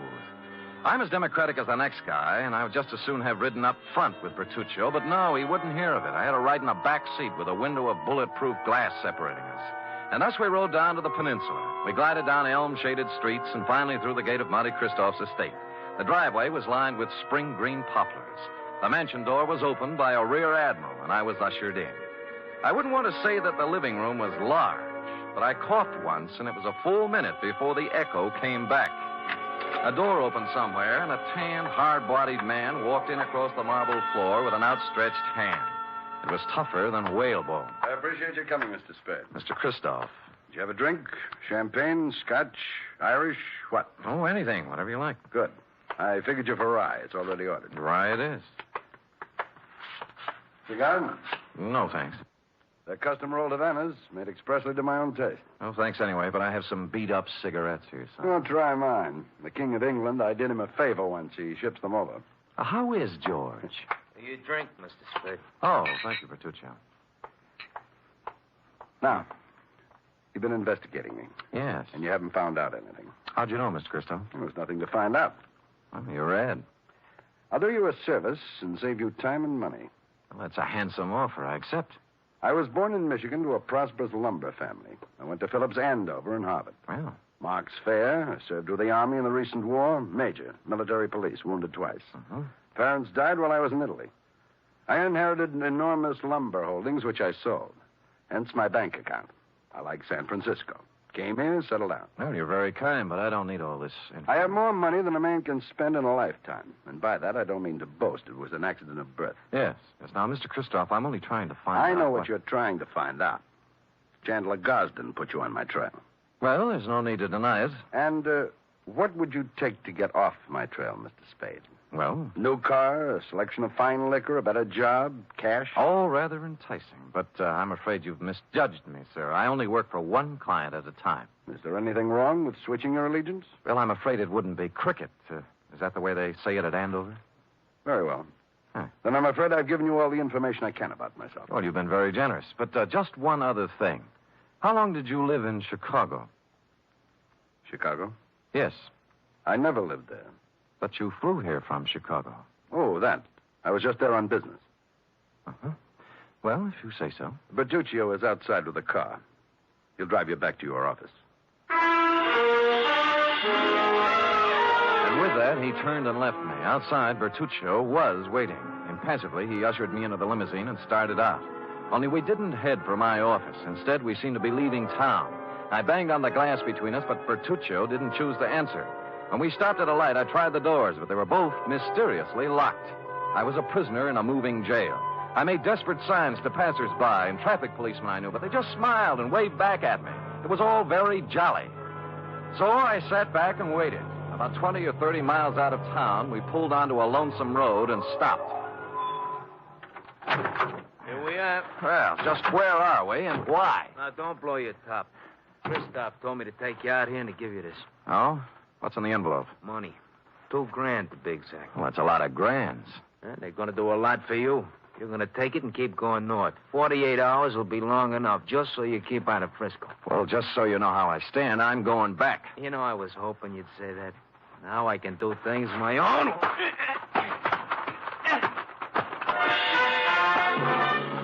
He pulled out a long black sap and started wielding it. The first cut just grazed my head and smashed into my shoulder. I blocked his second blow and moved in for some close work. The third time he swung at me, his arm caught an overhead tree branch, and that was his undoing.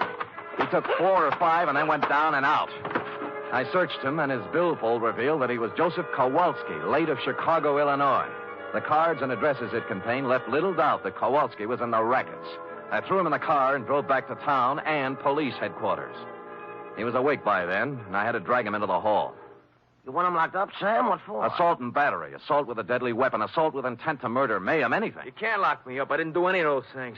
Anyway, if I did do them, it was in San Martin County, not Frisco. Well, Sam, I don't know what I can do. He's got to do something in our jurisdiction. Sure, see? All right, he picked my pocket on the way into town. Here, Kowalski. What? See, look, he's got my wallet in his hand right now. Why, of all the brazen lawbreakers, you going to let him get away with this, walking right into headquarters with the evidence in his hand? Oh, wait a minute. Come on, Kowalski. We go pretty hard on pickpockets in this town. I'm being claimed. I want a lawyer. Get me a telephone. He was dragged away protesting. He got no sympathy from me. He started. Lieutenant Randall then teletyped Chicago to find out more about him. In about an hour, the report came back. I won't read his whole record, Sam, but he's paid for everything, they say. He's clean. Huh? However, it does say he was the bodyguard for a man named Barney Moffat. It says Moffat was a shady business operator. Picked up several times, but nothing hung on him. He left town about the same time Kowalski did. He's listed as undesirable, but he's not wanted. Oh, thanks, Lieutenant. If a man named Barney Moffat had a hood named Joseph Kowalski as a bodyguard, and they both disappeared from Chicago at the same time, the obvious conclusion was conclusively obvious. I drove the limousine back to Christoph's estate. But as I parked the car, my headlights hit another car. There was someone getting into it, Mrs. Chandler Gosling. Oh, you, what do you think you're doing? Remember me, Sam Spade? Oh, detective. Yes. What are you following me for? What were you doing in Christoph's house? I thought he wasn't a friend of yours, or your husband. Mr. Spade, get in, please. Let's talk. Okay, spill it. It's none of your business what I was doing in there. But whatever it was, I want you to forget you ever saw me. That'll be pretty hard to do. Would money help you? In this case, no. What do you care what happens to my life, or Chan's, or Christoph's? Because your husband's paying me to worry. All right. But if I were you, I'd just forget that you ever met any of us. Because this mess we're in is so bad that nothing you or anybody else can do is going to get us out of trouble. With that, she burst out crying, and I couldn't get anything else out of her. So I let her go, and she drove off. I walked up to Christoph's house, knocked on the door, and a servant opened it. I took a couple of steps inside when 6 pairs of arms grabbed me. Some of them had fists on them. The struggle was just getting lively when Christoph appeared. All right, let him go, let him go. Well, I don't appreciate this kind of treatment, Christoph. You weren't it, Spade. All right, men, take a walk. Now, what's it all about? It was my orders if you ever showed up here again. Why'd you soften? I just heard about Kowalski. You managed that very well. I admire resourcefulness. How would you like to work for me? No thanks, Moffat. Moffat? Barney Moffat, late of Chicago and the rackets. So you know, huh? Well, I wasn't sure until just now, but you've cleared up the doubt. How much do you know? Very little. Just that you were a shady operator, but nobody's looking for you or anything. Spade, I did a lot of things. Several years at tightrope walking with the law. But I never did anything they could jail me for. I have an idea you're considering doing something in the near future. What makes you say that? Well, it's a vendetta, isn't it? Monte Christoph and Bertuccio the steward and the Dentist Corporation. You couldn't resist the drama, could you? All from Dumas' novel. But why? Why do you want to play the Count of Monte Cristo? What did Gosden do to you to merit all this revenge? Tomorrow. It'll be over tomorrow. And with that, he clutched at his heart and fell forward at my feet.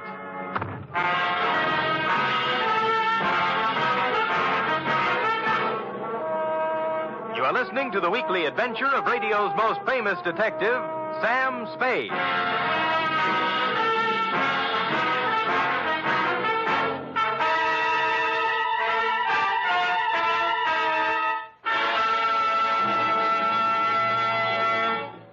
Three chimes mean good times on NBC. If you've been searching for mystery on Saturday night, put away your magnifying glass and follow these clues. Dial this NBC station tomorrow evening and listen for the chimes, and then you'll be off on a perilous trip with The Man Called X, starring Herbert Marshall. And if you've been searching for music, too, on Saturday, then Eileen Wilson is your dish as she stars in Your Hit Parade with Snooky Lanson and Raymond Scott's orchestra. And now back to the Vendetta Caper, or The Revenge of Monte Christoph, tonight's adventure with Sam Spade.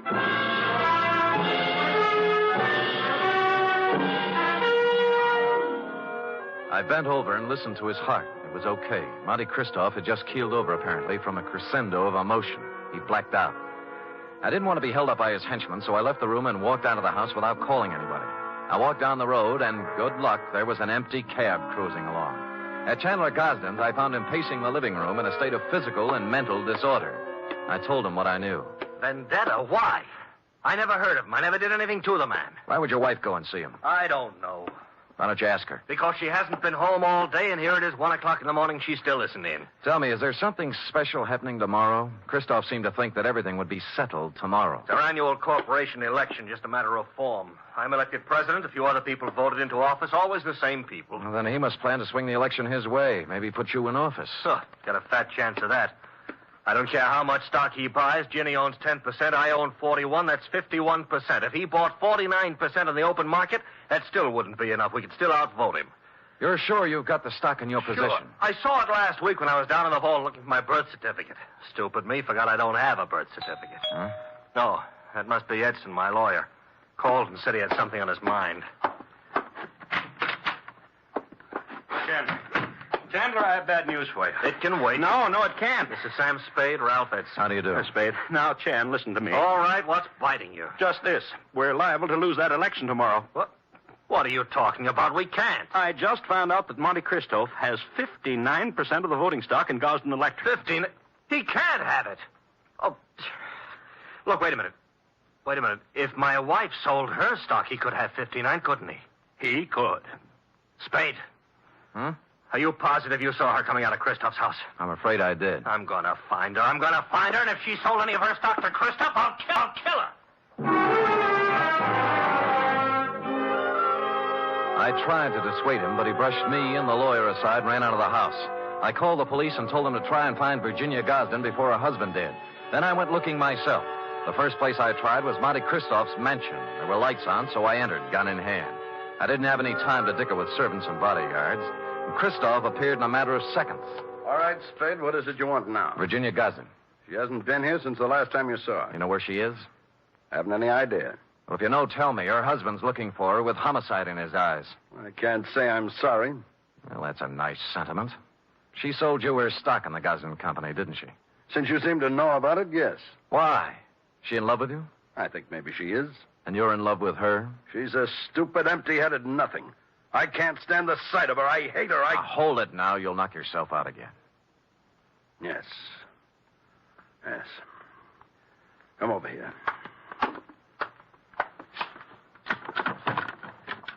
Take a good look at that. No, it's a pillow. An ordinary pillow. So? You notice how dirty it is? Yeah. Notice that it isn't even stuffed with feathers? They were too good. It's stuffed with dirty cotton rags. Well? My father's head was lying on that pillow when he died. I've kept it ever since as a reminder of who killed him. Who did? A man named Elwood Gosden. A man who cheated and lied and stole everything he had in his life. Chandler's father, huh? Yes. My father and Elwood Gosden had a hardware store once. My father invented an electric iron. Ever heard of the Gosden iron? Yeah. It should have been the Moffat iron. Elwood Gosden stole the plans from my father, registered them first, and then drove my father out of business. He made a fortune out of it, and then went into other electrical appliances. Well, things are beginning to gel now. My father became a peddler and died poor and broke and ill. My mother died 20 years before she should have from overwork, while the Gosdens grew fat and respected on the Moffat brains. So you started your vendetta, huh? I started it the day my father died. I set out to make one thing in this world, money. And I made it in handfuls. You can look me up. Barney Moffat, Chicago. Gambling, black markets, gun running, slave trading, anything and everything that had a big profit in it. And then I set out for San Francisco to break that Creighton son of Elwood's and his whole family. And on the way, you lost a guy named Barney Moffat. What difference? Huh. Look, you've got money now and everything you need. Why go on with it? I don't care anything about money. I only want to use it against them. Do you know why I had all those parties? To buy stock from people. Yes. Stock in the Gosden Company. I've paid twice, 3 times what the shares were worth. But right now, I own 59% of the Gosden Enterprises. And tomorrow morning, when the two of us meet at the stockholders' meeting, I'm going to vote him out of office and take over the company. And then, I'm going to drive it right into bankruptcy. And you got Mrs. Gosden's stock by making her fall in love with you. I had to. Don't let's talk about it anymore. About Chandler Gosden. He's a man with a very short and violent temper. He might come gunning for you. That's just what I hope he does. Ask the man at the door to show you out.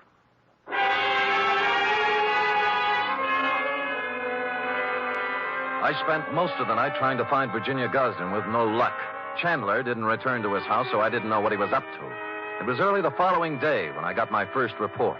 Lieutenant Randall called me down to police headquarters. We found her, Spade. Dead or alive? Oh, about halfway in between. She was shot in the chest at close range. Gun right up against her. But she's still living. And what are her chances? Fair. Where'd you find her? In a walk-up apartment on Polk Street. It was registered to her. Looked like a love nest, a place where she met a boyfriend or something. No weapon. I see. I figure murder attempt, her husband. We have a pickup on him right now, but so far he's vanished. Shame. Fine old San Francisco family. What do you know, Sam? Well, give me a free hand for a couple of hours, will you? Maybe I can do something for this fine old San Francisco family.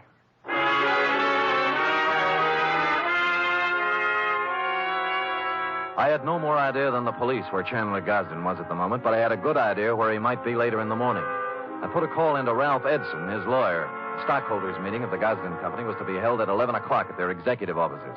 Edson got me in, and at 5 minutes to 11, Monty Christoph walked in. There were 3 of us. None of us spoke. We just sat around a long, polished table, alternately watching the clock and the door. At 11:03, the door opened. Chandler Gosden stood there, rumpled, red-eyed, vicious.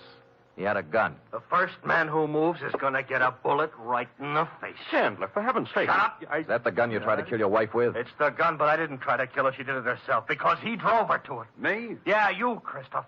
You were meeting her in an apartment. Don't think I've been dumb. Put the gun away and let's get down to business. Are you kidding? I got the same gun she used on herself, and I'm going to use it on you. Well, stop talking and get it over with. You act as if you want me to do it. All right. Edson, Spade, clear out of here. Gosden, use your head. I said get out of here. Now go on. Okay, but don't take your eye off him. He's got a gun in his pocket. Don't worry, I won't. You were working for him. Working for him all along. Everybody was. No, now listen to me. He wanted you to kill him. He doesn't care about himself. He just wanted you to be put away for murder. Spade, this is our affair, not yours. Now, look, both of you shut up and listen. This is a tough thing to try to settle something that's been boiling up in you, Moffat, ever since you can remember. You spent all of your grown-up life trying to get back at the wrong man. It appealed to some ironical sense of yours to carry out the Monte Cristo revenge story. Now, let me ask you this. You remember all about Monte Cristo and how he ruined the people who had ruined his life and how his father died heartbroken. But do you remember the end of that book? Go on. He found that he couldn't bring himself to revenge the wrongdoings of families on their innocent children. That reads good in a book, but I don't feel that way. Well, maybe you will when you hear this. What? This man right here that you spent 20 years getting ready to ruin is not even a Gosden. Huh? What? He's an adopted son. Mr. Elwood Spade, Gosden adopted him from an Oakland orphanage on October 11th, 1907. I got the records to prove it this morning. I don't believe it. I would have known. Mr. Edson, you've always been the family lawyer. Isn't this true? It was a long chance that Edson would play along with it. But to bring it off, it needed the final clincher. Lawyer Edson looked at me, then looked at Chandler Gosden. He gulped and licked his lips. It's true. It's true, Chandler. Adopted? Your father never wanted you to know. Chandler didn't move. He just stood there stunned. But Barney Moffett sank down into a chair and buried his head in his hands. Edson and I looked at each other and waited. And finally, Christoph looked up and spoke. Start the meeting. Mr. Edson? I hereby declare the annual stockholders' meeting of the Gosden Company open. Mr. Gosden? I don't care what happens now. I bow to the majority stockholder. Oh. Mr. Christopher... I beg your pardon, Mr. Moffett? As the majority stockholder, I vote that the chairmanship of the Gosden Electrical Corporation remain as it has for the past 20 years with Chandler Gosden.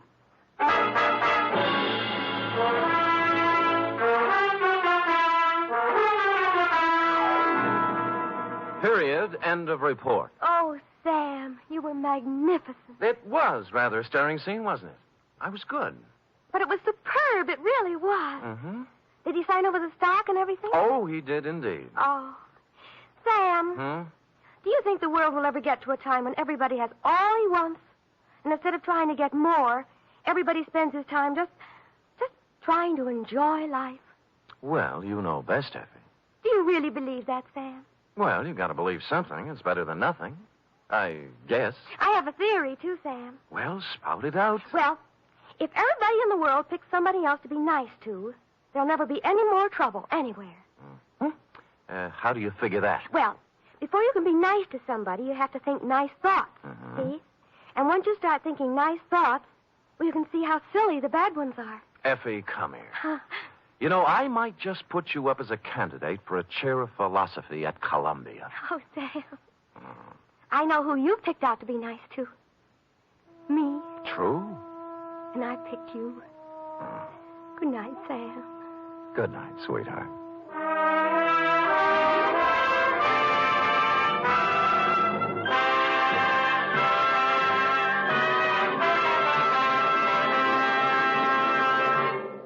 Tonight's transcribed adventure of Sam Spade was produced, edited, and directed by William Spear. Sam Spade was played by Stephen Dunn, Lorene Tuttle as Effie. Script for tonight's adventure by John Michael Hayes. Musical scoring by Lud Gluskin, conducted by Robert Armbruster. Join us again next week, same time, for another adventure with Sam Spade.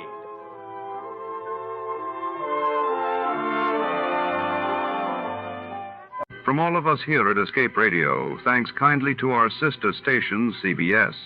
Now then, let's see if you're true masters of classic radio.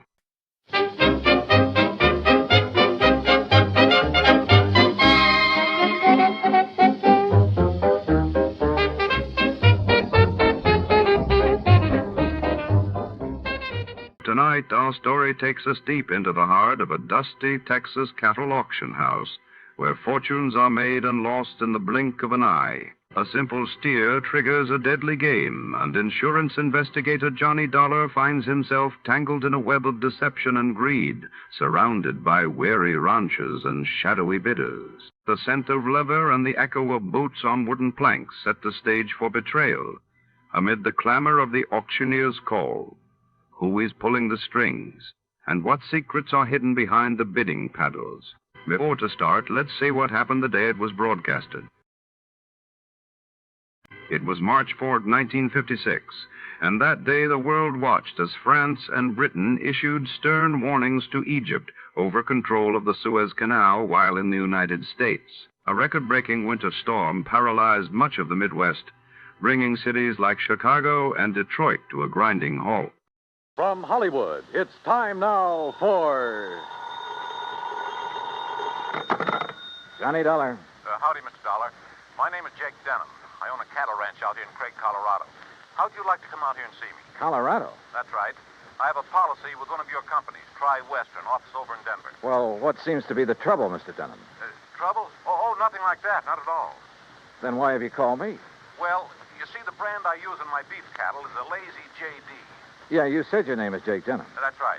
But JD is your initials, too. Oh, yeah. Yeah. And the lazy part fits me to a T. But now why have you called me?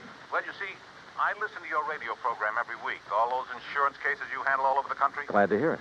And I thought the Lazy JD being your initials, too, and all the local color out here, and, well, maybe you'd like to come and get some local atmosphere for one of your stories. Oh, now, wait a minute, Mr. Denham. If you have some insurance matter you'd like me to investigate... Oh, no. I told you why I thought you ought to come. So can you, right away? You sure there's nothing wrong out there? No, like I said, a lot of local color. Nice place to stay here at the ranch.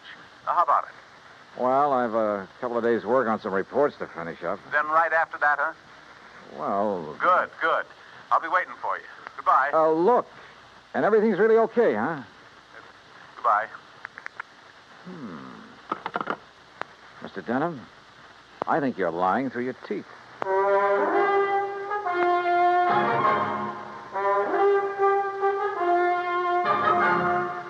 Bob Bailey in the exciting adventures of the man with the action-packed expense account. America's fabulous freelance insurance investigator. Yours truly, Johnny Dollar.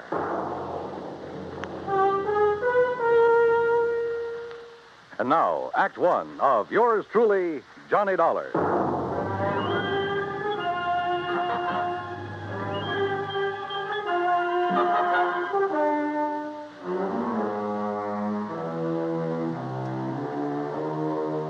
Expense account submitted by Special Investigator Johnny Dollar to the Tri-Western Life and Casualty Insurance Company, Home Office, Denver, Colorado.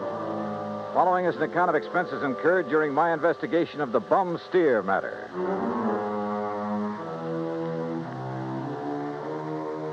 Expense account item 1, 370, long-distance call to Hal Versky, my contact at Tri-Western in Denver. Johnny, good to hear from you. You out in this neighborhood? Nope, still in Hartford. Hal, I want you to okay an expense account for me. Well, now that depends. Listen, do you know a client of yours by the name of Jake Denham? Yes.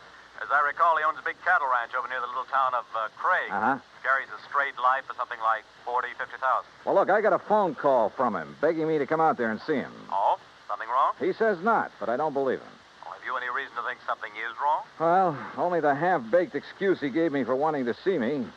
Look, Hal, I realize this is just a hunch, but... Certainly sounds like it to me. But my hunches have saved your company a lot of dough on occasion. So how about it? Okay. Put it this way. If you run into something out there and clear it up, we'll pay the freight. If not, well, you just go ahead and have yourself a vacation at your own expense, okay? Oh, now, why don't you relax that iron grip on the purse strings for a change, huh? Why? What would you do? Okay. But I warn you, Hal, if this does turn into a case for your company, my expense account is going to knock you right off your feet. Oh, now, wait a minute. Bye-bye. Johnny. It took me nearly 4 days to clear up the reports I had to finish. I wish now it hadn't, that I'd left Hartford immediately. Expense account item 2, $133. Plane fare and all the incidentals I could think of, Hartford to Denver. I got there shortly after 7 a.m. Item 3, $50 deposit on a drive-your-own car, in which I promptly headed north and west on Highway 40. That is, after getting out of the traffic in Denver itself, and believe me, that town has it. The 200-mile drive to Craig was routine, except for the lush green hills, the snow-topped mountains, the vast meadows and forests. Colorful Colorado, they call it, and it sure is. Finally, about noon, I pulled into Craig and stopped at the Cosgrove Hotel for lunch. That's item 4, $350. From the waitress, I got directions to the Lazy J.D. Ranch. About 8 miles south on the Yampa River, just off Route 789. You want some dessert? Oh, no, thanks. This is fine. Hey, you one of the relatives? Relatives? Oh, of course not. You're too late. Too late for what? It was real beautiful, though. Half the town turned out for it, and most of the big ranchers. What are you talking about? Oh, my gosh, it's after 1:30. Look, I'm not supposed to be on duty now, and I got a date with my boyfriend. Hey, well, now... Excuse me, now, I wait a gotta go. second. Just pay the cashier in the lobby. Well, but look, Okay.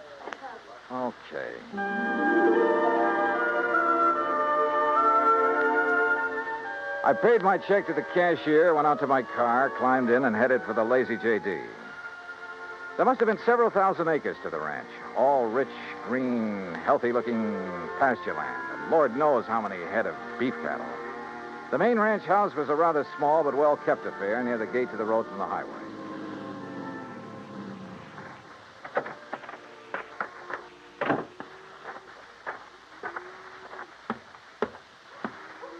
And then I saw it, a long piece of black crepe hanging on the doorframe.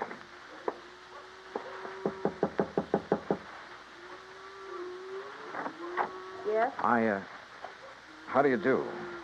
My name is Dollar, Johnny Dollar. Oh, Johnny Dollar. Why didn't you come before? What? He begged you to come, didn't he? To come right away? Mr. Denham? Yes, but I Then told why him... didn't you? You might have saved him. Saved him? Yes, saved him. We buried him this morning. And I think he was murdered.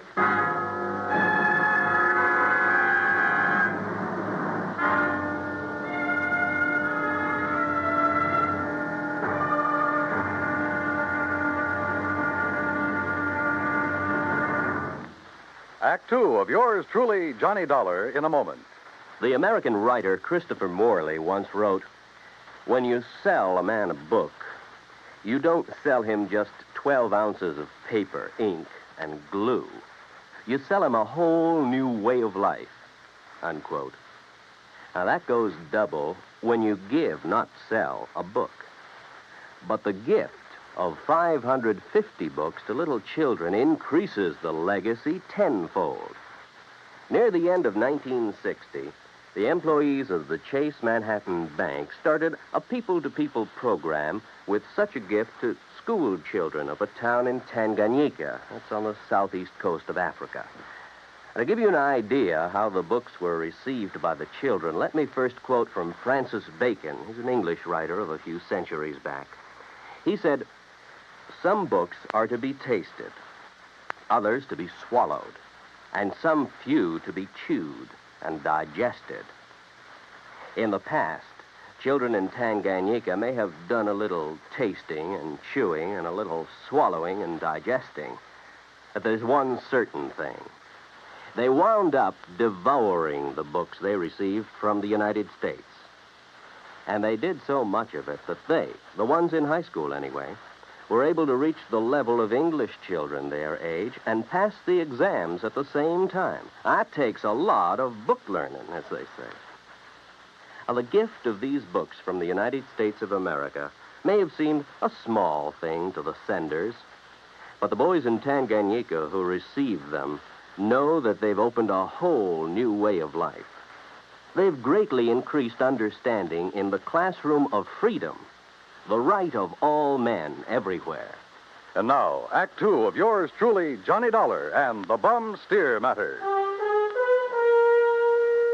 The tall, beautiful girl standing in the doorway of the ranch house at the Lazy J.D. outside of Craig, Colorado, was dressed in black. The red about her eyes showed that she'd been crying. But there were no tears in them now. Jake Denham was my father, Mr. Dollar. I'm Virginia. And you think he was murdered? Why do you think he called and begged you to come out here? Any idea who might have done it? Yes, Big Mike Craven. Who's he? He owns the Sea Lucky Star and wants to own every other ranch around here, and he will unless somebody stops him. How did your father die? Anthrax. That's what they said it was. I thought that was a disease of cattle. People, too, if they get infected from the cattle. And that's what happened to your father? That's what they say, but there's no anthrax around here. Our ranch is clean. Look, let's go inside and sit down and talk about this. Sure, I'll talk about it. If only somebody will listen. In here, John. Oh, thanks. Are you, all alone? Now that Dad's gone, he and I ran the ranch. Now it's up to me. Sit down. Thank you. Virginia, were you trying to tell me out there that you think somebody tried to infect your herd with anthrax? What would you think? Who was your father's doctor? Dr. Regis Ross from in town. Who are you? Well, my name is Dolar, insurance investigator. Say, you fellas act pretty fast, don't you? Sometimes. Feeling all right now, honey? I guess so.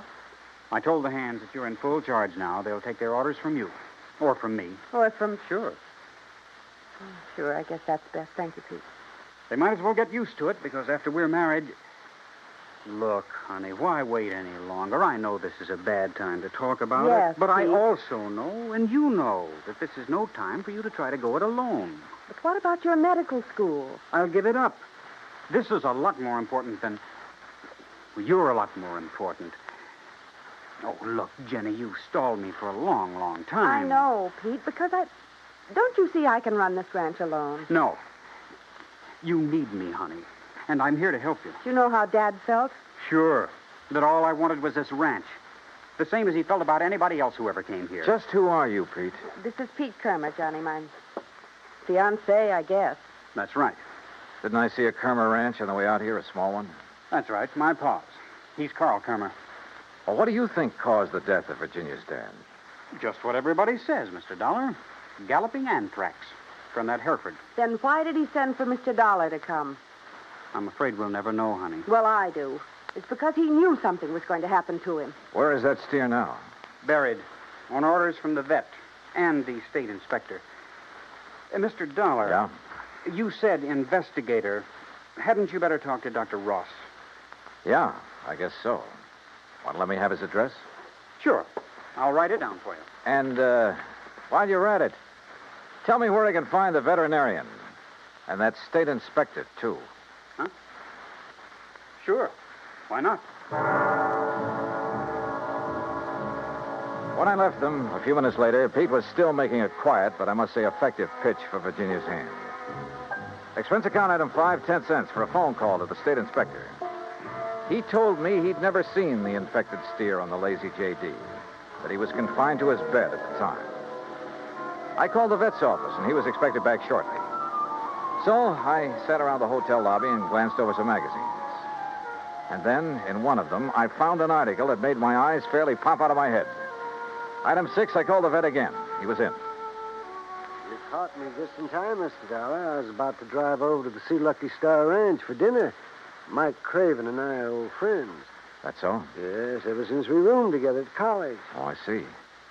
I understand you're the man who spotted the anthrax out at the Lazy J.D. Yes, sir, that's right. Just that one Hereford. How it ever got to him, I'll never know. The rest of that herd's absolutely clean. Got poor old Jake Denham, too. You think he became infected from that steer? Well, how else could it be? Galloping anthrax. Just like that. Doctor, where is that steer buried? Do you know? Yes, I had it buried myself. It's some miles out in the far corner of the Lazy J.D. property. Then phone the Sea Lucky Star and call off your dinner date. You and I are going out to take a look at that carcass. Oh, no, just a minute, young Investigator, did you say you are? That's right. Uh-huh. I suppose you have some authority. What I don't have, I can get. Tell me, Doctor, is there some reason why you don't want me to see the carcass of that steer? No. Well, let's go. Along the way, we picked up two fellows who were handy with pick and shovel. It was almost dark now, so I bought a couple of powerful flashlights at one of the local hardware stores. That's item 7925. It took a couple of hours for the two men to dig down to the carcass of the steer, but they finally exposed one flank of the unfortunate animal. Yeah, you sure planted this critter deep, Doc. But there's part of him. Give us a few more minutes, we'll have it. No, wait. Huh? Mr. Dollar, come down here into the hole. Sure. Oh, what's the matter, Doc? The color of that carcass. I don't understand this. What are you talking about? Well, this doesn't make sense. The deterioration and putrefaction that always occurs, well, it simply isn't here. You mean it's possible it wasn't anthrax killed this steer? But I'm sure that all the symptoms, the swellings in the subcutaneous connective tissues, in the interstices of the muscles and lymphatic glands, and in the membranes of the mouth and tongue, they were all there, and they were edematous, too. Could some poison have possibly produced those symptoms? Poison? Yeah, look. I read in a magazine this afternoon that strychnia often produces symptoms very much like those of tetanus, lockjaw. Yes, that's true. But a poison that would... Good heavens. Yeah? Why, I haven't heard of it since my college days. Quintanogen sulfide. But why? Good question. No, Dollar. Because it wouldn't explain the death of old Jake Denham. If it was anthrax. What? Or was he poisoned, too? Good heavens, you mean you Wait a think minute, that... wait a minute. Doctor, the brand on the rump of this animal. Well, that's Denham's own brand, the Lazy J. Yeah, but it looks to me like it was put on over another brand. Yes. Yes, you're right. Any way of finding out what the original brand was? No. Yes, Mr. Dollar. The other side, the inside of the hide might show it. Then, Doctor, you got a skinning job to do. All right. Hand me my bag there, please. Okay, here you are. Go to it, Doc. Thank you. Oh. That poison. How much to infect a man? Well, even a small scratch on the skin could absorb enough to be fatal. No wonder the Dr. Ross... Ross was the one who treated Jake Denham. Yeah. No wonder we couldn't understand why death came so... Well? No. Can you see what the original brand was? Yes. Yes, I can. I'm afraid so. Let me hold the light a little. Oh. I see. But I can't believe it, Mr. Dollar. Pretty clear, though, isn't it? See Lucky Star. Act 3 of yours truly, Johnny Dollar, in a moment. A couple of 1,000 years ago, the ancient sage Diogenes remarked that all things are in common among friends. Well, he didn't mean that only material goods were in common among friends, but that they shared their troubles as well. For a long time, the United States Armed Forces have been a friend in time of need, during fires, floods, and pestilence all over the world. Many peoples of the earth have come to believe in the friendship which the U.S. military personnel have spread for so many years, and the calls for help they answer in time of personal emergency, a response which has always been immediate. Not long ago, a Korean Buddhist nun was suffering from beriberi, an advanced form of acute malnutrition. But she was living in an isolated monastery deep in the Korean hills and valleys. Her sister nuns contacted the nearest Army Signal Corps relay station, and wheels began turning. In no time, an Army helicopter landed at the station's helipad. American soldiers carried the stricken nun to the copter. She was flown to a waiting ambulance and whisked away to the hospital. Her recovery was rapid, thanks to the United States Army, her newfound friends.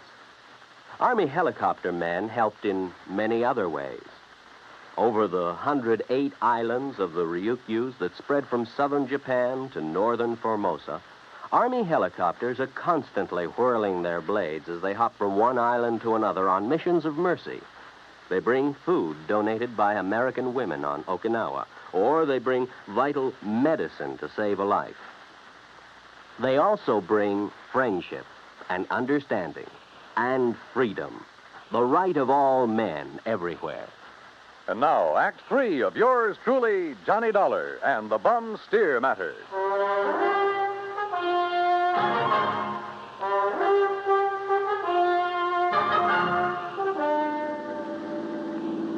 Looks pretty bad, doesn't it, Mr. Dollar? Yeah, Doc. It looks as though this Hereford steer was brought over from the Sea Lucky Star, was rebranded with a Lazy JD, was given the poison to make it look like it died of anthrax. Yeah, but Mike Craven, who owns the Sea Lucky Star, I know him, Dollar. I've known him ever since our college days. Medical college? Oh, no, just during the preparatory years. But Big Mike couldn't have done a thing like this. Big Mike has wanted to... But Big Mike couldn't have done a thing like this. Big Mike has wanted to get his hands on the Lazy JD for years, well, hasn't he? Of course, so have a lot of other big ranches, but I'd stake my life on it. He'd never do it. Hey, wait. Yeah? You should have taken that left turn to get to the Sea Lucky Star. That's not where we're heading. Yeah. Well, then where? If I remember correctly, it's this road to the right, here. Well, you mean the K-Bar K? Got any better ideas? Well, I'll be... Here.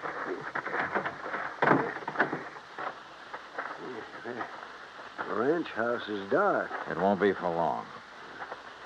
Would you call this a good ranch, Doc? No, old old Carl has been just a hanger-on. He hasn't made the place pay for quite some... What's going on out there? Who is it? Johnny Dollar, Pete. Oh? I want to talk to you. Oh, sure. Door's open. I'll be right down. Come on, Doc.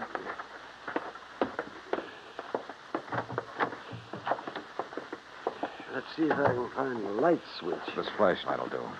And we're going on upstairs. Huh? Wait down there. I'll be right down. We'll be right up. Well, now, wait a minute, if you don't mind. Wow. Nice place you have up here. Look, I asked you to wait down. Dr. Cummings. I'm sorry, Peter, but this... How'd you make out with Virginia Denham, Pete? Convince her to marry you? That's none of your business, Mr. Dollar. Now, just what do you want? Pretty nice ranch to get your hands on, that lazy JD. I beg your pardon. Combination bedroom and study, huh? As Virginia told you, I've been going to college. Yeah, medical school. Nice set of books you have here. Of course, I'll have to give that up now. Well, you're going to have to give up a lot of things. What? Where did you get it, Pete? What was the name of that stuff, Doctor? Quintanogen sulfide. What do you know about... Well? I don't know what you're talking about. Then why the marker in this book on toxicology? Marker? That was a foolish thing to do, Pete. A dead giveaway.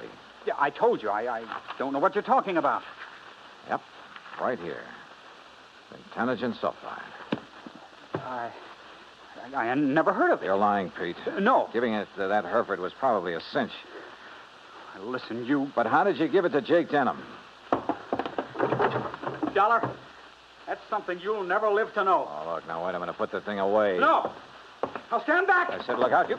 Stop! Oh, thanks, Doc. I guess he'd forgotten all about you until you landed that chair on his head. Yes. Now, I suppose I'll have to patch this... patch him up a bit. Oh, absolutely. He'll have to look nice for the trial, won't he, Doc?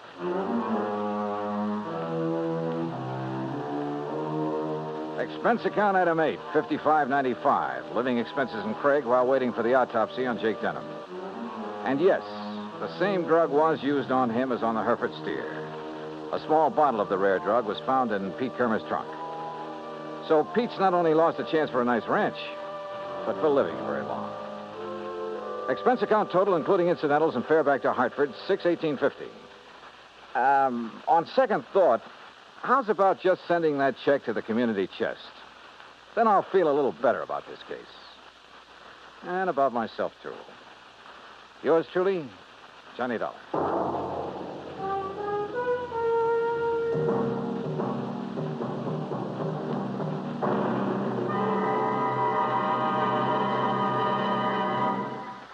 And now, here is our star to tell you about next week's story. Next week, an old ghost town out in Montana.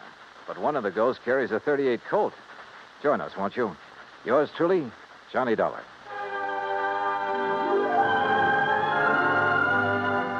Yours truly, Johnny Dollar, starring Bob Bailey, originates in Hollywood. It is produced and directed by Jack Johnstone, who also wrote tonight's story. Heard in our cast were Virginia Gregg, Gene Tatum, Will Wright, Jack Edwards, Howard McNear, Sam Edwards, and Forrest Lewis. Be sure to join us next week, same time and station, for another exciting story of yours truly, Johnny Dollar.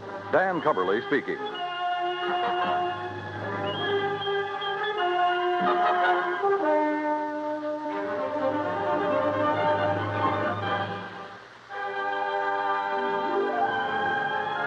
This is the United States Armed Forces Radio and Television Service.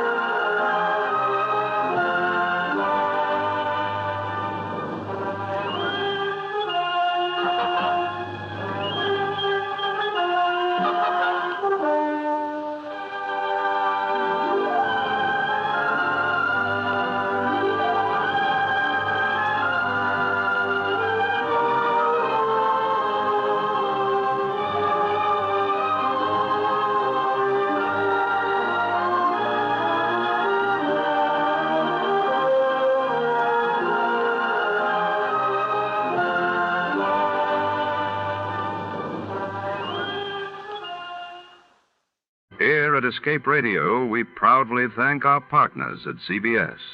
And now, folks, a quick challenge before the next thrilling chapter.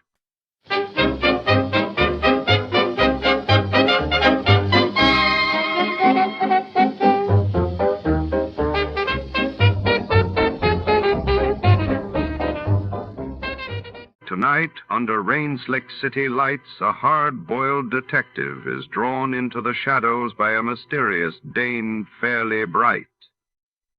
When a priceless artifact vanishes, every clue leads deeper into a labyrinth of secrets, double crosses, and whispered threats. Who can be trusted, and who will make it out alive? Find out in The Fairly Bright Capper.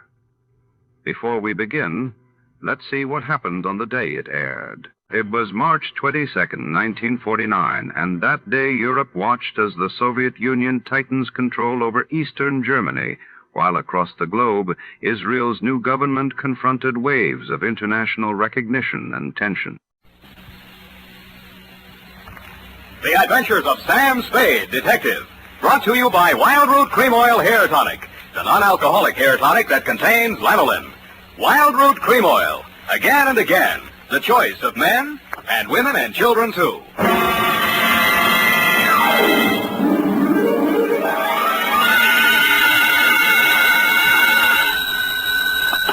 Sam Spade, Detective Agency. Very important, sweetheart. Write this down. Yes, Sam. I have pencil and paper ready. Ingredients, colon. Punctuation or ingredient, Sam? Both.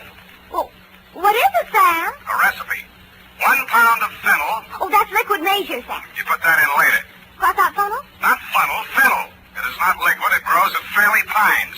Fairly what, Sam? 1 root of St. John's wort. Whose wort? Not wort. Wort. Oh, wort. Don't interrupt. Some newt size, a couple pounds ought to be enough. 1 ounce of bat's wool. 1 adder fork, that is not a utensil.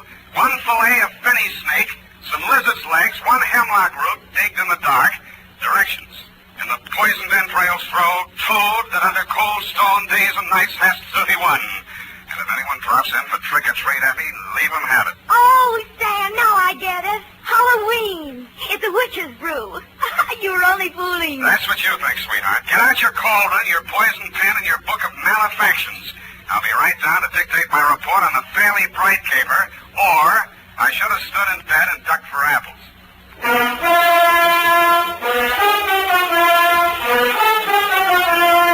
Dashiell Hammett, America's leading detective fiction writer and creator of Sam Spade, the hard-boiled private eye, and William Spear, radio's outstanding producer-director of mystery and crime drama, join their talents to make your hair stand on end with the adventures of Sam Spade.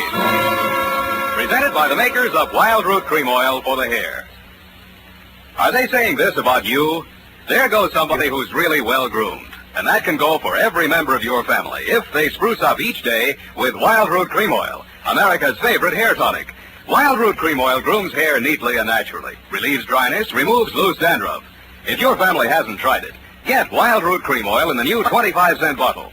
You'll see why Wild Root Cream Oil hair tonic is, again and again, the choice of men and women and children, too. And now, with Howard Duff starring as Spade, Wild Root brings to the air the greatest private detective of them all in the adventures of Sam Spade.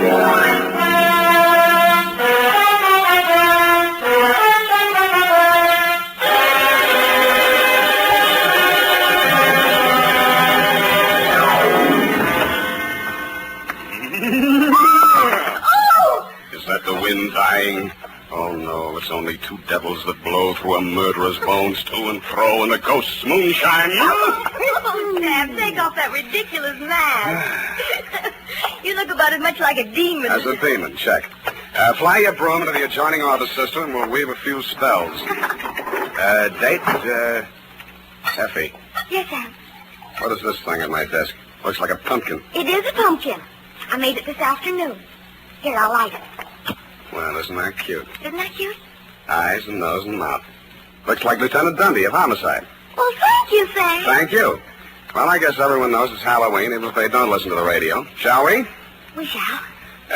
Date, All Hallows Eve, 1948, to Hillary Bright, Esquire, number 13, Black Place, City.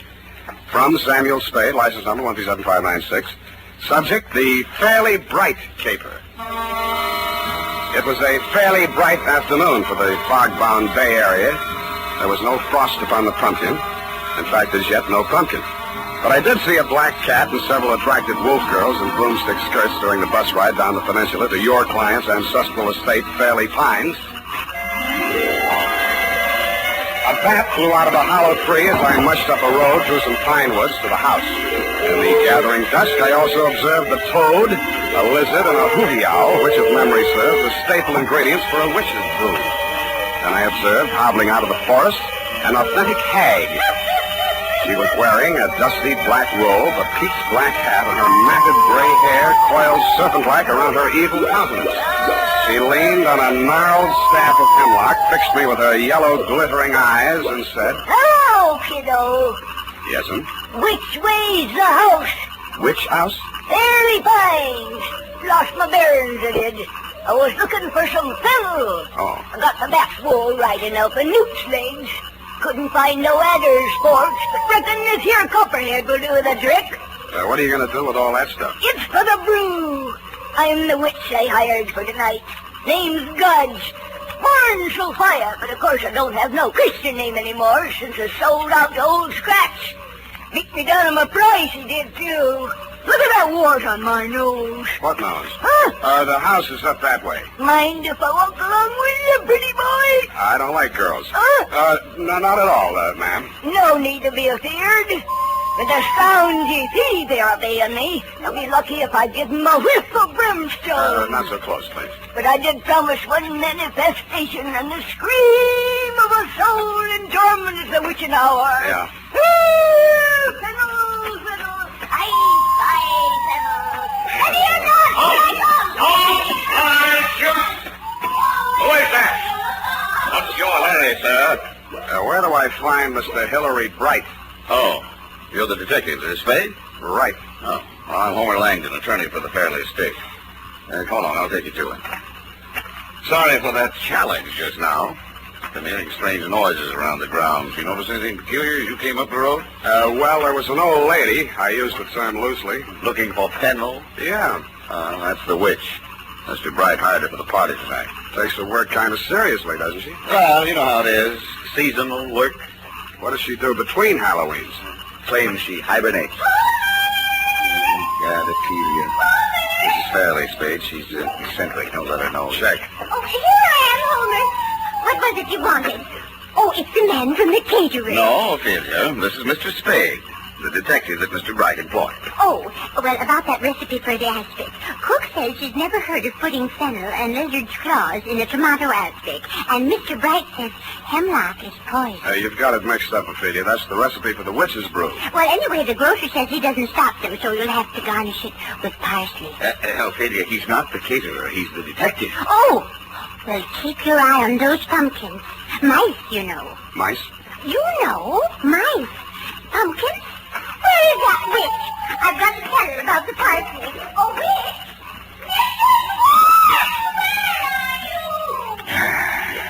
Sad case, but harmless.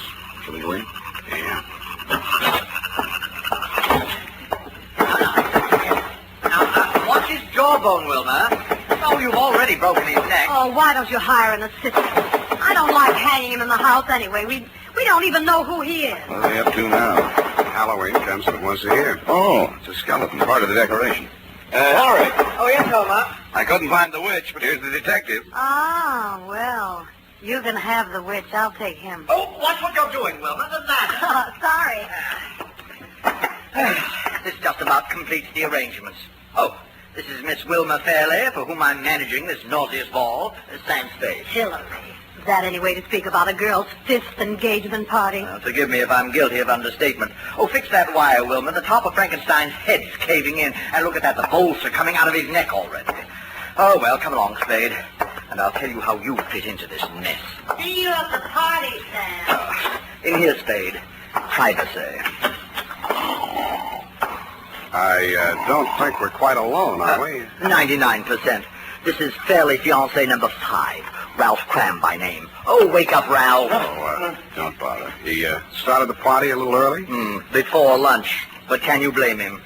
If I weren't a teetotaler, I'd be out staggering around the woods with that witch. Uh-huh. Now, what exactly is my assignment, Mr. Bright? I want you to be present at this miserable party tonight and pretend to have a good time. Why didn't you hire an actor?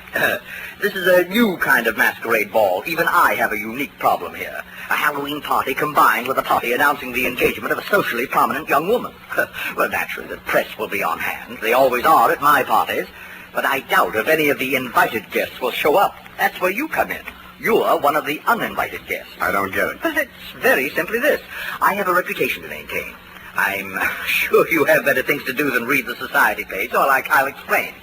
I believe some ill-informed columnists have referred to me as the male Elsa Maxwell. That's not true. She is the male Hillary Bright. Female, that is. Anyway, you're a professional party giver, is that it? Exactly. What's the matter with Wilma? Why won't anybody come to her party? Because everyone on the guest list is either a relative or a friend of some poor swain she has jilted on the very steps of the altar. Oh, now I get it. Exactly. Now, as to the party. Masquerade. Natch. What else can you have on Halloween? Figures. Yes. If anyone came, they'd probably be dressed as witches or pumpkins, which is dull enough in itself. But the Fairleys and their immediate circle will undoubtedly trot out their moth-eaten Beaux-Arts costumes.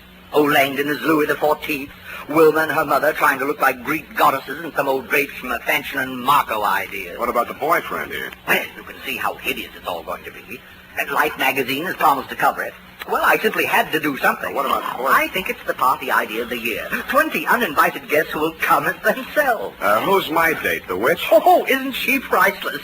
You know, I thought of burning her at the stake as the grand climax of the evening. I've got matches. No, I decided against it. It's too messy. Well, it sounds like loads of fun, Mr. Bright, but I'm afraid you called the wrong detective. Now, Go out. wait a minute, please. Hear me out. Now, there's method in my madness. I believe I mentioned 20 uninvited guests. Who are coming as themselves, yes. Exactly.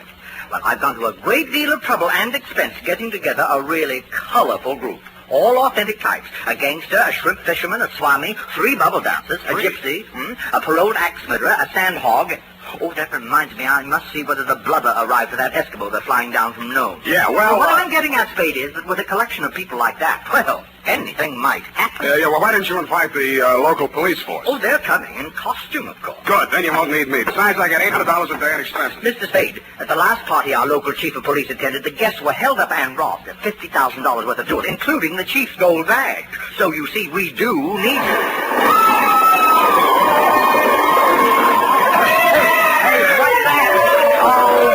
Go back to sleep, Ralph. It's only the guests arriving. I get $1,000 You were right. You did need a detective. In fact, you could have used several others. First, the pickpocket you'd invited lifted the police chief's wallet. The axe murderer chased the witch up a tree. And the gangster and the cowboy tried to shoot it out over one of the bubble dances. After I'd foiled the safecracker in the act of blowing the vault in the library, things quieted down, and everybody formed a circle around a bonfire. All right, quiet, please. Quiet, everyone. Quiet. Mrs. Fairley has a very important announcement to make. Ophelia? She was here just a few moments ago. Well, have you seen her around Langdon? A few minutes ago, she said she had a headache and went upstairs to get some aspirin. Sam, I'm worried about Mother. Would you mind going upstairs to see what she's up to? She's been behaving so strangely tonight. She's been behaving strangely. Sure, Wilma. I'll be right back. Come along, let's get on with it. Oh, witch. You stand over here. Yes? No, bring your broom. That's it. And don't look so pleasant. You're supposed to be evil. Beware! Those not wearing toe stain is subject to warts. There's evil in this place tonight. Blood on the stone, blood in the cauldron.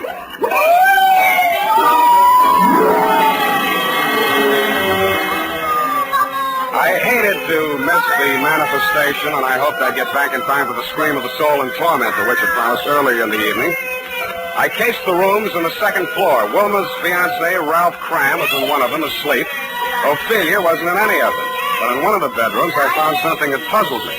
A rope made out of bed sheets dangled out of the window, but the window was closed. I walked over and opened it. The witch was still at it. I couldn't see the merry little group around the bonfire, but where the firelight glowed against the tree trunks at the edge of the woods, I saw a white-robed figure crouching in the shadows. Then I heard it.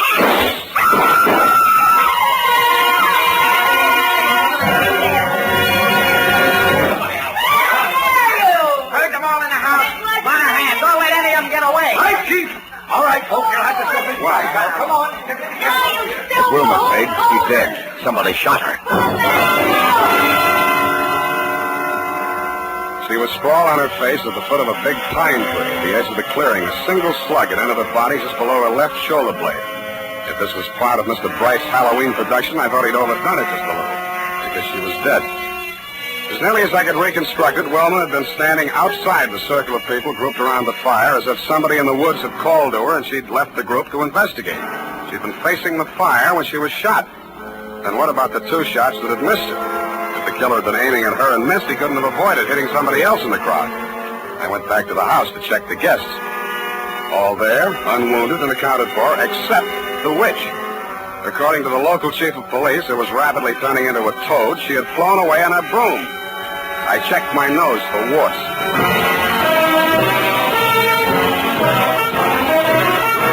The makers of Wild Root Cream Oil are presenting the weekly Sunday adventure of Dashiell Hammett's famous private detective, Sam Spade.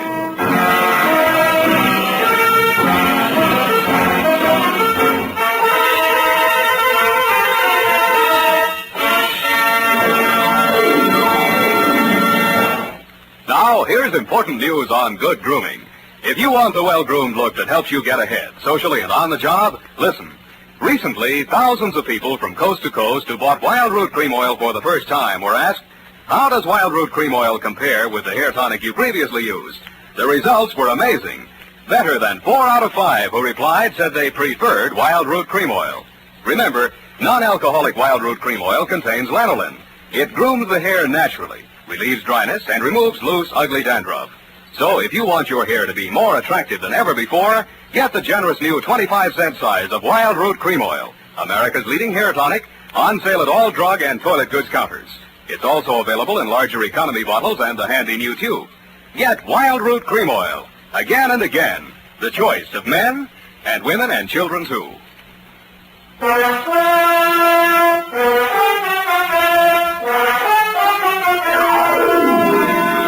And now, back to the Fairly Bright Caper. Tonight's adventure with Sam Spade.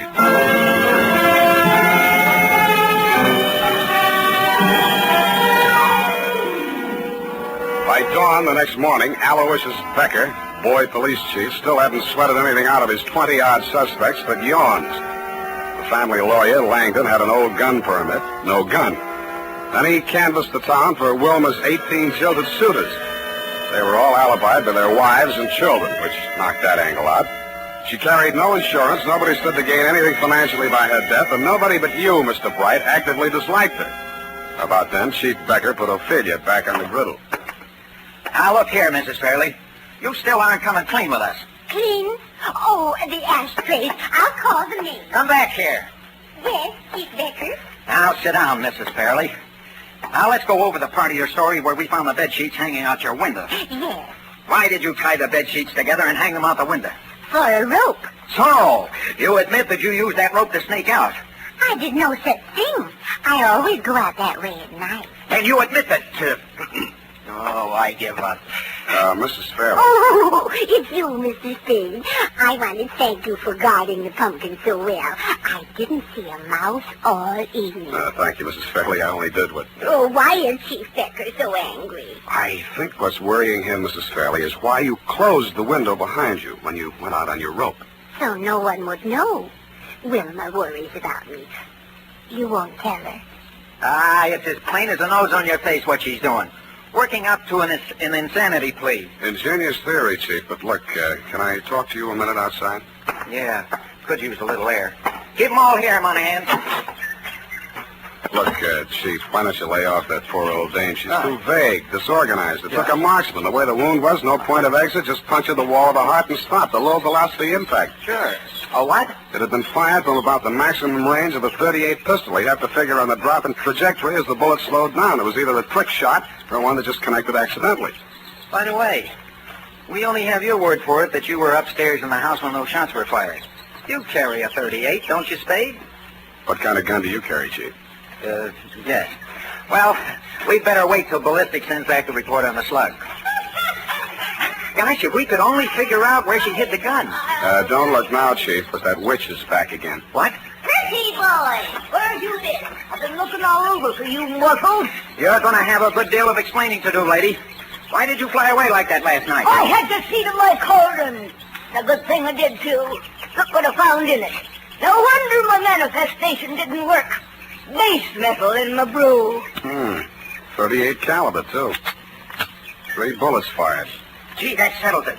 You're under arrest. Who, me? Yes. Fired. Gee, that settles it. You're under arrest. Who, me? Yes. No, her. Oh, no, you don't. I'll put a star on you, I will. I'll turn you into a toad. Look, Chief, where's that gun permit you took out of Langdon's room? Oh, I forgot about that. Here, it's in my pocket. Let's see that serial number. Well? They match. It's Langdon's gun. Boy, oh boy, then it's settled. That's what you think, boy, oh boy. Don't forget, he's a lawyer.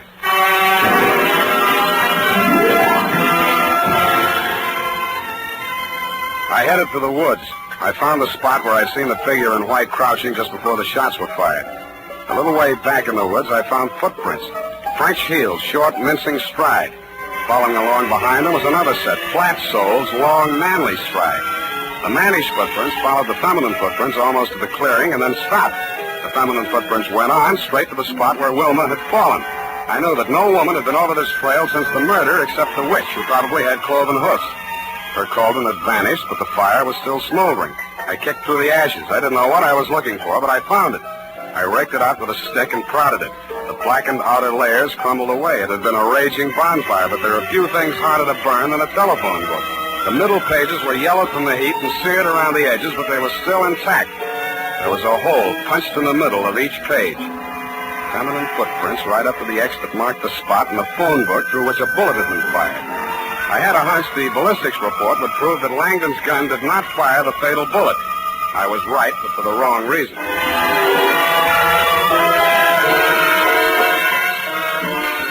Yeah, you can't get around it, Chief. Ballistics don't lie. You can see here. You don't even need a magnifying glass. Take a look there.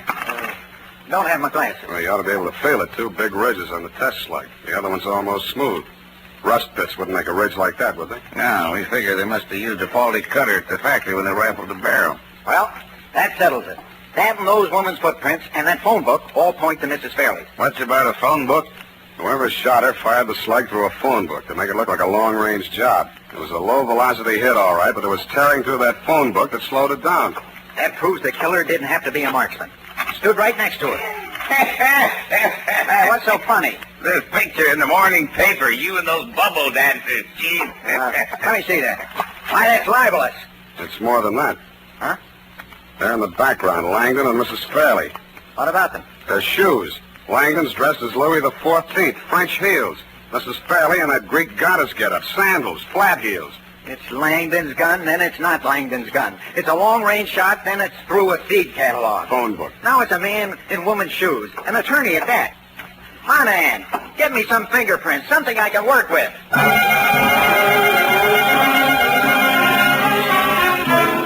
I didn't blame the chief. My somersaulting clues were getting me dizzy, too.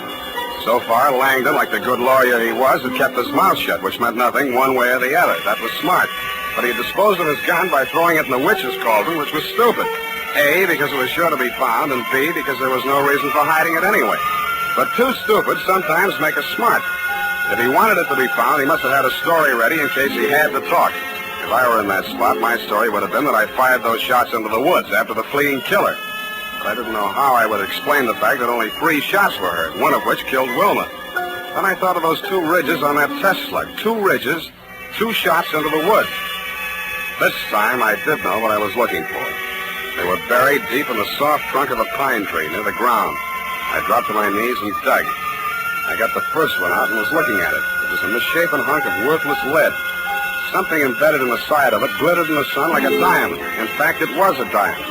Then it stopped glittering. Something behind me had come between it and the sun. I flopped on my side and rolled over. I grabbed his legs and tripped him. Then I saw his face. It was Langdon. I was halfway to my feet when his foot caught me where it hurt and my legs doubled up. I tried to keep moving and get my gun out at the same time. He was on his feet again before I was, so I fired without aiming from flat on my back. It only scorched his coat, but it stopped him a second. He swung his gun up, and I got ready to jump him. But I didn't have to. A pointed black hat rose up out of the brush behind him. Something flashed in the sun, and he collapsed. Put a spell on him, I did. With this here magic wand. Blown instrument to you, Sonny. Thank you, Mrs. Switch. God's his handle, son, which is my profession. Well, boy, that was a close call. Put the cuffs on in my hand. Hey, what are you doing? Oh, no, Monahan, not Spade. Langdon there. Been following him since I found out he was wearing women's shoes. Well, that settles it, eh, Spade? Yeah, but you'll need this. What is it? A jeweled bullet. A slug with a diamond set in it. Come on, here. It's the master clue of this caper. Oh, yeah, the master clue. You better come along, too, lady, for questioning. Huh? We'll book her for vagrancy if we need it. Oh, no, you don't. I'll turn you into a toad. You don't believe me, do you? Hoppy toad, warty and green. Feel anything? Well, on second thought, I reckon she's harmless, poor old soul. So, indeed. Ain't got any. I sold out to Old Scratch 30 years ago come next Halloween. See you then, Sonny. Go home and gargle.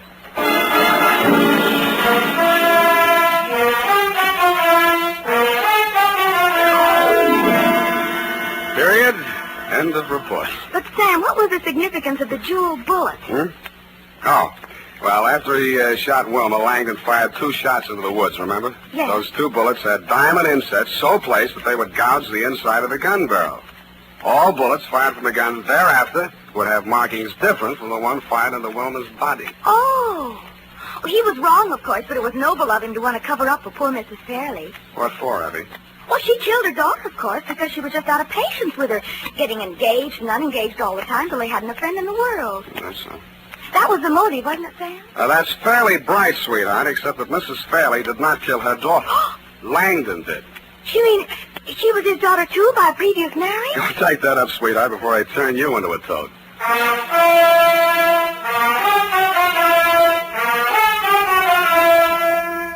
And now, listen to this. For here's a good tip. Spruce up right, spruce up now with Wild Root Cream Oil Hair Tonic. Wild Root Cream Oil grooms your hair neatly and naturally, relieves dryness, removes loose dandruff. Get the 25-cent Get Acquainted bottle or the large economy size. And ask your barber for a professional application of Wild Root Cream Oil Hair Tonic. Again and again, the choice of men and women and children, too. Well, here it is, Sam. Of course, you know best, but Mrs. Fairley was the only one with a motive. And that Mr. Bright was secretly in love with her and wanted to marry her himself. So he killed her. That was fairly bright. Oh, her fiancé. What happened to him? He woke up and went home. Oh, well, I guess he didn't have a motive. Pay attention, sweetheart.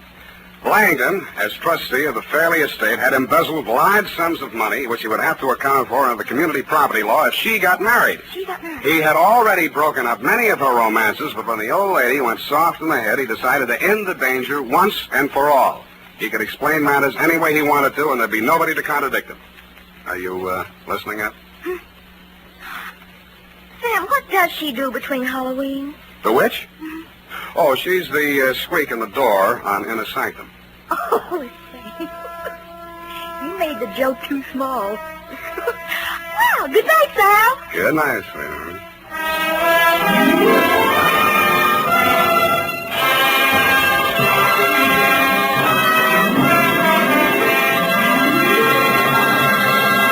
The Adventures of Sam Spade, Dashiell Hammett's famous private detective, are produced and directed by William Spear.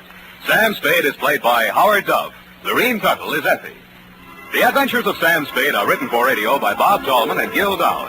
Musical direction by Lud Gluskin with score composed by Renee Garrigang. Join us again next Sunday when author Dashiell Hammett and producer William Spear join forces for another adventure with Sam Spade. Brought to you by Wild Root Cream Oil. Again and again, the choice of men and women and children, too. This is Dick Joy reminding you to get Wild Root Cream Oil, Charlie, to keep your hair in trim.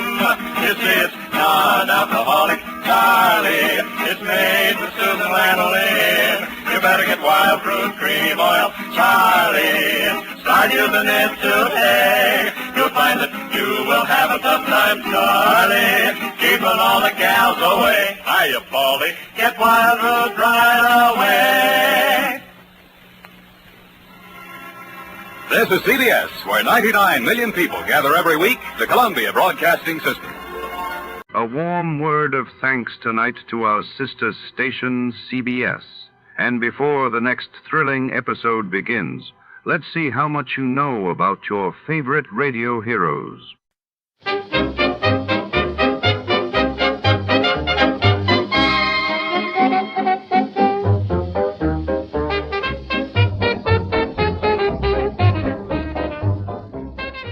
Tonight's tale draws us into the opulent backstage corridors of the Royal Arcadia Theater, where velvet curtains hide more than just actors. Celia Woodstock, the city's brightest stage star, vanishes right before the opening act, leaving behind only a faint perfume and a single cryptic note.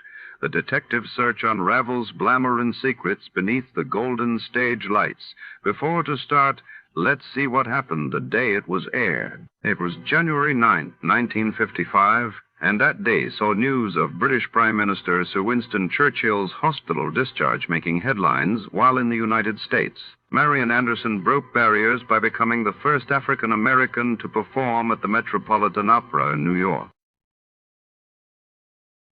From Hollywood, it's time now for Edmund O'Brien as Johnny Dollar. Is this Mr. Dollar, the insurance gentleman? That's right. Well, this is Captain Lyle Woodstock. I was given a message that you had telephoned. Yes, I did. Your insurance company wanted me to look into this trouble with your wife. I wonder when I could see you. At your convenience, but it's not trouble yet. It's quite possible that nothing is wrong at all. Oh? I understood you were worried about her disappearance, that you hadn't heard from her in over a week. Isn't that it? Yes, but, well, I'll explain it all to you. But as I said, in spite of her absence, it's entirely possible that nothing is wrong at all. All right, Captain Woodstock. I'll be out to talk with you this afternoon.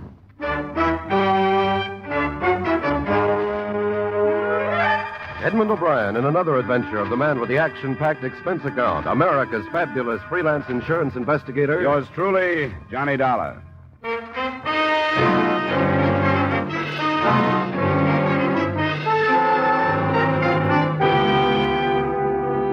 Expense account submitted by Special Investigator Johnny Dollar to Home Office, Washingtonian Life Insurance Company, Hartford, Connecticut. The following is an accounting of expenditures during my investigation of the Celia Woodstock matter. Expense account item 1, $25.50, car rental and mileage to the Woodstock home off the highway just east of Bridgeport. It was a large frame house, shuttered against the cold. Icy landscaping swept down to the shore, where an empty dock stood against the winter wind blowing across Long Island Sound.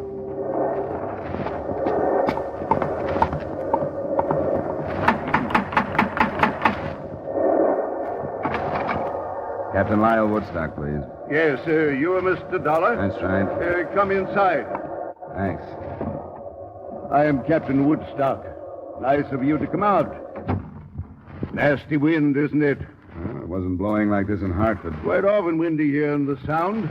I'm afraid you'll have to leave your coat here. That's fine. I discharged the servants, all of them. Couldn't stomach their attitudes since Celia's departure.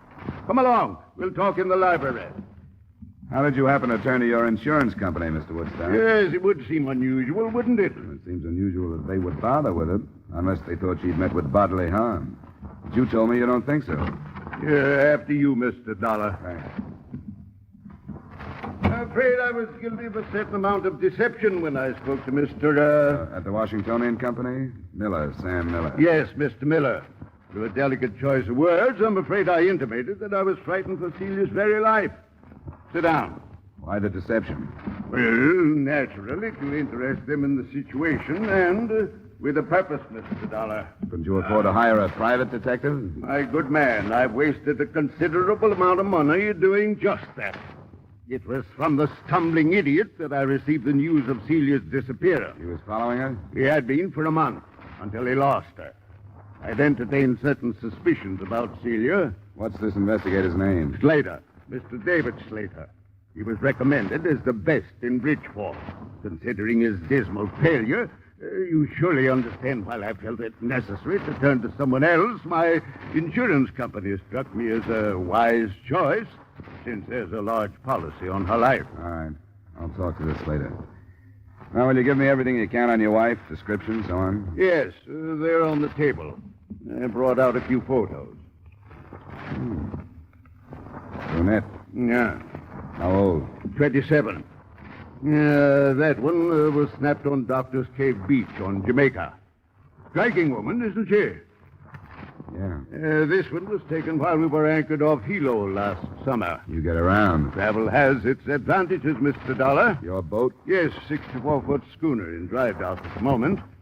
As a matter of fact, I met Celia because on an impulse, I put into Pia del Cuesta instead of Acapulco. And it seemed that she, too, wanted to travel. Where do you think she's traveling now? I haven't the faintest idea. I started to tell you I'd been troubled by a certain suspicion. She was in seeing entirely too much of a young doctor in Bridgeport. His name is Masterson, Dr. Charles Masterson. You think he could have had something to do with her disappearance? That what you mean? No, I shouldn't like to say. I believe that she is a quite perfect physical specimen, yet she visited this doctor fellow at least 3 times a week. Mm-hmm. Anything else? Yeah, as a matter of fact, yes. We were in Acapulco 2 years ago, anchored off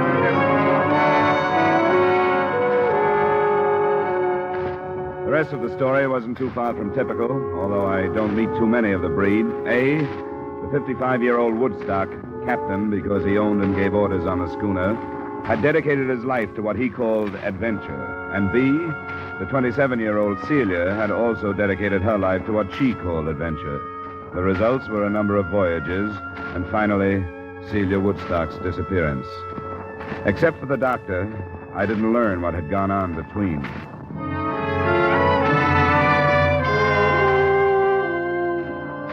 I found the private investigator, David Slater, in a conservatively crummy suite of offices on Front Street in Bridgeport. Well, you've met him, so you know what type he is. Yes, I followed his wife. What did she do? I've got a report on every move she made for a month. You want to see it? No, not if you remember the highlights. What about this Dr. Charles Masterson? Doctors are hard to pin down, you know that. She went to his office 3 times a week, but never met him anyplace else. Maybe she was sick. Her husband says no. Well, I didn't find out. I couldn't have talked to the doctor without letting out who I was. He had a nurse who quit the day before I left the case. You didn't talk to her? I was going to, but after I left, I didn't. Why should I? Do you know who she is, where I can find her? Yeah. Her name is Janet Squire. She went to work in a Red Cross blood collection center up on Union. Good, thanks. Now, what about the day she dropped out of sight?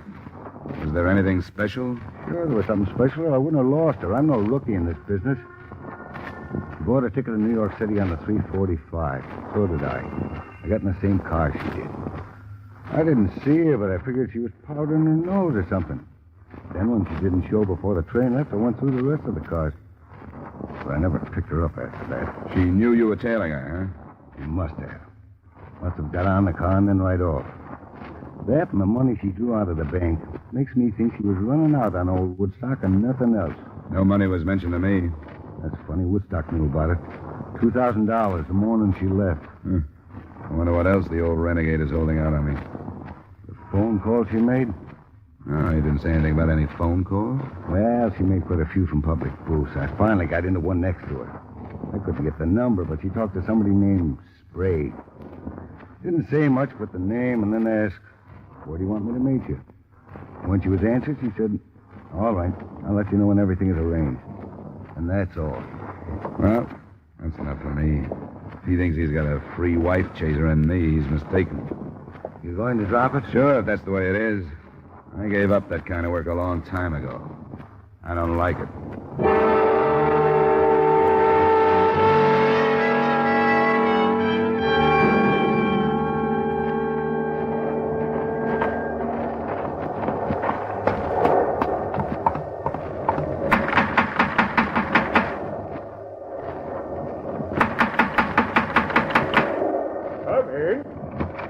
Dolar, Close the door.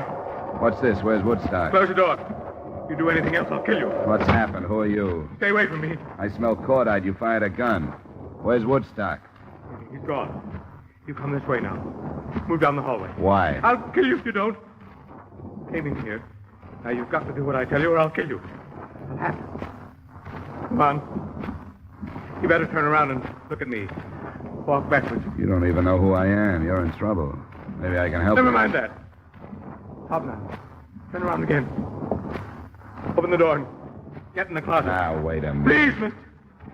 Please do what I tell you. won't make any difference if I kill you. Maybe I'd have more of a chance if I did.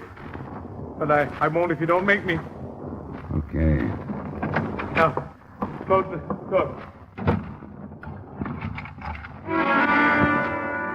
I heard him open and close some nearby doors, and shortly after that, the front door closed.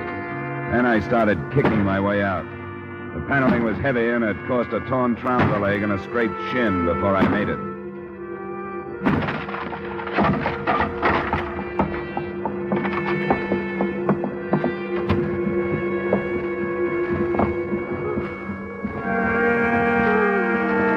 Woodstock? Mrs. Woodstock. Hello? Hello, operator.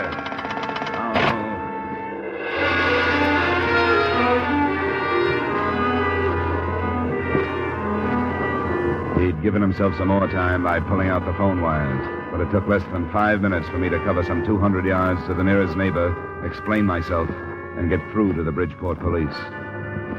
A short time after that, I met Homicide Lieutenant Al Jester, and with him watched 2 ambulance attendants start Mrs. Woodstock toward the hospital. What's the condition, boys? Can you tell? It's bad, Lieutenant. Her right lung. No chance of a statement? We'll do what we can, Lieutenant. Well, I guess it depends on her, how hard or easy this thing is going to be. Yeah, we better not count on him. I've been disappointed too often. What else did Slater tell you? Well, that's about all. She'd drawn $2,000 the day he lost her on the train. He said he'd heard her talking on the phone to somebody named Sprague about where to meet him and about some arrangements of some kind. Now, what about Slater? Is he clean? Well, if he isn't, he's careful and he stays out of trouble. I guess the worst thing I can say about him is that he does a lot of divorce snooping. Why? I just wondered. I had no reason not to believe his story. He said as far as he was concerned, the girl was running out on her husband. The more I saw of it, the more it looked that way to me, too. And I came out here to drop the case, and it blew up in my face. The man he described, could he have been this Sprague? Well, he could have. I didn't ask him. He was half crazy. If he was Sprague and I'd thrown the name at him, I'm afraid he'd have killed me. He was that bad. Can you describe the gun? Yeah. Cheap revolver, nickel-plated, short barrel, .32 caliber. You sure of that? Well, I guess a smart lawyer could keep me from swearing it was a .32, but it was. I'll take that. I got only one definite thing out of him. He said Woodstock was gone. That's all he'd say. Then he put me in the closet. I didn't hear him drive away. I was kicking up some noise getting through that door. But the people in the house where I phoned said they saw it leave. The next house that way. Oh, Sergeant. Yeah, Lieutenant? Next house towards town. People saw a car leave. Send a man over and get what you can on it, will you? Yeah, all right. He said they didn't hear any shooting. You didn't see a car when you got here? No, it must have been parked on the other side of the house. Well, I'll get it roped off. Yeah. Snow ought to hold some good prints off the tires. Did I get the amount of the insurance on the victim right? $100,000? Lieutenant Jester. Yeah? You better go upstairs. There was shooting up there, too. Oh, where? In the hallway, toward the back. Jared says there's a man lying sort of half into a room, but there's no question about it. This one, he's dead.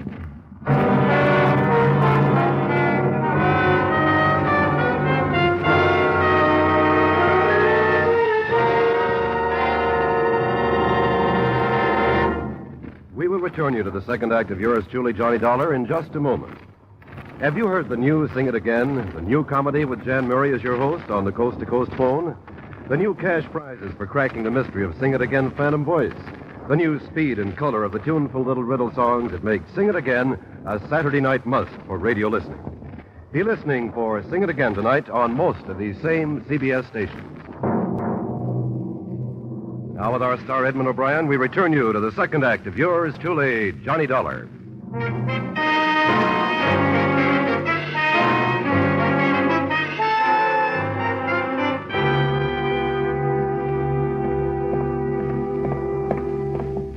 It's a little gloomy, Lieutenant, but I don't want to handle any of the light switches. Right back there. Oh, yeah. I see. Woodstock. Let me see. Huh? So it is. Get some light on in the room. The shutters are all closed. Push the switch for something that won't hurt Prince. Yes, sir. Car key ought to do it. Shot from behind. Here's a gun on the floor, Lieutenant. That guy told you Woodstock had gone, darling. He couldn't have been more right, could he? Oh, I guess not. Well, let's get out of here until the photographers show up. Neither the photographers nor the fingerprint men, nor a thorough search of the house, resulted in any progress. By the end of that first day, the description of the man I tangled with had been broadcast along with a possible description of the car he was driving. The police had also put out a futile search on the single name Sprague. And Celia Woodstock hadn't died, but she hadn't regained consciousness either, or shown any signs of recovery. I took a hotel room in Bridgeport that night where I'd be called if and when anything happened. Nothing did.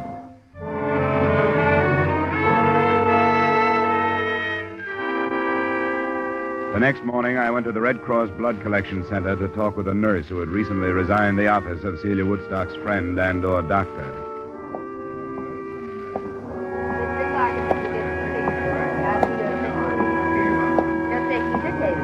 I'd come in with my mind tossing motives for murder around, motives of personal greed and selfishness and hate.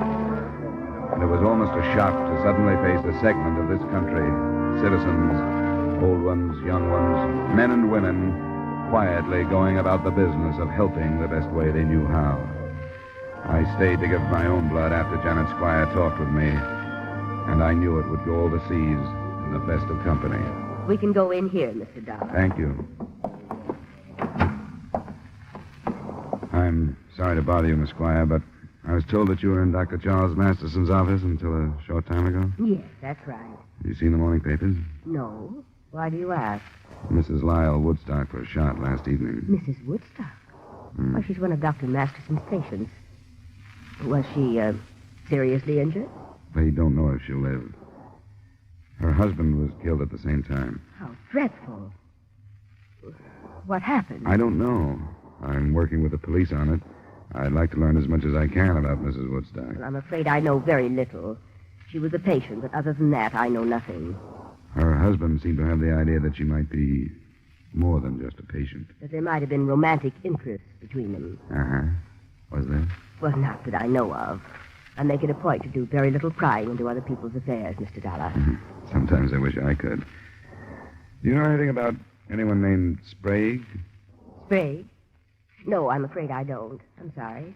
So am I. I hope the results are better when you start working on me. I am sorry, Mr. Dollar. If you'll step right through there, Miss File will take care of you.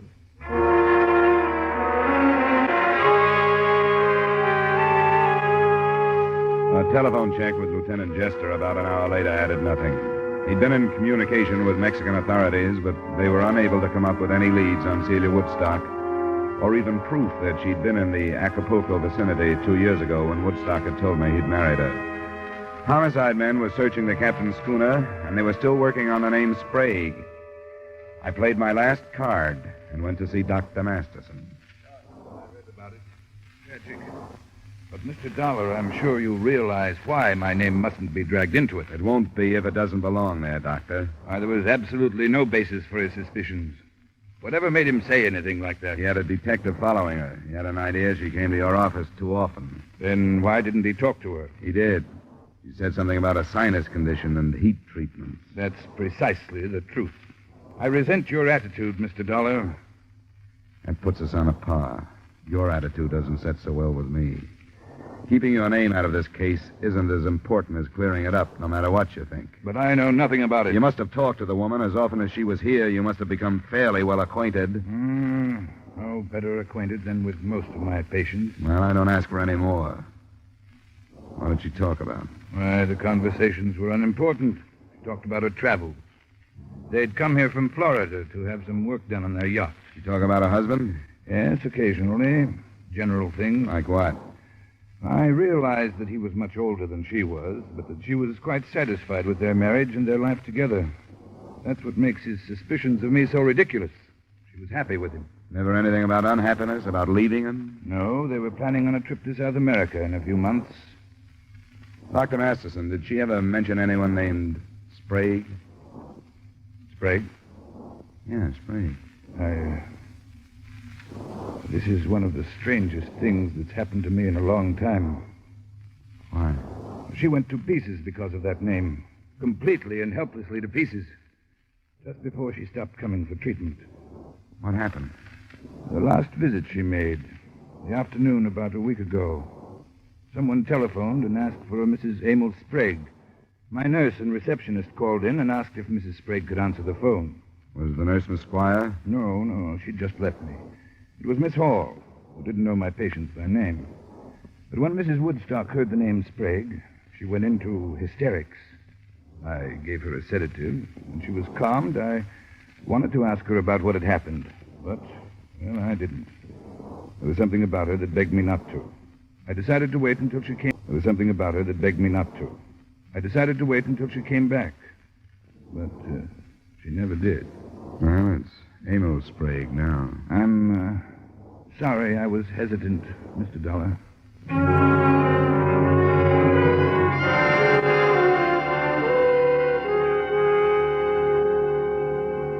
Well, it's in the works now. We'll see what we can make out of it. How's Mrs. Woodstock? Still alive. Chest wounds are bad, though. Well, here's how the shooting stacks up so far. She was wounded by 38 caliber slugs. Her husband was killed by 32s.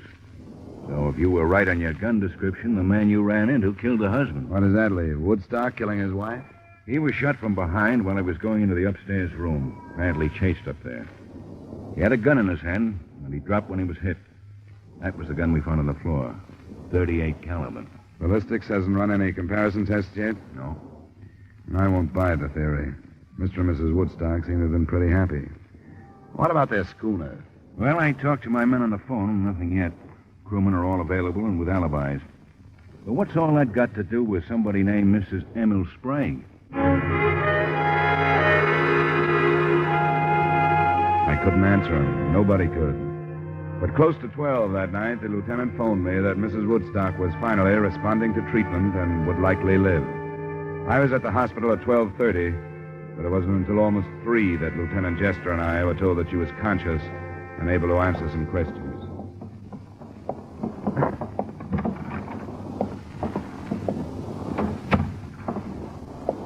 Good morning, Miss Woodstock.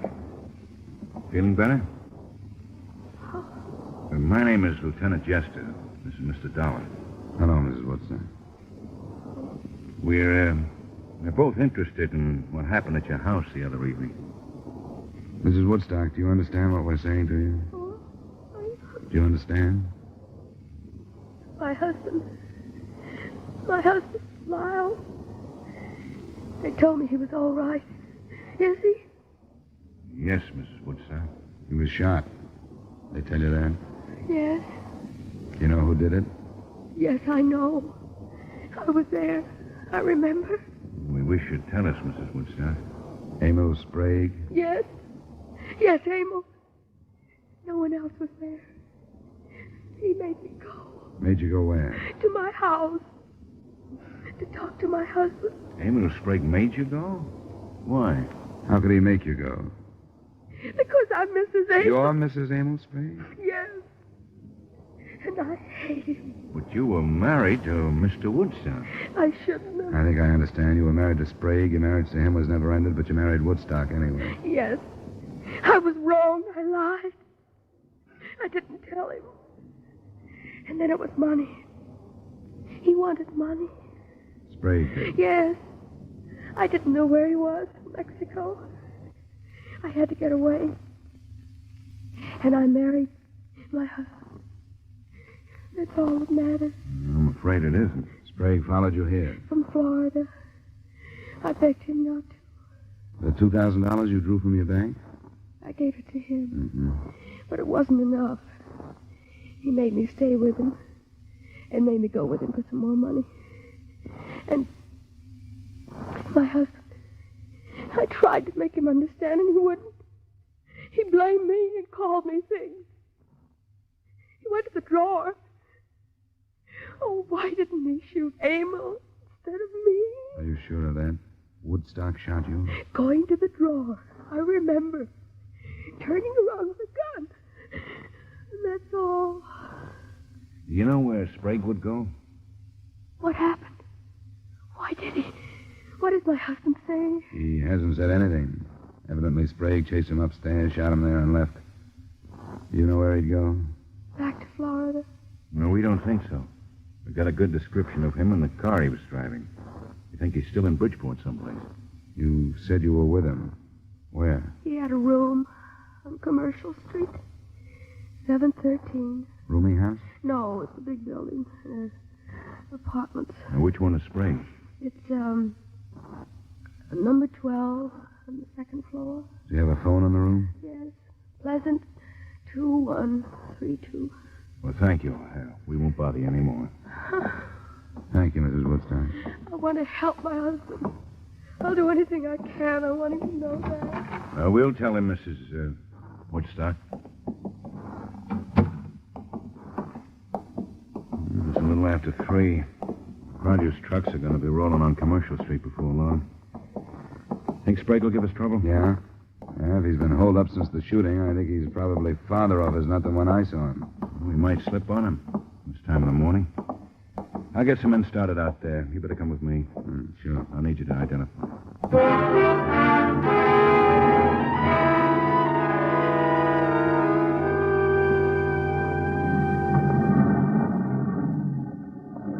Lieutenant. Men should be set in the back of the building. All right, Sergeant. You'll go in with me. Don and I took a look at the floor. It's that corner one up there.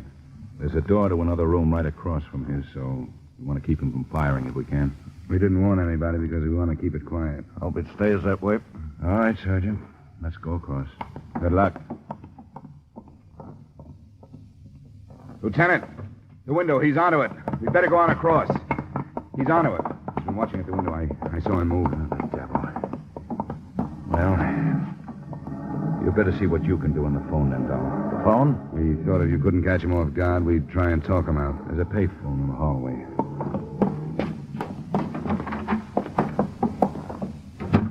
His room's just to the right at the top of the stairs there. That phone's right in line from up there. And we'll cover him. Okay, Dollar, if you're ready.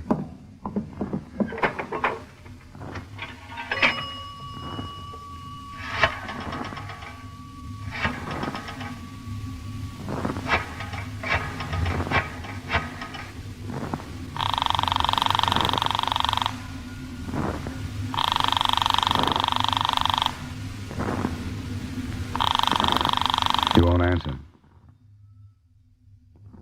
It's ringing. I can hear it upstairs. He'll do something with it.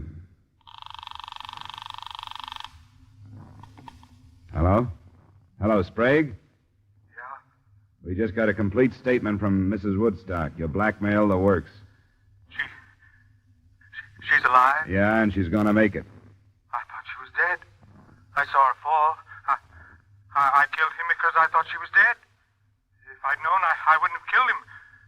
I should have found out. You should have done a lot of things. What we want you to do right now is to give yourself up without any trouble. Every door in the building is covered by police. You won't get out if you try. We want you to come out of your room and down the stairs with your hands out where we can see them. You understand that? Are you listening to me? Come on, Sprague. Come on out and make it... Stairs, look out. Get down, Dollar. Stay there, Sergeant.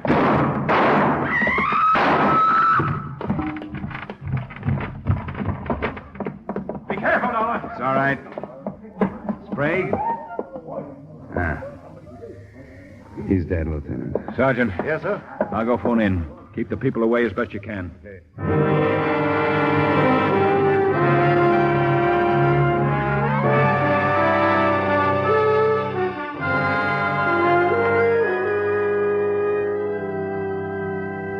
Expense account item 2, $45, miscellaneous, hotel, meals, etc. Expense account total, $73.60. Remarks? I understand the lawyers for the Woodstock estate are already measuring ways and means to cut the bigamous wife out of the estate. I don't think the Washingtonian Company has a chance of doing the same with the insurance money. Yours truly, Johnny Dollar.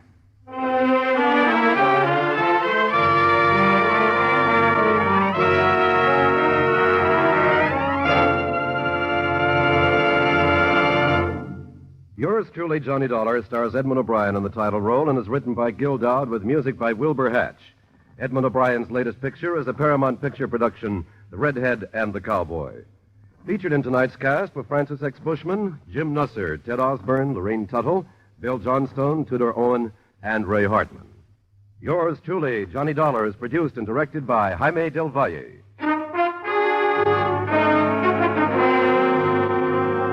This is Dick Cutting inviting you to join us next week at this time when Edmund O'Brien returns as... Yours truly, Johnny Dollar.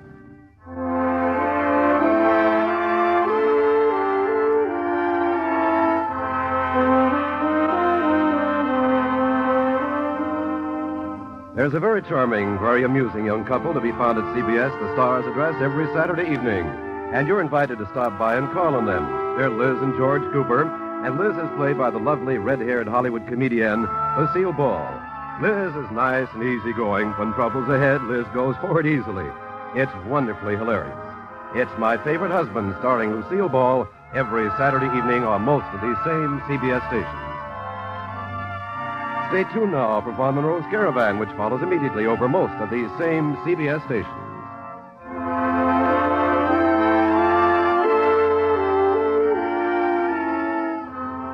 This is CBS, where you laugh at Jack Benny every Sunday night, the Columbia Broadcasting System.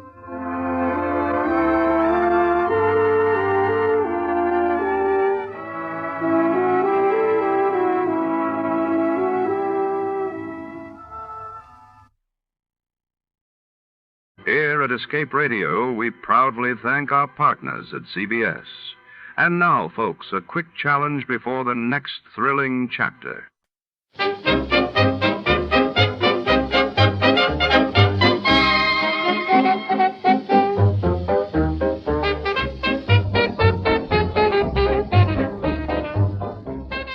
Tonight, in the rain-soaked city streets where secrets glimmer under neon lights, a private eye is drawn into a case that smells of trouble and desire. When the enigmatic owner of the Heart of Gold nightclub seeks his help, he finds himself entangled in a web of betrayal, stolen fortunes, and a woman whose beauty might be his undoing. What price will he pay to uncover the truth?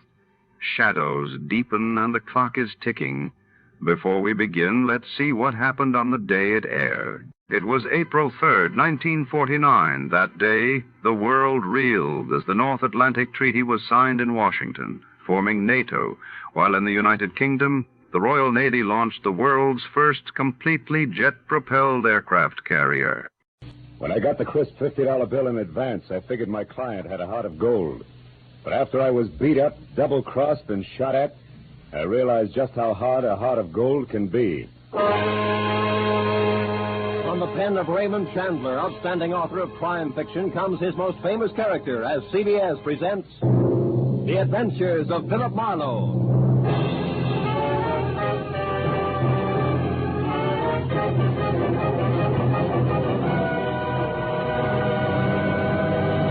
And now, with Gerald Moore starred as Philip Marlowe, we bring you tonight's unusual story, The Heart of Gold.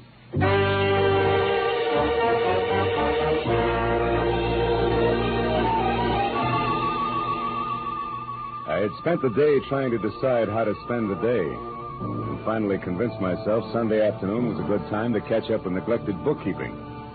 But I only got as far as the office door because a special delivery letter was stuck in the mail slot. I ripped it open and watched a crisp $50 bill flutter to the floor. Pinning it down with my toe, I turned to the letter, which was dated Saturday. Dear Mr. Marlowe, kindly investigate the party who lives at 1903 North Ogden Street to find out if his name is really Elliot Perdue and what his occupation is. Then please come to my residence at 5 tomorrow, Sunday. I live at the home of a friend, Arthur Stewart, 33 Lemonwood Drive in Bel Air. I sincerely hope that $50 will be a sufficient retainer. Truly yours, Helen Asher. Judging from the tone of her letter, it was obvious that Helen Asher didn't hire private detectives very often. Nevertheless, I glanced at my watch, which said I had to work very fast, and I headed for 1903 North Ogden. It turned out to be a small house near Selma Street. I got out of my car and walked up to the door.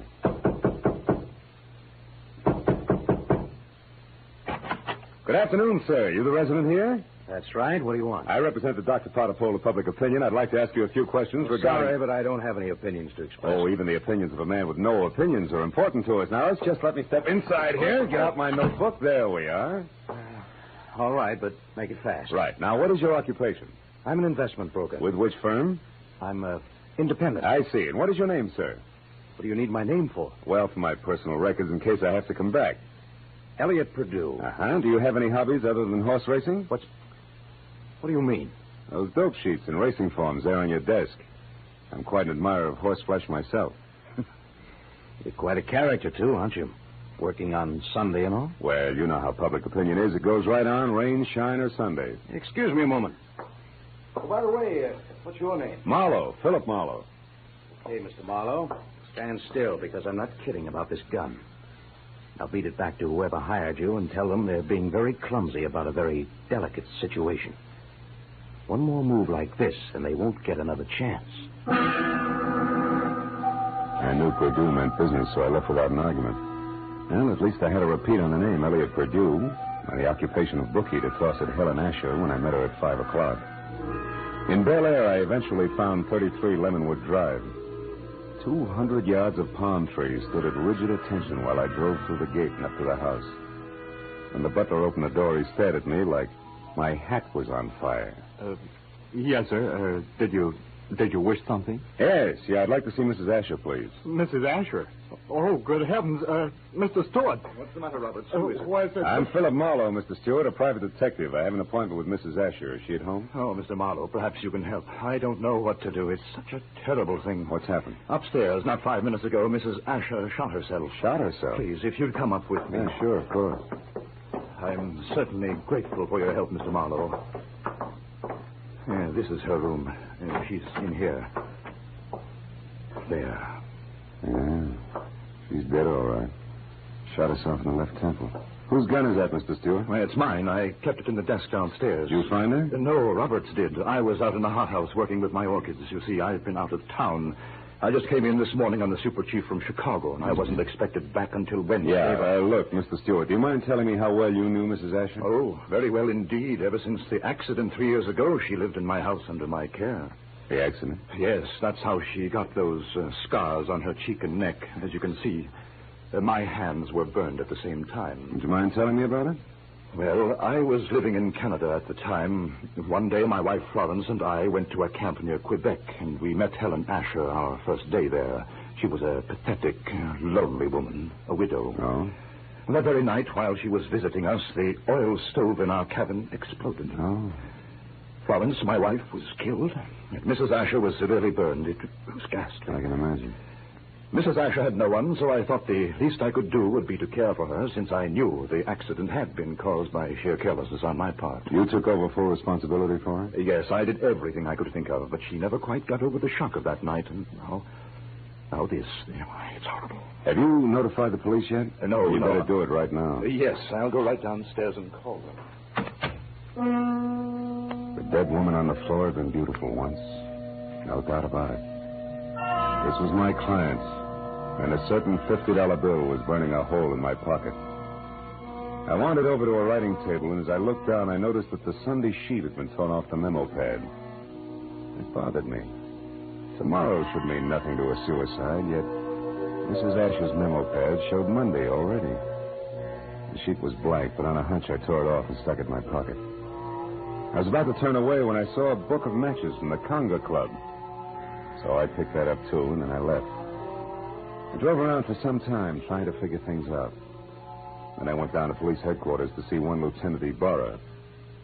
It's suicide as far as we're concerned, Marlowe. Everything checks. Mrs. Asher was despondent and she killed herself. She didn't leave a suicide letter, but they don't always. How'd you get in on this? Well, she paid me $50 in advance to air out a small-time bookie or worse named Elliot Purdue. Incidentally, what's the background on Arthur Stewart? Oh, he's a big-money fashion designer. Started his business on his wife's insurance. She died in an accident in Canada. He did a lot for Mrs. Asher because he felt responsible. Yeah, I know all that. But was she left-handed? Did Stewart come in on the super chief this morning, and was it the butler that found the body? That's right. We checked it all. Hey, look, Phil, do you have any good reason to think this isn't suicide? No, not really. It's just that $50 in advance that bothers me, I guess. Oh, by the way, I've got a piece of paper I'd like the boys in the lab to run a test on, okay? Sure, Casey will fix you up. Marlowe, I figure suicide now, but I can always change my mind.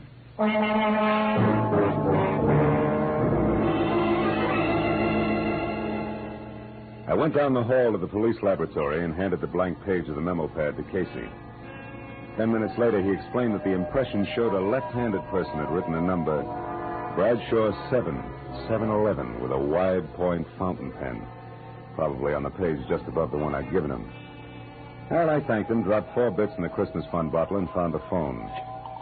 I dialed Bradshaw 711 and waited.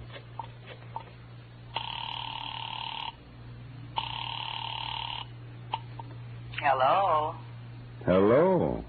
Who's this? The man in the moon. Come up and see me some other Hey, time. wait a minute. I like your voice. And besides, 711 is a very lucky number. Uh-huh. 3 passes in a row. But don't let it fool you, Jack. The answer is no dice. Goodbye. Yes, well? I gathered she was in no mood for playing, so I decided to be strictly business and dialed again. There was no answer. I let it ring for some time, but Miss Golden's voice obviously wasn't taking any more anonymous calls. I'd left only the long shot, the book of matches I'd found on Mrs. Asher's desk. The Conga Club was on the Sunset Strip, so I drove out there, found a parking space on a side street nearby, and went in. I didn't know exactly what I was looking for, so I paid $1.10 for a scotch and soda worth 40 cents, just to help pass the time. An amber spotlight was glistening down on a set of sequin contours that would have melted the Ice Age down to a fortnight. And she was singing. For wherever my man is, I am his forever more.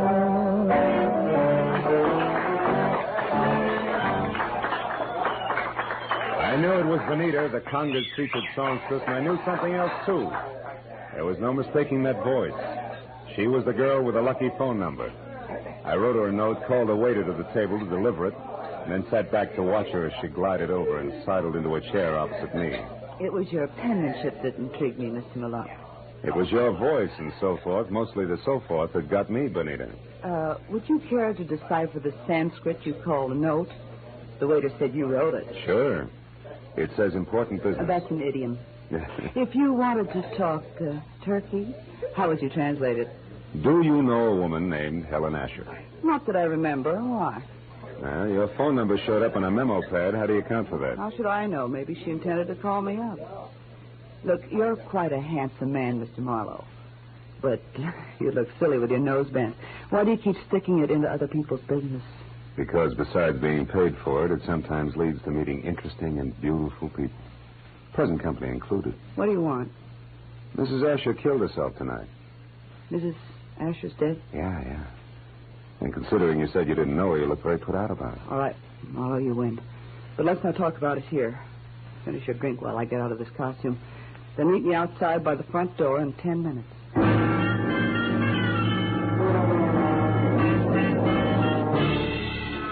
When she headed for the back of the club, I headed for the front.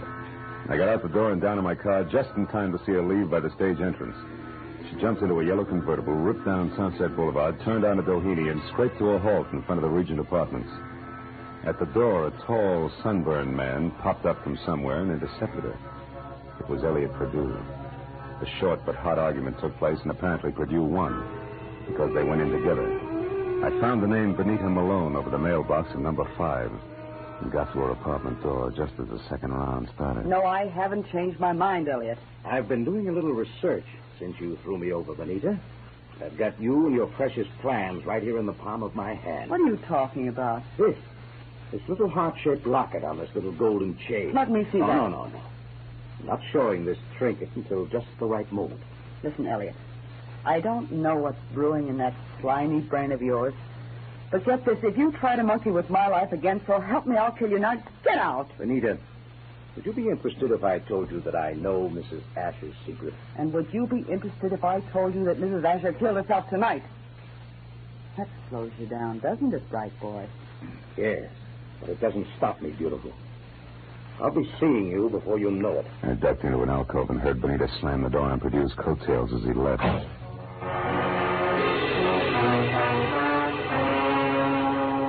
So, now I knew that Perdue, a locket, and Bonita Malone added up some way. or a bullet in the head for a scarred woman with a secret. I went back to my car and drove out to Stewart's house in Bel Air. When you were here before, Marlowe, I was so upset I hardly realized you were a private detective. You had an appointment with Mrs. Asher. Had she hired you? Yes, to investigate someone, but she didn't live long enough to give me the details. Now, what sort of trouble could she have been in to have needed a private detective? I don't know. But perhaps you can help me find out by answering a few questions. Anything at all, Mr. Marlowe. Does the name Elliot Purdue mean anything to you, Mr. Stewart? Elliot Purdue? No, I'm afraid not. How about Benita Malone? Yeah, I've never heard of her. You know anything about a heart-shaped locket on a gold chain? A locket? A gold locket? Yeah. Mrs. Asher had a heart-shaped gold locket. Where'd she keep it? Upstairs in her jewelry box, I should imagine. Come on, let's have a look, huh? Yes. Right up these stairs here. This is her room, Marlowe. I know.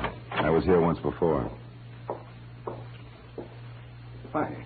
It's not here. It's not on her dressing table. Her jewelry box, it's gone, Marlowe. But you think that... Elliot Purdue has it. I can't understand this. What's the locket like? What's inside it? Just a picture. It was valued by Mrs. Asher because it was the only one she kept of herself the way she looked before the accident. Now, why would anyone else want that? I don't know. But when we get that locket, we'll get a lot of answers along with it.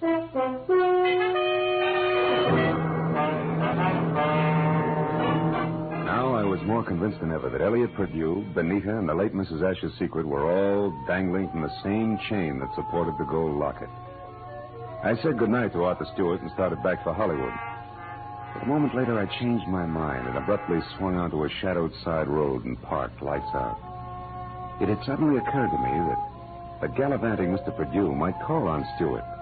And if so, I wanted to be on hand. 40 minutes later, I was about to call off the cloak and dagger routine when I heard the sound of a powerful motor roaring out of Stewart's driveway. I looked up just in time to see a long black Nash whip by with Stewart at the wheel.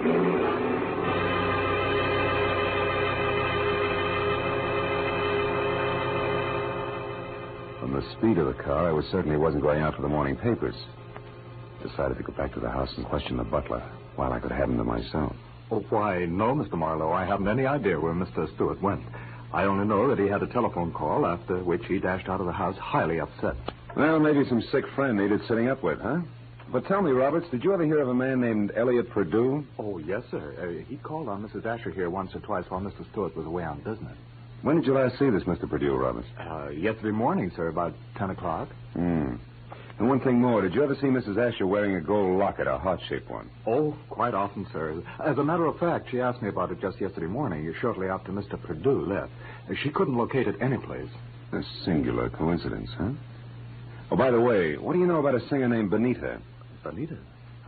I've never heard of her, sir. Are you sure she's never been out here as Mr. Stewart's guest? Why, I'm positive, sir. Mr. Stewart never has any ladies out here, of any kind. Oh? Doesn't that strike you as being strange, Robert? After all, Mr. Stewart's a very eligible widower. Widower, yes, Mr. Marlowe, but philanderer, no. Good night, sir.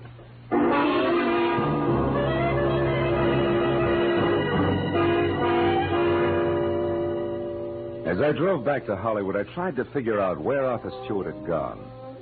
But I had about as much to work with as Gypsy Rose Lee after a third encore. Well, after discounting Benita's place in the Conga, there was only Elliot Purdue's house on North Ogden. 15 minutes later, I walked up to it, but the place was as dark and as quiet as the inside of a coffin. I was about to turn back to my car when suddenly I caught the reflection of a sliver of light bouncing off the glass in Mr. Purdue's living room. I found the back door lock easy to bluff. A moment later, I stepped into the living room. Marlowe, how did you know I was here? Mr. Stewart told me. You're a liar. Arthur wouldn't... Arthur? Well, you see, Mr. Stewart and I... Oh, no, it's Mr. Stewart, huh? Wait a minute, there's someone outside. Purdue. Put out your light. Now, when he finds you, keep talking. Say anything. I'll be behind the door. Here he is.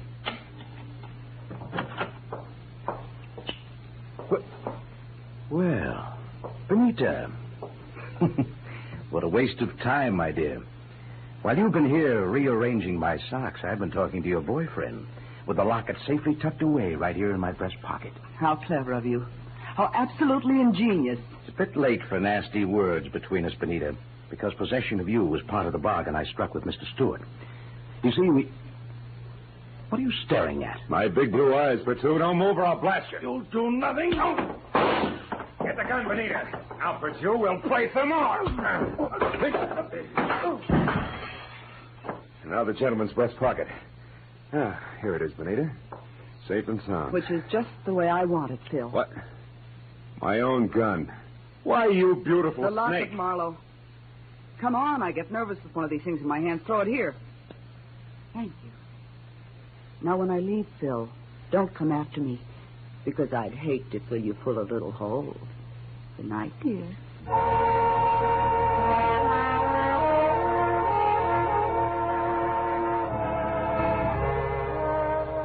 When Benita stepped out of that house, I solemnly swore I wouldn't trust another woman for the next 100 years. But a groan from the body on the floor brought me back to 1948 and Elliot Purdue. I knew that he had seen the picture in the locket, so I went to work on him. Come on, Purdue, snap out of it. Come on. Huh? Oh, it's you, Marlowe. Who'd you expect, St. Peter? What was in the locket, Purdue? I don't remember. Maybe a call on Lieutenant Ibarra will refresh your memory. I doubt it. Then we better start playing games again. We'll start with one called Slap, Slap, Purdue. No, let me alone, Marlowe. Get your hands off me. You ready to start singing, huh? All we need now is the right lyrics. No. Come on, Purdue, talk. Stop it. I'll talk. Good. Now, why did Mrs. Asher kill herself? Because she had a good reason. Like what? No, it's a long story. Make it short. Okay, Marlowe. Here goes.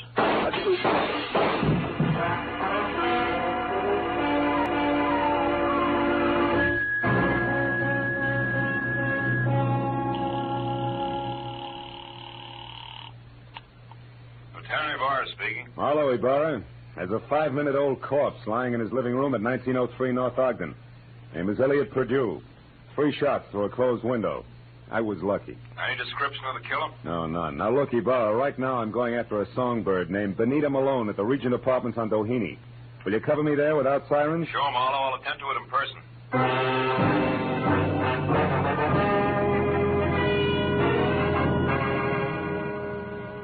It was only a healthy centerfielder's peg from Perdue's house to Benita's. When I got there, the place was dark and a car wasn't in sight. I decided to try the Conga Club. But as soon as I walked in, I began to worry because if Benita had wanted to get rid of that locket, she'd have had enough time to bury it at Forest Lawn. But I didn't know Benita, because Miss Oomph herself was singing in the amber spotlight, and dangling from her soft white neck was the heart-shaped gold locket. I love you because he's wonderful, because he's just my Bill.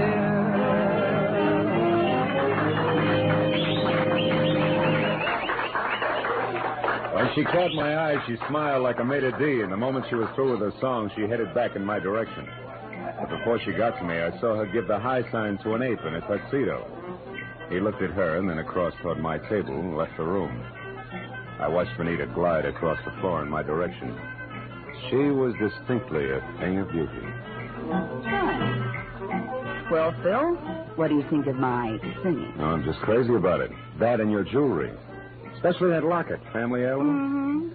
Mm-hmm. It was more or less handed down to me, generation to generation. That's an old Spanish custom. Yeah, so I've been told. And I imagine tradition prohibits your parting with it, huh? That's right. Unless, of course, someone with oodles of money offers me lots of it in exchange. Then naturally I'd be obliged to part with it. I don't think you'd feel obliged to your mother on the second Sunday in May. Besides, I don't have oodles of money. Oh, you should have told me that earlier. Goodbye, good looking. Hey, wait a minute. We couldn't do any business in a minute. And don't follow me if you want to stay pretty.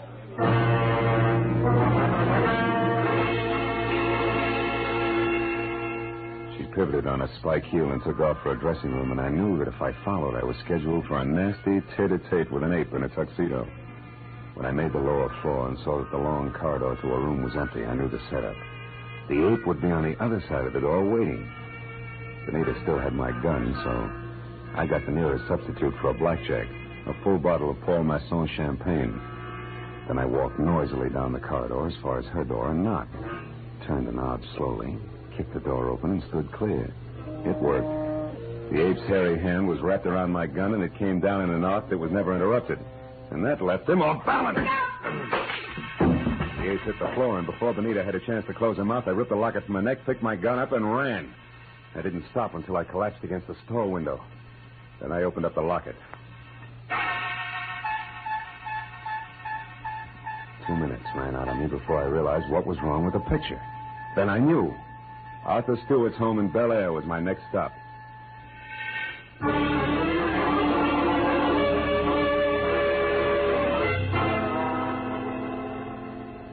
30 minutes later, I pulled up away from the place and parked. And keeping in the shadows, I approached the house where only the library and an upstairs bedroom showed any light. The library had French windows. When I moved up close, I was startled by the sight of a figure going through Stewart's desk. I stepped into the room and found it was my little friend, Benita. I've got my own gun again, Benita. Phil. Oh, doing a little dusting, honey? Oh, don't be funny. I'm not trying to. How is it you're not upstairs helping Stewart pack? Because I've already finished packing, Mr. Marlowe, and don't turn around. That was well done, Benita. Oh, fine. Sucked in by a little decoy sprinkled with sequins. Don't mind the pose, Marlowe. Just toss your gun on the couch over there. Now. That's better. You know, Marlowe, I can't say that I'm very sorry for you. I don't expect condolences from a character who murdered a woman this afternoon and a man this evening.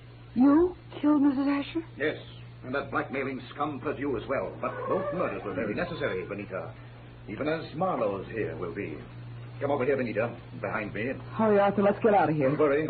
And now, Mr. Marlowe, it's time for you. Well, thanks, Benita. You swing a beautiful bookend. You know, I had you figured all wrong. No, don't mention it, dear. I heard the cops coming anyway. You sweet child. We're in here, Ibarra, all of us. Oh, I figured you'd be out here when you didn't show up at that Songbird's place. Well, what's this? A little man on the floor with a large bump on his head is Arthur Stewart, the man who killed Elliot Purdue to keep him from telling me the truth about Mrs. Asher, and the man who killed her this afternoon. So Mrs. Asher didn't commit suicide after all. No, but she wasn't murdered either. She died in that accident in Canada 3 years ago. What are you talking about? Well, the woman that Stewart killed here this afternoon wasn't Mrs. Asher. It was his wife, Mrs. Florence Stewart. You see, there must have been a mix-up in identifying the bodies of the two women at the time of the accident. Mm-hmm. Stewart and his wife had Mrs. Asher buried as Mrs. Stewart. Then they collected the insurance. Neat, huh? Yeah. But what happened? Yeah, it's simple. Stewart got bored with his scarred and unattractive wife, and he started running around with choice little numbers. Like Benita here. Still, honest, I didn't know a thing about this. Stewart told me that Mrs. Asher depended on him so heavily that she'd be crushed at his seeing another woman. But I didn't know she was his wife. Marlowe, how do you figure this all out? From a locket that belonged to the woman we knew as Mrs. Asher. It had a picture of Stewart and Mrs. Asher taken in dress clothes before she was scarred. Yet Stewart claimed that he and his wife had only met Mrs. Asher the day of the accident, and on a camping trip at that. But, Phil, I saw the picture, too, and I didn't figure that out. That's because you were too busy trying to figure just how much the locket was worth to Arthur Stewart, or to anybody, in cold cash. You were blinded by all the dollar signs in front of your eyes, baby. Why, Phil, how can you say such things?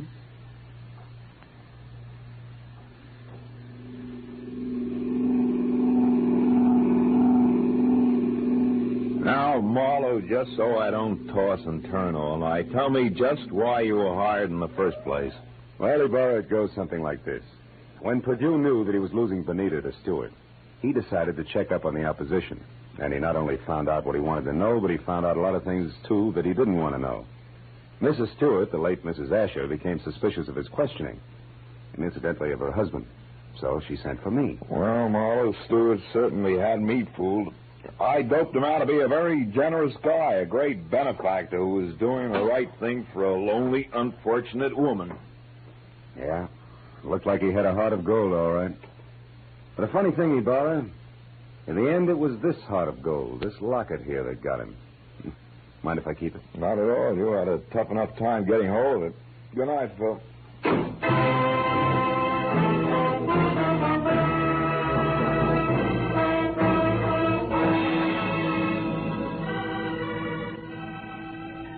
Well, by the time I got back to my apartment on Franklin, the sky was beginning to fill with the soft gray of morning.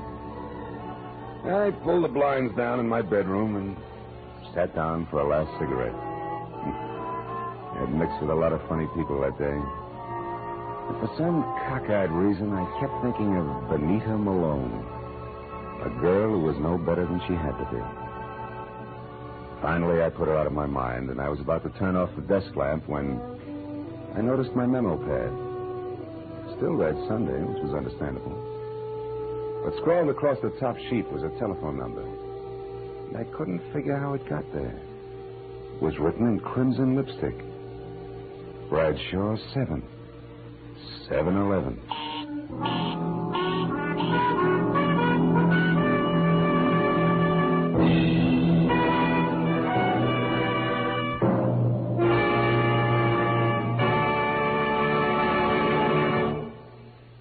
The Adventures of Philip Marlowe, created by Raymond Chandler, stars Gerald Moore and is produced and directed by Norman MacDonald.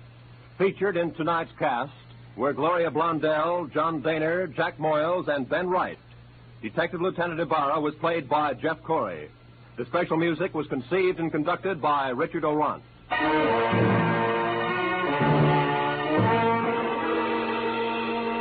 Be sure to be with us again next week when Philip Marlowe says... They were all after it.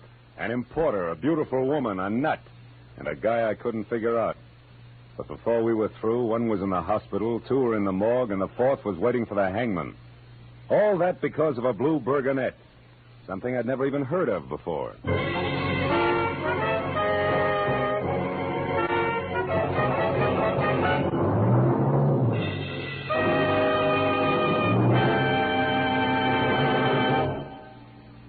Dr. Fabian, the ship's doctor in cabin B-13, tells a new story of danger in far ports tonight over most of the CBS network stations.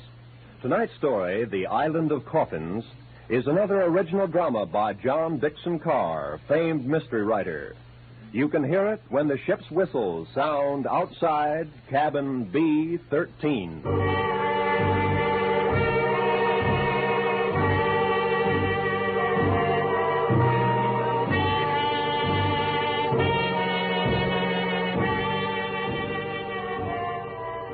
This is Roy Rowan speaking. This is CBS, the Columbia Broadcasting System.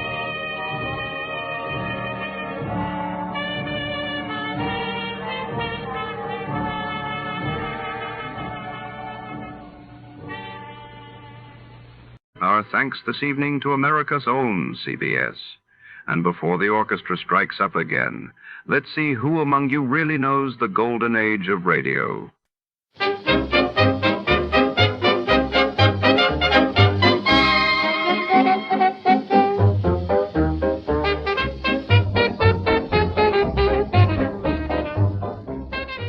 Tonight, under the dim chandeliers and polished mahogany of the city's most exclusive yacht club, scandal is about to set sail. The captain's table, reserved for only the elite, has become the epicenter of whispers and suspicion after a priceless artifact vanishes during a stormy gala. Our detective navigates a sea of secrets among society's finest, where every smile hides a motive, and every toast could be a betrayal.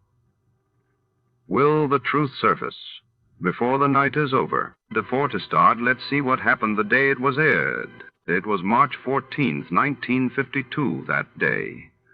The world learned of the acceleration of nuclear negotiations between the United States and the Soviet Union, while in London the great smog billowed in early, causing alarm and citywide disruptions. Johnny Dollar. Mr. Dolar, this is Barton H.B. Hollister at Greater Southwest Insurance Company. Oh, not Hollister in Phoenix, Arizona. That's right. Oh, here we go again. What was that, sir? Nothing at all. Just go right ahead. Yes. Now, Mr. Dollar, I want you to arrange airplane transportation for yourself out here immediately. Oh, you do, huh? What's your problem? You are to protect the life of one of our clients. Now, Mr. Hollister. His name is Henry Kirkham, and I shall expect you out here in Arizona without delay. Now, wait just a minute. Let me be perfectly honest about this. Please do. I have never liked, do not now like, and never will like these bodyguard assignments. As far as I'm concerned, they're for the birds. I beg your pardon. What's more, you have a whale of a good police department out there in Phoenix, and if somebody needs protection, why not call on them? Mr. Dollar. Yes? Did I say that Mr. Kirkham lives here in Phoenix? No, I guess you didn't. And did I, in any way, imply that you wouldn't be paid most handsomely for this service? Oh? Like maybe how much? Sizable extra consideration if you can turn whoever is threatening our client's life over to the proper authorities. Is that so? Yes. Well, Mr. Hollister, you have just struck a very responsive chord. Yes, I thought I would. So I'll expect you here immediately. Well, it's pretty late in the day, but if I can get a night flight, maybe I'll see you first thing in the morning. Not before? I'll look into the plane schedules. Yes, I suggest that you do. But first, why don't we discuss just how much this extra fee Goodbye, is? Mr. Dollar. What? I said goodbye, Now, sir. wait a minute, I'll Mr. be expecting you. But unless we can agree... hello? Hello? Okay, friend. Just wait till you see my expense account.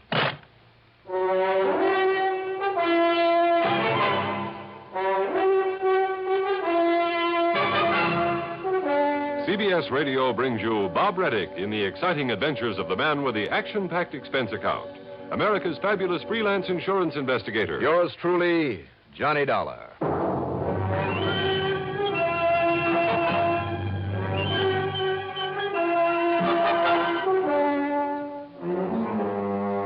Expense account submitted by Special Investigator Johnny Dollar to the Greater Southwest Insurance Company in Phoenix, Arizona. Following is an account of expenses incurred during my investigation of the Captain's Table matter. Up till now, I had always managed to avoid any assignments from Barton H.B. Hollister. He was an egotistical, finicky, penny-pinching stuffed shirt who always demanded rather than asked, had no patience for anybody else's opinion. Still, I had no other assignment at the moment, and he had promised an extra fat fee. So, expense account item 1, $4 and... No, let's get this thing started right. Call it $6 even for a cab to Bradley Field. Item 2, $150.70 plane fare, plus $10 for incidentals. As promised, it was early next morning by the time we circled for a landing at the Phoenix Sky Harbor Airport. Item 3, well, let's say $5 for a cab into the office on Adams Street. The day was young, the weather clear, people along the way were bright and cheerful, and I felt pretty good myself. But Mr. Barton H.B. Hollister, wow. All right now, Dollar, where have you been? Sit down. Where have I been? I might have known this would happen. Sit down, I said. Do you mind telling me what you had for breakfast? What I had for breakfast? Well, it's obvious that something has got you all upset. Quite true, you have. I phoned Mr. Kirkham last night and told him you'd be here right away. I took the first plane I could get. Well, you're too late. Too late for what? A few hours after I told him you were on your way, Henry Kirkham was found dead. No kidding. Didn't need your protection, eh? I didn't say that, Mr. Hollister. You certainly implied as much. All I said But was... that's neither here nor there now. The simple fact is that Henry Kirkham, insured by our company for over $70,000, has been murdered. Or has committed suicide. Oh, now I get the picture. What do you mean? You hope I can prove it was suicide. Of course. Then this company of yours won't have to pay off the insurance. Over $70,000. You said that. There's far more to this matter, Mr. Dollar. Like what? The police apparently believe it was murder. Well, if they can prove it, you're stuck. Wait, please. The only suspect they're holding is a man by the name of Walter Pinkley, who happens to be Henry Kirkham's beneficiary. Well, then what's your problem? If he did kill Mr. Kirkham and they can prove it, you certainly don't have to pay him the insurance. You're quite right. The money will go to whatever other person or persons are entitled to it under the laws of succession. But now, bear this in mind. Go on. Walter Pinkley is also one of our policy holders. That's interesting.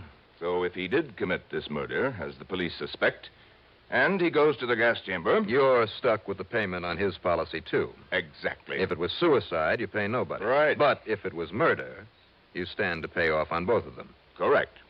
Well, the police must have some reason for thinking it was murder. Oh, yes, they have. Well, then, if you don't mind, I'll pack up and head on back to Hartford. No, Mr. Dollar, you won't. Well, give me one good reason why I should get into a hassle with the police. I have assigned you to this investigation, and I have agreed to pay your expenses out here. Plus a nice fat bonus, remember? I remember. But that doesn't mean I have to accept the job.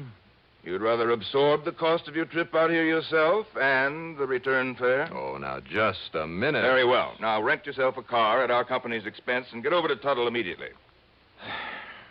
Okay. All right. You win. Who is Tuttle? Tuttle is not a who, it's a where. It's a small town, 30 or 35 miles north and east of here, where this murder, or this suicide, occurred. I suggest you contact the police first. His name is Alfred Appleby. His name? Then see the people at the Yucca Flower Rest Home. That's where both Kirkham and Pinkley lived. Rest home? Yes, it's a small, exclusive place on the outskirts of that little town, mostly for people with lung trouble. Okay. Good. Now, Mr. Hollister. Yes, my boy. Now that you've roped me into this thing... Well, hardly rope. That extra fee that we were talking about. If you can show that Kirkham was a suicide, thus saving us from having to pay out all that insurance, and I understand you are very good at this sort of thing. When it's justified. Well, of course. And I'm sure we understand each other. How much, Mr. Hollister? Prove it was suicide.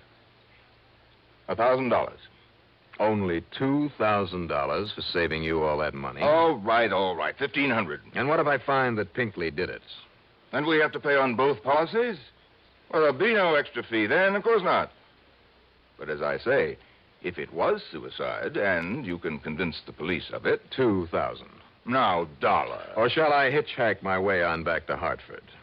Very well, $2,000. In either case? Yes, in either case. Now get to work. You know, Hollister, a little urging, and you're not such a tight-fisted old coot at that. I beg your pardon. Granted. Item 4, $50 deposit on a rental car. I drove north through Glendale and Cave Creek, and then east and a bit south of the town of Tuttle. There were a couple of general stores, one of them closed, a gas station, and a rickety old one-story building marked City Hall. That's where I stopped. And believe it or not, it's only occupant in a small corner room with bars on the door. That's right, young man. My name is Walter Pinkley. The police chief, who's also the mayor, has gone out to the rest home again. Well, I'm Johnny Dolar, Mr. Pinkley. I represent the company that insured the life of Mr. Henry Kirkham. Oh, poor Henry. Oh, it's a terrible thing. Terrible thing. Pretty terrible for you, sir, if you killed him. Now, isn't that the most absurd idea, Mr. Dollar, putting me in jail this way? Is it? But I suppose that policeman, that Chief Appleby, feels he has to point to someone as a suspect. Why did he pick on you, sir?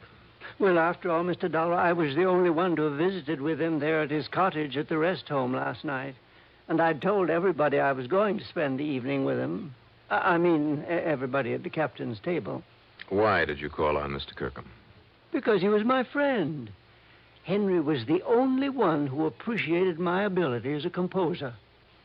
A composer of what, Mr. Pinkley? Why, here. Let me show you. Here now. Do you see? This is the new concerto I'm working on. This will be my finest musical composition. Concerto. You understand music, Mr. Dollar? Well, not enough to appreciate this, I'm afraid. Oh, that's too bad. So few people do when... Now that Henry is gone. By the way, did you know that he left all of his insurance to me? So I understand. That was wonderfully sweet of him. And now I'll be able to buy a piano for my little cottage and compose and compose and compose. I wonder. Oh, there's no need to wonder about it at all, Mr. Dollar.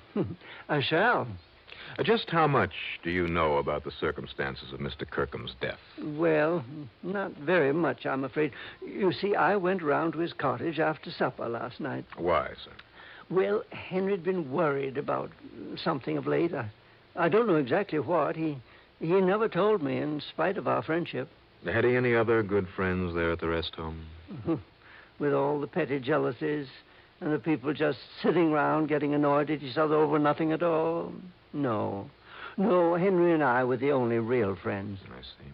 All the rest of them, well, I don't want to use the word hate, but, well, if it weren't for the almost magical curative properties of the air and the climate, touch of lung trouble, you know. Now, Mr. Pinkley. As long as I stay here, I feel just fine. And so do the others. Yeah, well, now... It's added at least 10 years to my life. I'm sure it has. But, as I started to say, it was about 8 o'clock when I dropped in to visit Henry, and we looked over some of my music and talked and had a gay old time. Sounds like a ball. Now, tell me, at what time did you... But even so, he was, well, depressed and worried. Mr. Pinkley. Yes. What time did you leave Mr. Kirkham? Well, I guess about 10 o'clock. He said he had to write a very important letter in case...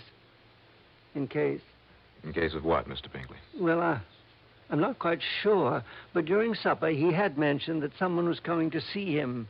He'd had a phone call that someone was coming to see him to help him, I think. And in case that someone didn't arrive in time... Well, I'm not quite sure just what he meant. I think I have a pretty good idea. Then this morning, when they found him lying there in his cottage with that horrible pistol beside him... Mr. Dollar, I never dreamed that Henry would commit suicide. Suicide? Surely you don't think that anyone would have killed him? Not even you? Good heavens, no. When he was always so nice to me, and changing his insurance to me and all. Well, apparently somebody thinks you did it. Oh, they'll find out. They'll find out, don't you worry. And meantime, it's so nice and peaceful here in this jail, and I can work all undisturbed on my concerto. I've been working 4 years on it, Mr. Dollar. And in another 4 or 5 years, Mr. Pinkley, I sincerely hope you'll be around long enough to finish it. What? What did you say? Nothing. I'll see you later.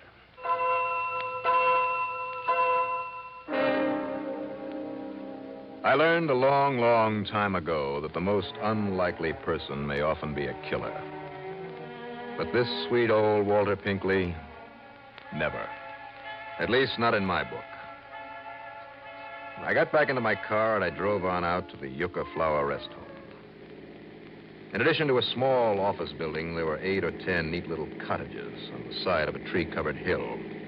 The car in front of the office had the word police badly printed across the side in nearly foot-high letters.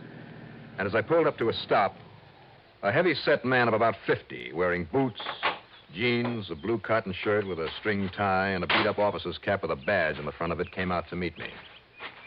You must be Johnny Dollar, right? That's right. Chief Appleby? Howdy. But you got here too late, Dollar. How do you mean too late, Chief? Well, I mean, I got it all sewed up. Have you? Yes, sir. I suspected this so-called pal of his right in the beginning, right from the time I found out he'd just been named the new beneficiary of the dead man's insurance. Walter Pinkley? Yes, sir. He just couldn't wait to see our old crackpot. Didn't realize that trying to make it look like suicide might cancel out that insurance. Why do you think it was Pinkley? Think, Doc. Think. Well, that was only the beginning. Now I know. You see, now I got what you'd call uncontroversial proof. You see, Mr. Dollar, it was all made up to look like suicide. I mean, in there all by himself, just laying there in the middle of the floor, shot right through the right temple, real close up, like as if he'd done it himself. Well, now, Chief. Yeah, and the old-fashioned 32 H&R there beside him, like as if it fell out of his hand. Did you check that gun for fingerprints? Not a sign of any prints on it anywhere. Now, you know he'd have to have his own prints on it if he'd done it himself. Yeah, I guess it would. Only one note to have been in to see him last night was that old Walter Pinkley, right? But now, Chief, that still doesn't prove that... But what Pinkley didn't figure on was that Kirkham was already scared of him and he'd sent for you. And Pinkley also didn't know that sometime last night Kirkham wrote you a letter just in case. Chief, I have reason to believe he wrote that after Mr. Pinkley... Now, wait now. Just let me finish, huh? Go ahead. This letter was there on his desk, and, well, I got to admit I didn't take a look at it until a few minutes ago, but here, look at it for yourself. See? Pins the murder on Pinkley and nobody else. Read it. I mean, if you can, that handwriting's kind of old-fashioned. Mr. Johnny Dollar, honored sir. So is the salutation, Chief. Huh? A bit old-fashioned. Honored sir. Yeah, real formal. There is within this place one who would avenge himself upon my life. How do you like that language? Sounds like an old Shakespearean actor. Well, that's exactly what he was, an old ham actor. Now, let's see now. Nor have I been remiss in my endeavor to assuage the passion that manifestly has provoked his wish for my demise. It means he tried to talk this other one out of it, out of trying to kill him. Yeah, fine. Thanks, Chief. But, alas, I had made it only too clear I could no longer abide his ridiculous Concertos? Concertos, that's what he meant. Well, maybe so, but it's spelled Concetettos. Concertos. Well, it's that handwriting. He meant concerto. He couldn't stand that concerto anymore. That's all that old Pinkley ever talked about. But go on.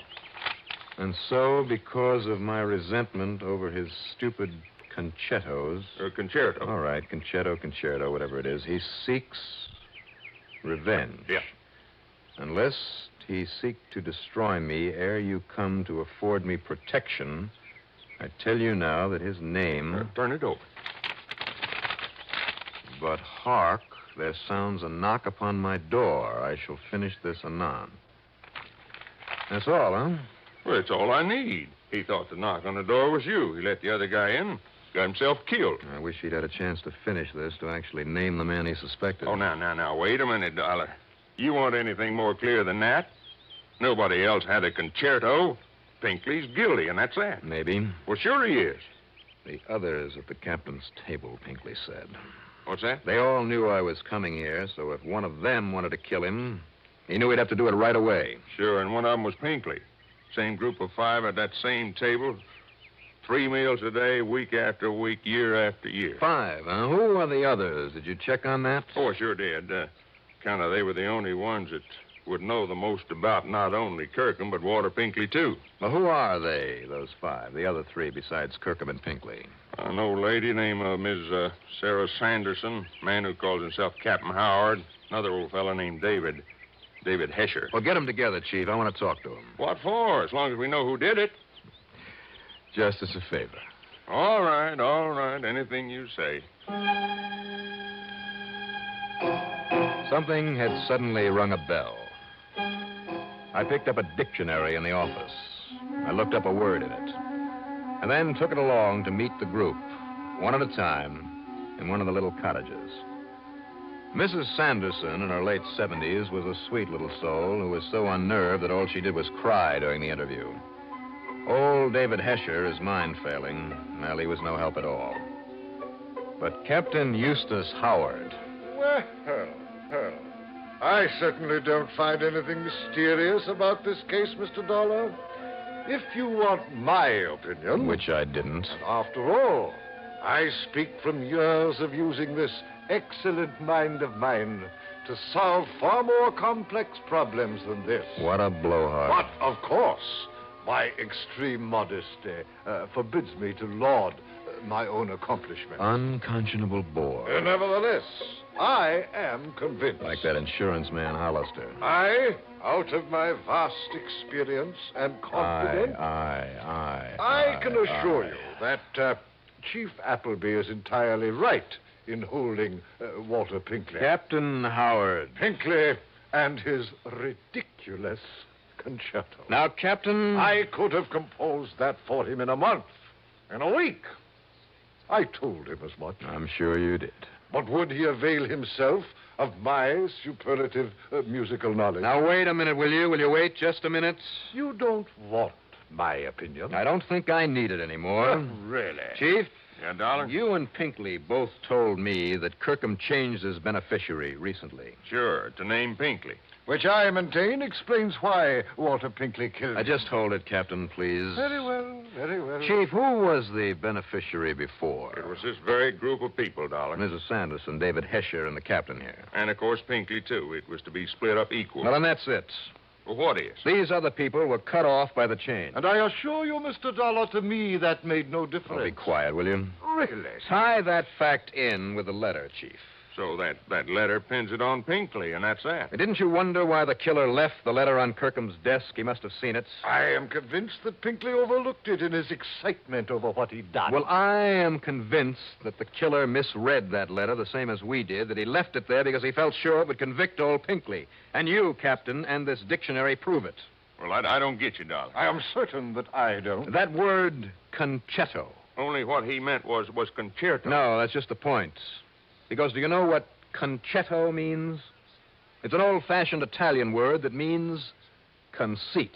Huh? Unusual term, but so are a lot of others in that letter. Well, sure. Concetto means conceit. So add them up. When the beneficiary was changed, this silly, conceited old Captain Howard here was cut off. I beg your pardon. Along with a couple of others. But I doubt if they cared. Only the captain did. Now, see here. He didn't like the snub that it implied. Any more than he liked being turned down by Pinkley over that music, so he had to get even. Mr. Dollar. If he could make it look like suicide, he not only would get even, but nobody would get that insurance. So he knocked off Kirkham and set it up that way, and I'll bet he made sure that Kirkham's prints were on the gun. Keep talking, Dollar. But then he found the letter, that unfinished letter, and he thought that it put the finger on Pinkley. Now he could get even with both of them. I will not listen to such drivel. Take it easy, Captain. That's when he wiped the prints off the gun. Dollar! So only Pinkley would be suspect because of the letter, he thought. But the letter, talking about his stupid, ridiculous concetto, his conceit, gave him away. You thought the letter would clear you, Captain, but that was one big, fat mistake. Yeah. Very well. I killed Kirkham. That's all I wanted to hear. Just put on these cuffs. Oh, come now. Would you take me off, make me suffer, maybe die, like a common person, for the one very small mistake? Me, Captain Eustace Langhorne Avery Hard, me. Yeah, Captain. You.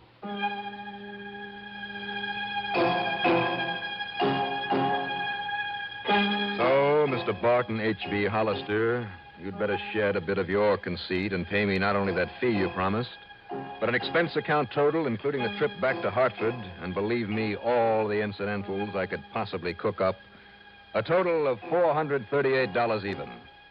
Yours truly, Johnny Dollar.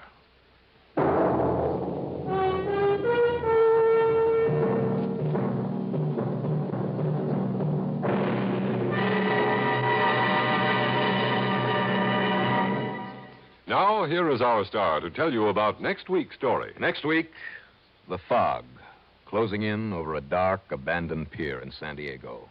A killer on the loose. Join us, won't you? Yours truly, Johnny Dollar.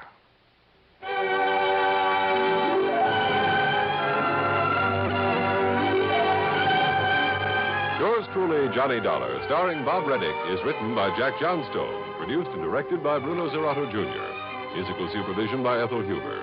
Heard in our cast were Edgar Staley as Walter Pinkley, Richard Kendrick as Barton Hollister, John Griggs as Captain Eustace Howard, and Jim Bowles as Chief Appleby. Be sure to join us next week, same time, same station, for another exciting story of yours truly, Johnny Dollar. This is Art Hanna speaking. This is Escape Radio speaking, with our thanks to the fine folks at CBS. And now, ladies and gentlemen, a little challenge for true fans of adventure radio.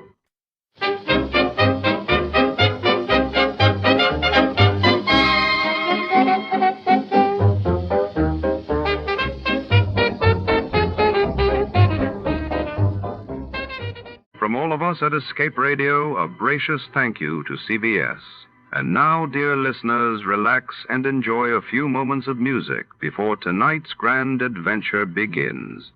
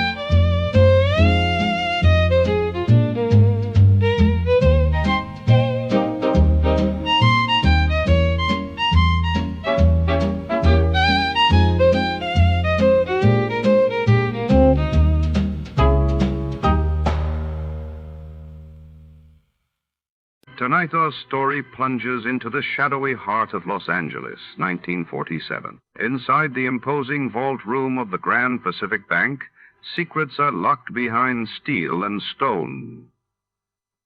Until a daring midnight heist leaves a trail of questions and a city on edge. Detective Jack Mallory steps into a world of double crosses, flickering security lights, and silent alarms, searching for the truth in a place where every shadow could be a threat. Prepare to unlock the mystery of The Dark Wall. Before to start, let's see what happened the day it was aired. It was October 15, 1951, and that day the world learned of the dramatic rescue of miners trapped underground in the French town of Saint-Étienne, while in Tokyo. Emperor Hirohito made headlines by attending his first public sporting event since World War II. Tired of the everyday grind? Ever dream of a life of romantic adventure? Want to get away from it all? We offer you Escape. Escape, designed to free you from the four walls of today for a half hour of high adventure.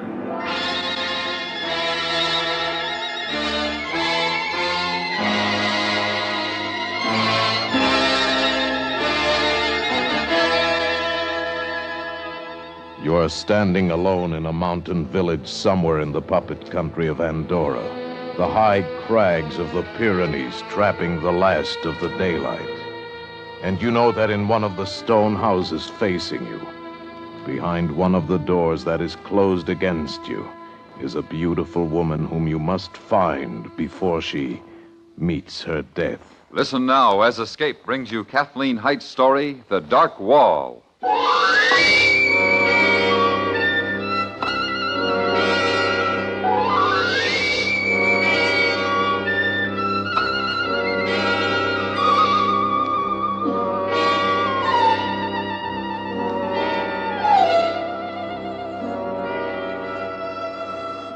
The black quiet of the night settled over us. I could hear only the silky ripple of the River Segre nearby, and a thin whisper of wind in the high pines above us. The strained silence of the day was over. Joyce was sleeping quietly now, a few feet away. I sank into my sleeping bag and prayed that things would go better tomorrow.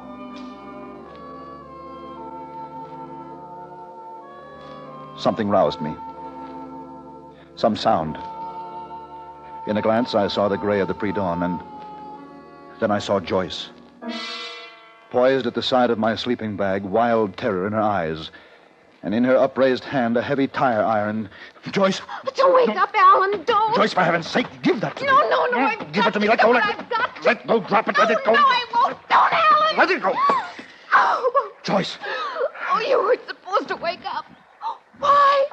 Why did you have to wake up? Oh, Alan, I'm so afraid. No, you're all right, Joyce. Joyce, don't be afraid. No. Oh, Alan, what's wrong? What's wrong? There's nothing to be afraid of. It's so awful to be so frightened. Well, what frightens you? Can't you tell me? I was going to kill you. What? I wanted to kill you. Joyce, are you afraid of me? Oh, it isn't you. I love you. And I love you, darling. Oh, I know you do. Alan, please, can't we go now? Can't we get away from here?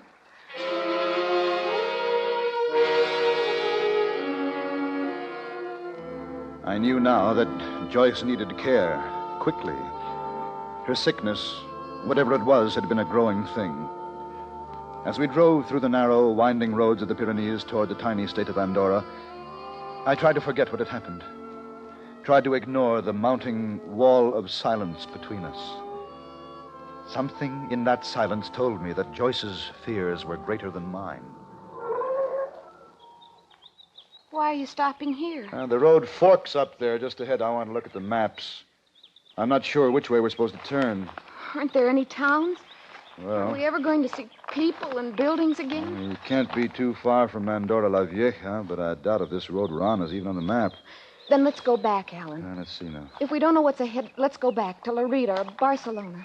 Anywhere but here. It was a long way back, Joyce. I don't care. This place, all tanglewood and pines, the narrow paths that twist and wander. We're not lost, darling. Then where are we? I don't like it, Alan. It's just a wild, lonely place. And it frightens me, and I beg you to take me out of here. All right, darling. Don't worry. I know what's behind me. But ahead, it's all unknown. Oh, I'm afraid of what's ahead. No, you mustn't be afraid, Joyce. I won't let anything happen.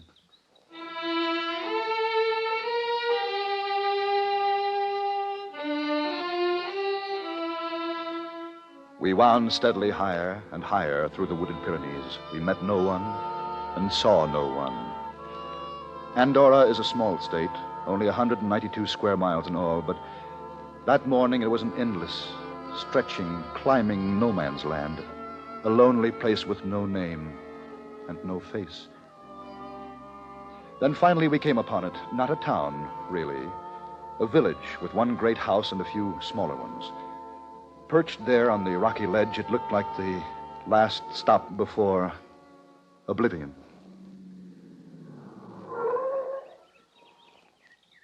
It's so quiet. I wonder where the people are. I wonder if there are people. It's not a town at all. Perhaps we should have turned back when you said to. Look. Huh? Look at the window. Where? What? Why, no, I saw a face in the window. Oh? There's someone here, Alan, someone. No, you don't want to stay here, darling. Even if we find someone, this isn't the place for us now. Look, you see? The door, it's opening. Alan, someone is here. But, Joyce, this isn't the...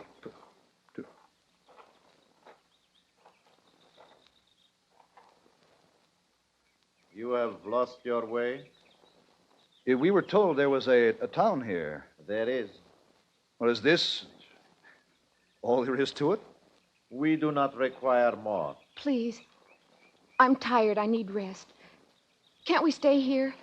Is there a hotel? Any place where we can get a room? There is what your eyes tell you there is, and no more. Is there a larger town anywhere near here? You are in Andorra. Nothing is far away. Nothing is easily reached. What's the matter with you people? But you always talk in riddles? Can't you answer questions? Can't you... Please. We must stay here somehow. Just a while. I need to stop a while. She is your wife? Yes. There is no hotel. I see there isn't. This house has many rooms, but we are a large family. Please. Please, understand me. I've got to stay here. I can't wind around any more narrow trails. I've got to stop and rest. Can't you understand? Can't I make either of you understand? Darling, it's all right. We'll find a room. You'll rest. Now, you mustn't worry, Joyce. I must sleep. I must. No matter what happens, I must sleep. Can't you do something? Lady, you come. Woman!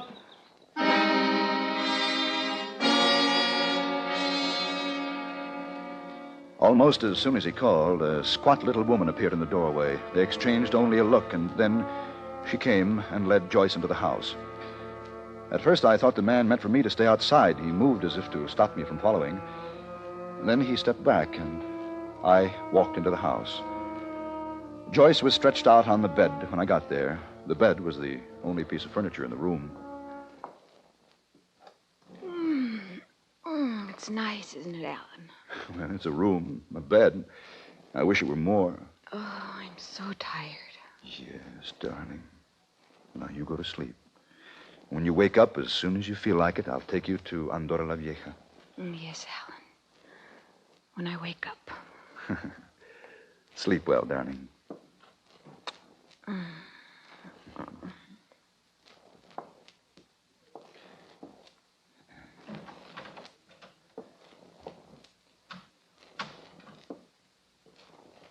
She sleeps?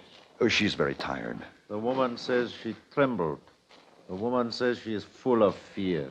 I don't suppose there's a doctor anywhere around here. We have no need for doctors. My wife is ill. We have need for a doctor. You will not find one here. I know.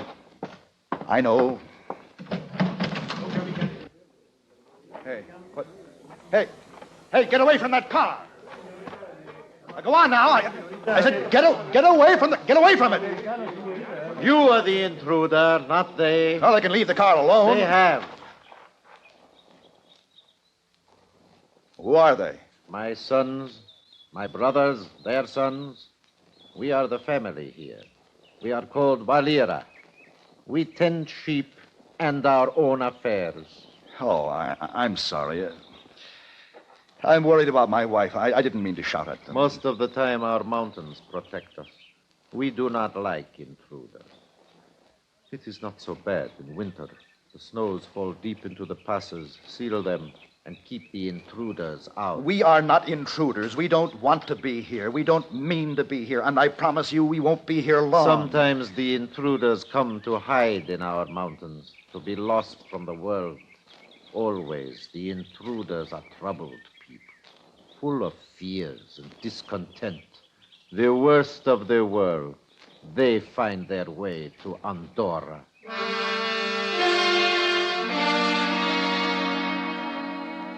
I walked away from him, along the crude cobble of the village path, away from the great house and the smaller ones. And everywhere, the sons, the brothers and their sons of Valera watched me with silent distrust. I walked to the rocky pinnacle that was the edge of the village, and beyond, as far as I could see, the awesome Pyrenees reached higher and higher, like a great wall, closing out the rest of the world. I went back to the house where Joyce slept. The woman is with her. She called out, and the woman went into her. Well, I shouldn't have left her alone. I must... Wait. What? The woman has brought her quiet. That is enough. I wouldn't try to keep me out here if I were... How is she, woman? She is quiet now. The woman would not leave her so if she were not Joyce. quiet. Oh, Joyce, darling. They said you'd gone. No. Only for a little while. Only while you slept. Don't. What? Don't come any closer. Oh, Joyce. What is it? Please. Leave me alone. I want you to leave me alone. Oh, we're going to get out of this place, darling, together. No. No, I won't go. I won't. We'll find the right road. It can't be far. And I promise you, darling, everything will be all right. We won't come here again, ever. Why don't you listen? Huh? I talk to you and you don't listen. I'm not going with you. You can't make me go with you. No. Joyce, wait. Don't let him take me away. Please don't let him take me away. Joyce was clinging to the woman. Valera stepped in front of them as I came back to the front room, and beside him, from every corner of the room, the rest of the Valera men began to form a wall between Joyce and me. A wall of men, silent men, with staring distrust in their eyes. What are you trying to do? Oh, can't you see she's sick? I've got to get her out of here. Don't you know that? I'm taking her with me. And the whole lot of you can't stop me.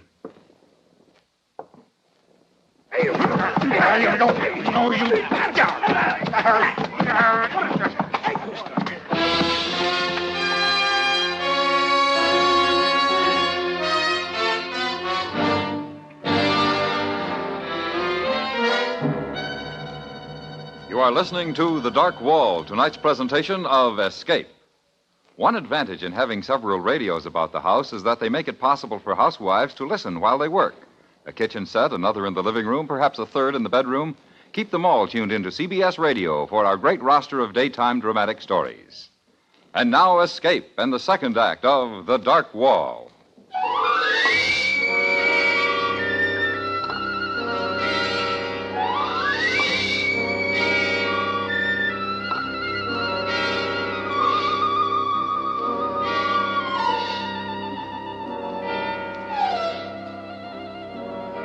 I roused from a sleep that was tortured and full of pain. A bright afternoon sun shone in a haze about me, and and when my vision cut through it, I saw nothing my eyes had seen before. I was in my own car, pulled to one side of a road that was wider than any I'd seen for days. And not far in the distance, I could hear the approach of other cars. But none were yet in my view. I got out, stood in the roadway. For all the stiff pain of me, it felt good to be a part of the world again. But then I remembered Joyce and the wall of Valera men, and I was lost and lonely and sick.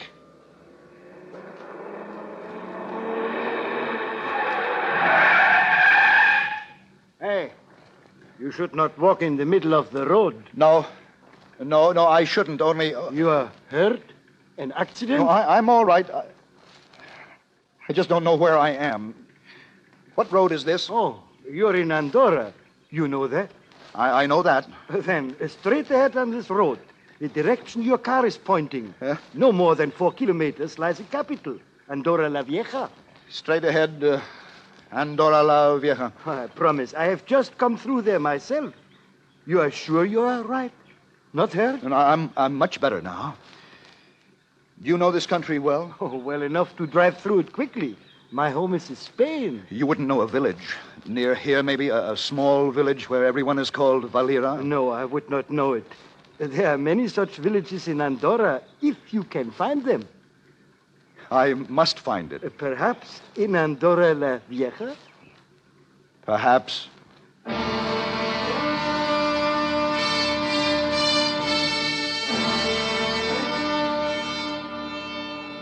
My hopes were high for Andorra la Vieja. There would be answers for all my questions. There would be concern and help and interest. I told myself these things to keep my mind from filling itself with Joyce, to keep the pain quiet. Some corner of my mind held the memory of all that had happened in the house of Valera. I could not be sure I wanted to remember. I do not see why you have come here, to me. Well, I didn't know any place else to go. I need so much help, I thought surely the police could do something. There has been a crime? No, my wife is ill. Very ill. She's with strange people in a strange village. I've got to find help for her and go back there. Then why do you not do this?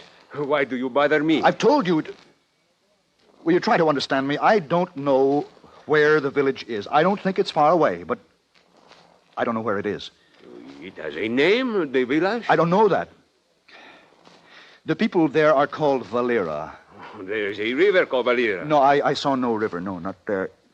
It was high, on a rocky crest of a mountain, just a few houses.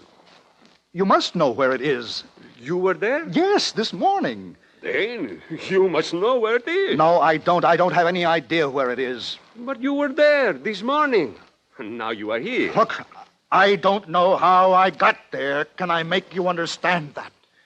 I think none of this is important. Well, it's all important to me. My wife is ill. She needs care. You tell me that. Perhaps then you would tell me why you left her in a strange village you do not know, with strange people you do not know. I didn't leave her.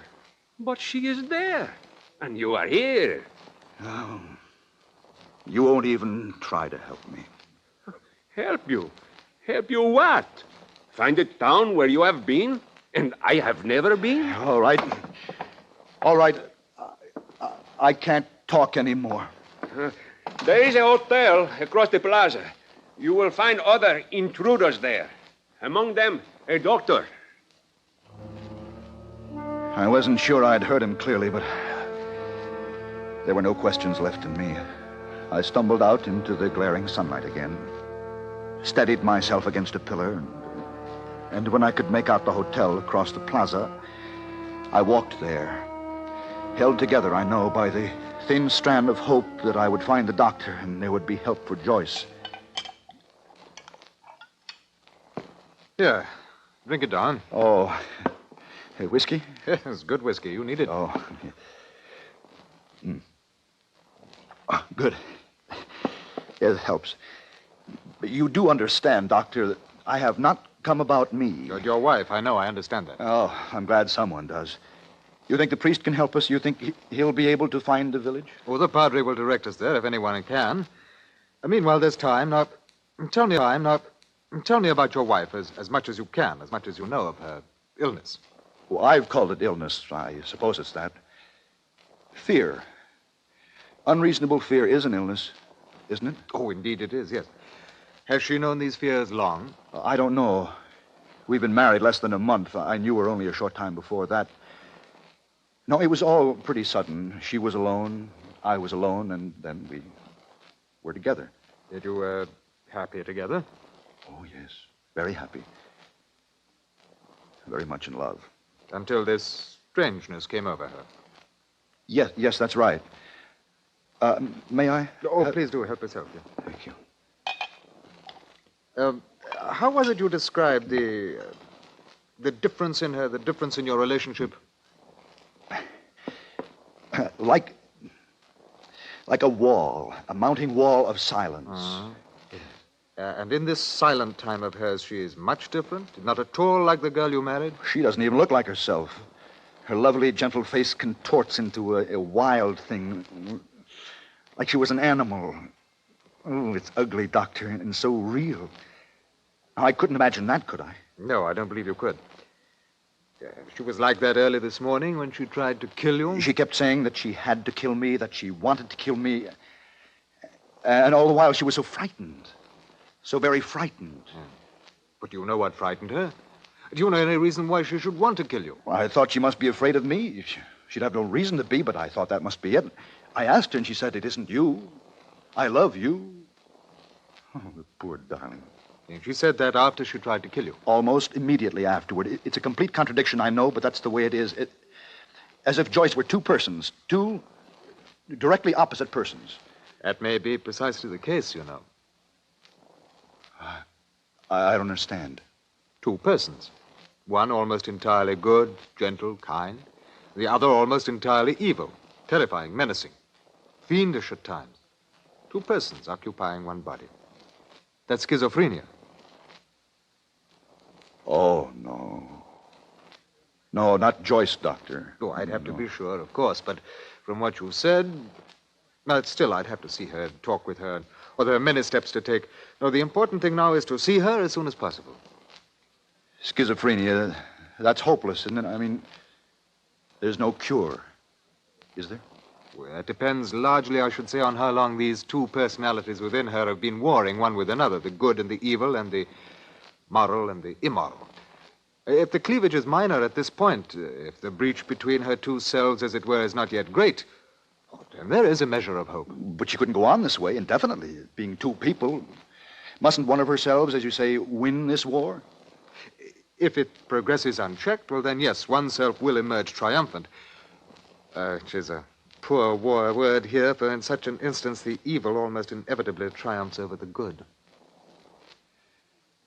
Can we go to her now? Yes, I'm sure the Padre will have our directions.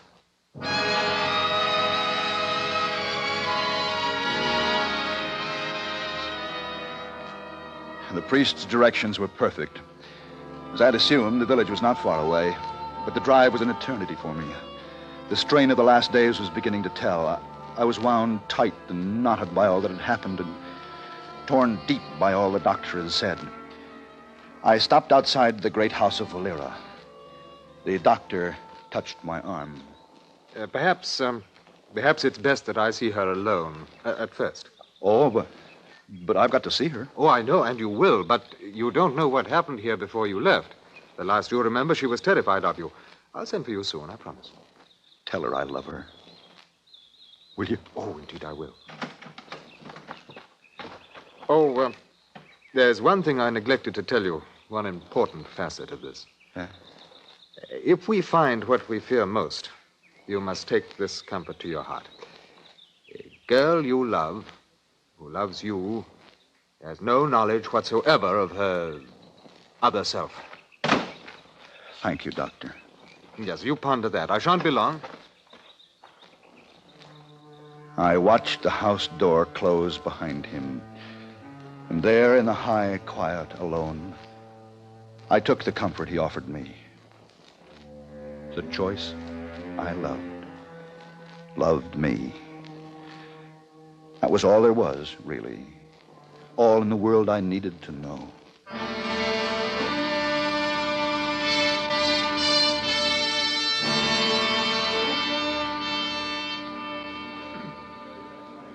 You will not go in there.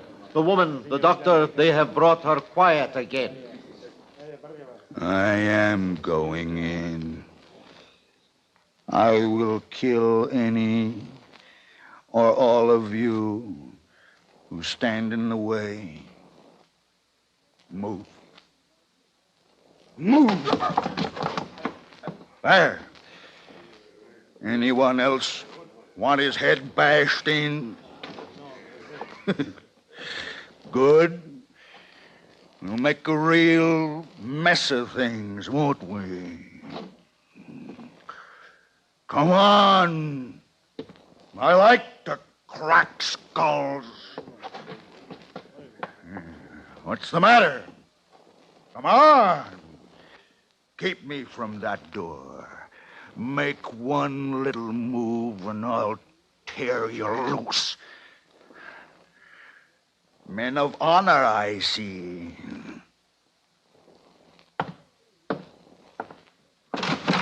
Where is she? Don't let him. Don't let him try to kill me again. Look at her. Look at all of you crawling, shrinking cowards. What are you, gentlemen? You make me sick, all of you. I killed him, you know. He was a gentleman. Dear, gentle Alan. He won't be with us anymore. Oh, please. Please, somebody do something. Easy now. Somebody will. Come on. No.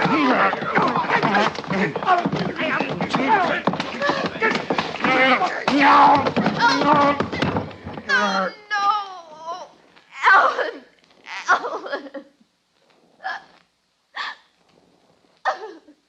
Alan. I'll tell you, Joyce, what I told him. And you must take this comfort to your heart. Alan, the man you loved you very much. He didn't know this other self ever existed. There were faces all around me. A wall of faces. Senseless, staring faces. And beyond them, a strange girl wept softly. All strangers staring at me. And I stared back at the wall.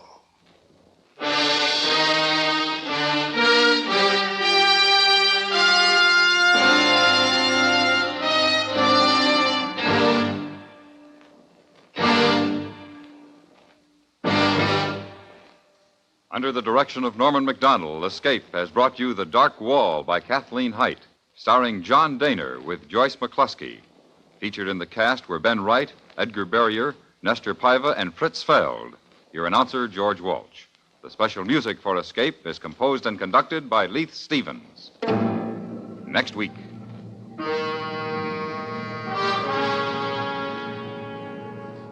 You are in a farmhouse on the southern coast of England.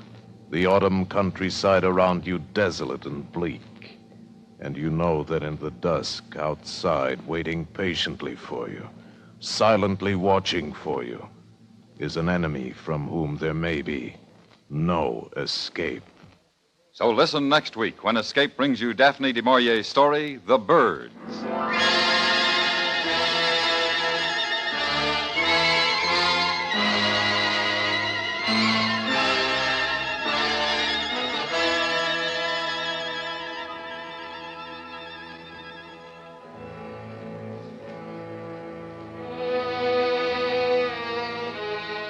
A reminder for drama and adventure fans, two of CBS Radio's best-known thrillers, Gangbusters and Gunsmoke, both heard Saturday nights, will be moving to Monday evenings on most of these same stations after this Saturday's performances.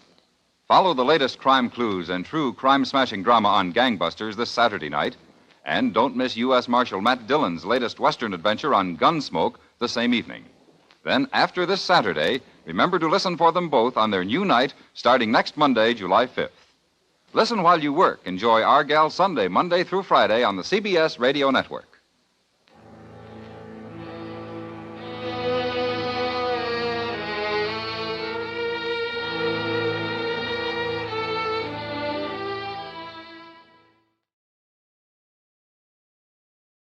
We tip our hats tonight to our partners at CBS. Stay tuned, folks, because before the next story begins, it's time for a fast and fun radio quiz.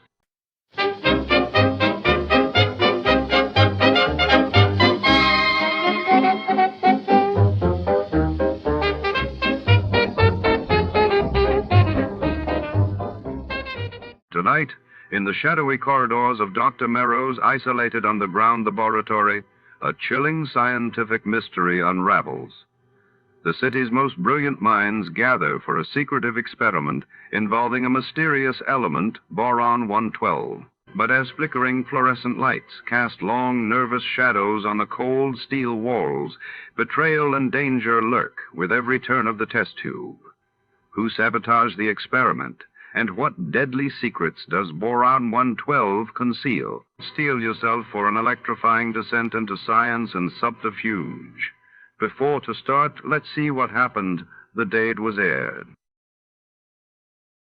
It was November 14, 1952, and that day the world watched as the United States completed the first successful hydrogen bomb test in the Pacific.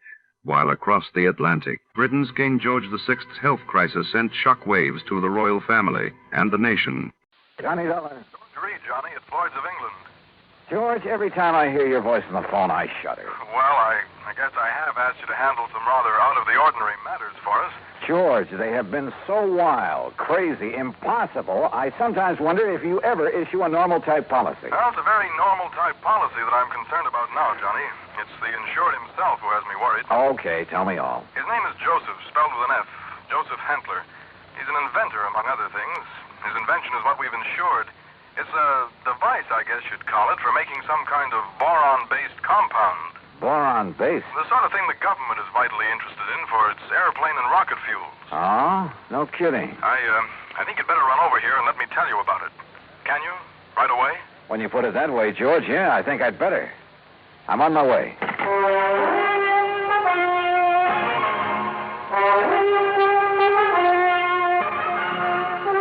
Bob Bailey in the exciting adventures of the man with the action-packed expense account, America's fabulous freelance insurance investigator. Yours truly, Johnny Dolar. And now, Act One of yours truly, Johnny Dolar.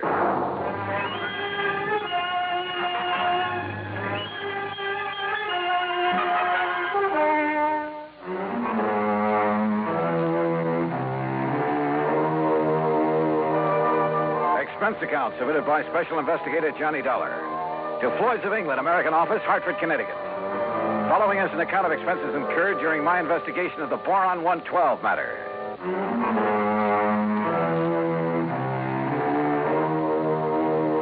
Expense account item 1, $1.10 cab from my apartment at George Reed's office. As I walked in, he motioned me to a chair, leaned over to the intercom on his desk, and pushed a key. Sit down, Johnny. Miss Larkin. Yes, Mr. Reed. Mr. Dollar is here. Would you come in, please? Oh, yes, sir. Well, George, what's it about this time? Glad to see you, Johnny. I gave you most of the story over the phone. Well, you only told me you've issued a policy to this man, Hantler, was it? That's right, Joseph Hentler. Yeah, and that you've insured some invention of his for, how much did you insure it for? $20,000. It's a piece of apparatus, Johnny, that he has spent over 7 years developing. Sit down, Miss Larkin. Oh, thank you. Apparently, it's a very complicated something or other. I never did know much about such things. For making borax, or more specifically, a compound he calls boron-112 for use in high-powered fuel. Sounds important. It is, at least so far as I've been able to determine. Yeah, been all sorts of government tests and experiments with these super fuels, hasn't there? Exactly. Many things formerly used purely as explosives, remember this, Johnny, many things formerly used as explosives are now being developed as fuels.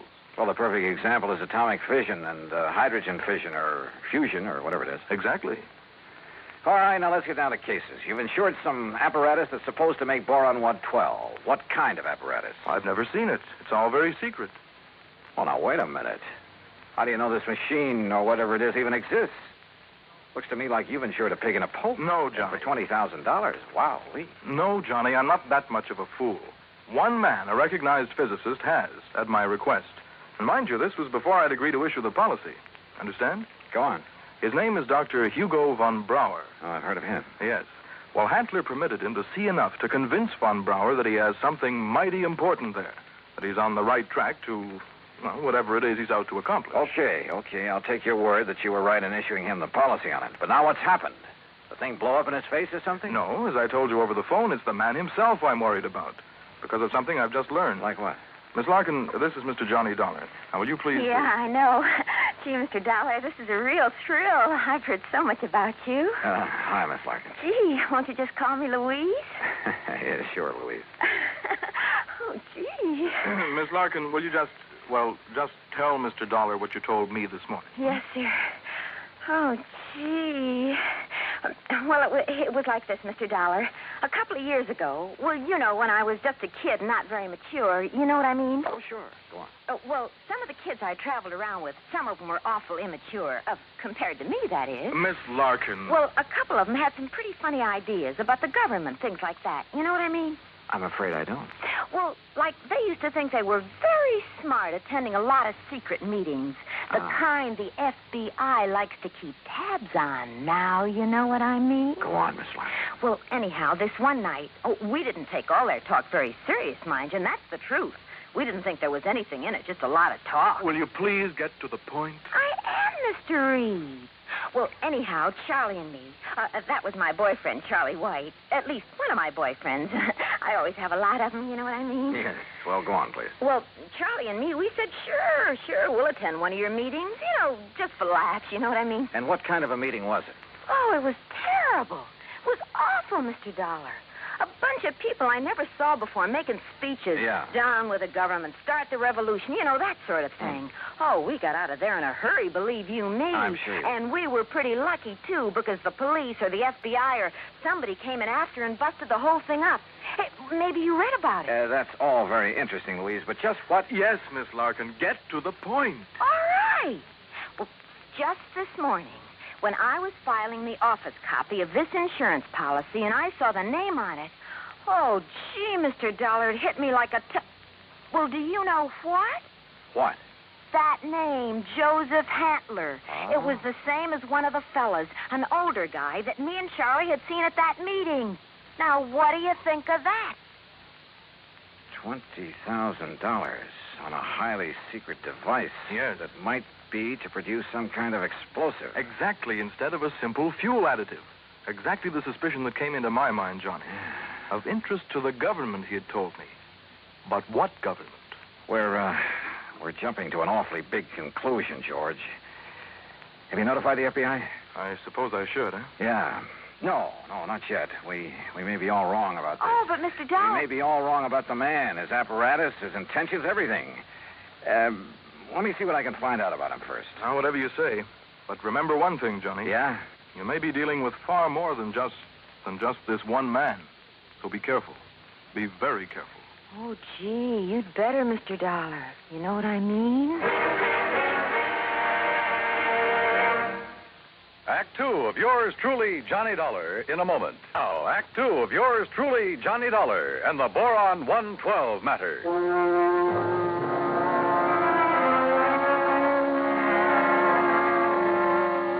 Louise Larkin, secretary to George Reed at Floyd's of England, was certain she would recognize Joseph Hantler, the inventor who had ensured a secret process for making boron 112.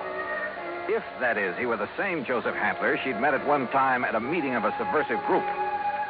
Expense account item 2, $50, deposit on a rental car. In it, Louise and I crossed the Connecticut River to East Hartford, went south to Hockenham on Route 2, then south and east on a seldom used gravel road that took us a few miles to the edge of a stream called the Salmon Branch. There in a little grove of trees, we found a windowless concrete block building, the so-called laboratory of Joseph Hantler. Gee, those directions Mr. Reed gave us were pretty good, weren't they? Yeah. Hantler certainly picked himself an isolated spot. Come on. Boy, this is exciting, isn't it? Now, just remember what I told you. If this is the man you met at that party line meeting, don't appear to recognize him. Just give me a slight nod to say yes or no. Yeah, but what if he recognizes me? Yeah, we'll cross that bridge when we get... Stop! Stop right where you are. Do you not see the signs on the fence? Keep out! Keep out! Yeah, Johnny, it's him. You're sure? Yeah, gee. Where did you hear me? I'd like to talk with you, Mr. Handler. It is Dr. Handler. Who are you? My name is Dolar, insurance investigator. And who is this woman? Just a friend of mine. So, what do you want with me? Well, I want to see the machine, the apparatus that Floyd's of England has insured for you. No, you may not. I'm engaged in highly secret work here. Work that is worthy only of my own great talents as a physicist, chemist, and inventor. Work for the government. Yeah? What government? What are you talking about? The United States government, of course. Suppose you let me see whatever contract you may have with them. I let you see nothing. I have no contract. Oh? And I do not have any patent on my converter. And why? Because either one would reveal the secret of this amazing device before I can turn it over to the government of this fine and glorious country. Yeah, sure. So that is also why I will not permit either you or anyone else to see inside of my laboratory. So leave. Immediately. Go, get out of here. Dr. Handler, if you'll just let us... No. Do you understand me now? Mr. Dollar. Oh, hey, now, wait a minute. What's that thing for? You are trespassing on my private property. If I shoot you, I am within my rights. Now leave. Now! Do you hear me? Come on, Louise. Gee, yeah. And do not come back here. Do you hear me? Never! Same man, huh? Oh, he sure is. Gee, that gun he pulled on you, I was scared, you know what I mean? Yeah, I know what you mean. Well, what are you going to do, Mr. Dollar? You know something, Louise? I'm not sure. But I was sure by the time we get back to Hartford. I took Louise back to George Reed's office. George was out to lunch, but I stopped long enough to telephone an old friend of mine, Lee Houck, at the local office of the FBI. Asked him to meet me for a bite to eat. Sure, Johnny. How about the Hearthstone? Anywhere you say. 1 o'clock? I'll be there. Well. Yeah, I know what I'd do, Johnny. What, Louise? I'd tell the FBI. That's exact. Yeah, well, we'll see. I know what Charlie would do, too. Charlie? My boyfriend, I told you, Charlie White. Oh, yeah. Well, I'd better be on my way. He'd go out there and he'd kill that crazy old man. Well, Johnny, he just hates those people who are conspired to overthrow the government. Hey, look, tell George when he gets back to the Ever office. since we got drugged into that awful meeting of those awful people, why, he hasn't even seen those guys that persuaded he and I to go there that night. Louise. He says if he ever does see any of them, boy, what he'll do to them. Yeah, I'm sure. Now, look, I got to keep a luncheon date. Tell George Reed when he comes back that I'll see him later, huh? Then I'll see you again, Johnny, huh? Hadn't you better answer that phone? Huh? Oh, yeah. Oh, goodbye, Johnny. See you. Floyd's in England. Oh, Charlie. Hey, Charlie, what do you think's happening? Who I've been talking to? My dream man.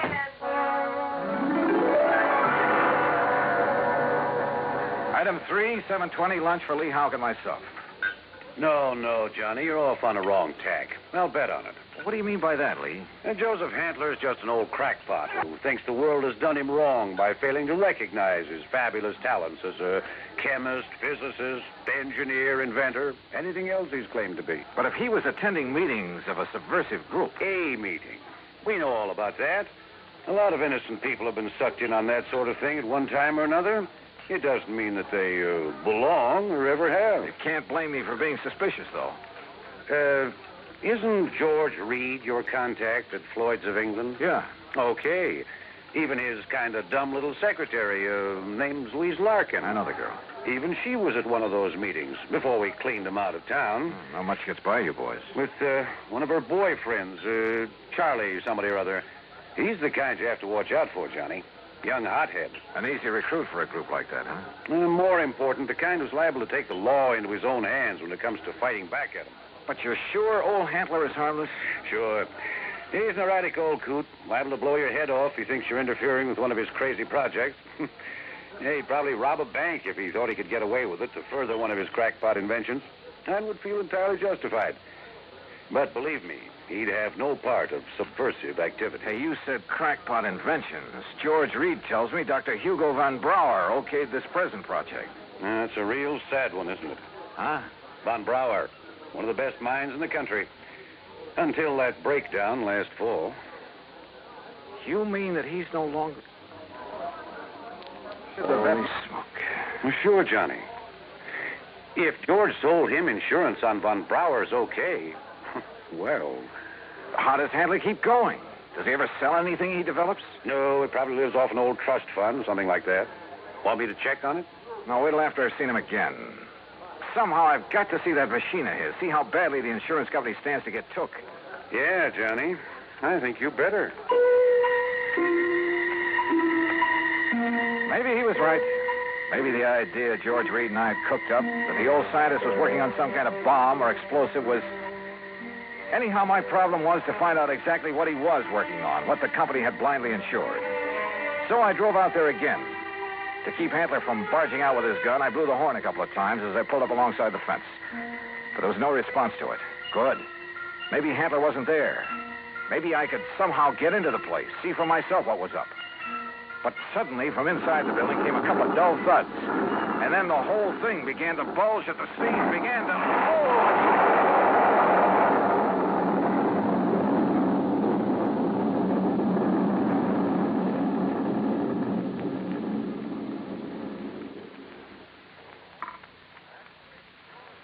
Act 3 of yours truly, Johnny Dollar, in a moment. 3 of yours truly, Johnny Dollar, and the Boron 112 matter.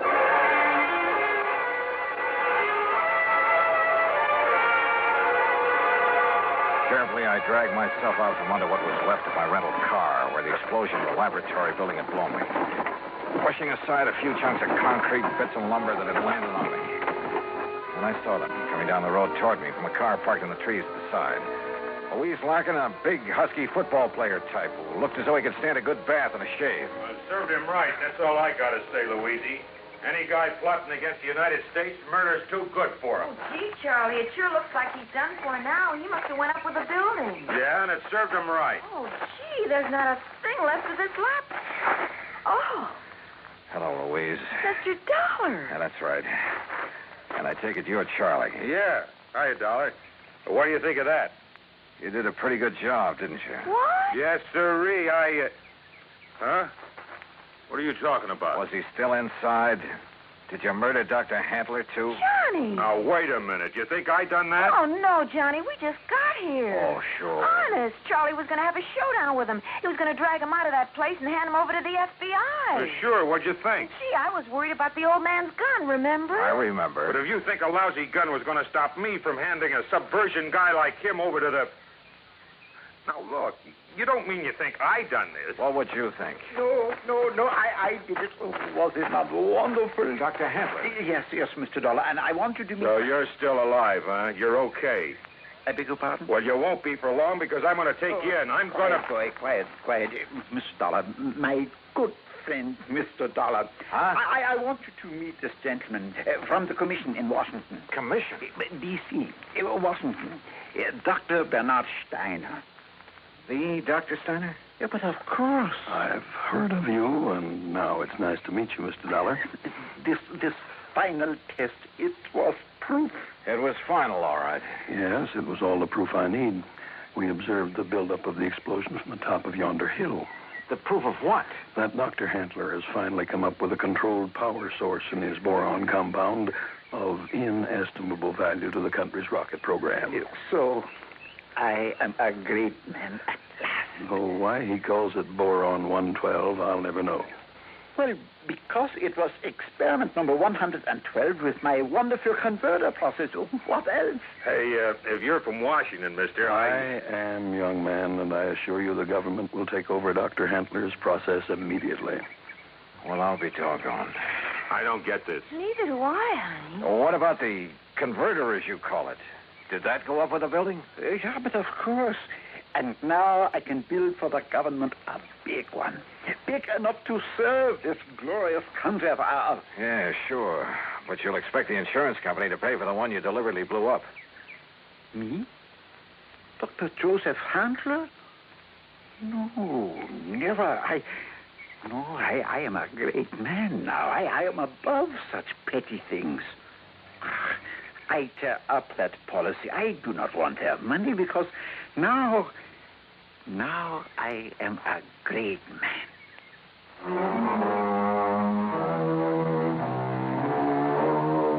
There you are, George. Full report. Payment on the policy is up to you. And if you do pay, at least it's in a good cause. Also, well, I guess you and I have both learned a lesson about jumping to conclusions. Expense account total, including incidentals, replacement of the rental car, and transportation back to Hartford, $2,431. Yours truly, Johnny Dollar.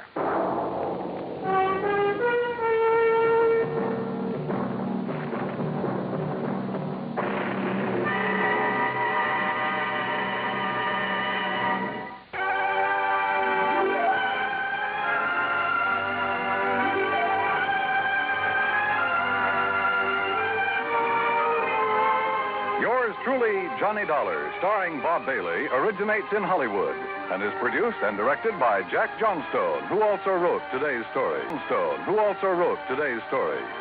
Heard in our cast were Shirley Mitchell, G. Stanley Jones, Parley Bear, Russell Thorson, Frank Gersel, and Lou Merrill.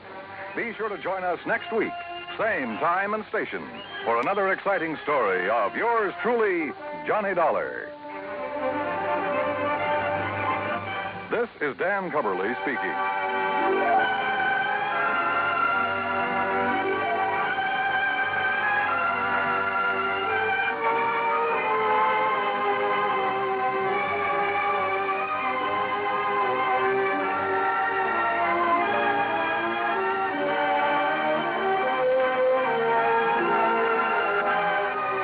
This is the United States Armed Forces Radio and Television Service.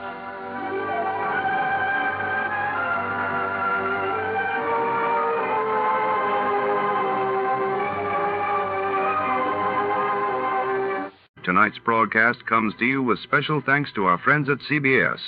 And before our next mystery unfolds, here's a question for the sharpest listeners in America.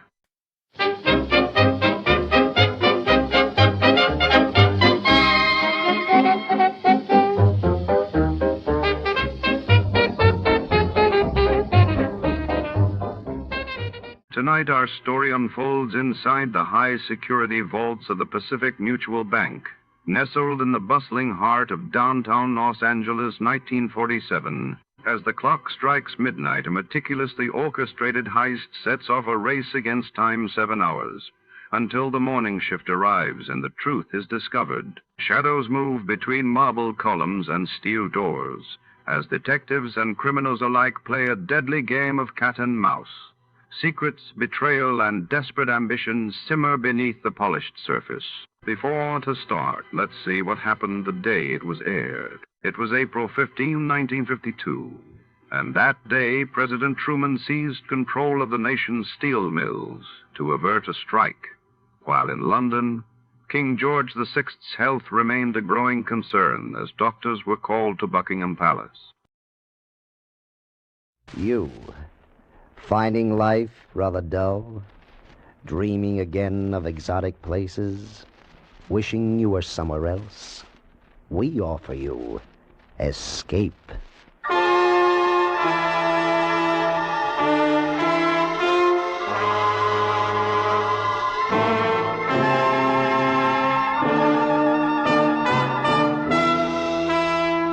Escape, designed to free you from the four walls of today for a half hour of high adventure.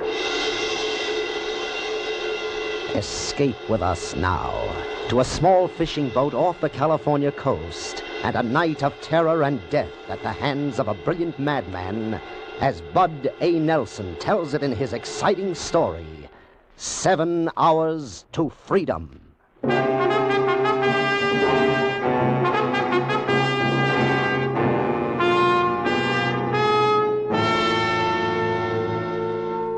The Pacific Ocean off the coast of Southern California is usually thought of as calm and peaceful, where there's very little danger.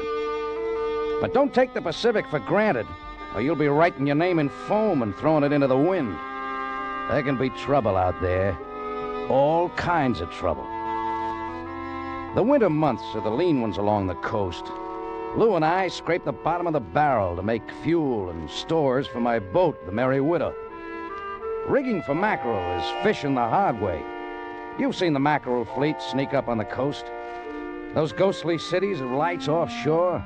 Guys like Lou and myself trying to make a payload with lights and stinking chum. Mashed, marinated muck you toss overboard with your bare hands to attract the fish. We were anchored alone west of Point Doom Whistle Buoy, about a mile out. It was dark except for the spot we flashed on the water and the flashing of headlights on Highway 101, where it dips down to the shore to get a run for Zuma Grade. There were mackerel around, and they were ready. Come on, baby. Up you come. And a boy, Lou. Keep them coming. I'll move the chum out into the light. Hiya, come on, kids. Free chow, good, juicy, chovy paste. Come and get it. Oh, boy. They're hot. Payload. They're swarming into the spot. Hey, work the edges, Lou. Yeah. They're about ready for the net. Oh, look at them. 3 or 4 pounders. Show me a spot, boy. Lay it right in front of me. They're ready for the net. Currents offshore. Drag toward me. Right. He's into him. Oh, boy. They're hot and heavy. The net's alive. Now, fill her up. Dynamite. Green dynamite. Come on, kiddies. Come to pop.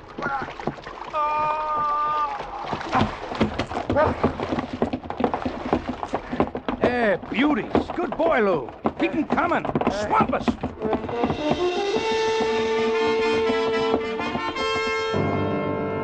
That's the way it works, if you hit it.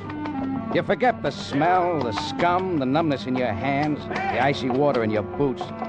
You forget you're heaving 30 to 50 pounds on the end of an 8-foot pole. And you see dollars pile up in the bin boards on your deck. You forget everything around you until they're gone. And you notice that there is a world around you.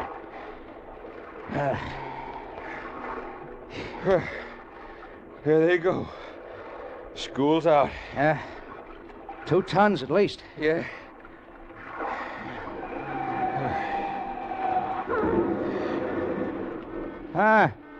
Looks like another wreck on Zuma Grade. Yeah. Look at the headlights. People just can't pass up an accident. Must be a pretty bad one. I'll take a boat any day. Let's get out of here. We can make it back in time for chow. Yeah. 6 fried eggs seasoned with Tabasco sauce, bowl of chili, and a pot of black coffee. It sounds good to me. Boy, that stuff sure gets cold. Yeah. Get the anchor. Let's get out of here. Fire up. I'm for it.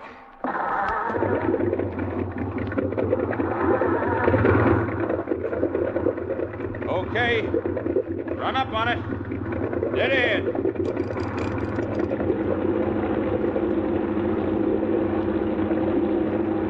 Hold it. What's the matter? Anchor's fouled. Want to back down on it? Feels like rock. Take a turn on the cleat. Let the swell break it loose. Hey, she's really caught fast. Wait a minute, Lou. Give me some slack. I'll back off.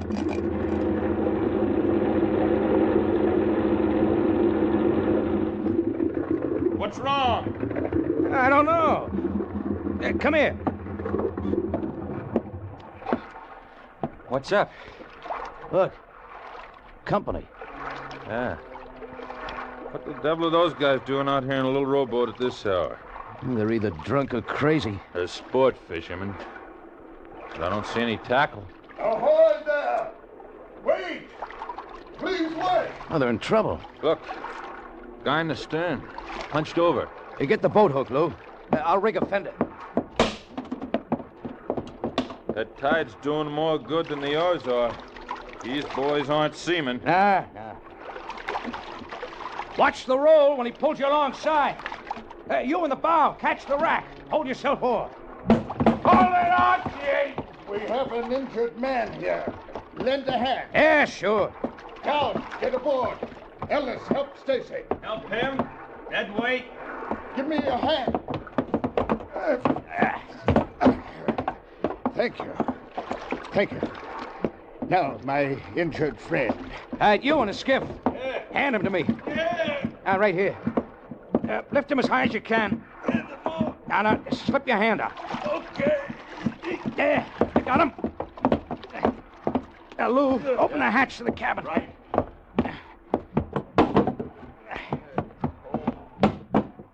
Move that gear off the bunk.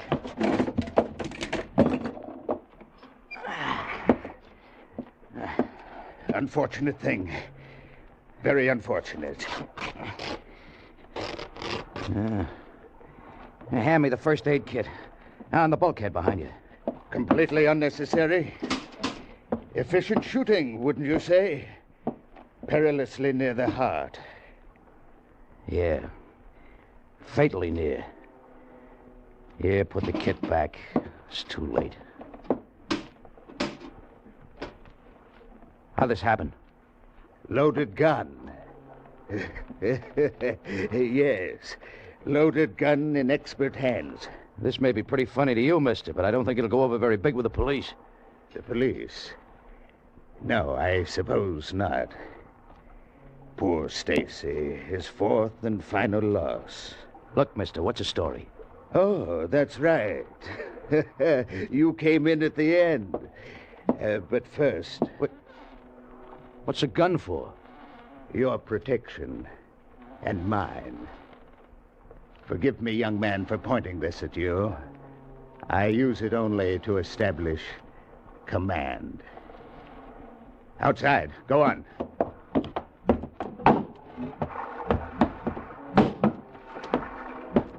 Burke, I'm getting pretty sick of your fancy yapping and no action. Yeah, mastermind. You got us into this. Now come up with a way out. My friends despise me, Captain.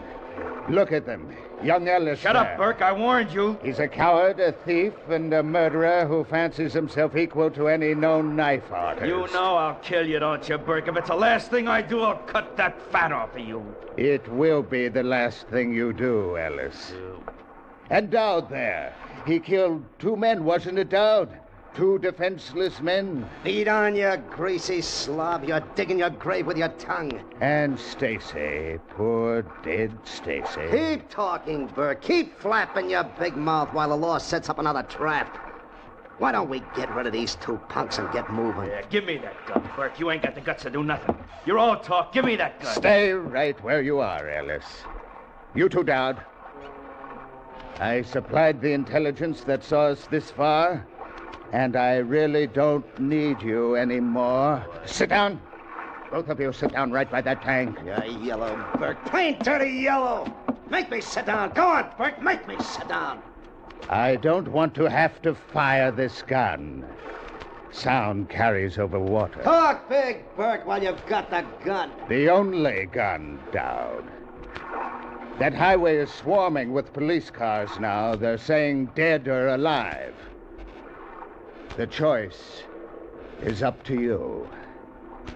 Make one move toward me or these fishermen, and I make the choice. You make the choice. You chose to lead us into a trap because you didn't have the guts to shoot a measly highway cop. You got Stacy shot. You wrecked the car. Then you nearly drowned us in that leaky rowboat. You can thank me in that leaky rowboat that you're alive right now. I feel very kindly toward that rowboat. Pull it aboard. Go on, pull it aboard. You two may need it. One false move and you'll find yourselves adrift. Captain, get the anchor up.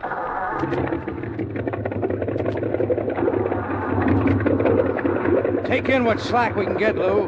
The line parts and parts.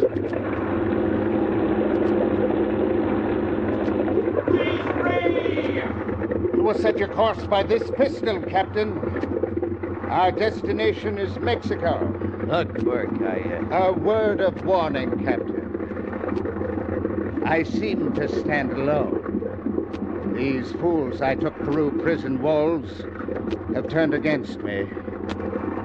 But I still have a pistol. How far is the international border? 7, 8 hours. I prefer 7. 7 hours to freedom. My freedom. And 7 hours for us to consider your fate.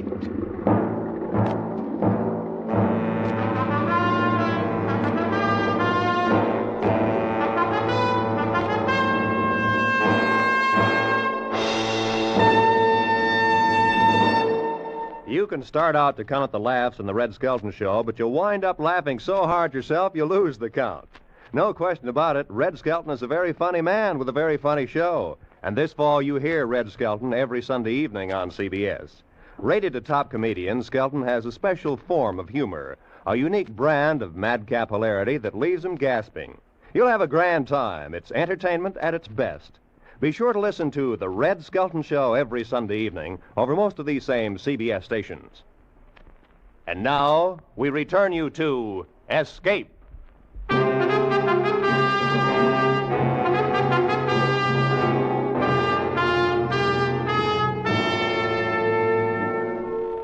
Dawn broke with the Los Angeles harbor light well on our stern.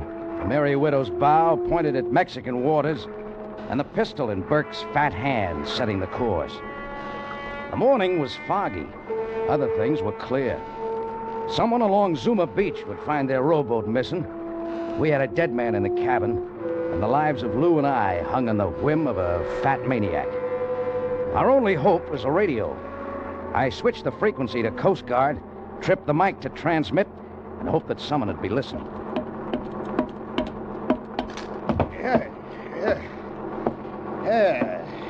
It's more pleasant up here on the bridge, Captain. The cabin is somewhat stuffy. What's your master plan for the body? Loathsome things, dead man.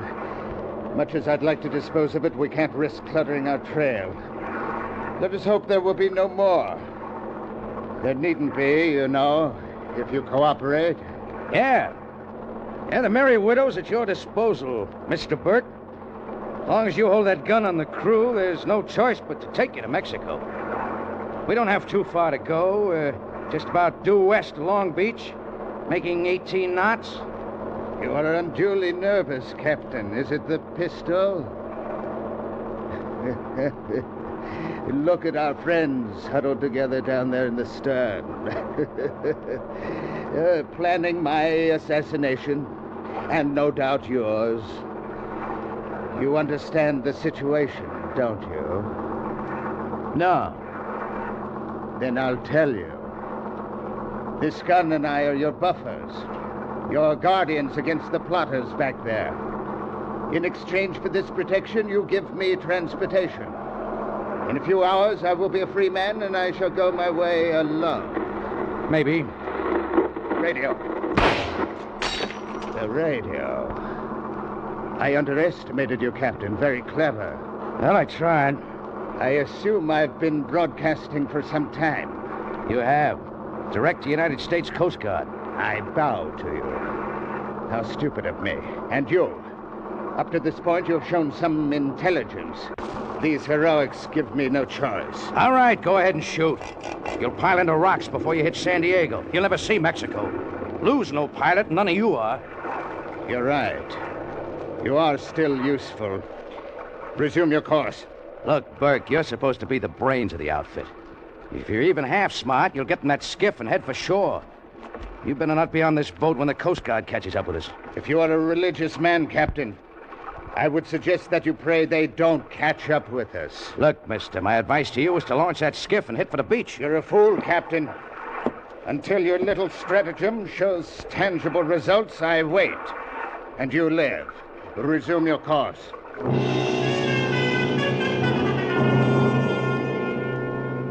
Newport Harbor bore off our bow, swung a beam, and slid past the stern. With it went my hopes of help from the Coast Guard out of Newport. No more stations now until San Diego. At the foot of San Clemente's red tile roofs, I saw a Santa Fe streamliner rushing north towards Los Angeles. I wished I was on it and headed in the same direction. How far are we from the border, Captain? 5, 6 hours. Good. If the Coast Guard heard your radio, they don't seem to be rushing to your rescue. Take another look, Burke. Dead ahead and bearing down. Hold your course. Don't try to attract them or you die right where you stand. You, Lou! Yeah? Stay where you are. Hold your course, Captain. Mister, that's a Coast Guard picket boat. They got guns. Ellis, down. Stand up and wave. Make it look friendly. Don't overdo it. You, Captain, wave too. Wave, wave!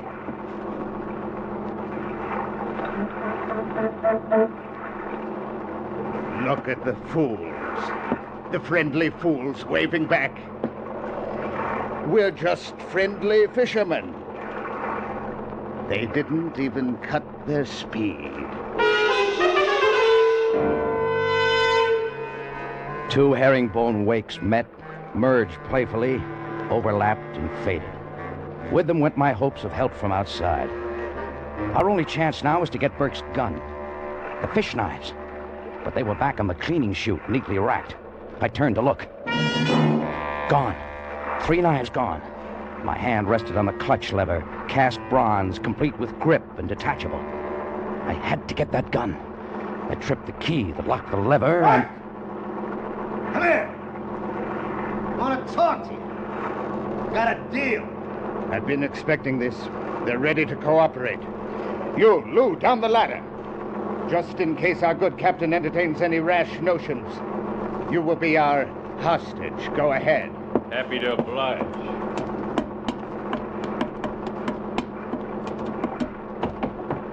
Step right back to the little group, Lou. This conference may be of interest. I watched helplessly while Lou led the way aft where 2 criminals sat, backs to the bait tank. They rose as Burke lurched toward them against every roll and pitch of the boat. Ellis suddenly stepped between Lou and Burke. The pistol roared harmlessly. Burke slumped balloon-like as Dowd tore the pistol from his hand. Ellis, knife in hand, kept slashing. Enough, fellas! Lay off! No! Lay off, I said! Give me that knife! Give me it! I said I'd cut him, the fat slob. He didn't believe me, huh? Look at him. Blubber. Blood and blubber. Come on, Lou! Up that ladder there to your buddy. Go on! Yes, sir.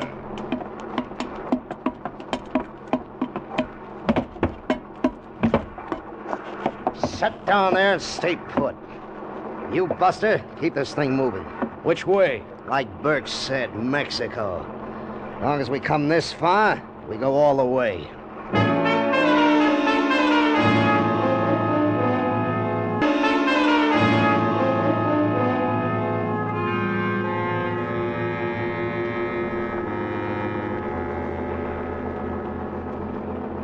Move in. Drive in closer to shore. How close? I'll tell you how close. Hey, now, wait a minute. I'll pick out a spot to beach the skiff. Then we'll move back outside the 3-mile limit until dark, so that Mexican patrols can't find us. Ain't that nice? In the dark, I move in as close to shore as I can, and you go ashore in the skiff, and I head back up the coast. Just like that, huh? Well, Buster, you'd better pick a good spot to make a landing, because you're going in with us. Going in with you? What about this boat? Leave it and the Mexican authorities... You're gonna drive this boat right up on the beach, that's what, right up on the beach. Wreck it? Look, Dowd, we draw close to 10 feet of water. We'll ground a city block offshore. So what? I can swim. I got nothing to worry about. You ain't gonna need this tub no more. Look, Dowd. If we beach this boat, we mark the spot where you go ashore. But put in by skiff and you won't attract any attention. My radio's shot. It's 2 hours run back to San Diego. I can't holler anything that'll hurt you. It ain't 2 hours to Mexican cops. I can't go to Mexican cops. I haven't got a clearance. I'm not going to put into a Mexican port and have my boat impounded, am I? I told you how it's going to be. As soon as the Mexican authorities find this boat with bodies on board, they'll know you boys are over the border and how you got there. Huh? Well, maybe you got something. Now, I'll talk it over with Ellis. Don't try nothing.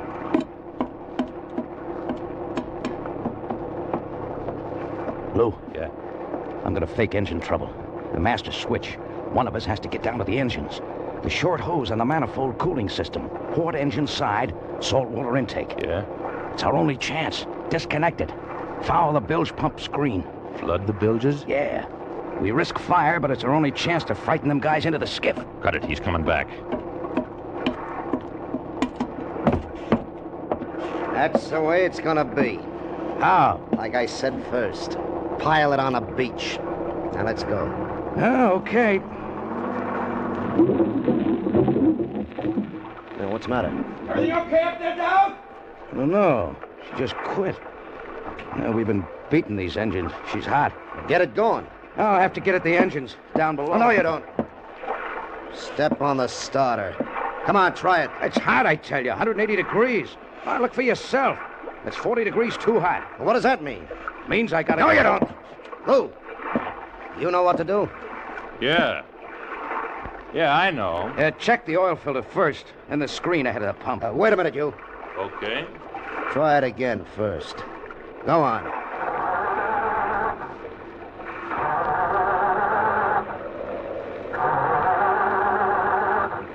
It's no use. The trouble's down the engine room. Go on, Lou. Hey, Alice. Yep. Go down in the hole with this guy. Keep an eye on him. Okay, sure.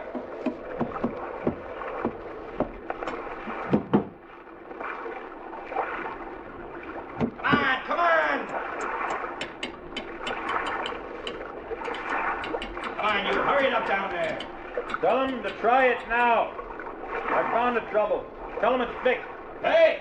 Try it now, he says.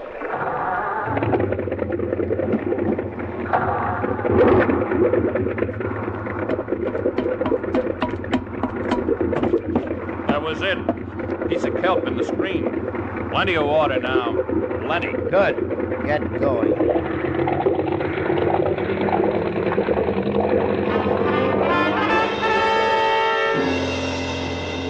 Plenty of water. All the salt water that should be flowing through the water jackets of two big exhaust pipes pouring into the bilges.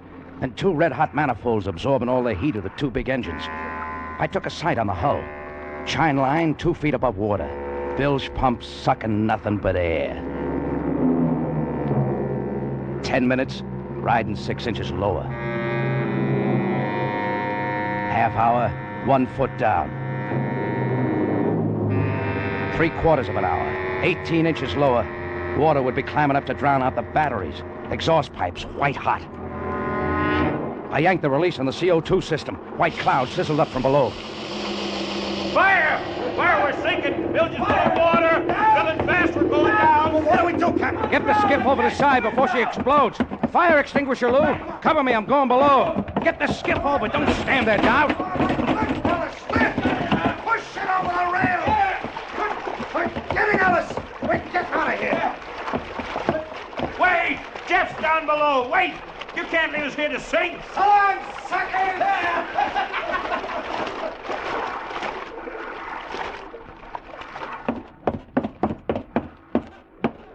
You all right down there, Jeff?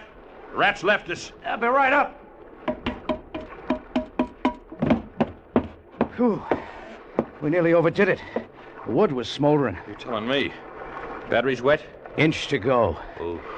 Boy, that manifold was hot. Nearly didn't make it. Look at our friends beat water. Yeah, this proves the story about rats and sinking ships. Yeah, come on, Lou. Up on the bridge.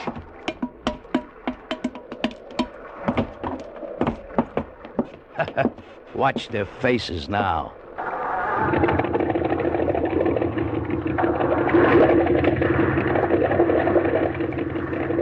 Hey, did you drop the bilge pump back in the well? No, we need that water in the bilges. Boy, we throw a wake like a little Queen Mary.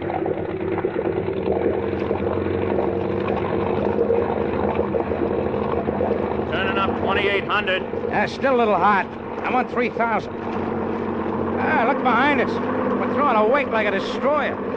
Come on, baby. You big, big bird. 3,000. Churn. Come on, around. That's a nice, tight circle. Wrap. What are you going to do? Crash him? Gonna lasso him with our wake. We let chop hits their skiff from 4 sides. You think they're in a sou'easter? Look at Dowd, trying to get a bead on us. He's... There they go, capsized. That's just what I wanted. Yeah, but they're hanging on to the keel of the boat. I'd let them dig wood for about half an hour. Brother, that water's cold. You should know. Let's see if Dowd's still got a gun. I can't tell. Looks like he has. But he won't have for very long. His hands will get so numb you think they're sawed off. Set the bilge pump, Lou. We'll lighten ship while we wait. Oh, and on your way back, break out that bottle of Johnny Walker, huh? Might as well enjoy ourselves now that we got them guys where we want them.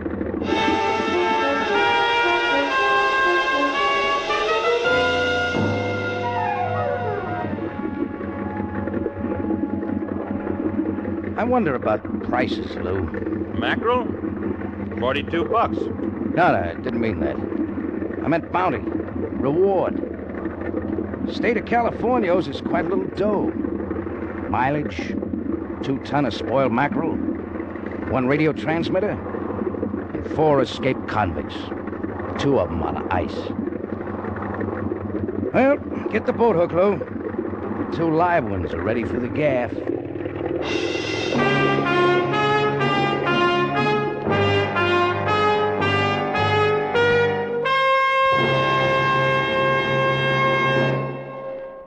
Escape is produced and directed by Norman MacDonald. Today we have brought you 7 Hours to Freedom by Bud A. Nelson, with Jack Moyle starred as Jeff.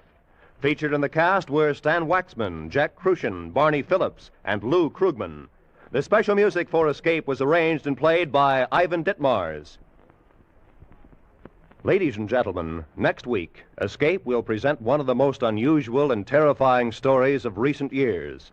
The Earth Abides by George Stewart, especially adapted for radio by David Ellis.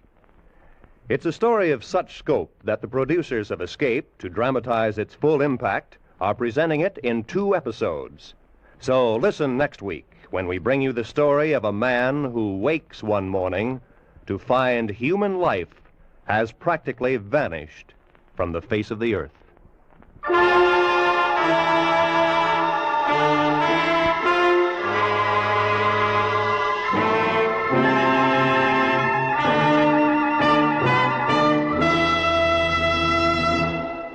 CBS's lovely red-headed Saturday night comedian, Lucille Ball, pays an extra visit to CBS, the Star's address, tonight. Lucille will be the special guest of Edgar Bergen and Charlie McCarthy. More famous guests, Mr. and Mrs. Ronald Coleman, will pay one of their hilarious calls on Jack Benny. And don't forget, it's later today that Frank Sinatra starts his new Sunday afternoon series on this network over most of these same stations. Now, stay tuned for Make Believe Town, which follows immediately on most of the CBS stations. Roy Rowan speaking.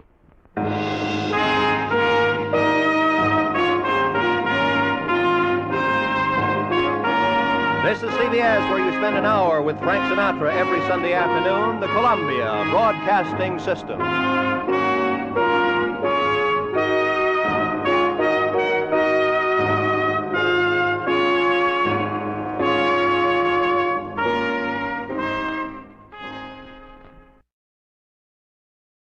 We tip our hats tonight to our partners at CBS.